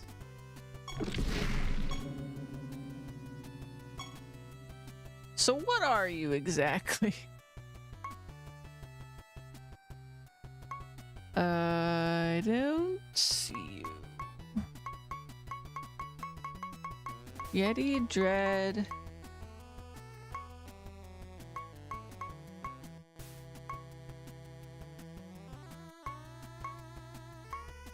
Oh, there you are. Oh. You're like a big old troll. After your creature's attack, they're afflicted with scorned. Your creature's actions deal 100% more damage. This trait does not stack. Any given sin. Well, I don't want that in my current party, but interesting.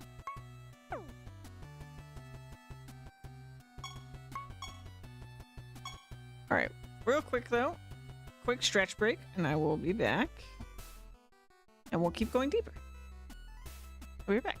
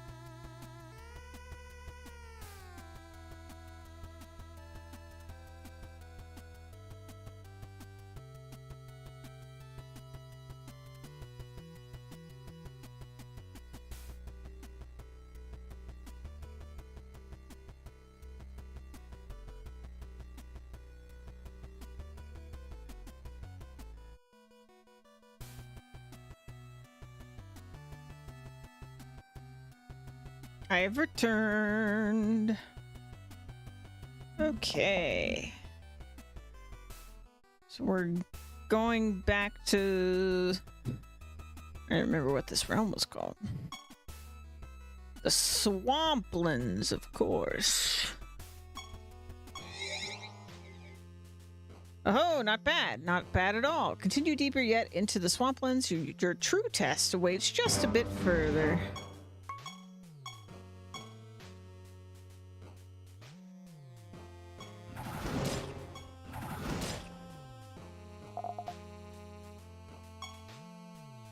Right, and you have the aspects. Okay. Very good, very good.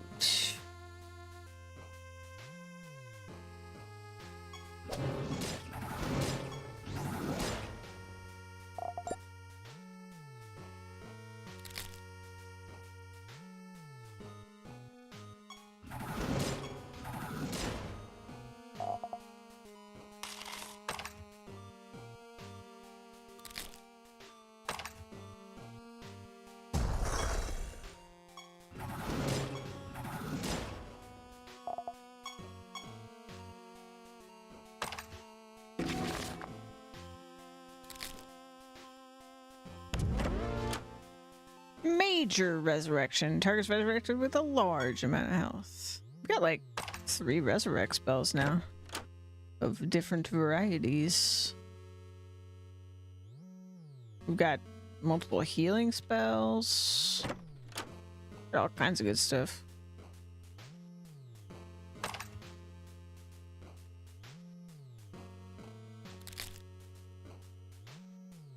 Still haven't really seen any that'd be good for these guys, though. Wait a minute. I don't think I've seen you before. Gimblers gain 25% of attack. Gimblers are damaged. They recover 20% health. Oh.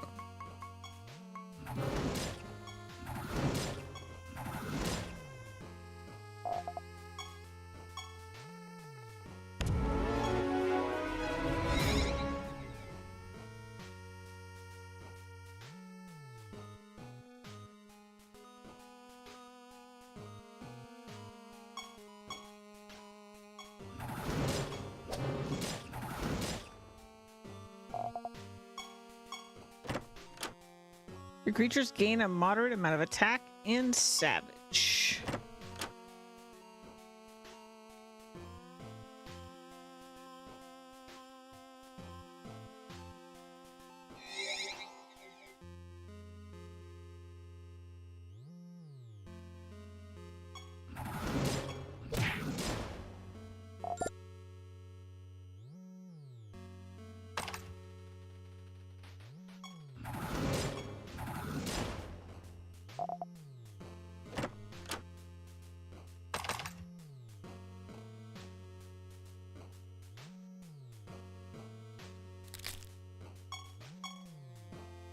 Random enemy has a 50%. 50% is high. Ah, dang.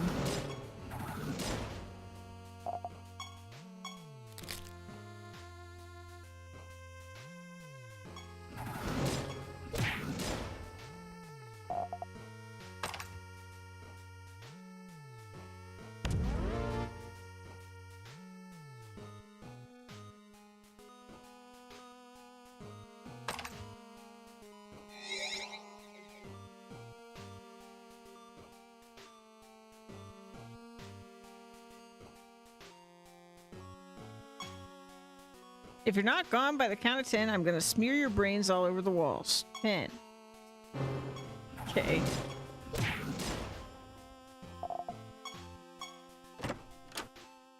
Summon Writhlings.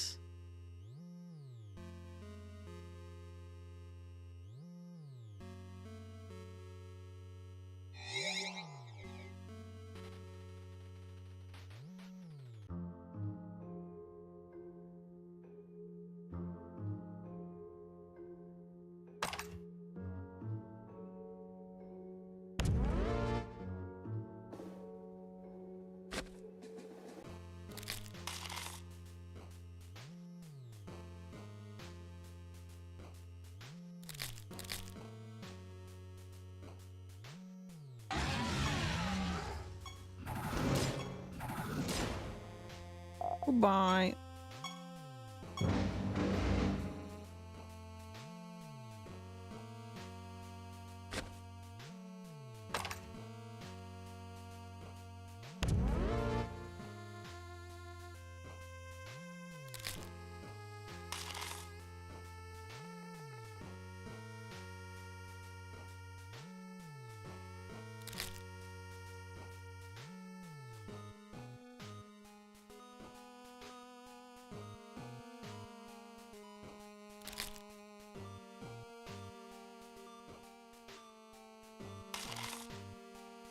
Target gains arcane.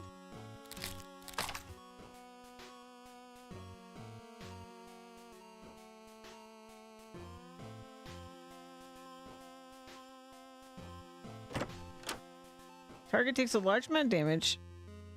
Oh, it's like that other one, but not as crazy. Bum bum. Bum ba dum.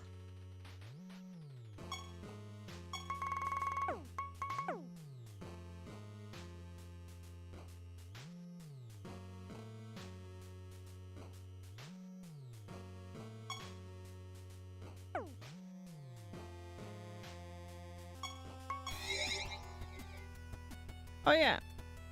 Where's the wardrobe?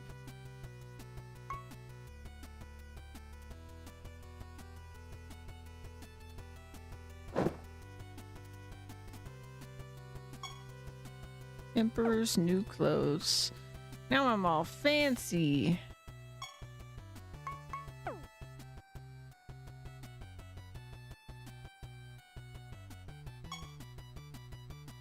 Boss fight. I'm impressed to see that you've made it this far. Most people would have died by now. You're no ordinary human, that's for certain. Now for your true test.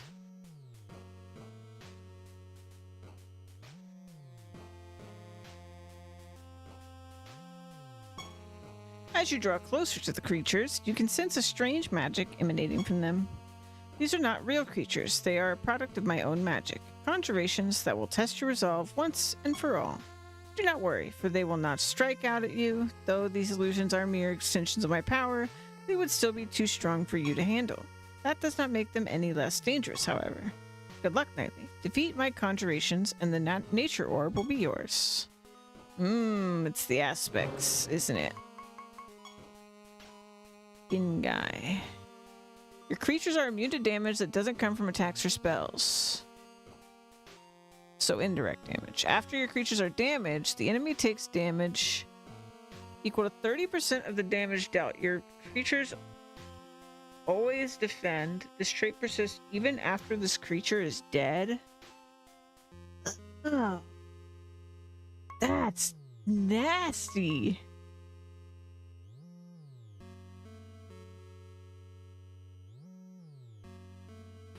They're gonna kill me. Just from that. After this creature dodges its attack, it gains a barrier that absorbs damage equal to 50% of its speed. There's an independent 50% chance to dodge attacks. Oh my god.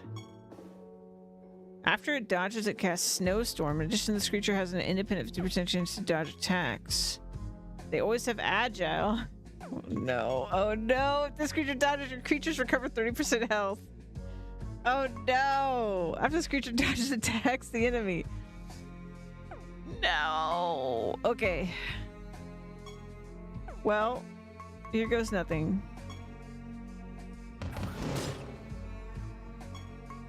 Okay. I thought I was gonna get really hurt, actually. But no.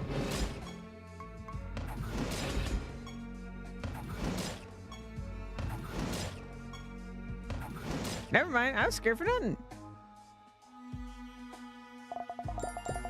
Yeah, I don't know. They sounded so scary, but no. Very good indeed. You have proven yourself worthy of protecting the nature orb. Take care of it, Knightly. Its power can do a lot of good for this world, but can also wreak havoc upon it. Good luck on your quest, brave Knightly. The Patient. Unrighteous fire. Wait. Is this a Is this a joke on PoE's Righteous Fire? Caster's health is set to 1, and enemies take damage equal to 30% of the amount of health removed. It's pretty similar to Righteous Fire. Damage yourself to damage the enemy. It's a little more extreme, I guess.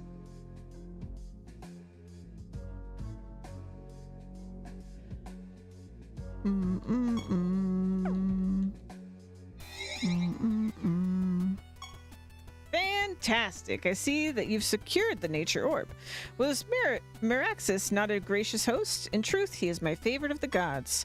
You've been acquiring these nether orbs faster than I ever thought possible, Knightly. Similarly, your own power is growing at such a rapid pace that I can scarcely recognize you from only a few days ago. With that said, perhaps it's time for you to explore other mediums of power. Have you ever considered changing your specialization? Well, now you can. I've added several new projects to the list so that you can choose a new one at any time you want. Ooh! You must next travel to the refuge of the Magi. Zante, the god of wisdom, will surely be happy to assist you. Much like Miraxis, he takes great interest in humans, and I have no doubt that he will aid our efforts to claim the sorcery orb. Oh god, okay. Get my water.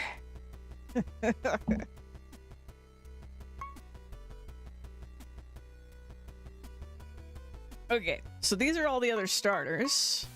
Let's see, we know that one, we know that one. Doombringer. Do we know Doombringer?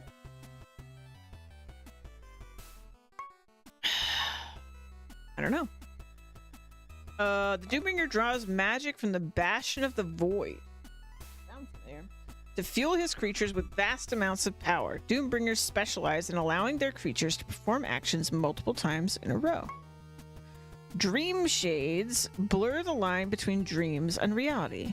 This mystical magi is adept at redirecting his foes' efforts for his own benefit.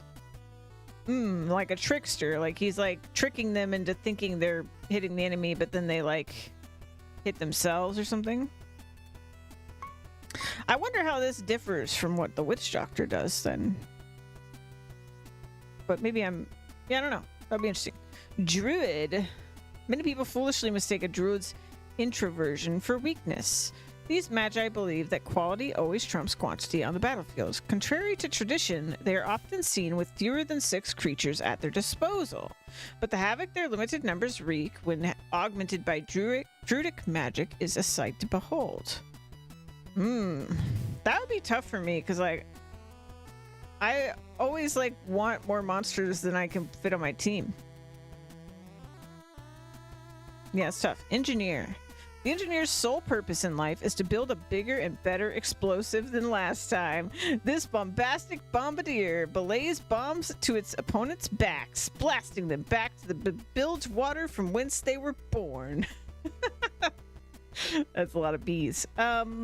Yay, a bomb focus class. Because I got so many bomb spells in particular. Yeah, I feel like this would be a fun one. Okay, Evoker we know. Fanatic. Fanatics devote their lives to serving the gods. From dusk until dawn, these magi toil away at a never-ending list of demands to better serve each of the 30 gods of Rhodia. Such devotion is not without purpose, however, for the fanatic is able to call on the god's power to serve him in his time of need.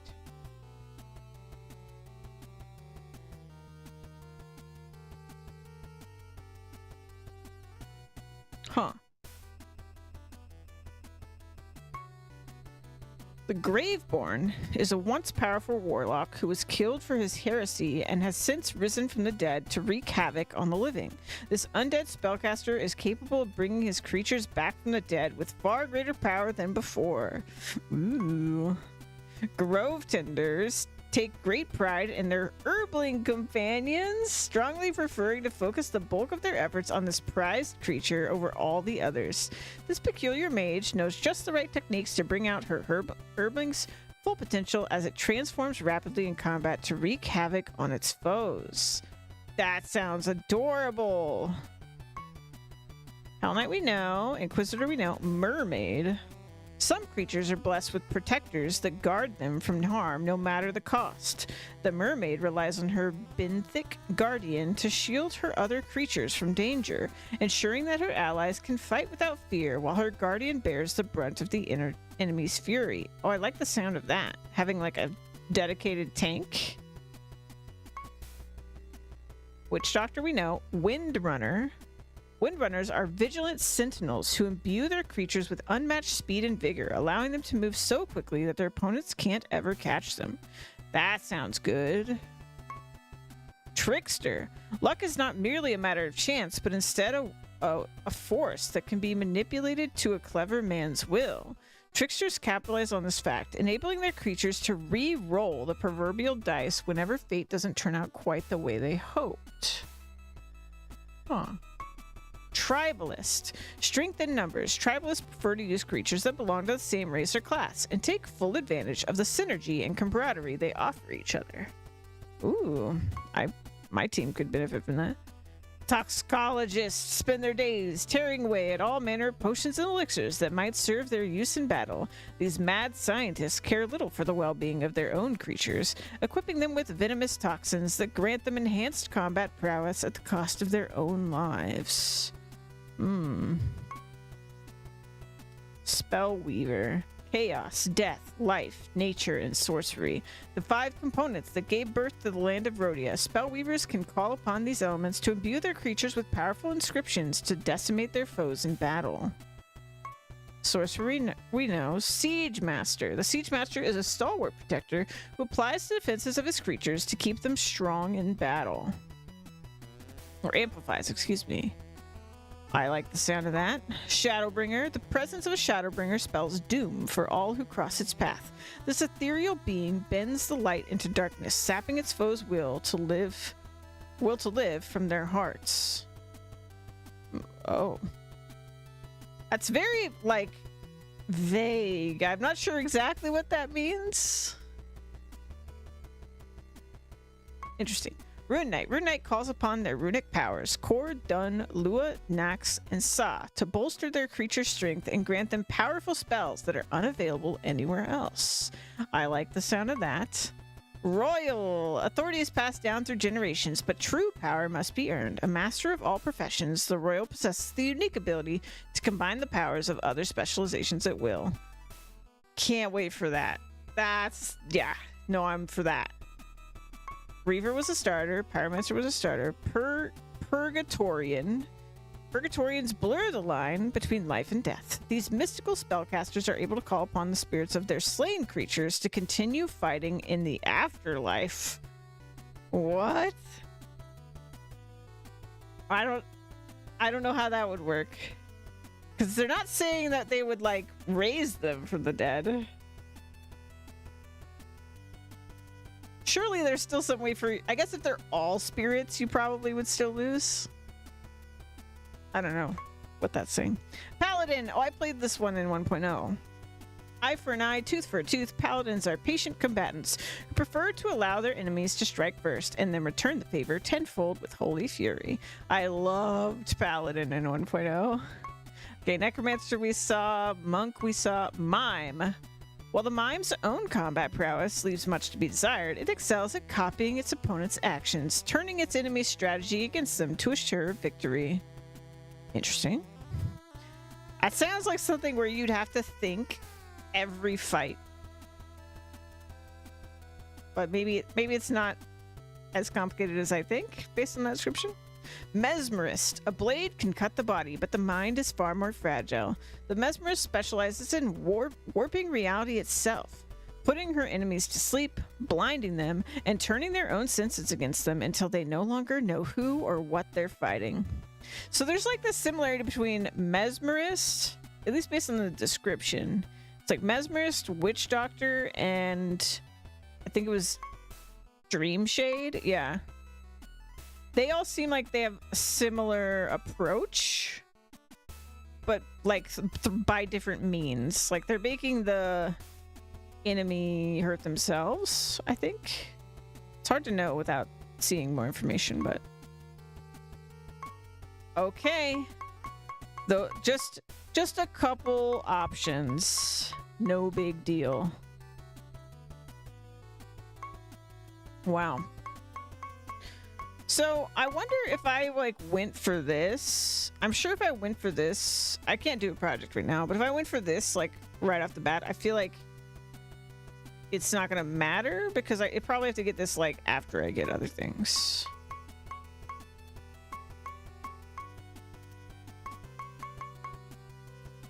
Interesting, interesting, interesting. I love it.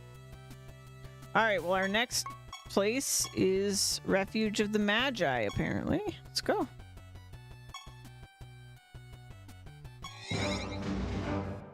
Bum, ba-da-ba-dum.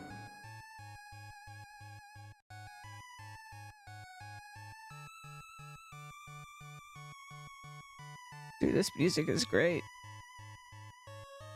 I'm assuming this is the chiptune version of this zone.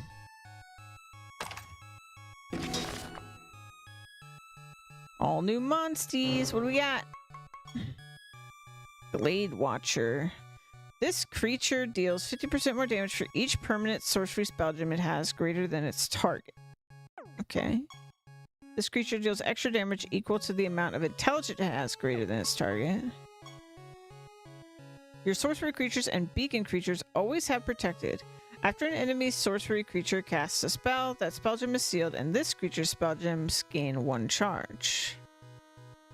What is this cute little bug guy? Nephilium Shieldbearer. After your creatures take damage, your other creatures take 25% of this damage as well. Your creatures take 50% less damage. This trait does not stack.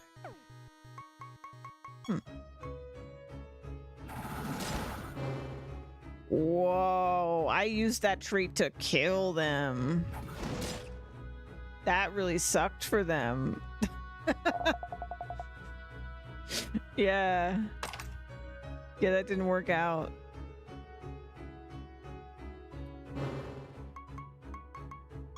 Who do we have here?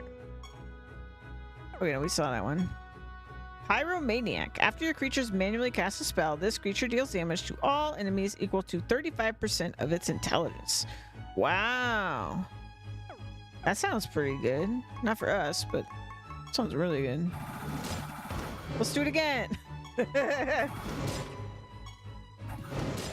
Wasn't as effective that time, but so funny.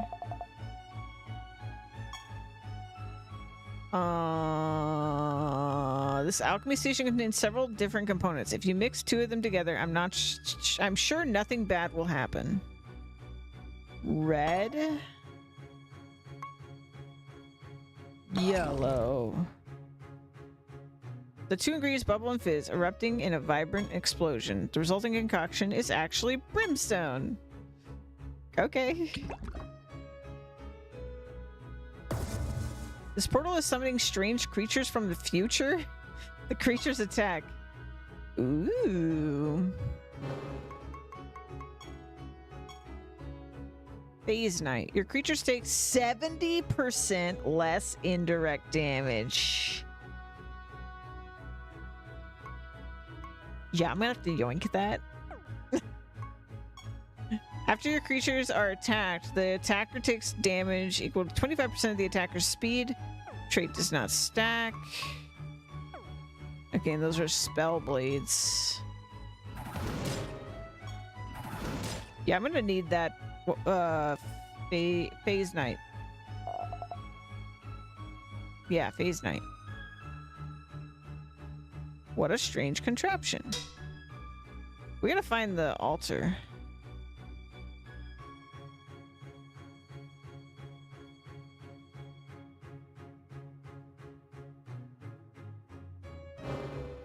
Oh, that looks like the thing from WoW. Raven Acolyte. Your creatures have 50% more intelligence. This trait does not stack. Oh, okay. After this creature manually casts a spell, it casts 2 random spells that belong to the same class. Your chaos creatures and beacon creatures always have animated gem. I don't know what is animated gem. After the animated gym's master manually casts a spell, this minion... Oh, it's a minion, right, because it's the minion color. This minion casts one of its master's spell gems as well, chosen randomly. Oh.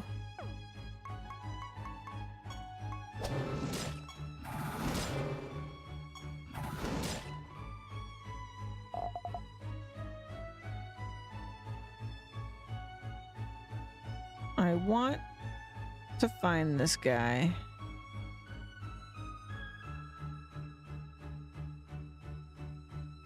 He's nowhere. He doesn't exist.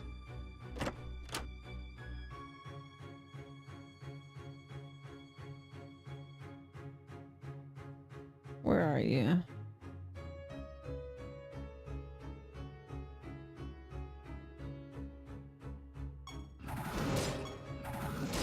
Oh, that was a new guy and I didn't inspect him. Oops. Nephilium Lord, huh?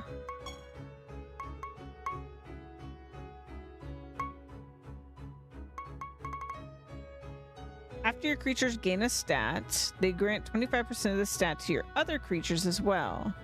But your creatures gain 50% less stats.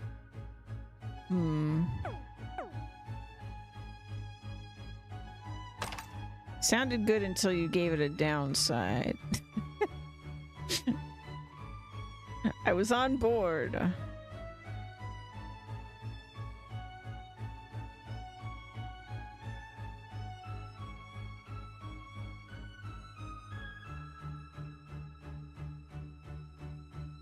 Oh, there it is. Got another kind of raven guy.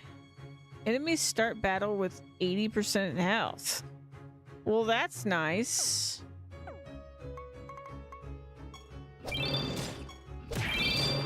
Although,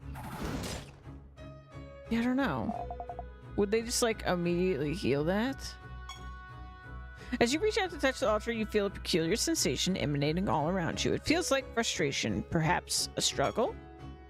Just in time. You look cool. Soul Flare can't resist. Find it, kill it, hurry. Sounds like Zante is locked in a struggle against some sort of creature, but how could a mere creature manage to overcome a god? Regardless, you decide to do as Zante bids and find it, so this so-called Soul Flare.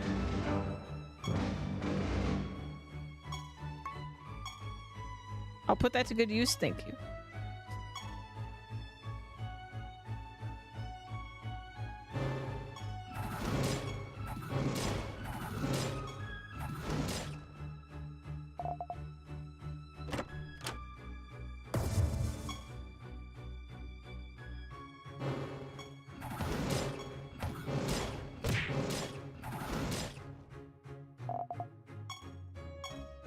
Very nice. These books are alive. Oh. Indeed they are. Forbidden Grimoire. This creature's spells are 100% more potent, but have a 25% chance to fizzle. Your creatures start battle with Arcane. At the end of your creature's turns, they have a 30% chance to gain Arcane.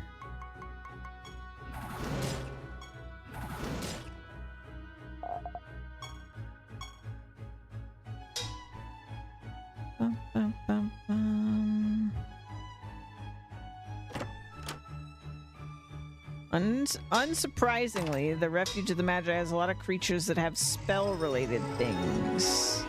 Potions inflict a random debuff.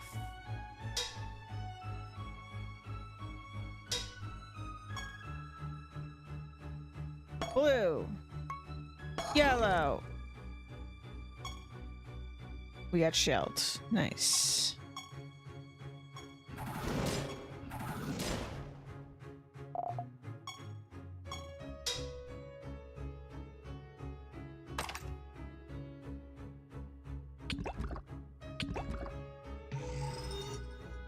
I can't believe how much treasure I've found in this realm. My pockets are completely full. Here, take these items. You'll be doing me a favor by lightening my load. One of your creatures begins to roll around in the sticky green mucus on the floor. As luck would have it, the mucus is actually a pack of slimes who are resting, and they're not very happy that you disturbed their slumber. The creatures attack. Oh, what the hell? Oh my god, these look like, oh my god. When I was a kid, there were these, like, mini plastic, brightly colored monster things that you collected, and then you, like, you kind of used them like marbles, but also, like, there were, like, these rules for whether you, like, lost your little monster to someone else. Like, it's kind of like you would, like, play a game and then, like, you would, it was awful. It was kind of gambling in a weird way, but, like, not, because it was just a physical object. But yeah, God, that brings me back. They look so much like those. After this creature gains a minion, your other creatures that don't have this trait gain that minion as well. Mercurial Slime. Hey, Nightly, I hope your day has gone well. How did you find this game? Hey, Everest fan. How did I find this game? It was a really long time ago. I played this game a really, really long time ago when it was 1.0, and now it's 2.0. And I'd never streamed it, so I was like, I'll just start a new playthrough for 2.0 and stream it. But I was a huge Pokemon fan, and so I'm sort of like a Pokemon refugee. But since then, I've found Monster Tamer games that I personally think are far superior to the Pokemon franchise. Though Pokemon is still good at what Pokemon's good at, so.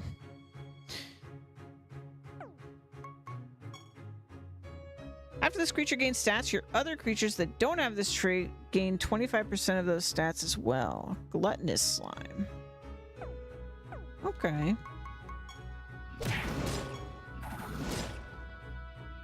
Interesting.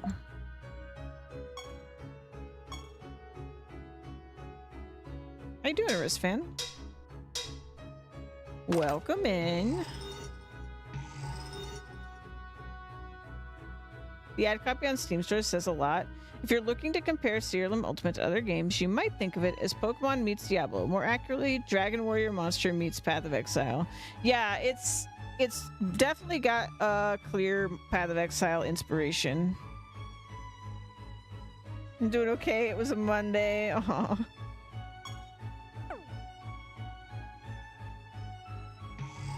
Well, welcome in. I'm just chilling. I really do love this game, and it's like, it is really big with a lot of content. It's very grindy, so it's definitely not for everyone, but I love it. I love it so much. We're still in the story right now, since I just started today. I also spent, like, the very first zone, I grinded there immediately, and I got my squad of, they're called Fs. I don't know how to say this without sounding like I'm telling people to fuck themselves. But they're all the same, like, type of creature. I'm playing Pragmata myself. This new badge is Pragmata themed. Oh, nice! F'd off and all that. Yeah, exactly. Yeah, so they're all the same type. And then they basically are stronger the more of this type you have in the party, which is why I've just gone gym leader mode, and I just have all the same type in the party. But yeah, it'll say, like, for each F fighting on your side, this thing is stronger, basically. And mostly they just decrease the enemy's stats. But the real reason this is, like, amazing is this guy gives us 6 buffs that are perma buffs. Like, they're always, that we always have them. Like, they can't be removed. And my class, my character class, is all about buffs. So, like, after your creatures get a buff, they already have at least 7 other buffs. They get immune, and immune makes us immune to debuffs. And, like, For every buff you have, you deal more damage, you take less damage. Like, everything's buff related with this class. So it worked out really well.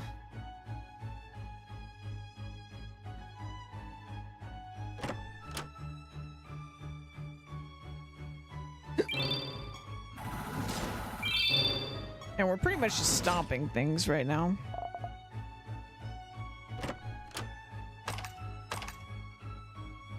Yeah, this game's got like, I don't know, like 40 different classes or something. And you can eventually unlock them all and swap between them freely. And you can like collect that, like I think it's like 1,300 or more creatures. And then you can like, yeah, you can like save party setups and swap between them as you want. And they've got this base, and then you can decorate it. You've got like all kinds of different kinds of decorations and things. You can change the music. Whatever you want.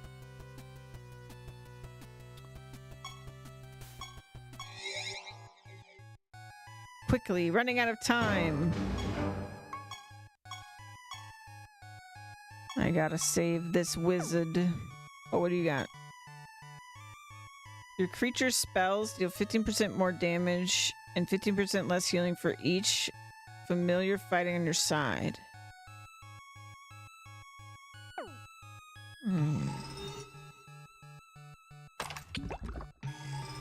Appreciate the tour. I added it to my wish list for when I want to go sicko mode. Yeah, I understand what you mean. Yeah, it's definitely even if you are into it, it's a particular kind of mood game for sure. I when I played this 1.0, like I had trouble finding the time for it because I stream so much and I wasn't streaming it. So now that I'm streaming it, I'm like, oh, maybe I'll actually like get further in the game.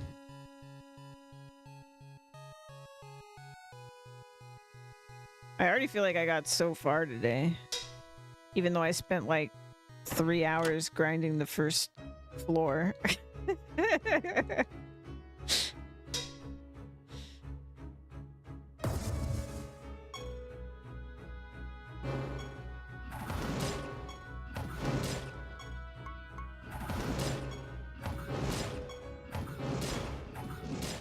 We're so strong. I haven't died yet. Feel pretty good about that. Pink, blue. Oh, power.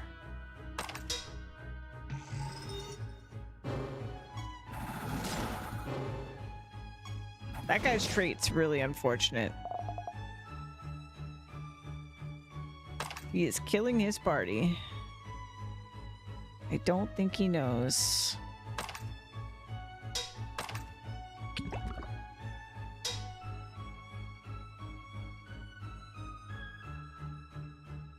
Oh, I forgot. I was gonna put the oh, I forgot what it was called. I need to fuse that other thing into my party. Do you do manual save or does it auto save? It does. It auto saves every time between maps. But yeah, sometimes I just manual save if I like did a bunch of configuration or something. But yeah, it's every time you come back from a map. Kadisaramic. Don't hurt me, please. I'll give you everything I've found in this realm. Just leave me be, I beg of you. Oh, okay. Thanks. Yeah, I guess I'm pretty scary. Yeah, I need the Phase Knight. That's what it's called. I want the Phase Knight. And to fuse that shit into my shit.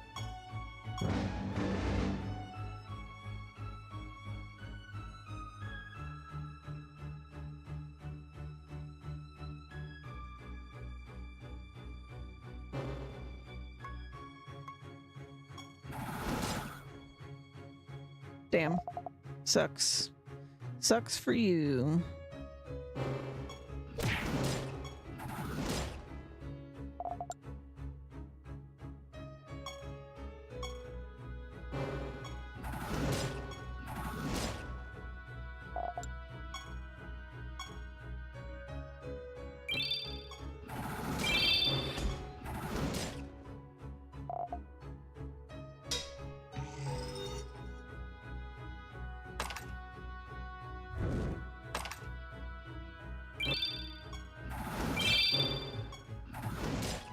Bum, bum, bum, bum, bum, bum.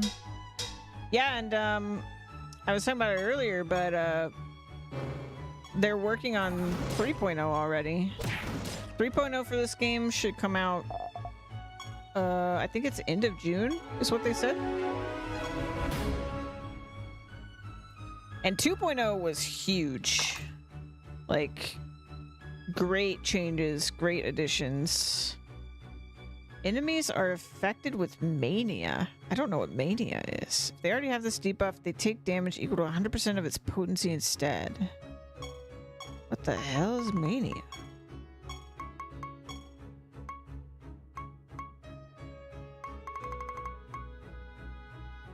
Take damage at the end of their turn equal to 3% of the health all creatures had recovered when this debuff was applied. Oh, weird. Okay.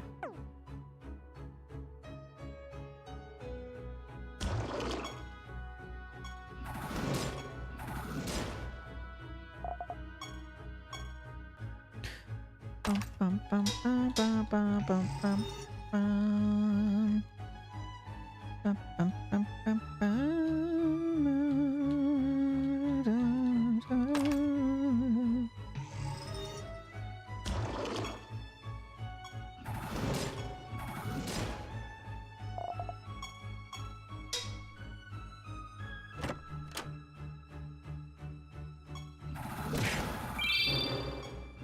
Yeah, every time that one monster's in the party, it just makes them hurt more.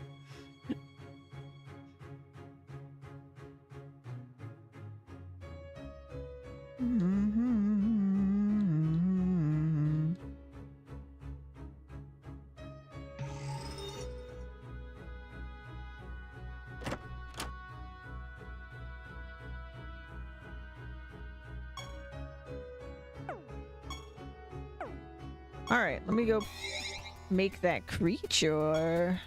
Gonna do a new fusion. Let's see. Phase Knight was the one. 70% less indirect damage. Oh my god. Oh my god. I don't even know who I'm gonna fuse you with.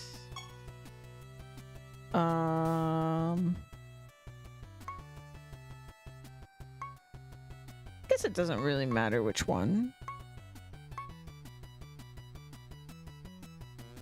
Let's just go for looks. That looks weird. Ooh, I like some of those. I like some of those a lot. Yeah, I think this one, Scavenger. I don't know. Oh man, I don't know which one though.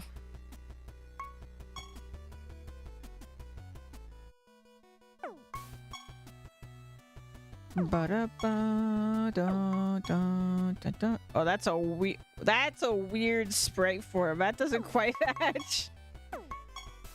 Okay, I think this is the winner. Is there any reason I wouldn't want to do this? I don't think so. Yeah, this just seems like a good idea. Yeah, man, he looks so cool. Let's go. Level up. Level up. Level up.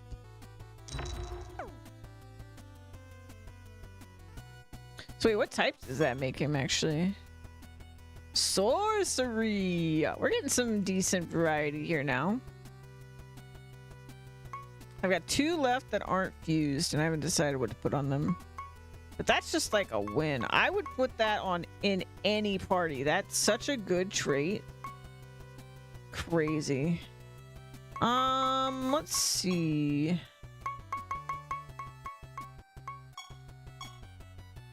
Oh, nice. Yeah, let's put that on. I forgot I had that. Bum, bum, ba-dow. Oh, boss time.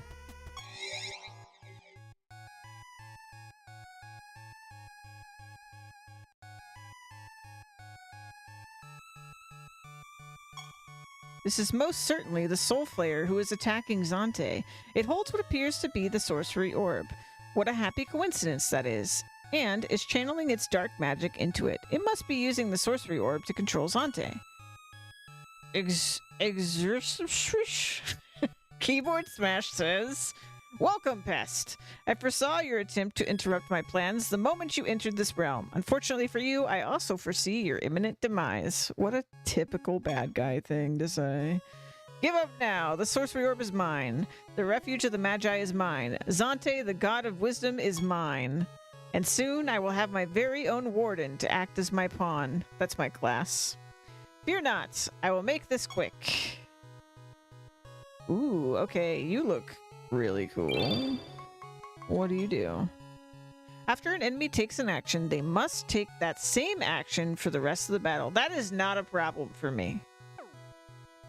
I'm not even upset about that, actually. What do you do again? Okay.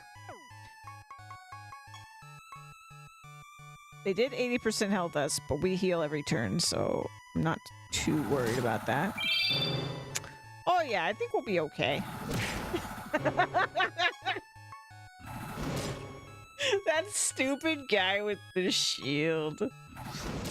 Why'd you put him in your party? Twice even. Level 40! Thank you, Knightley. Under normal circumstances, a mere creature would stand no chance at overcoming a god like me. I did not realize that Soul Flayers were capable of manipulating the Nether Orbs in such a way. Keyboard Smash attempted to break my will using the Sorcery Orb. Had you not intervened, I fear that my mind would have been forever lost. I already know that you have come to the Refuge of the Magi to claim the Sorcery Orb for your own. By freeing me from this disaster, it is clear that you will handle such a valuable relic responsibly. Take it. The Sorcery Orb is yours now. Did Zante learn nothing from this encounter? He should be finding somewhere to hide this thing, not giving it away to someone he met only a few moments ago. Not that you're complaining, of course. Thank you again for your help, Knightley. If ever you need anything from me, you must only ask. Yes, bird points. Promethean Blaze. Enemies take a moderate amount of damage and are affected with burning. Caster gains intelligence equal to 10% of the damage dealt. That seems pretty cool. For Pyromancer. Although they would already be burning in the Pyromancer's case, I suppose. Character perks. Oh god, I've been sitting on points. Oops. Let's get the final 2 levels of this. So now I will do like 100% more damage and take 50% less damage because I have like 10 buffs.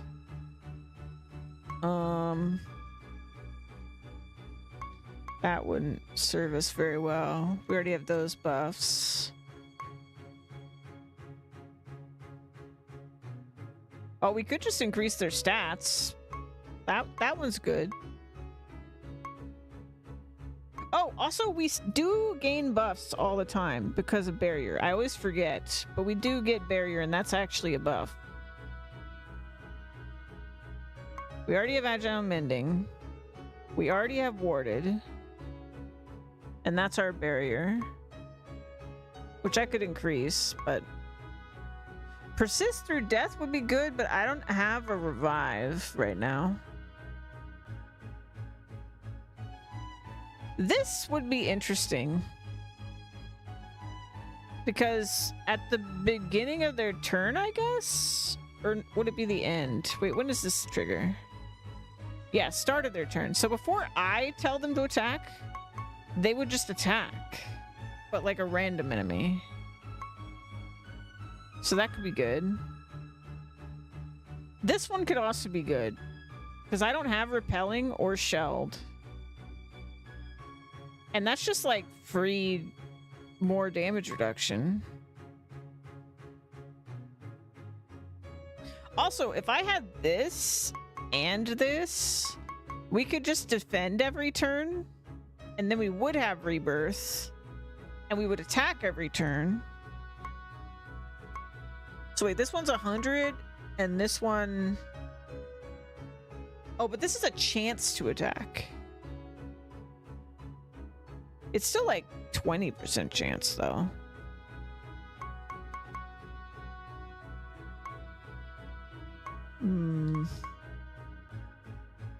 So I spend 50 points.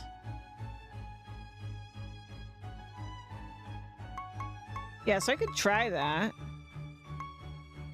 I would want maybe this, though. I mean, most of my buffs would remain anyway.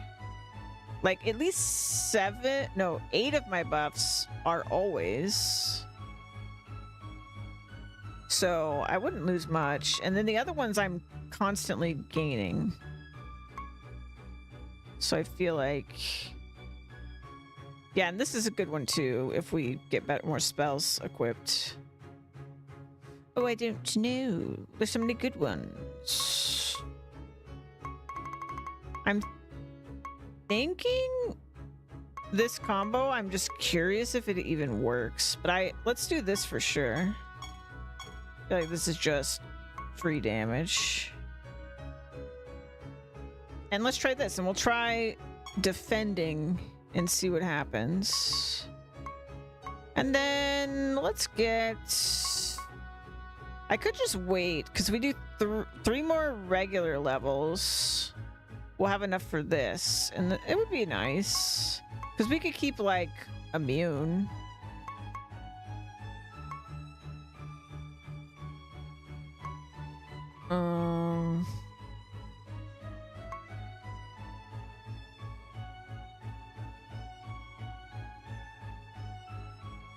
I feel like I need to get this eventually. I'm just gonna get 2 of these right now.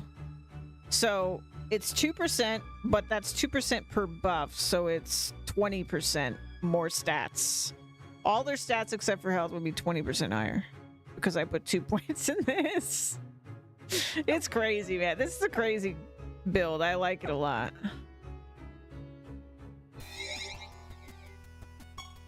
And yet another orb is ours. Well done, Knightley.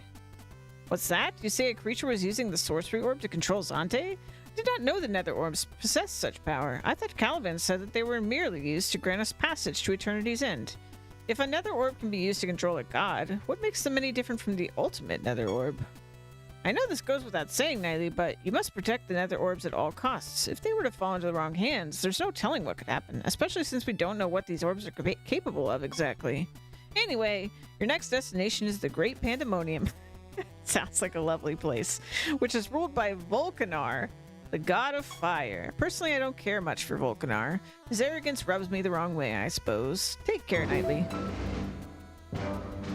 While traveling through a realm, you will sometimes encounter a portal that takes you to a randomly selected location called a nether realm. Nether realms offer all kinds of interesting surprises, which usually involve opportunities to obtain extra treasure. Okay. Have I seen those already, or is that something new? I don't even know. How are my projects doing? We're really close on rank 3 blacksmith. Should probably just upgrade our stuff.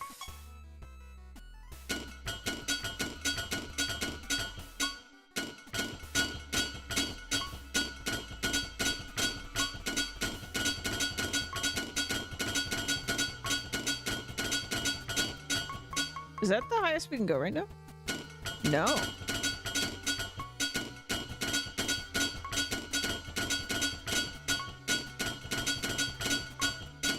Because we definitely need more power. Can we socket Just for fun. Can I socket? I can. One more attack. Nice. Very nice. Good job, team. New place. Hi there. You approach the altar and extend your palm outward to do that weird thing you do every time you visit a realm for the first time. This music. Suddenly, a hand appears out of nowhere and gives you a high five with such impact that your entire body shudders and convulses. Yeah! High five, buddy! Oh, God. It's just like a fireball in your hand if he high fived you. Volcanar points at you. Woo! Yeah, I'm Volcanar! What's up, champ? He's still pointing at you. You're so taken aback by such obnoxious behavior that you're unable to speak. Ha! Come on, boss. Don't leave me hanging. Hey, so how about this? The other day there was this girl wandering through my realm and she seemed lost. So I said, you know, hey girl, can I help you find something you're looking for? And she was like, yeah, I need to find a way back home. So I helped her find the Telly Shrine and she was so thankful. I'm like, well, yeah, that's what I do. I help people. Just another day in my life, you know? You figure that this is a good time to ask about the Chaos Orb. Oh yeah, the Chaos Orb? Sure thing, bud. I happen to know this nerd who's been studying the thing lately. His name's... oh man, his name's so funny. His name is... oh bro, oh man, wait for it. His name's Spooner. Like what? Who the what? Who the hey calls themselves that, right? Right? It's actually not that funny of a name. But dude, seriously, this guy's such a nerd. I say you go beat his ass and take the Chaos Orb for yourself. I'd rather a bro like you carry the thing around than stupid Spooner of all people. Ha! So yeah, you go find Spooner and I'm gonna go tanning. Peace out. Alright, that's a personality. Yeah, here, take some brimstone. Much appreciated. Alright. Yeah, as I said, this game does not take itself too seriously. Oh, what do we got here? Caustic Cerberus. This creature can't cast spells manually. Your creatures have 5% more attack, intelligence, speed, defense, or health for each permanent chaos, sorcery, nature, death, or life spell gem this creature has equipped. This trait does not stack.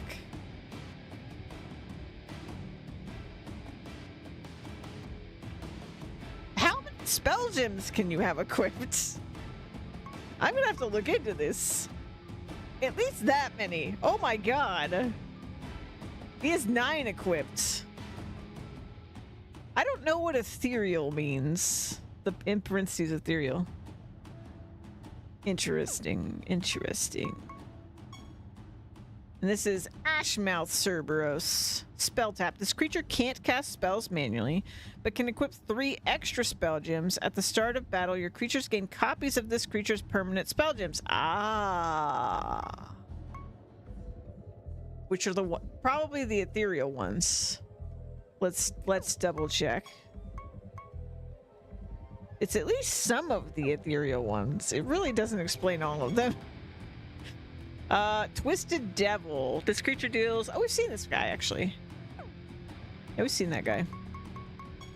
Well, anyway. Oh.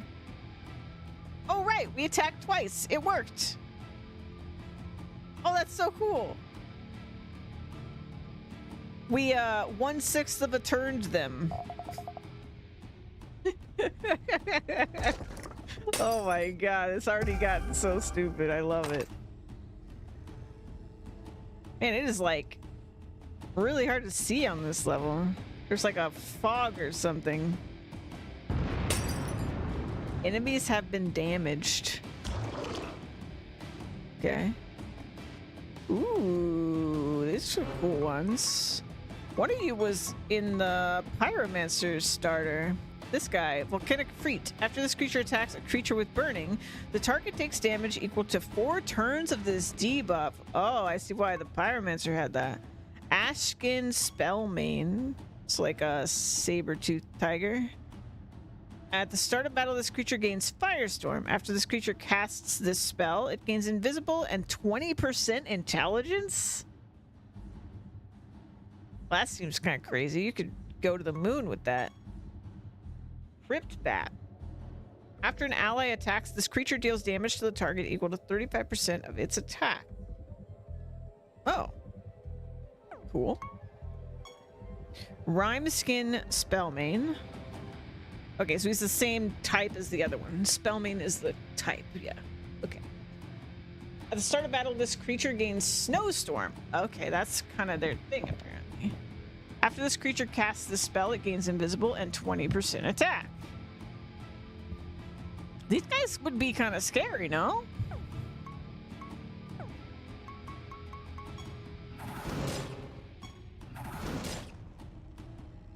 Crazy.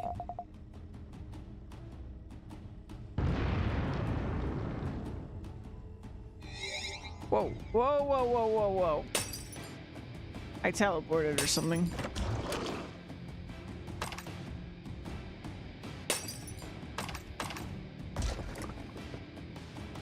Who knows where I am now? Enemies take a large amount of damage. Well, that's simple. Target gains Savage. Okay. Mimic!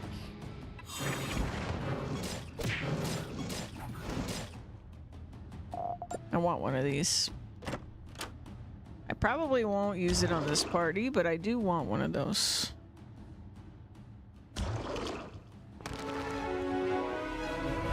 Plus 50% resources from rocks. Okay. Okay, I found back where I was. What are you? Wildfire Ifrit.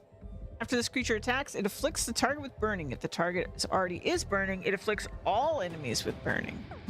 Okay. Pyro wouldn't need that. Pyro can just keep everybody burning.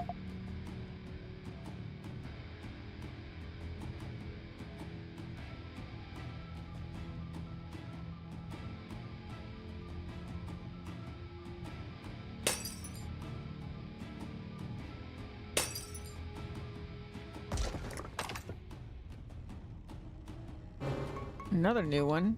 What are you? Cinder Devil. This creature deals 200% more damage to nature creatures. Oh, okay, so that's probably the devil's thing then, huh? It's just like specific to... It's trying against a specific element.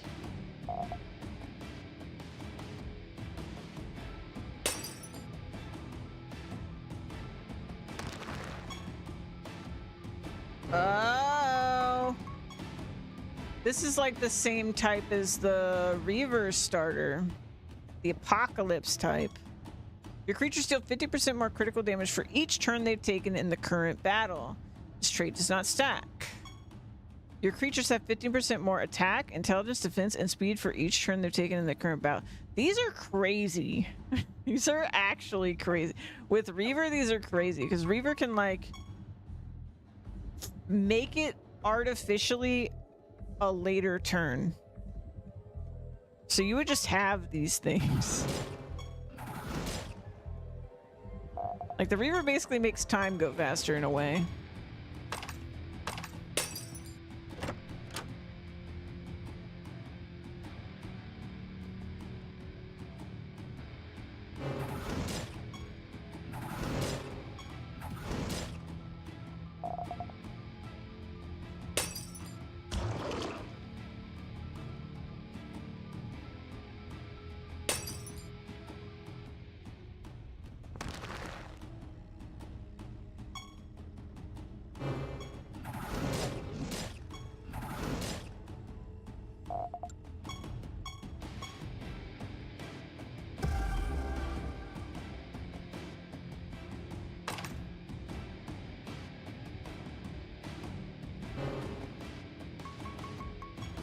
What's this one?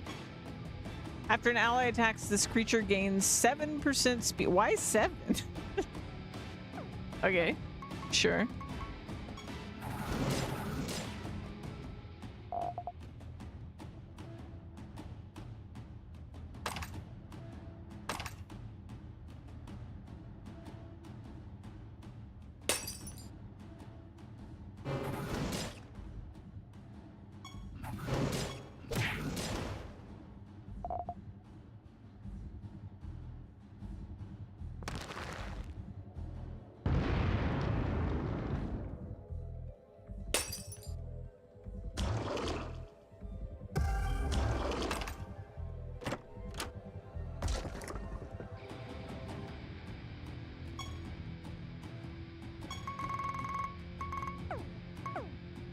Like a whole section I haven't been to.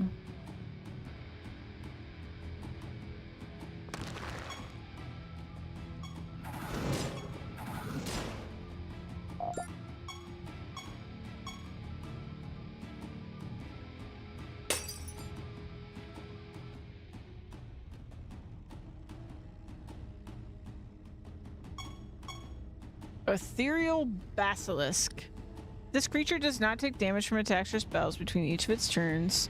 It casts 3 of its spell gems at random.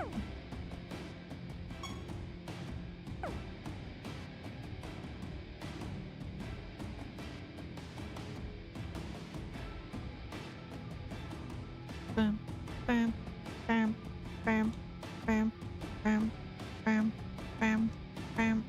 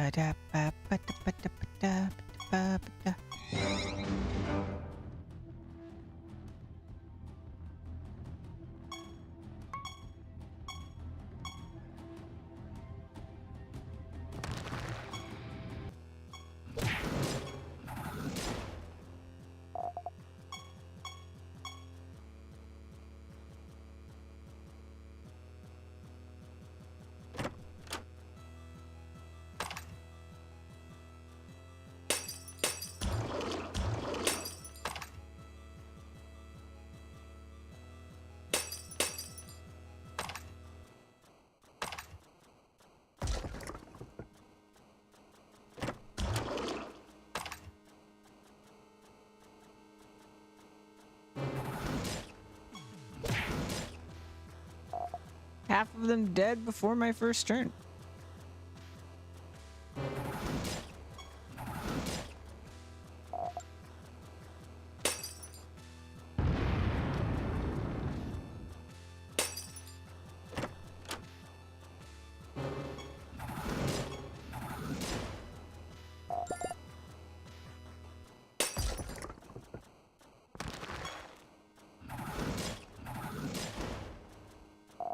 I love how fast my team is too.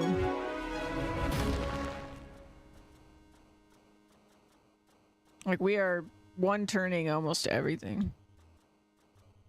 I hope I can keep it that way.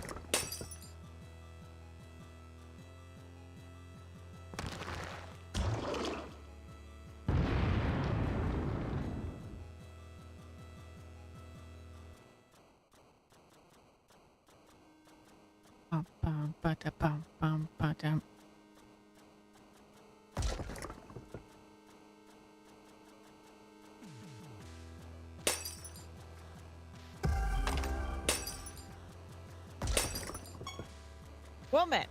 I hope this day finds you well. You look like you could use a bit of help on your journey. Take these items, I'm sure you'll find them useful.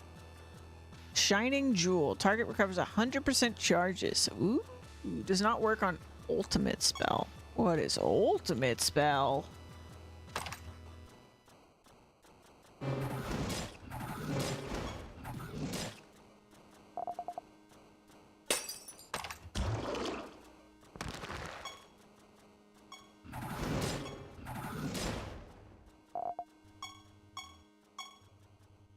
Ultimate spell sounds so ultimate. We finished our project. One of them. Which means I can start working on another specialization. I think I'm gonna try to do probably Paladin. Please help. These monsters are gonna kill me. Not sure what Towel is talking. Your name is Towel? You turn around and realize that your creatures are already in the midst of a great battle. You ready your spellbook and prepare to assist your creatures. A great battle.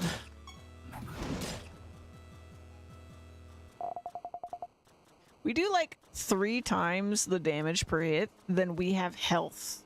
Like, actually crazy. Yeah, their name was Tao. Oh, we finished our other one? Both of our projects. Let's see.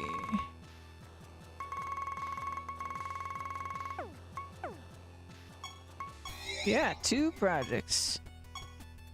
Blacksmith rank 3. Enchanter rank 3. Okay. So. I mean, Paladin, right? Paladin, I gotta.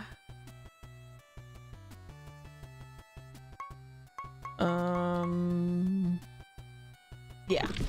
Paladin, for sure. Get that cooking. What does it say if I'm gonna try to do this one. I feel like it won't let me. Yeah.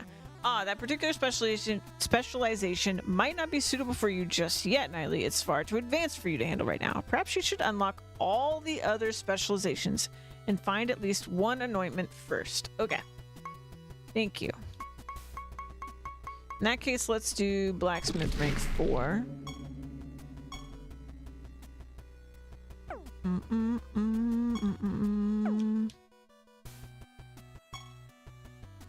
Da-da-da.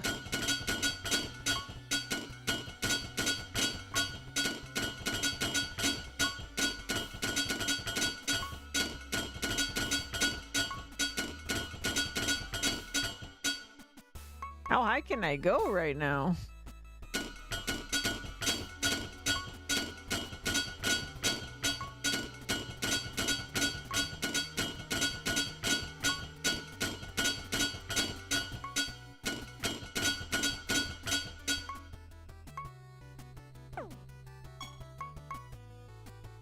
Socket.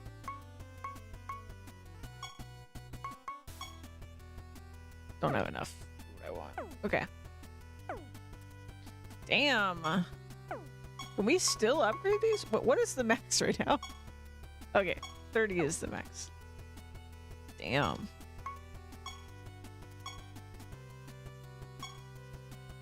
Oh, story boss already. So fast. There he is. That's the guy you need to take out. Go get him. I don't know why Everett wouldn't like Volcanar. Spooner. Yes. Hello, the name's Spooner. What is it you're doing here?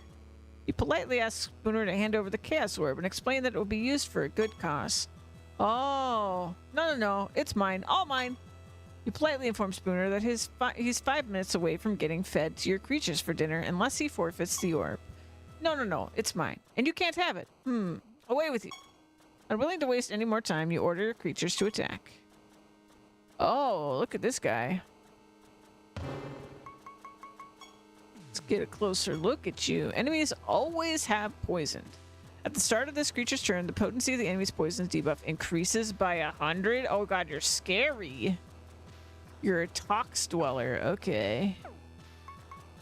We saw Tox Dwellers in... I think it was in the Caustic Reactor Vinodin's God Shop. Well, you're dead now, so you're not gonna do that. Go away.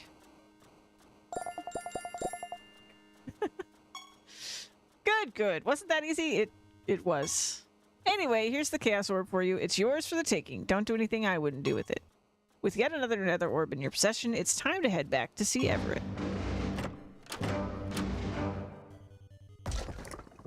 The spoon!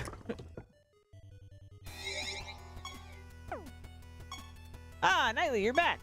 Is that the Chaos Orb? Fantastic. That means there's only one Nether Orb left to find. Nightly, after that, you can finally go to Eternity's End and take back the ultimate Nether Orb from the King of Decks. I believe the final Nether Orb will also be the most pleasant to procure.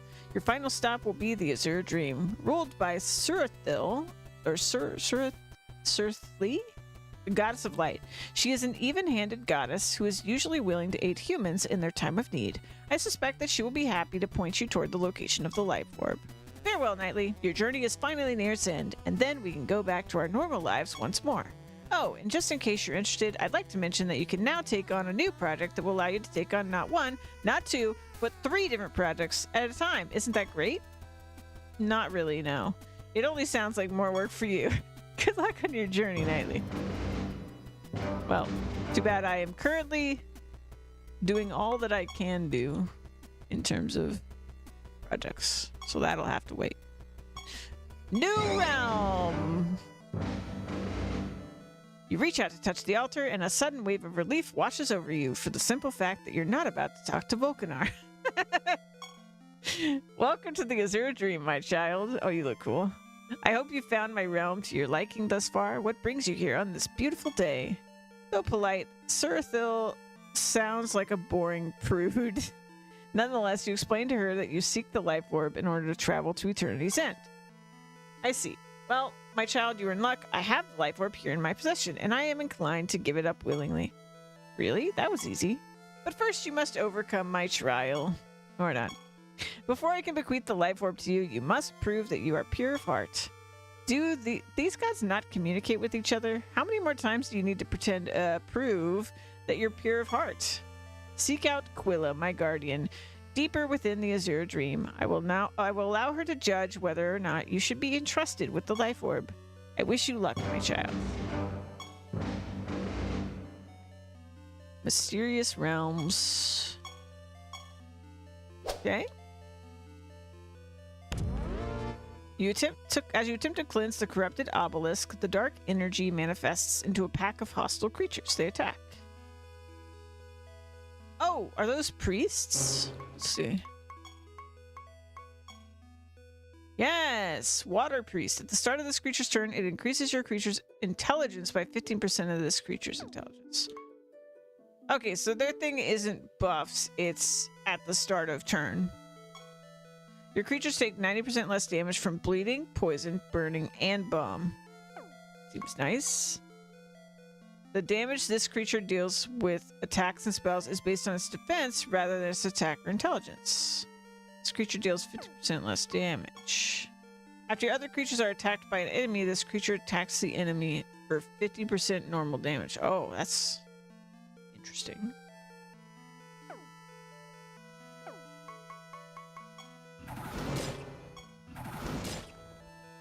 Well, neat.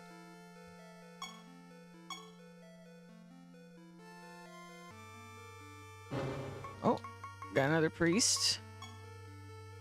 This is fire priest. At the start of this creature's turn, it increases your creature's attack.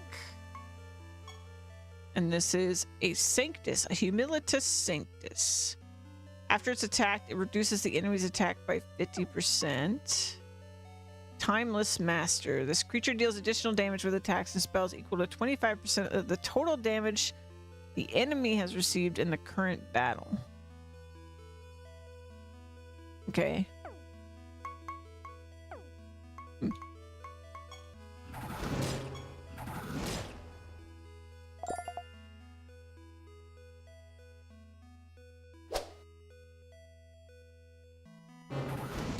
Oh no, I didn't get to look at him. Well, we can look at you. Bassa Cherub. After your creatures are killed, they have a 25% chance to be resurrected with 50% health and gain a barrier that absorbs damage equal to... Oh, nice! Oh, I want you! Yeah, this will be our solution to when we die. I'll have to put you on somebody. I mean, if that one dies, then we're screwed, but at least it increases our odds of recovery. At the start of this creature's turn, your other creatures gain attack, intelligence, defense, speed equal to 5% of this creature's respective stats. Okay. What was this one called again? Bassa Cherub. Okay.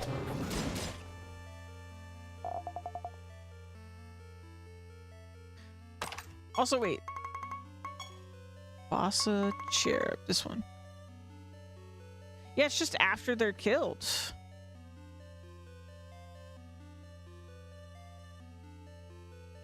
Yeah. Interesting.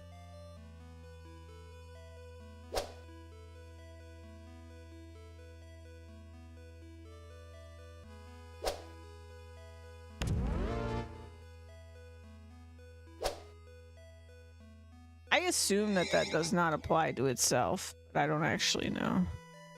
It says when it says your creatures, it's all of them, including the one that has it. But if it's dead, it depends on how they like order it. You will pay the price for disrespecting your betters. You shall die 1,000 slow, agonizing deaths at my hands. Okay.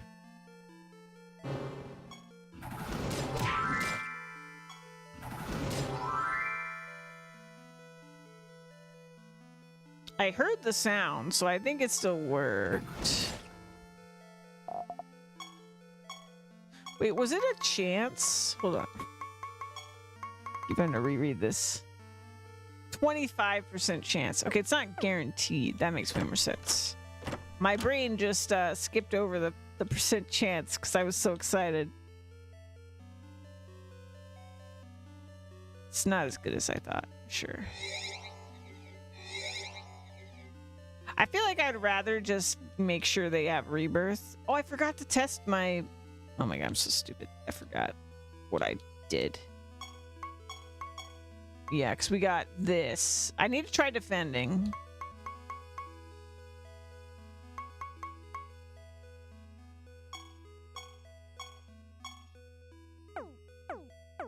Let's try it on this guy. On my honor, you will not touch so much as a gram of this treasure. Hey, stop dying before I can look at you. Yeah, we are attacking. Yeah, so that works. I can just defend now. So let's do this. Creatures, strategy, defend, defend, defend, defend, defend, defend. Now that's even safer. We'll do less damage, but I mean, I don't think it's a problem.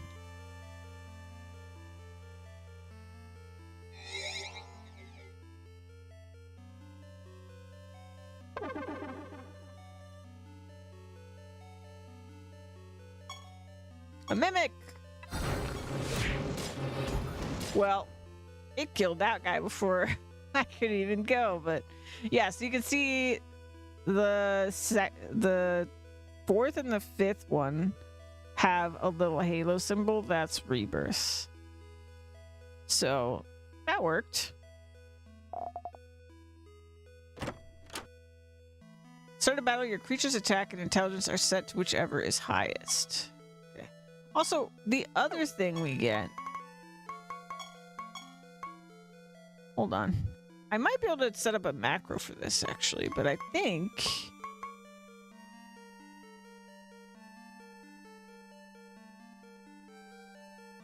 Yeah, once they get defensive, they should just attack, because they're going to defend again. Let's figure out macros. This should be fun. Macros. Edit macro. Add a line.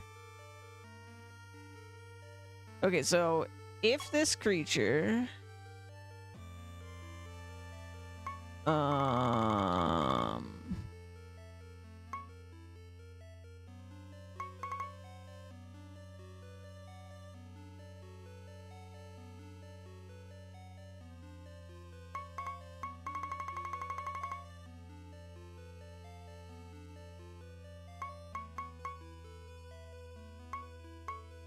doesn't have buff, defensive, defend.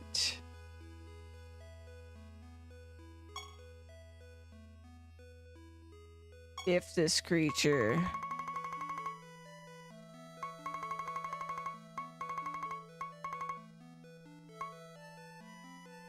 has buff. Defensive.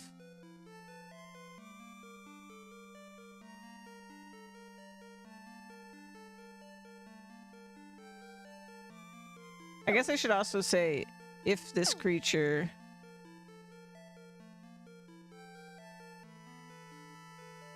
can attack.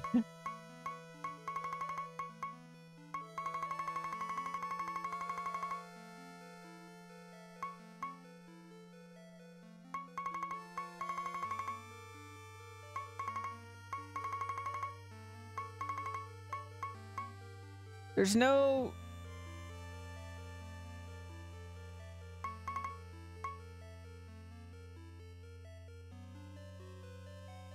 Now we're in Final Fantasy 12.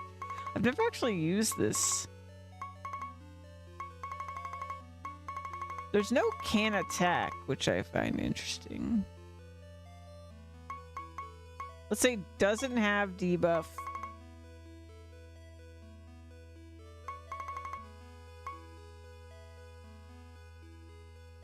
Scorned. Attack. A random enemy, sure. Add.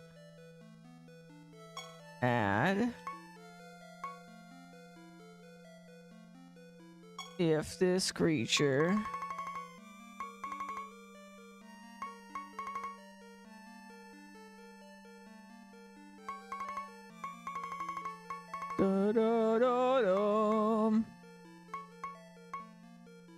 has debuff. Scorned. Cast. Oh god. Let's maybe not do that.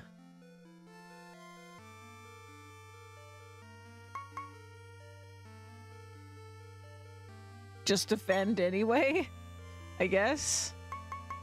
Keep it simple. Rename this one.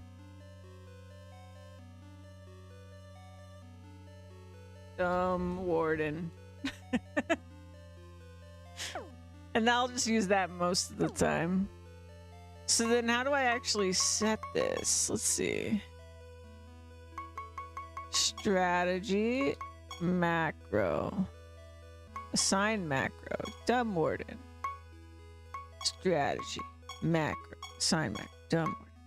Strategy, macro. Assign macro. Dumb Warden. Macro.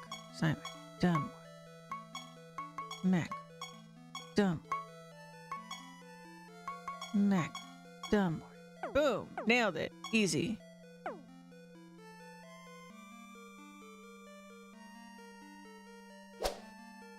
We'll see how this works. I have no idea. Oh. Okay, so it's doing what I expected. So I could still change my mind right here. But if I hold A... Perfect. That's what I wanted. Nice. So if I want to do it manually, I still can. But if I don't, I just hold A. Easy peasy. You gaze into the mirror ball, and it gazes right back at you. Ah! I fight myself, oh god! Well, I think I'm stronger than them. But look at them, they've got all my buffs! Cheeky bastards. I'm better than you, though. So I'll take it.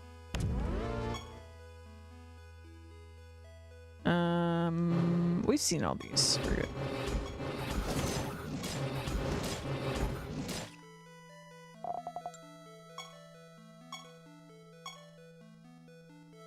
I think there is something happening I didn't expect with the barrier move. It might be that if you have barrier, you can't get barrier. At least not by, like, default. I don't think you just get more barrier.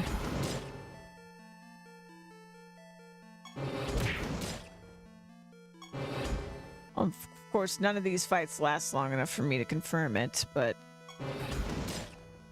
yeah. let's see. Something's happening where it seems like sometimes we don't actually attack. Oh wait, no, it's a chance, right?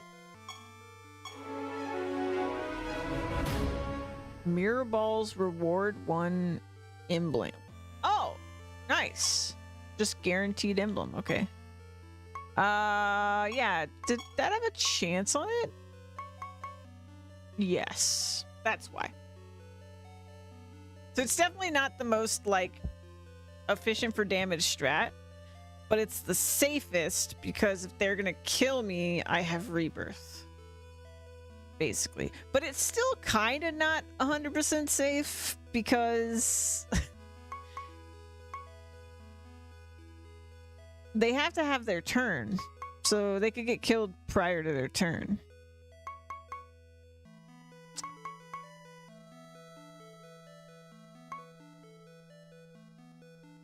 Yeah, it's not completely invincible. Shucks. How dare it not be completely foolproof?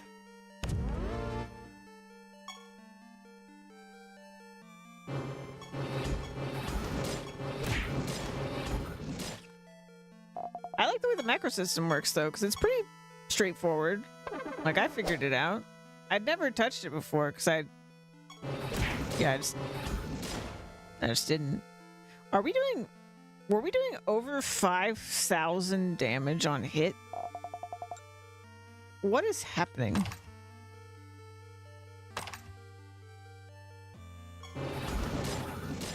Yeah, we're doing thousands of damage. Okay, cool. Just checking.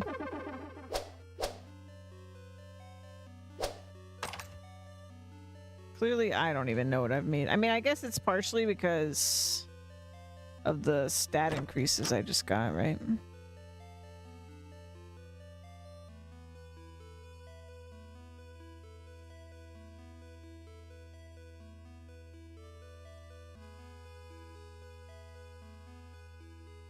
I like this place.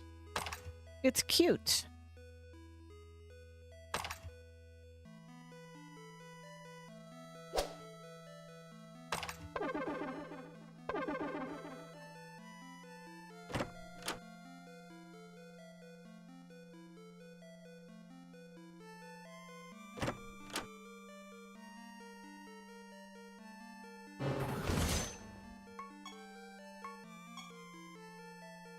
Ah, well that explains it.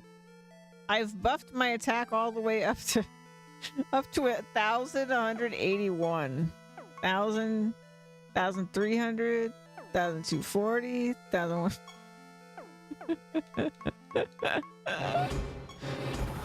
Oh, I'm drunk on power. Beautiful. Something is gonna wreck my day. One day, but that day is not. Hopefully not today.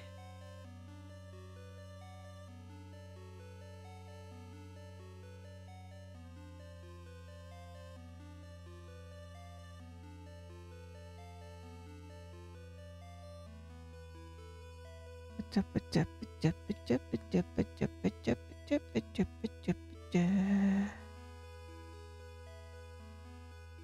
I go up here already? I did. So this would be a good place to get knowledge for any creature I already have because of the mirror balls.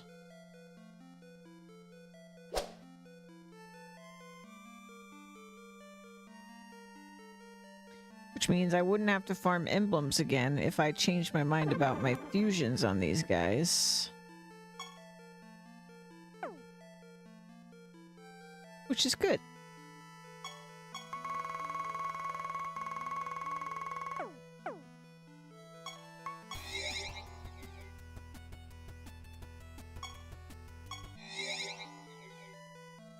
I have informed Quilla of your imminent arrival, and she is eager to make your acquaintance. You will find her deeper within the Azure Dream.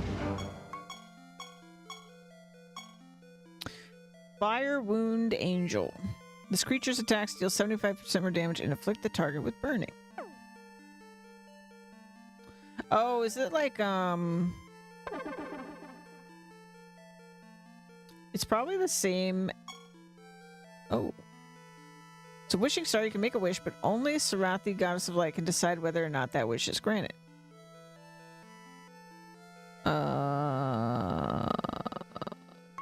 Glory? It's glory you want, is it? Very well. Oh. Hi.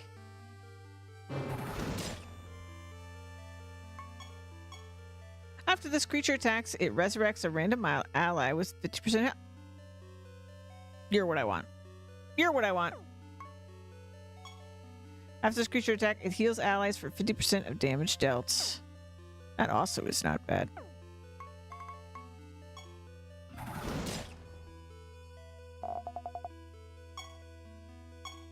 It is after an attack, but I think that's better than the other one. We are attacking, after all.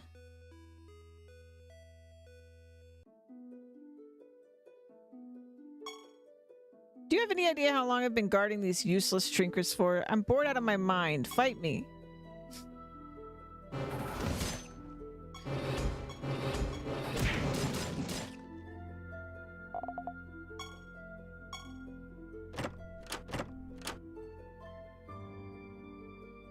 It's funny how this is like kind of, I've just accidentally built this in a similar way to how I built my paladin, because the paladin, I was sort of like provoking, I think I was provoking every turn, and it was triggering all sorts of shenanigans.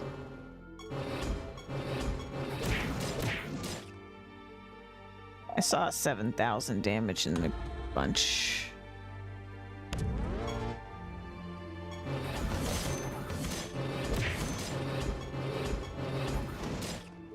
Yep, 7,000 damage.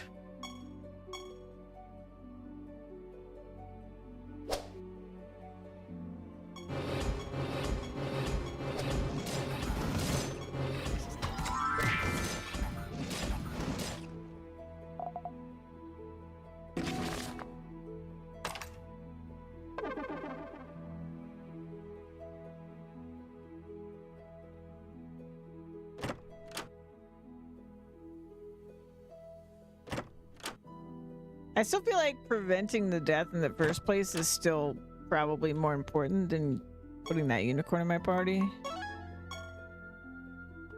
Because, like, I think still my biggest threat is probably debuffs, even though I have immune after the first turn. If they have debuffs before my first turn, or before my turn of any of my creatures, then I'm stuck with those. And if I get cursed in particular, we are just dead. We will murder ourselves. There was a 9,000 in there. I just want to point that out.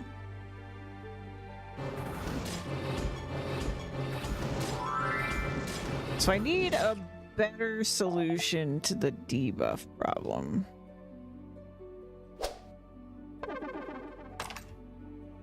And really, all it is, like, what would fix it is if I just had a my turn gain buff that actually counted. But I'm a little nervous about anything I could add, because I really thought when we added the it was like proficient invisible one, that one, because like, see how like before I pressed A I didn't have those last two buffs? The wording said gain, but for whatever reason it doesn't actually count. There's like a 11,000 damage. Holy shit.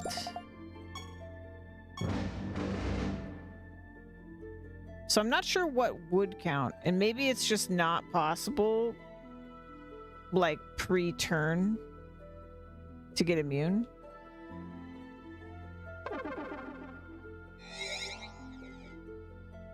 But that would be what I would want for sure.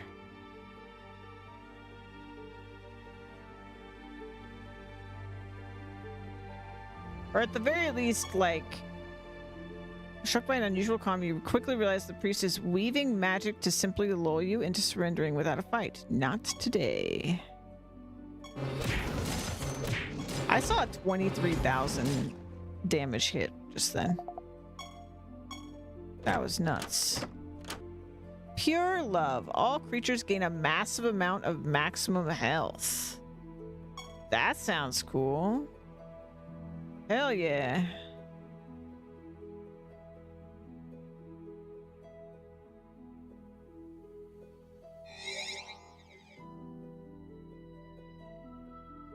But yeah, it would be nice, but we're doing all right. I haven't died yet, so I guess I shouldn't really worry about it until I actually do.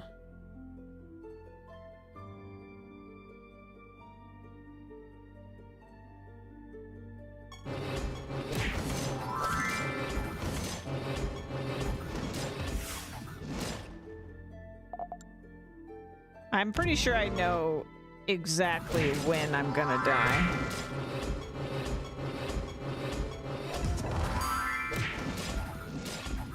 I mean, I guess more accurately, I know what's gonna happen that's going to result in my death. Because I remember there's eventually a moment where the game allows me to essentially take more risk to get more stuff. And that's when I'm gonna die for sure. If I don't die before then, I will die then.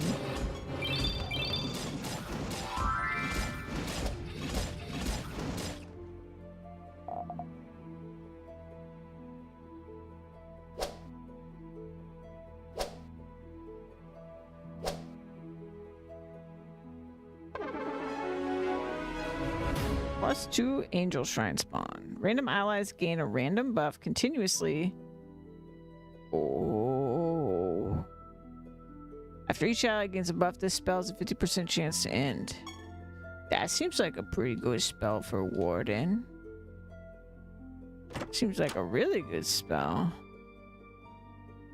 Random enemy takes a small amount of damage. This effect occurs 9 times. 9 meteors. Makes sense.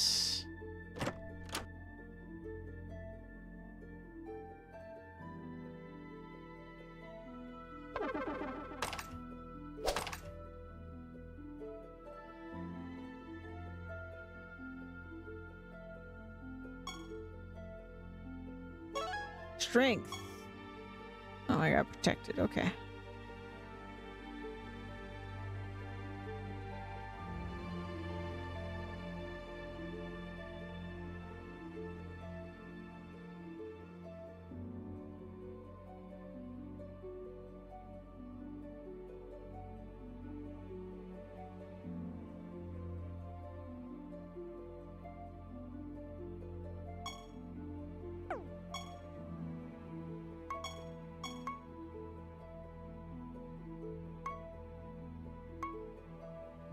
Oh, these are all fire wound. Okay, so it's not the same class.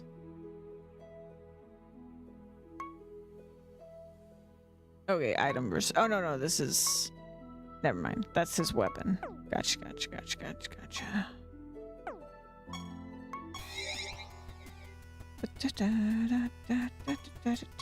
Boss time. You've arrived in Quillow's domain. I will leave the rest of your trial up to her. Good luck, Knightley.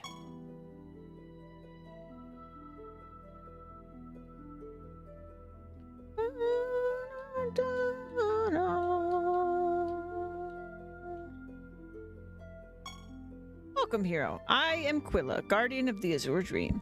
Sirathli has informed me of your situation, and I'm honored to partake in this trial with you.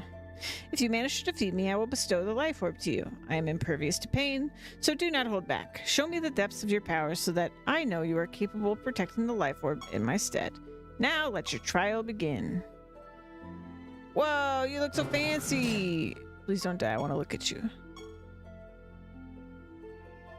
Life unicorn. At the start of battle, And at the start of your creature's turns, they gain a barrier that absorbs damage equal to 100% of the... Can I have you? You would solve my problem. You would solve it. Oh my god, you would solve it. You would literally solve my problem.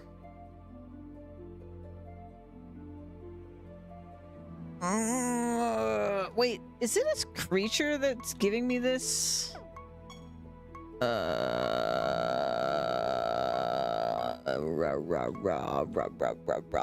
Throat ripper. Also pretty. It's unfortunate. Well, actually, what would she even do to the color of one of mine? But also, she's sounds real special. She might be a god spawn, which would involve a lot of grinding for me, but I would do it. Yeah, I don't know. But I want her.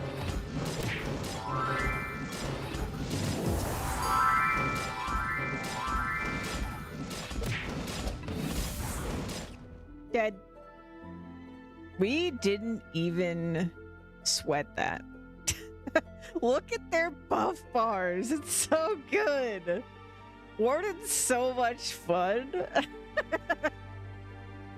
How many buffs am I away from having all of them? There were 18, right? So 12, 13. I'm 5 buffs away from having every buff.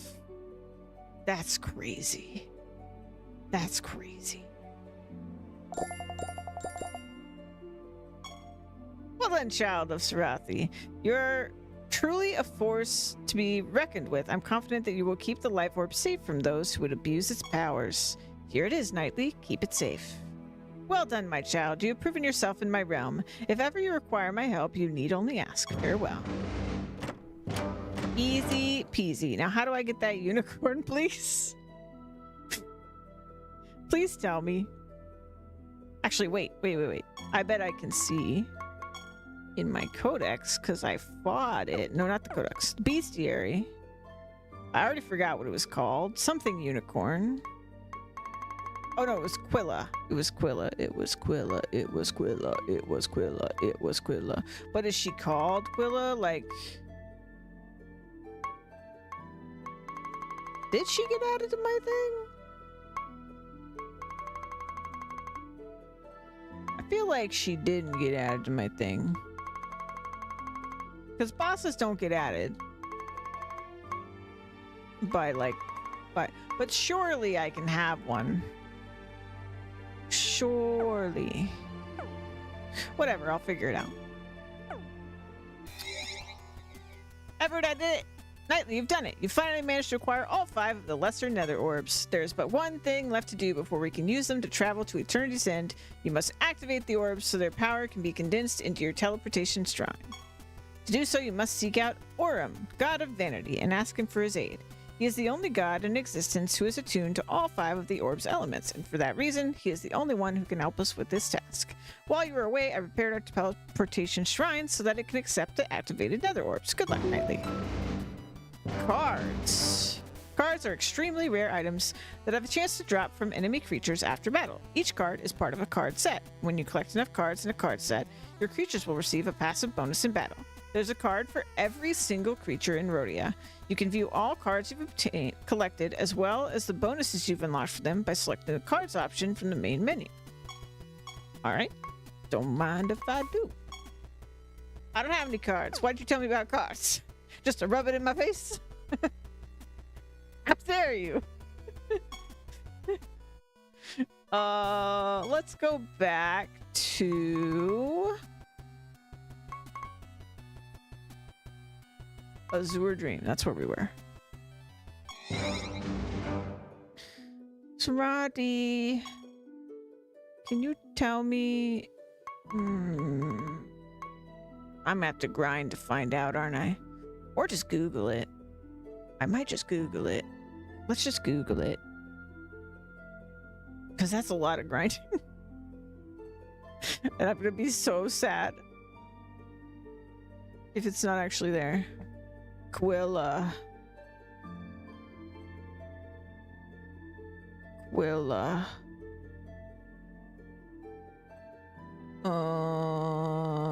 maybe that's not what I should look for. Unicorn? Unicorn. Can I not have? Can I not have? Surely I can have. Surely I can have. No! Can I have the ability? What was it? It was like at the start of battle. Hold on. At the start of battle.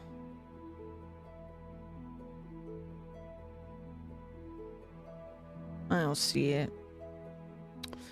I don't see it. I'm sad. At the start of battle.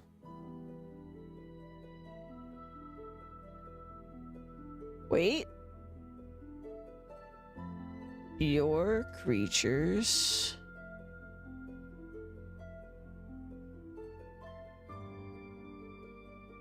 at the start of battle, your creatures gain crystal shield.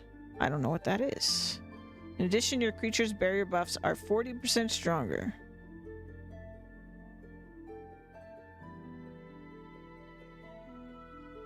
Who this guy?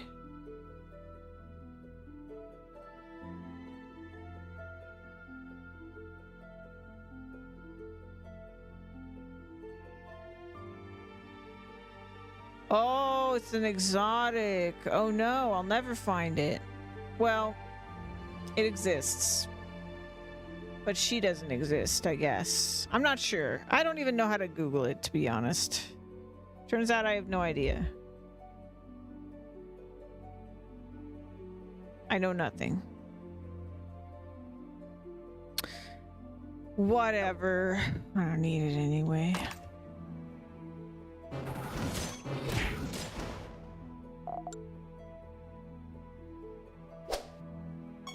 Keep your rainbow unicorn. I wish for wealth. Oh, okay. I feel like Glory is the best choice there.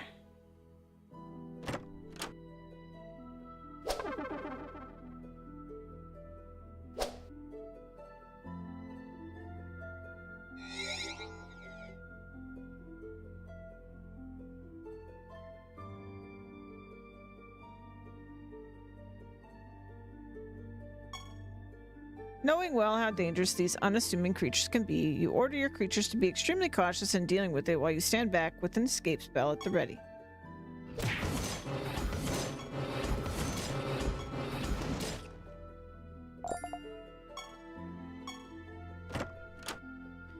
Target attacks at random enemy for 200% normal damage. Wait! This is the kind of spell I need. That's perfect. We can force our guys to attack with that.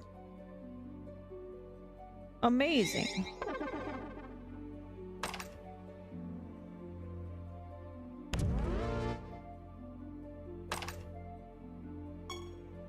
Don't hurt me, please. I'll give you everything I found in this realm. Just leave me be, I beg of you.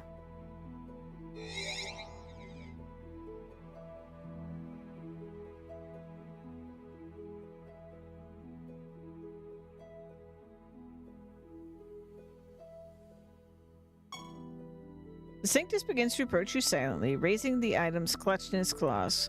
Knowing the danger well, you have your creatures immediately attack it without hesitation.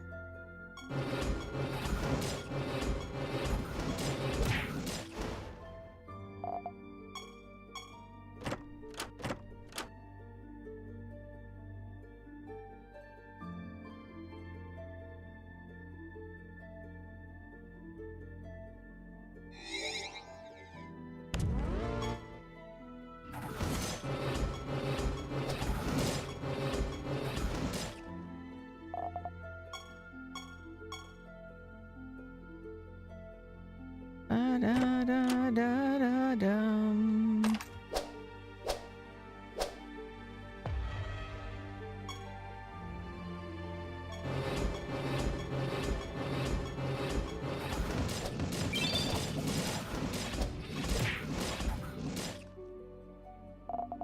Gotcha. Cruelty of the Wild. Enemies are afflicted with Blighted. If they are already afflicted with this debuff, they instead recover a moderate amount of health. Oh, that's mean. That's so mean, because Blighted makes them hurt when they're healed. After this creature is forcibly moved to the top of the timeline, it gains Splashing and 75% attack. Huh. Okay. Cool, cool, cool.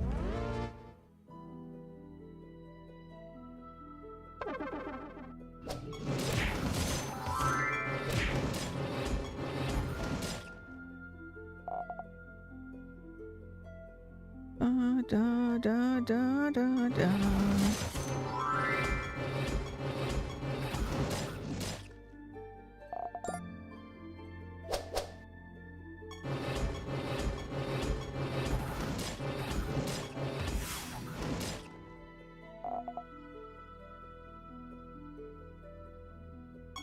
Da da da da.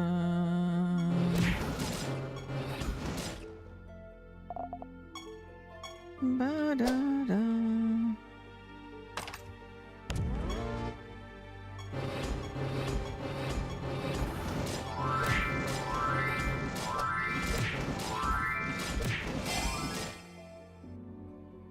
That was interesting. Bum, bum. Treasure.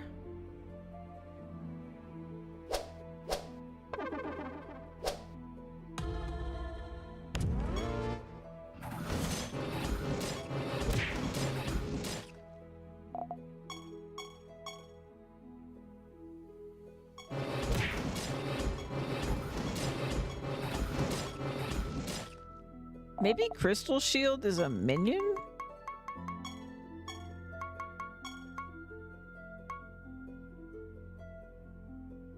No?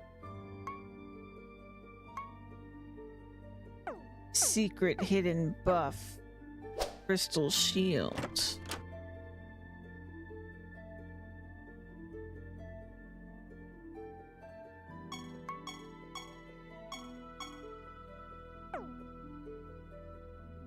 Da da da da da dum.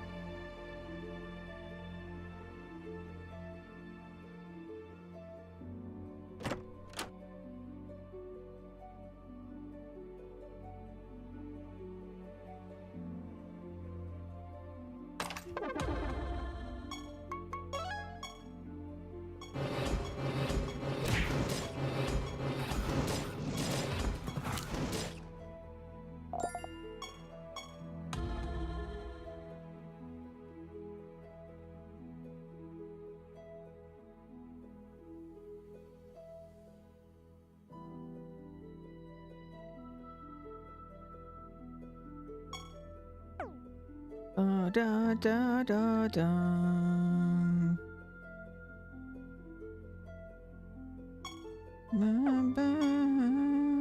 Oh, I see stuff down here. I left stuff behind. There we go. Okay, well, she didn't seem to have it. Let's see. Do I have perk points or something? I do.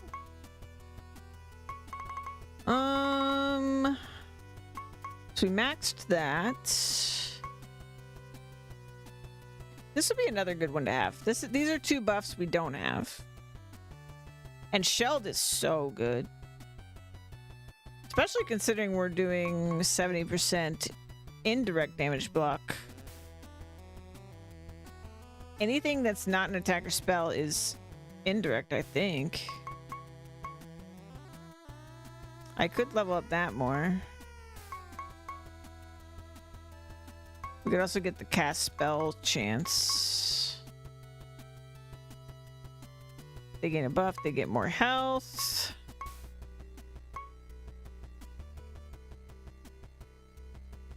Oh, this could be good too. We could just be continuously building stats. Let's get at least 1 point in that for now. Oh, I do... Actually, no, that one I determined didn't matter because we constantly regain our things. Okay, so this is 100. So let me just go ahead and get more of this. Because we can get this right now. So now, every time we get our barrier, because that's our repeating gain buff, we get 20% of a random stat. Because why not? Because of course we do. Anyway, to the Temple of Lies. Ooh, fancy looking. You reach out to touch the altar and blah blah blah. You know the drill by now. Oh, you're like a... Wait. What are you? You're like a statue of a bug with 2 gems for shoulders and boxing gloves. Orem, god of vanity. Well, well, well. What is it that I sense upon your person? Could it be the 5 lesser nether orbs? Considering your creatures are holding the orbs in plain view, you find Orm's guess significantly less impressive than he probably hoped. I know not how you managed to claim these powerful relics, but there is no doubt that it was a strenuous endeavor for a mere mortal. I applaud your achievement. I suspect that you've come here to ask for my aid in activating these orbs. Is that not true? Duh. It would be my honor to help you with this task. Let us begin immediately. Deep within the Temple of Lies is a carbuncle called Vitya. Vitya is a powerful sorceress beast who turns spell gems into living creatures with her magic. These creatures are known as gemlings, and it is with their hearts that we may activate the 5 nether orbs. Seek out Vitya and destroy her gemlings. I will take care of the rest. Blast wave. Enemies take a small amount of damage or a massive amount if they are afflicted with burning. Oh, another good pyromancer thing. With my wealth, your donation is much like urinating into the ocean to raise the tide. Nonetheless, you have my appreciation. Wow. I feel how grateful he is.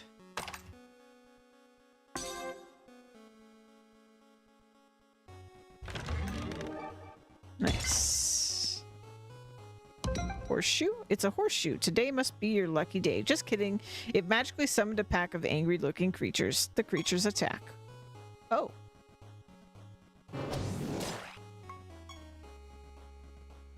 Aquamarine Carbuncle. After your creatures cast a spell, they have a 7% chance to gain a random buff for each spell that has been cast by all creatures in the... Oh my god. If I had this, and then I had the other perk that makes me cast spells, we will chain buff ourselves. I need this. I need this. Aquamarine Carbuncle. I need you. I need good spells for us too. Oh my gosh. After this creature takes damage, it has a 2% chance to cast one of its spells for each spell that has been cast by all creatures in the current battle. The fact that it just like gets crazier. All creatures, not even us. Enemies and us. These guys are nuts.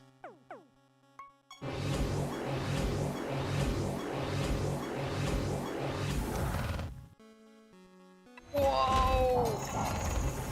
Whoa! What if they're trying to take my buffs? Ooh! Oh, thank goodness we have so many perma buffs. That was kind of scary. Yikes. Yikes, yikes, yikes. Dude, they are so cool. What the hell? But now I need that other perk.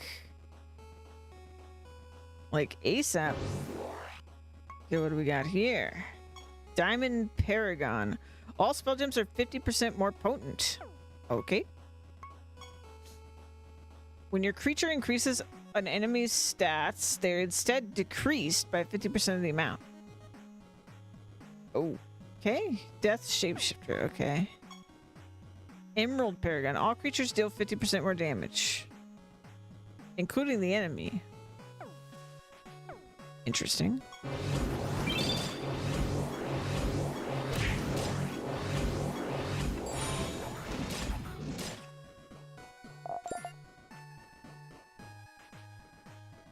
I'm so happy with this party right now.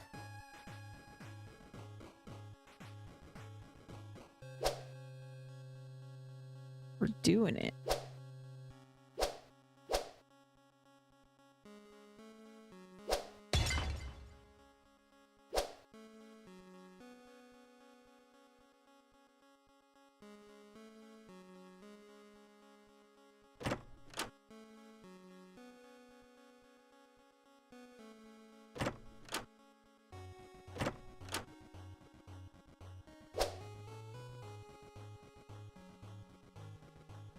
Da-da-da-da-dun. There's one new guy. What do you do? Life shapeshifter. When your creatures heal an enemy, it instead takes damage equal to 50% of the amount it would have been healed. Okay. Neat.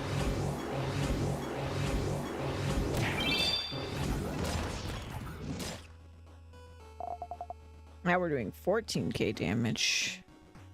Number go up.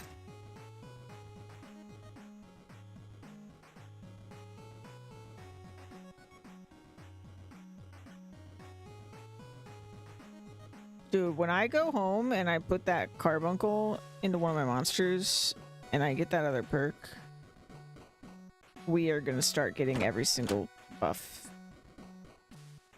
I also need to like set up some spells.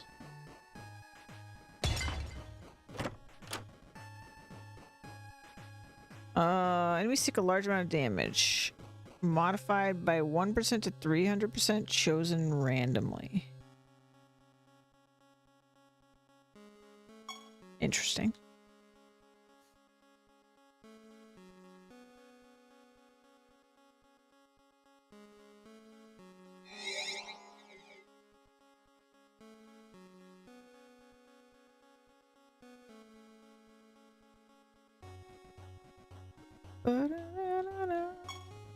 Strange creature keeps rapidly changing between several disgusting, terrifying, and outright obscene forms in a clear effort to scare you away. Too bad you're made of sterner stuff.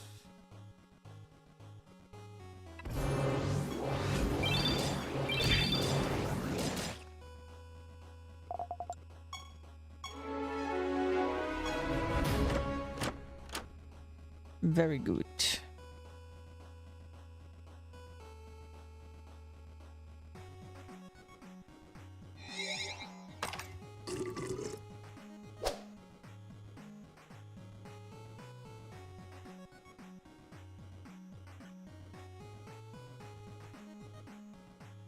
The hell is this thing? This is enough gem dust to enchant every spell gem you'll find in your lifetime. What luck! As you start to gather the satchel of dust, it transforms into a bunch of turtles. Because why the hell not? The creatures attack. Oh! Wait, no. Let me look at you. They're crunchers! After this creature is attacked, it seals one of the target's spell gems and provokes. When this creature attacks, it deals 15% more damage for each sealed spell gem the target has. Okay.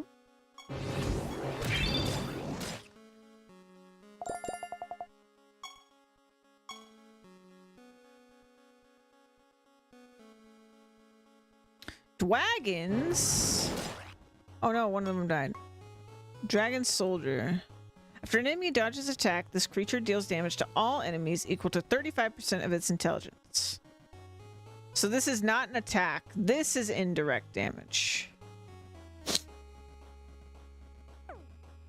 Yeah.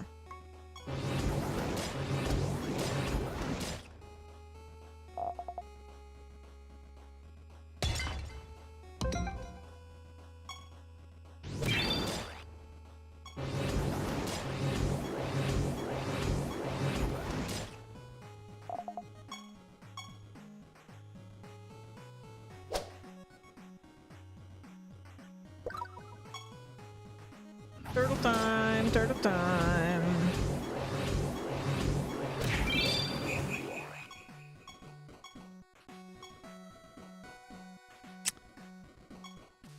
Uh-oh.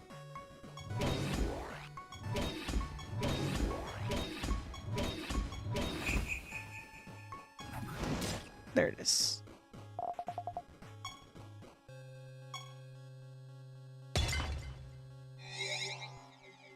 We were in a stalemate there for a second.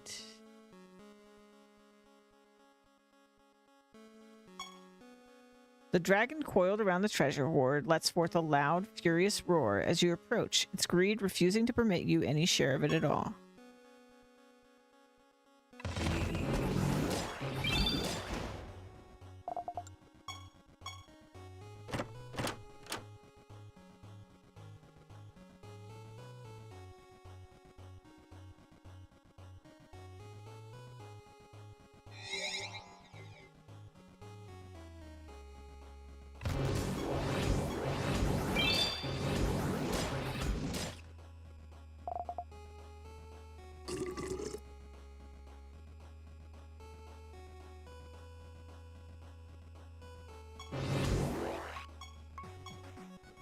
Dragon Sentinel. After an enemy deals critical damage, this creature reduces all enemies' speed by 50%. He's like, no more criticals.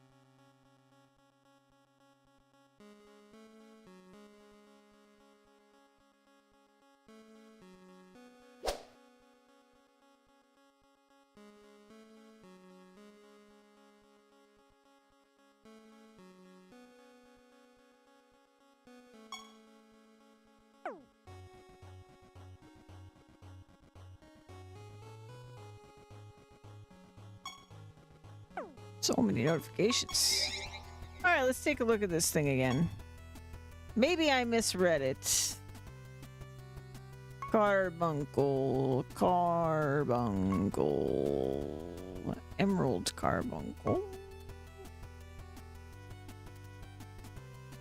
Sorting by name, sorting by class, sorting by race.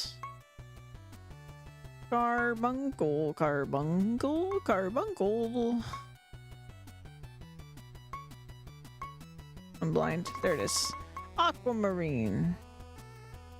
Yeah, it just says after they cast spell. I was worried that it might say after they like manually cast a spell, because then it wouldn't have worked. But no. That's so good. Get over here. Cutie. Also, do I have perk points right now? Where is it? This one.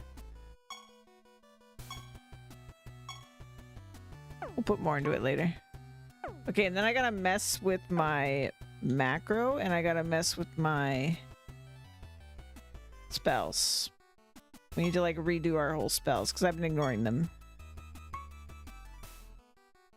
Who's gonna look the coolest? Whoa. It's kind of trippy looking.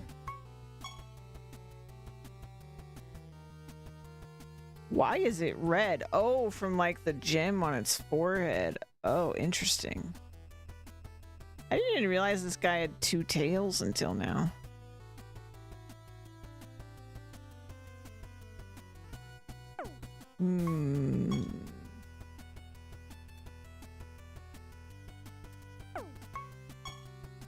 I actually kind of like the red one. It doesn't like feel like the logical choice.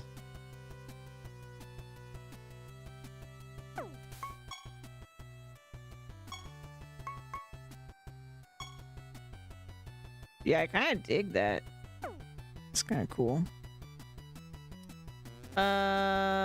Yeah. Da-dun, da-dun. This is so silly that this is even a thing that's happening. Bloop.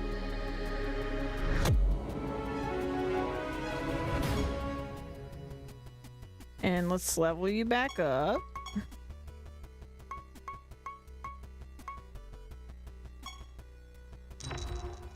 There we go. Okay, gyms. So wait, let me read this thing one more time. It's just one of their spells. Doesn't have to be a damage spell even. Oh, that's perfect for us. Oh my god. Okay, hold on. Because then we could auto cast this, which would also cause us to auto cast another buff. Crazy. Okay, I'm gonna remove this. It's kind of lame. Remove that. I mean, that's fine with me. Also fine. Okay. No, you're ugly. Okay. So... Holy Shrine. Okay, so we need 3 nature spells. Preferably. I mean, actually, we don't even need 3. I don't think having more is going to increase our chances here.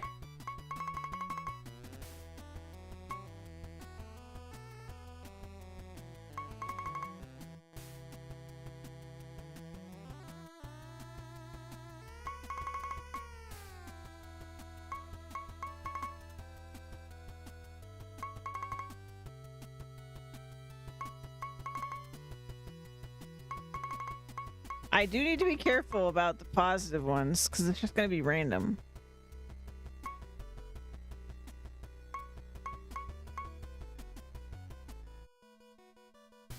See, like, that's fine.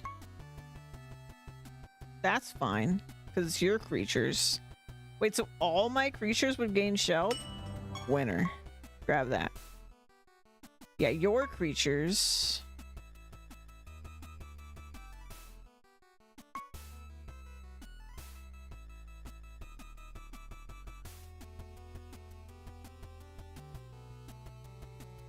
this is probably good to grab as well. Because it could randomly save us or something.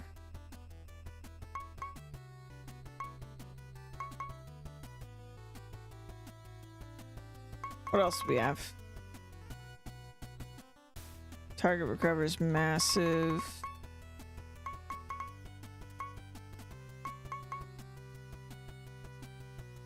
Your creatures gain a large amount of maximum health, and their class becomes alive until the end of the battle.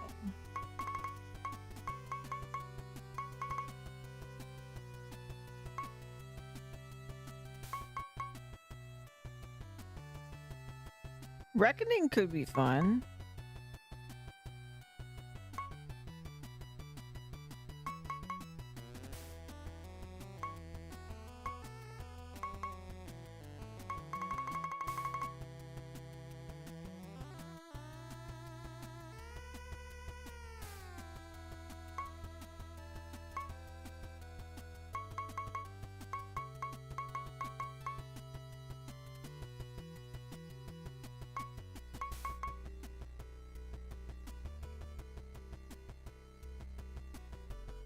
And white magic, yeah. Let's do that.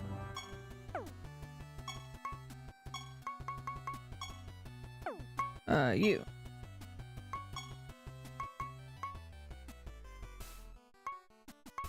Six charges.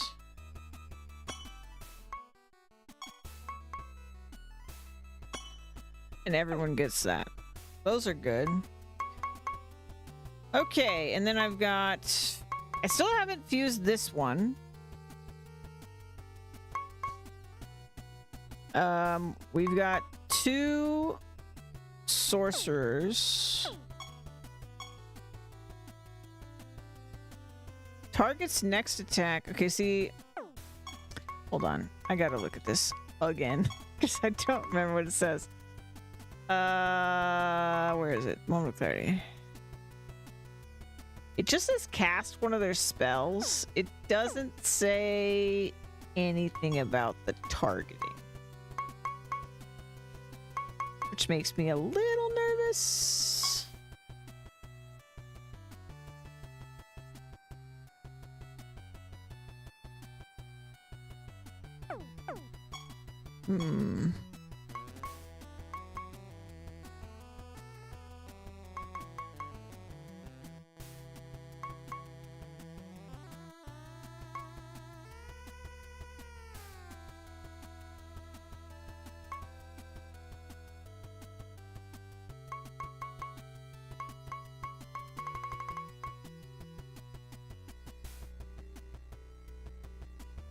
Yeah, like this, I love the sound of this spell, but if it targets us, which I don't know if it will, then I just like kill us.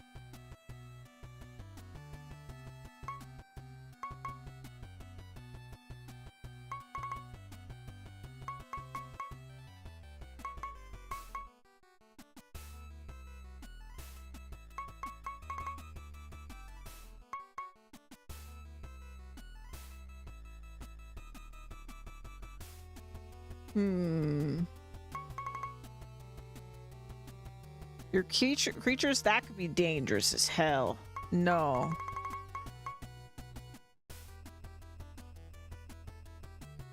This is fine. We don't really have speed, but this is fine. At least it specifies enemies.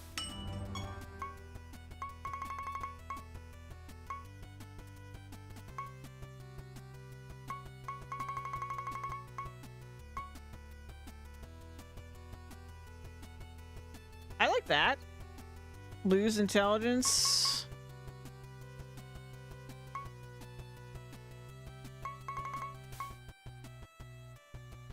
Randomize charges.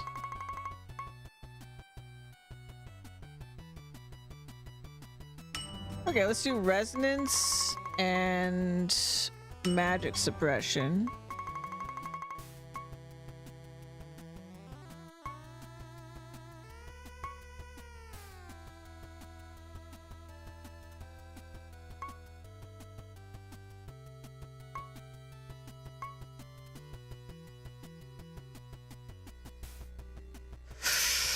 If I was way more confident that we would not have debuffs, I would do this. Because that'd be nuts for us. Because we're just going to have every buff.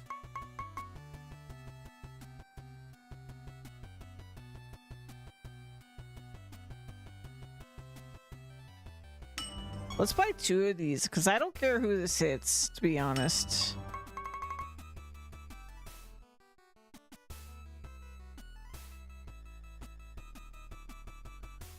Enemies' buffs are removed. I don't hate that either. We have so many spells, though.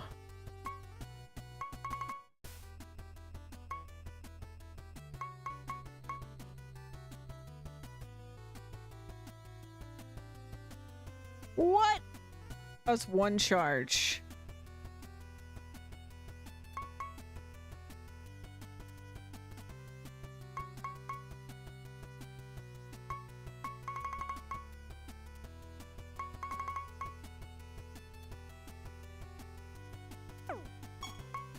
Okay, let me look at this. You manage spell gems.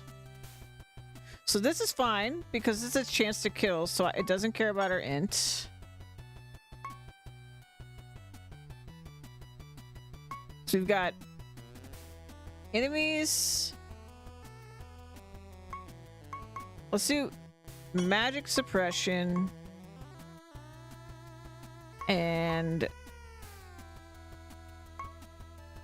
shining jewel. You resonance Shining Jewel and River against Current. I don't really care about our spells necessarily doing damage. Okay, then we need 3 death ones. So what do we have? Let's sort by class, actually. Like making this harder on myself for no reason.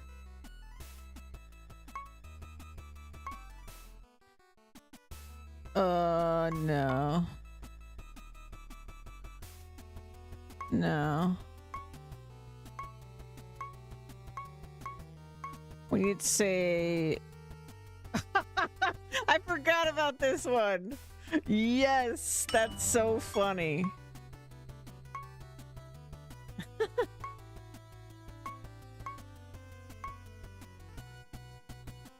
I mean, your creatures gain a random minion. I'm not against that. Pestilence could be good.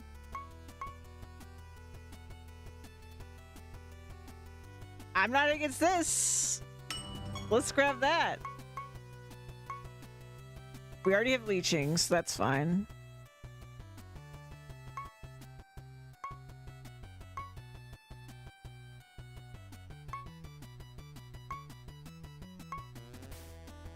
Wormrot would be okay.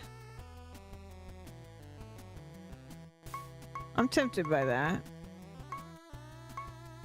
So it's either that or our creatures gain a random minion. I feel like Wormrot's better.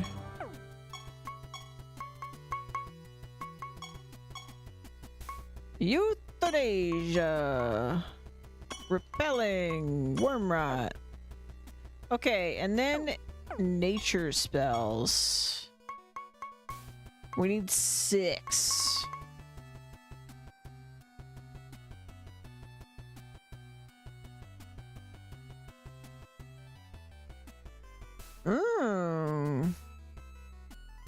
Okay, if there's not a better debuff remover than that, I might do that.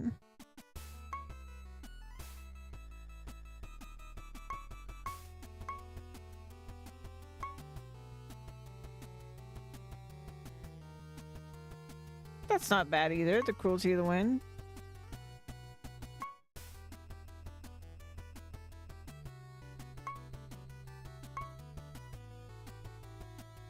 Okay, so Cruelty of the Wild and Antidote are my ones I like so far.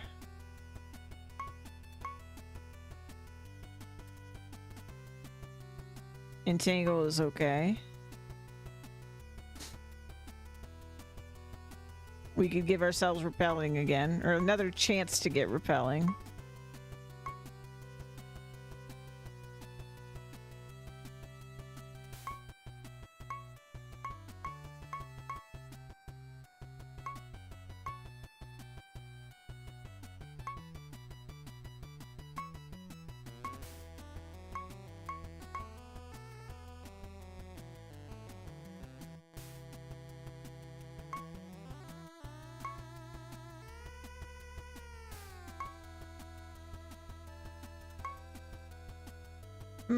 Okay. I think another chance for Repelling isn't bad.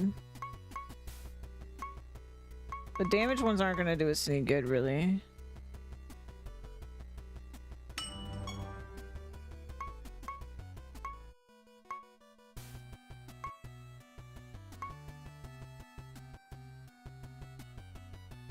This is fine.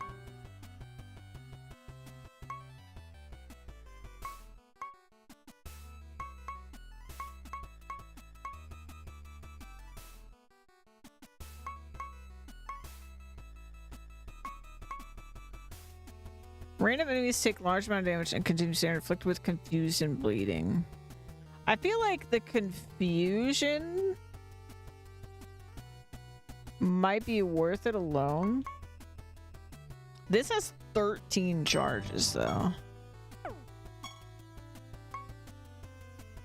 I do think charges are going to be something I'm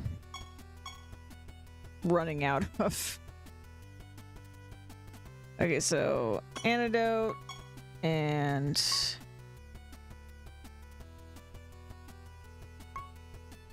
cruelty and gift.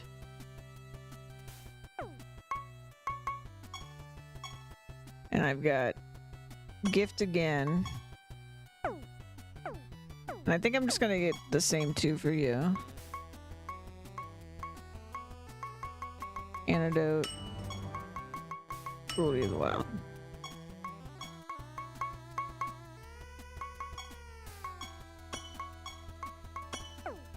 Okay. Everybody got spells. And now it's you. After your creatures cast a spell, they have a 7% chance to gain a random buff for each spell that's been cast by all creatures in the current battle.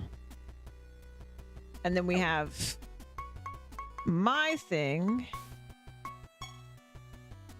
It's crazy that it's all creatures too. We currently only have 8% chance on the barrier gain for this to occur, but I can bump this up to 20%. Anyway.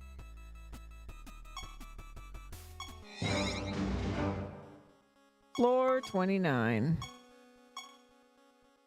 Crystal Dune Gemling. Your creature spell gems are 70% more potent when they have odd number of charges. They're 70% less potent when they have even. I don't like that.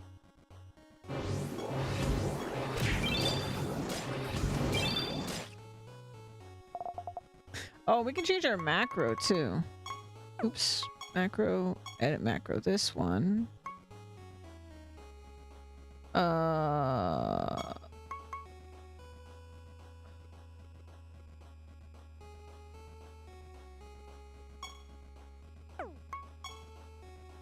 If this creature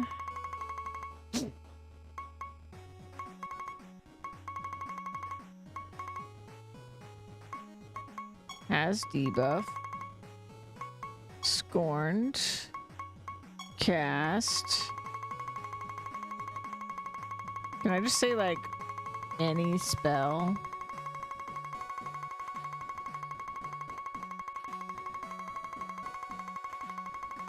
Well, if you wanted to see a list of every spell in the game.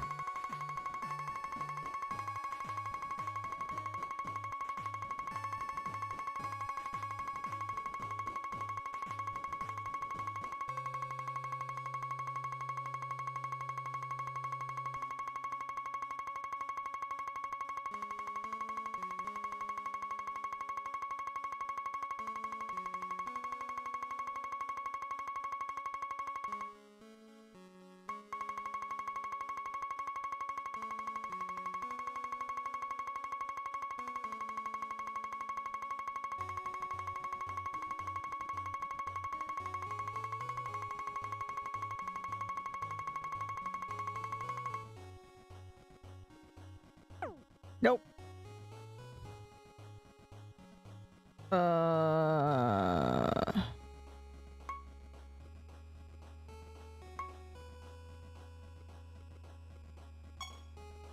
We're keeping it.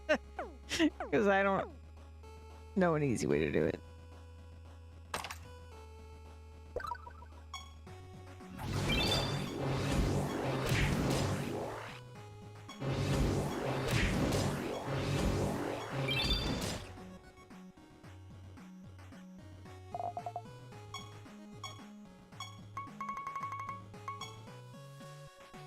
Let's see.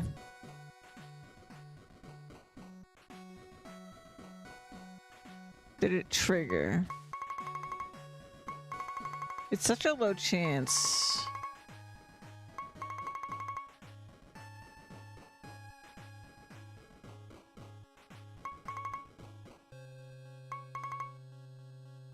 Oh, river against the current.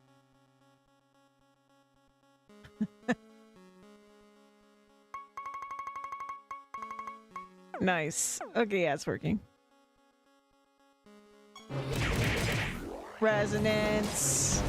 Cruelty of the Wild. Magic suppression. Alright, here we go.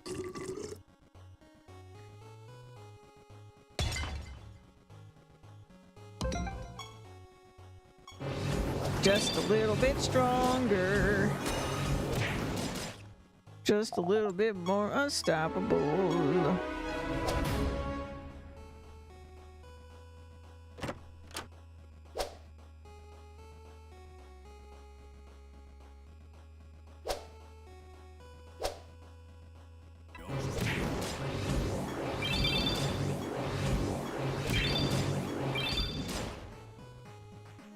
Let's see, someone got 15 of the 18 buffs.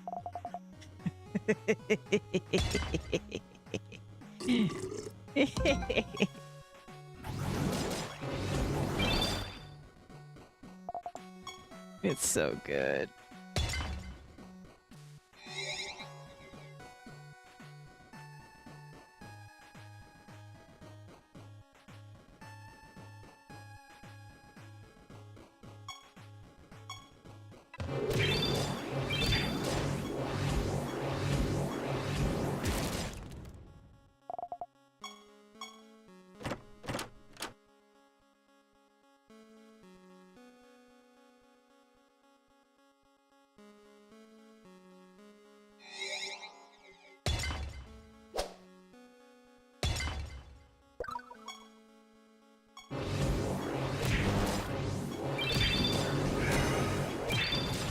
We blighted them.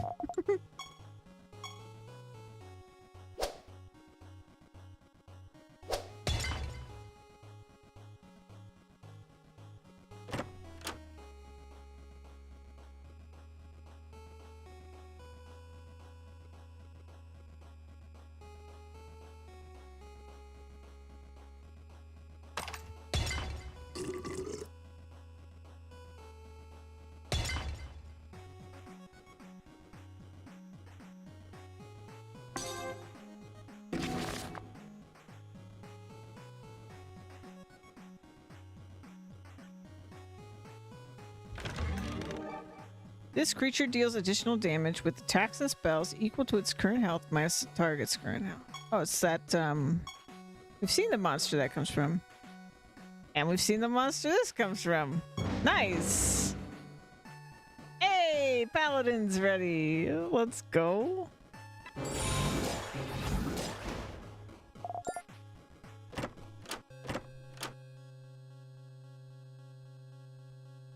Kill streak. Cast a random damaging spell for each dead creature on the battlefield.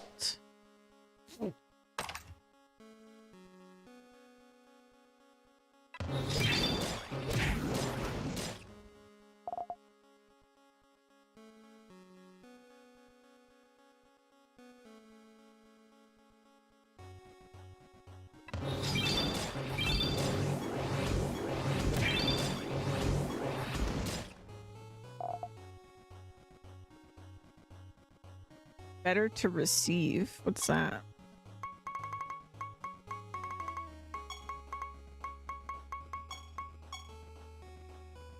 Give a total of 100,000 healing.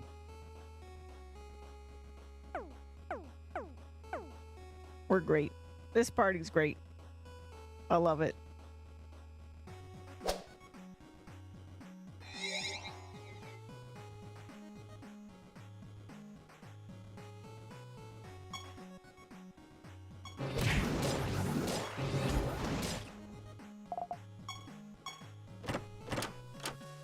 Your creature deals 6% more damage for each creature of the same race fighting on your side. Well, we have that. I could put that in an artifact for sure.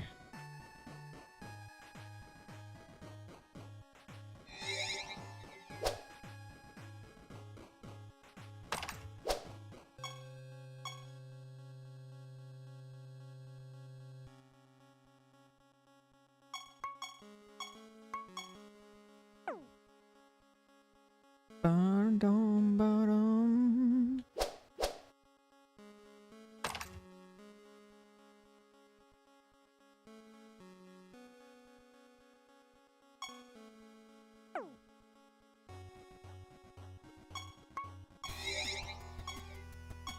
Paladin! And we can change at the wardrobe. But I'm not going to do that yet because I think, I can check, but I think there's achievements for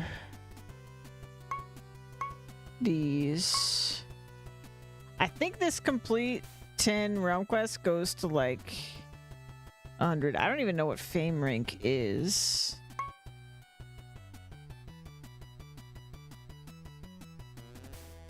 Da-na-na. Da-da-da-da-na-na.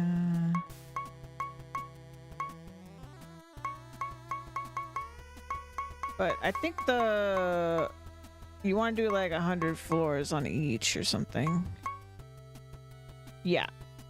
100 realm quests with each one. Okay. Yeah, so we'll stick with this for now. Let's increase maximum projects again.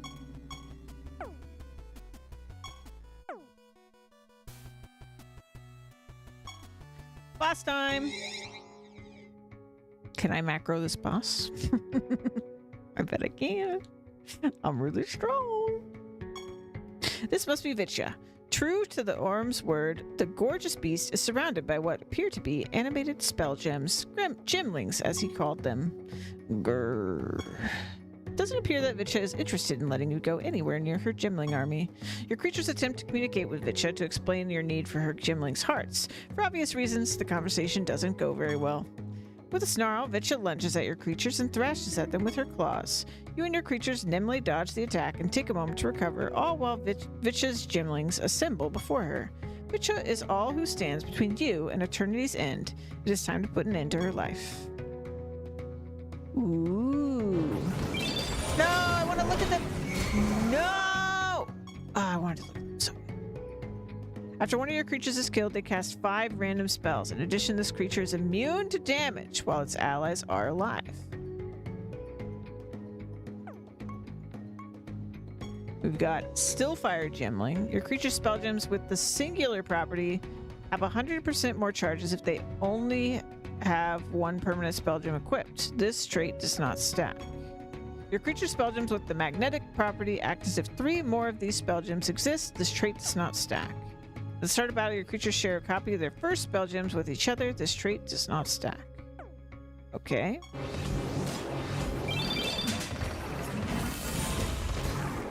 Whoa, things happened. But you did, I'm sorry. The corpses of the gymlings dissipate into a strange, lingering mist. Well done. It's a pity that the majestic Vitya is no more, but such is the price of vainglory. As promised, I will use the remnants of these gymlings to activate your lesser nether orbs.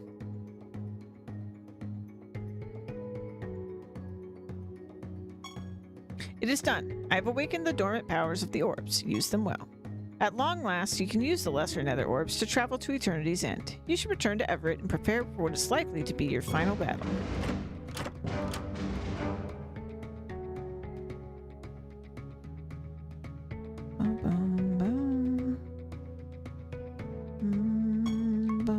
Perks. So this one. Maxed. 20% chance now. And then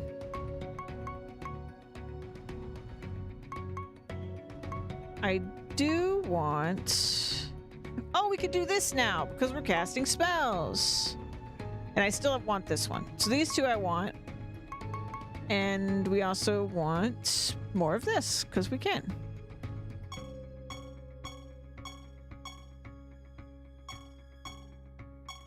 Next. Yeah, these two are probably my next go-to. Because these buffs we already have.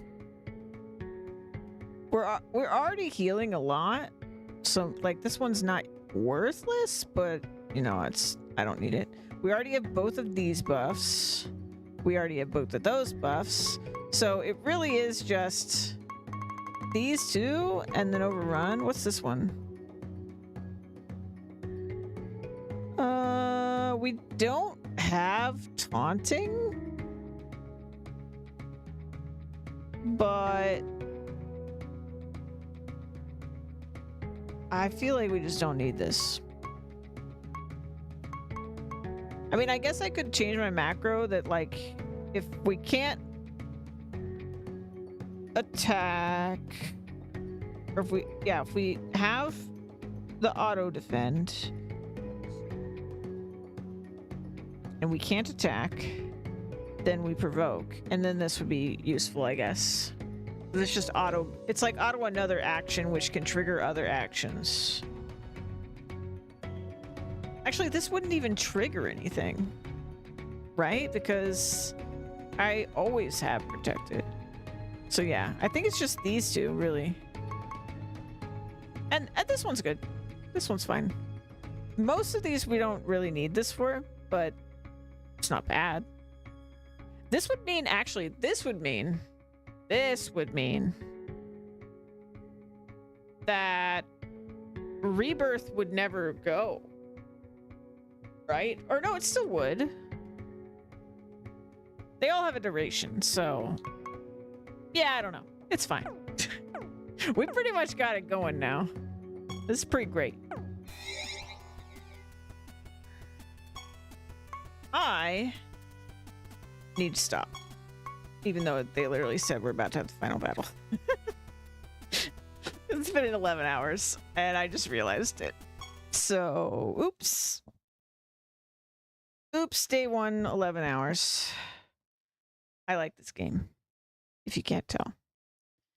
I'm so excited to be playing it. I'm so glad I'm streaming this, because I'm going to have way more time to play it. All right. We are going to raid. Siralim. I'll see you guys tomorrow. I'll be playing more of this tomorrow. Wednesday will be Crimson Desert.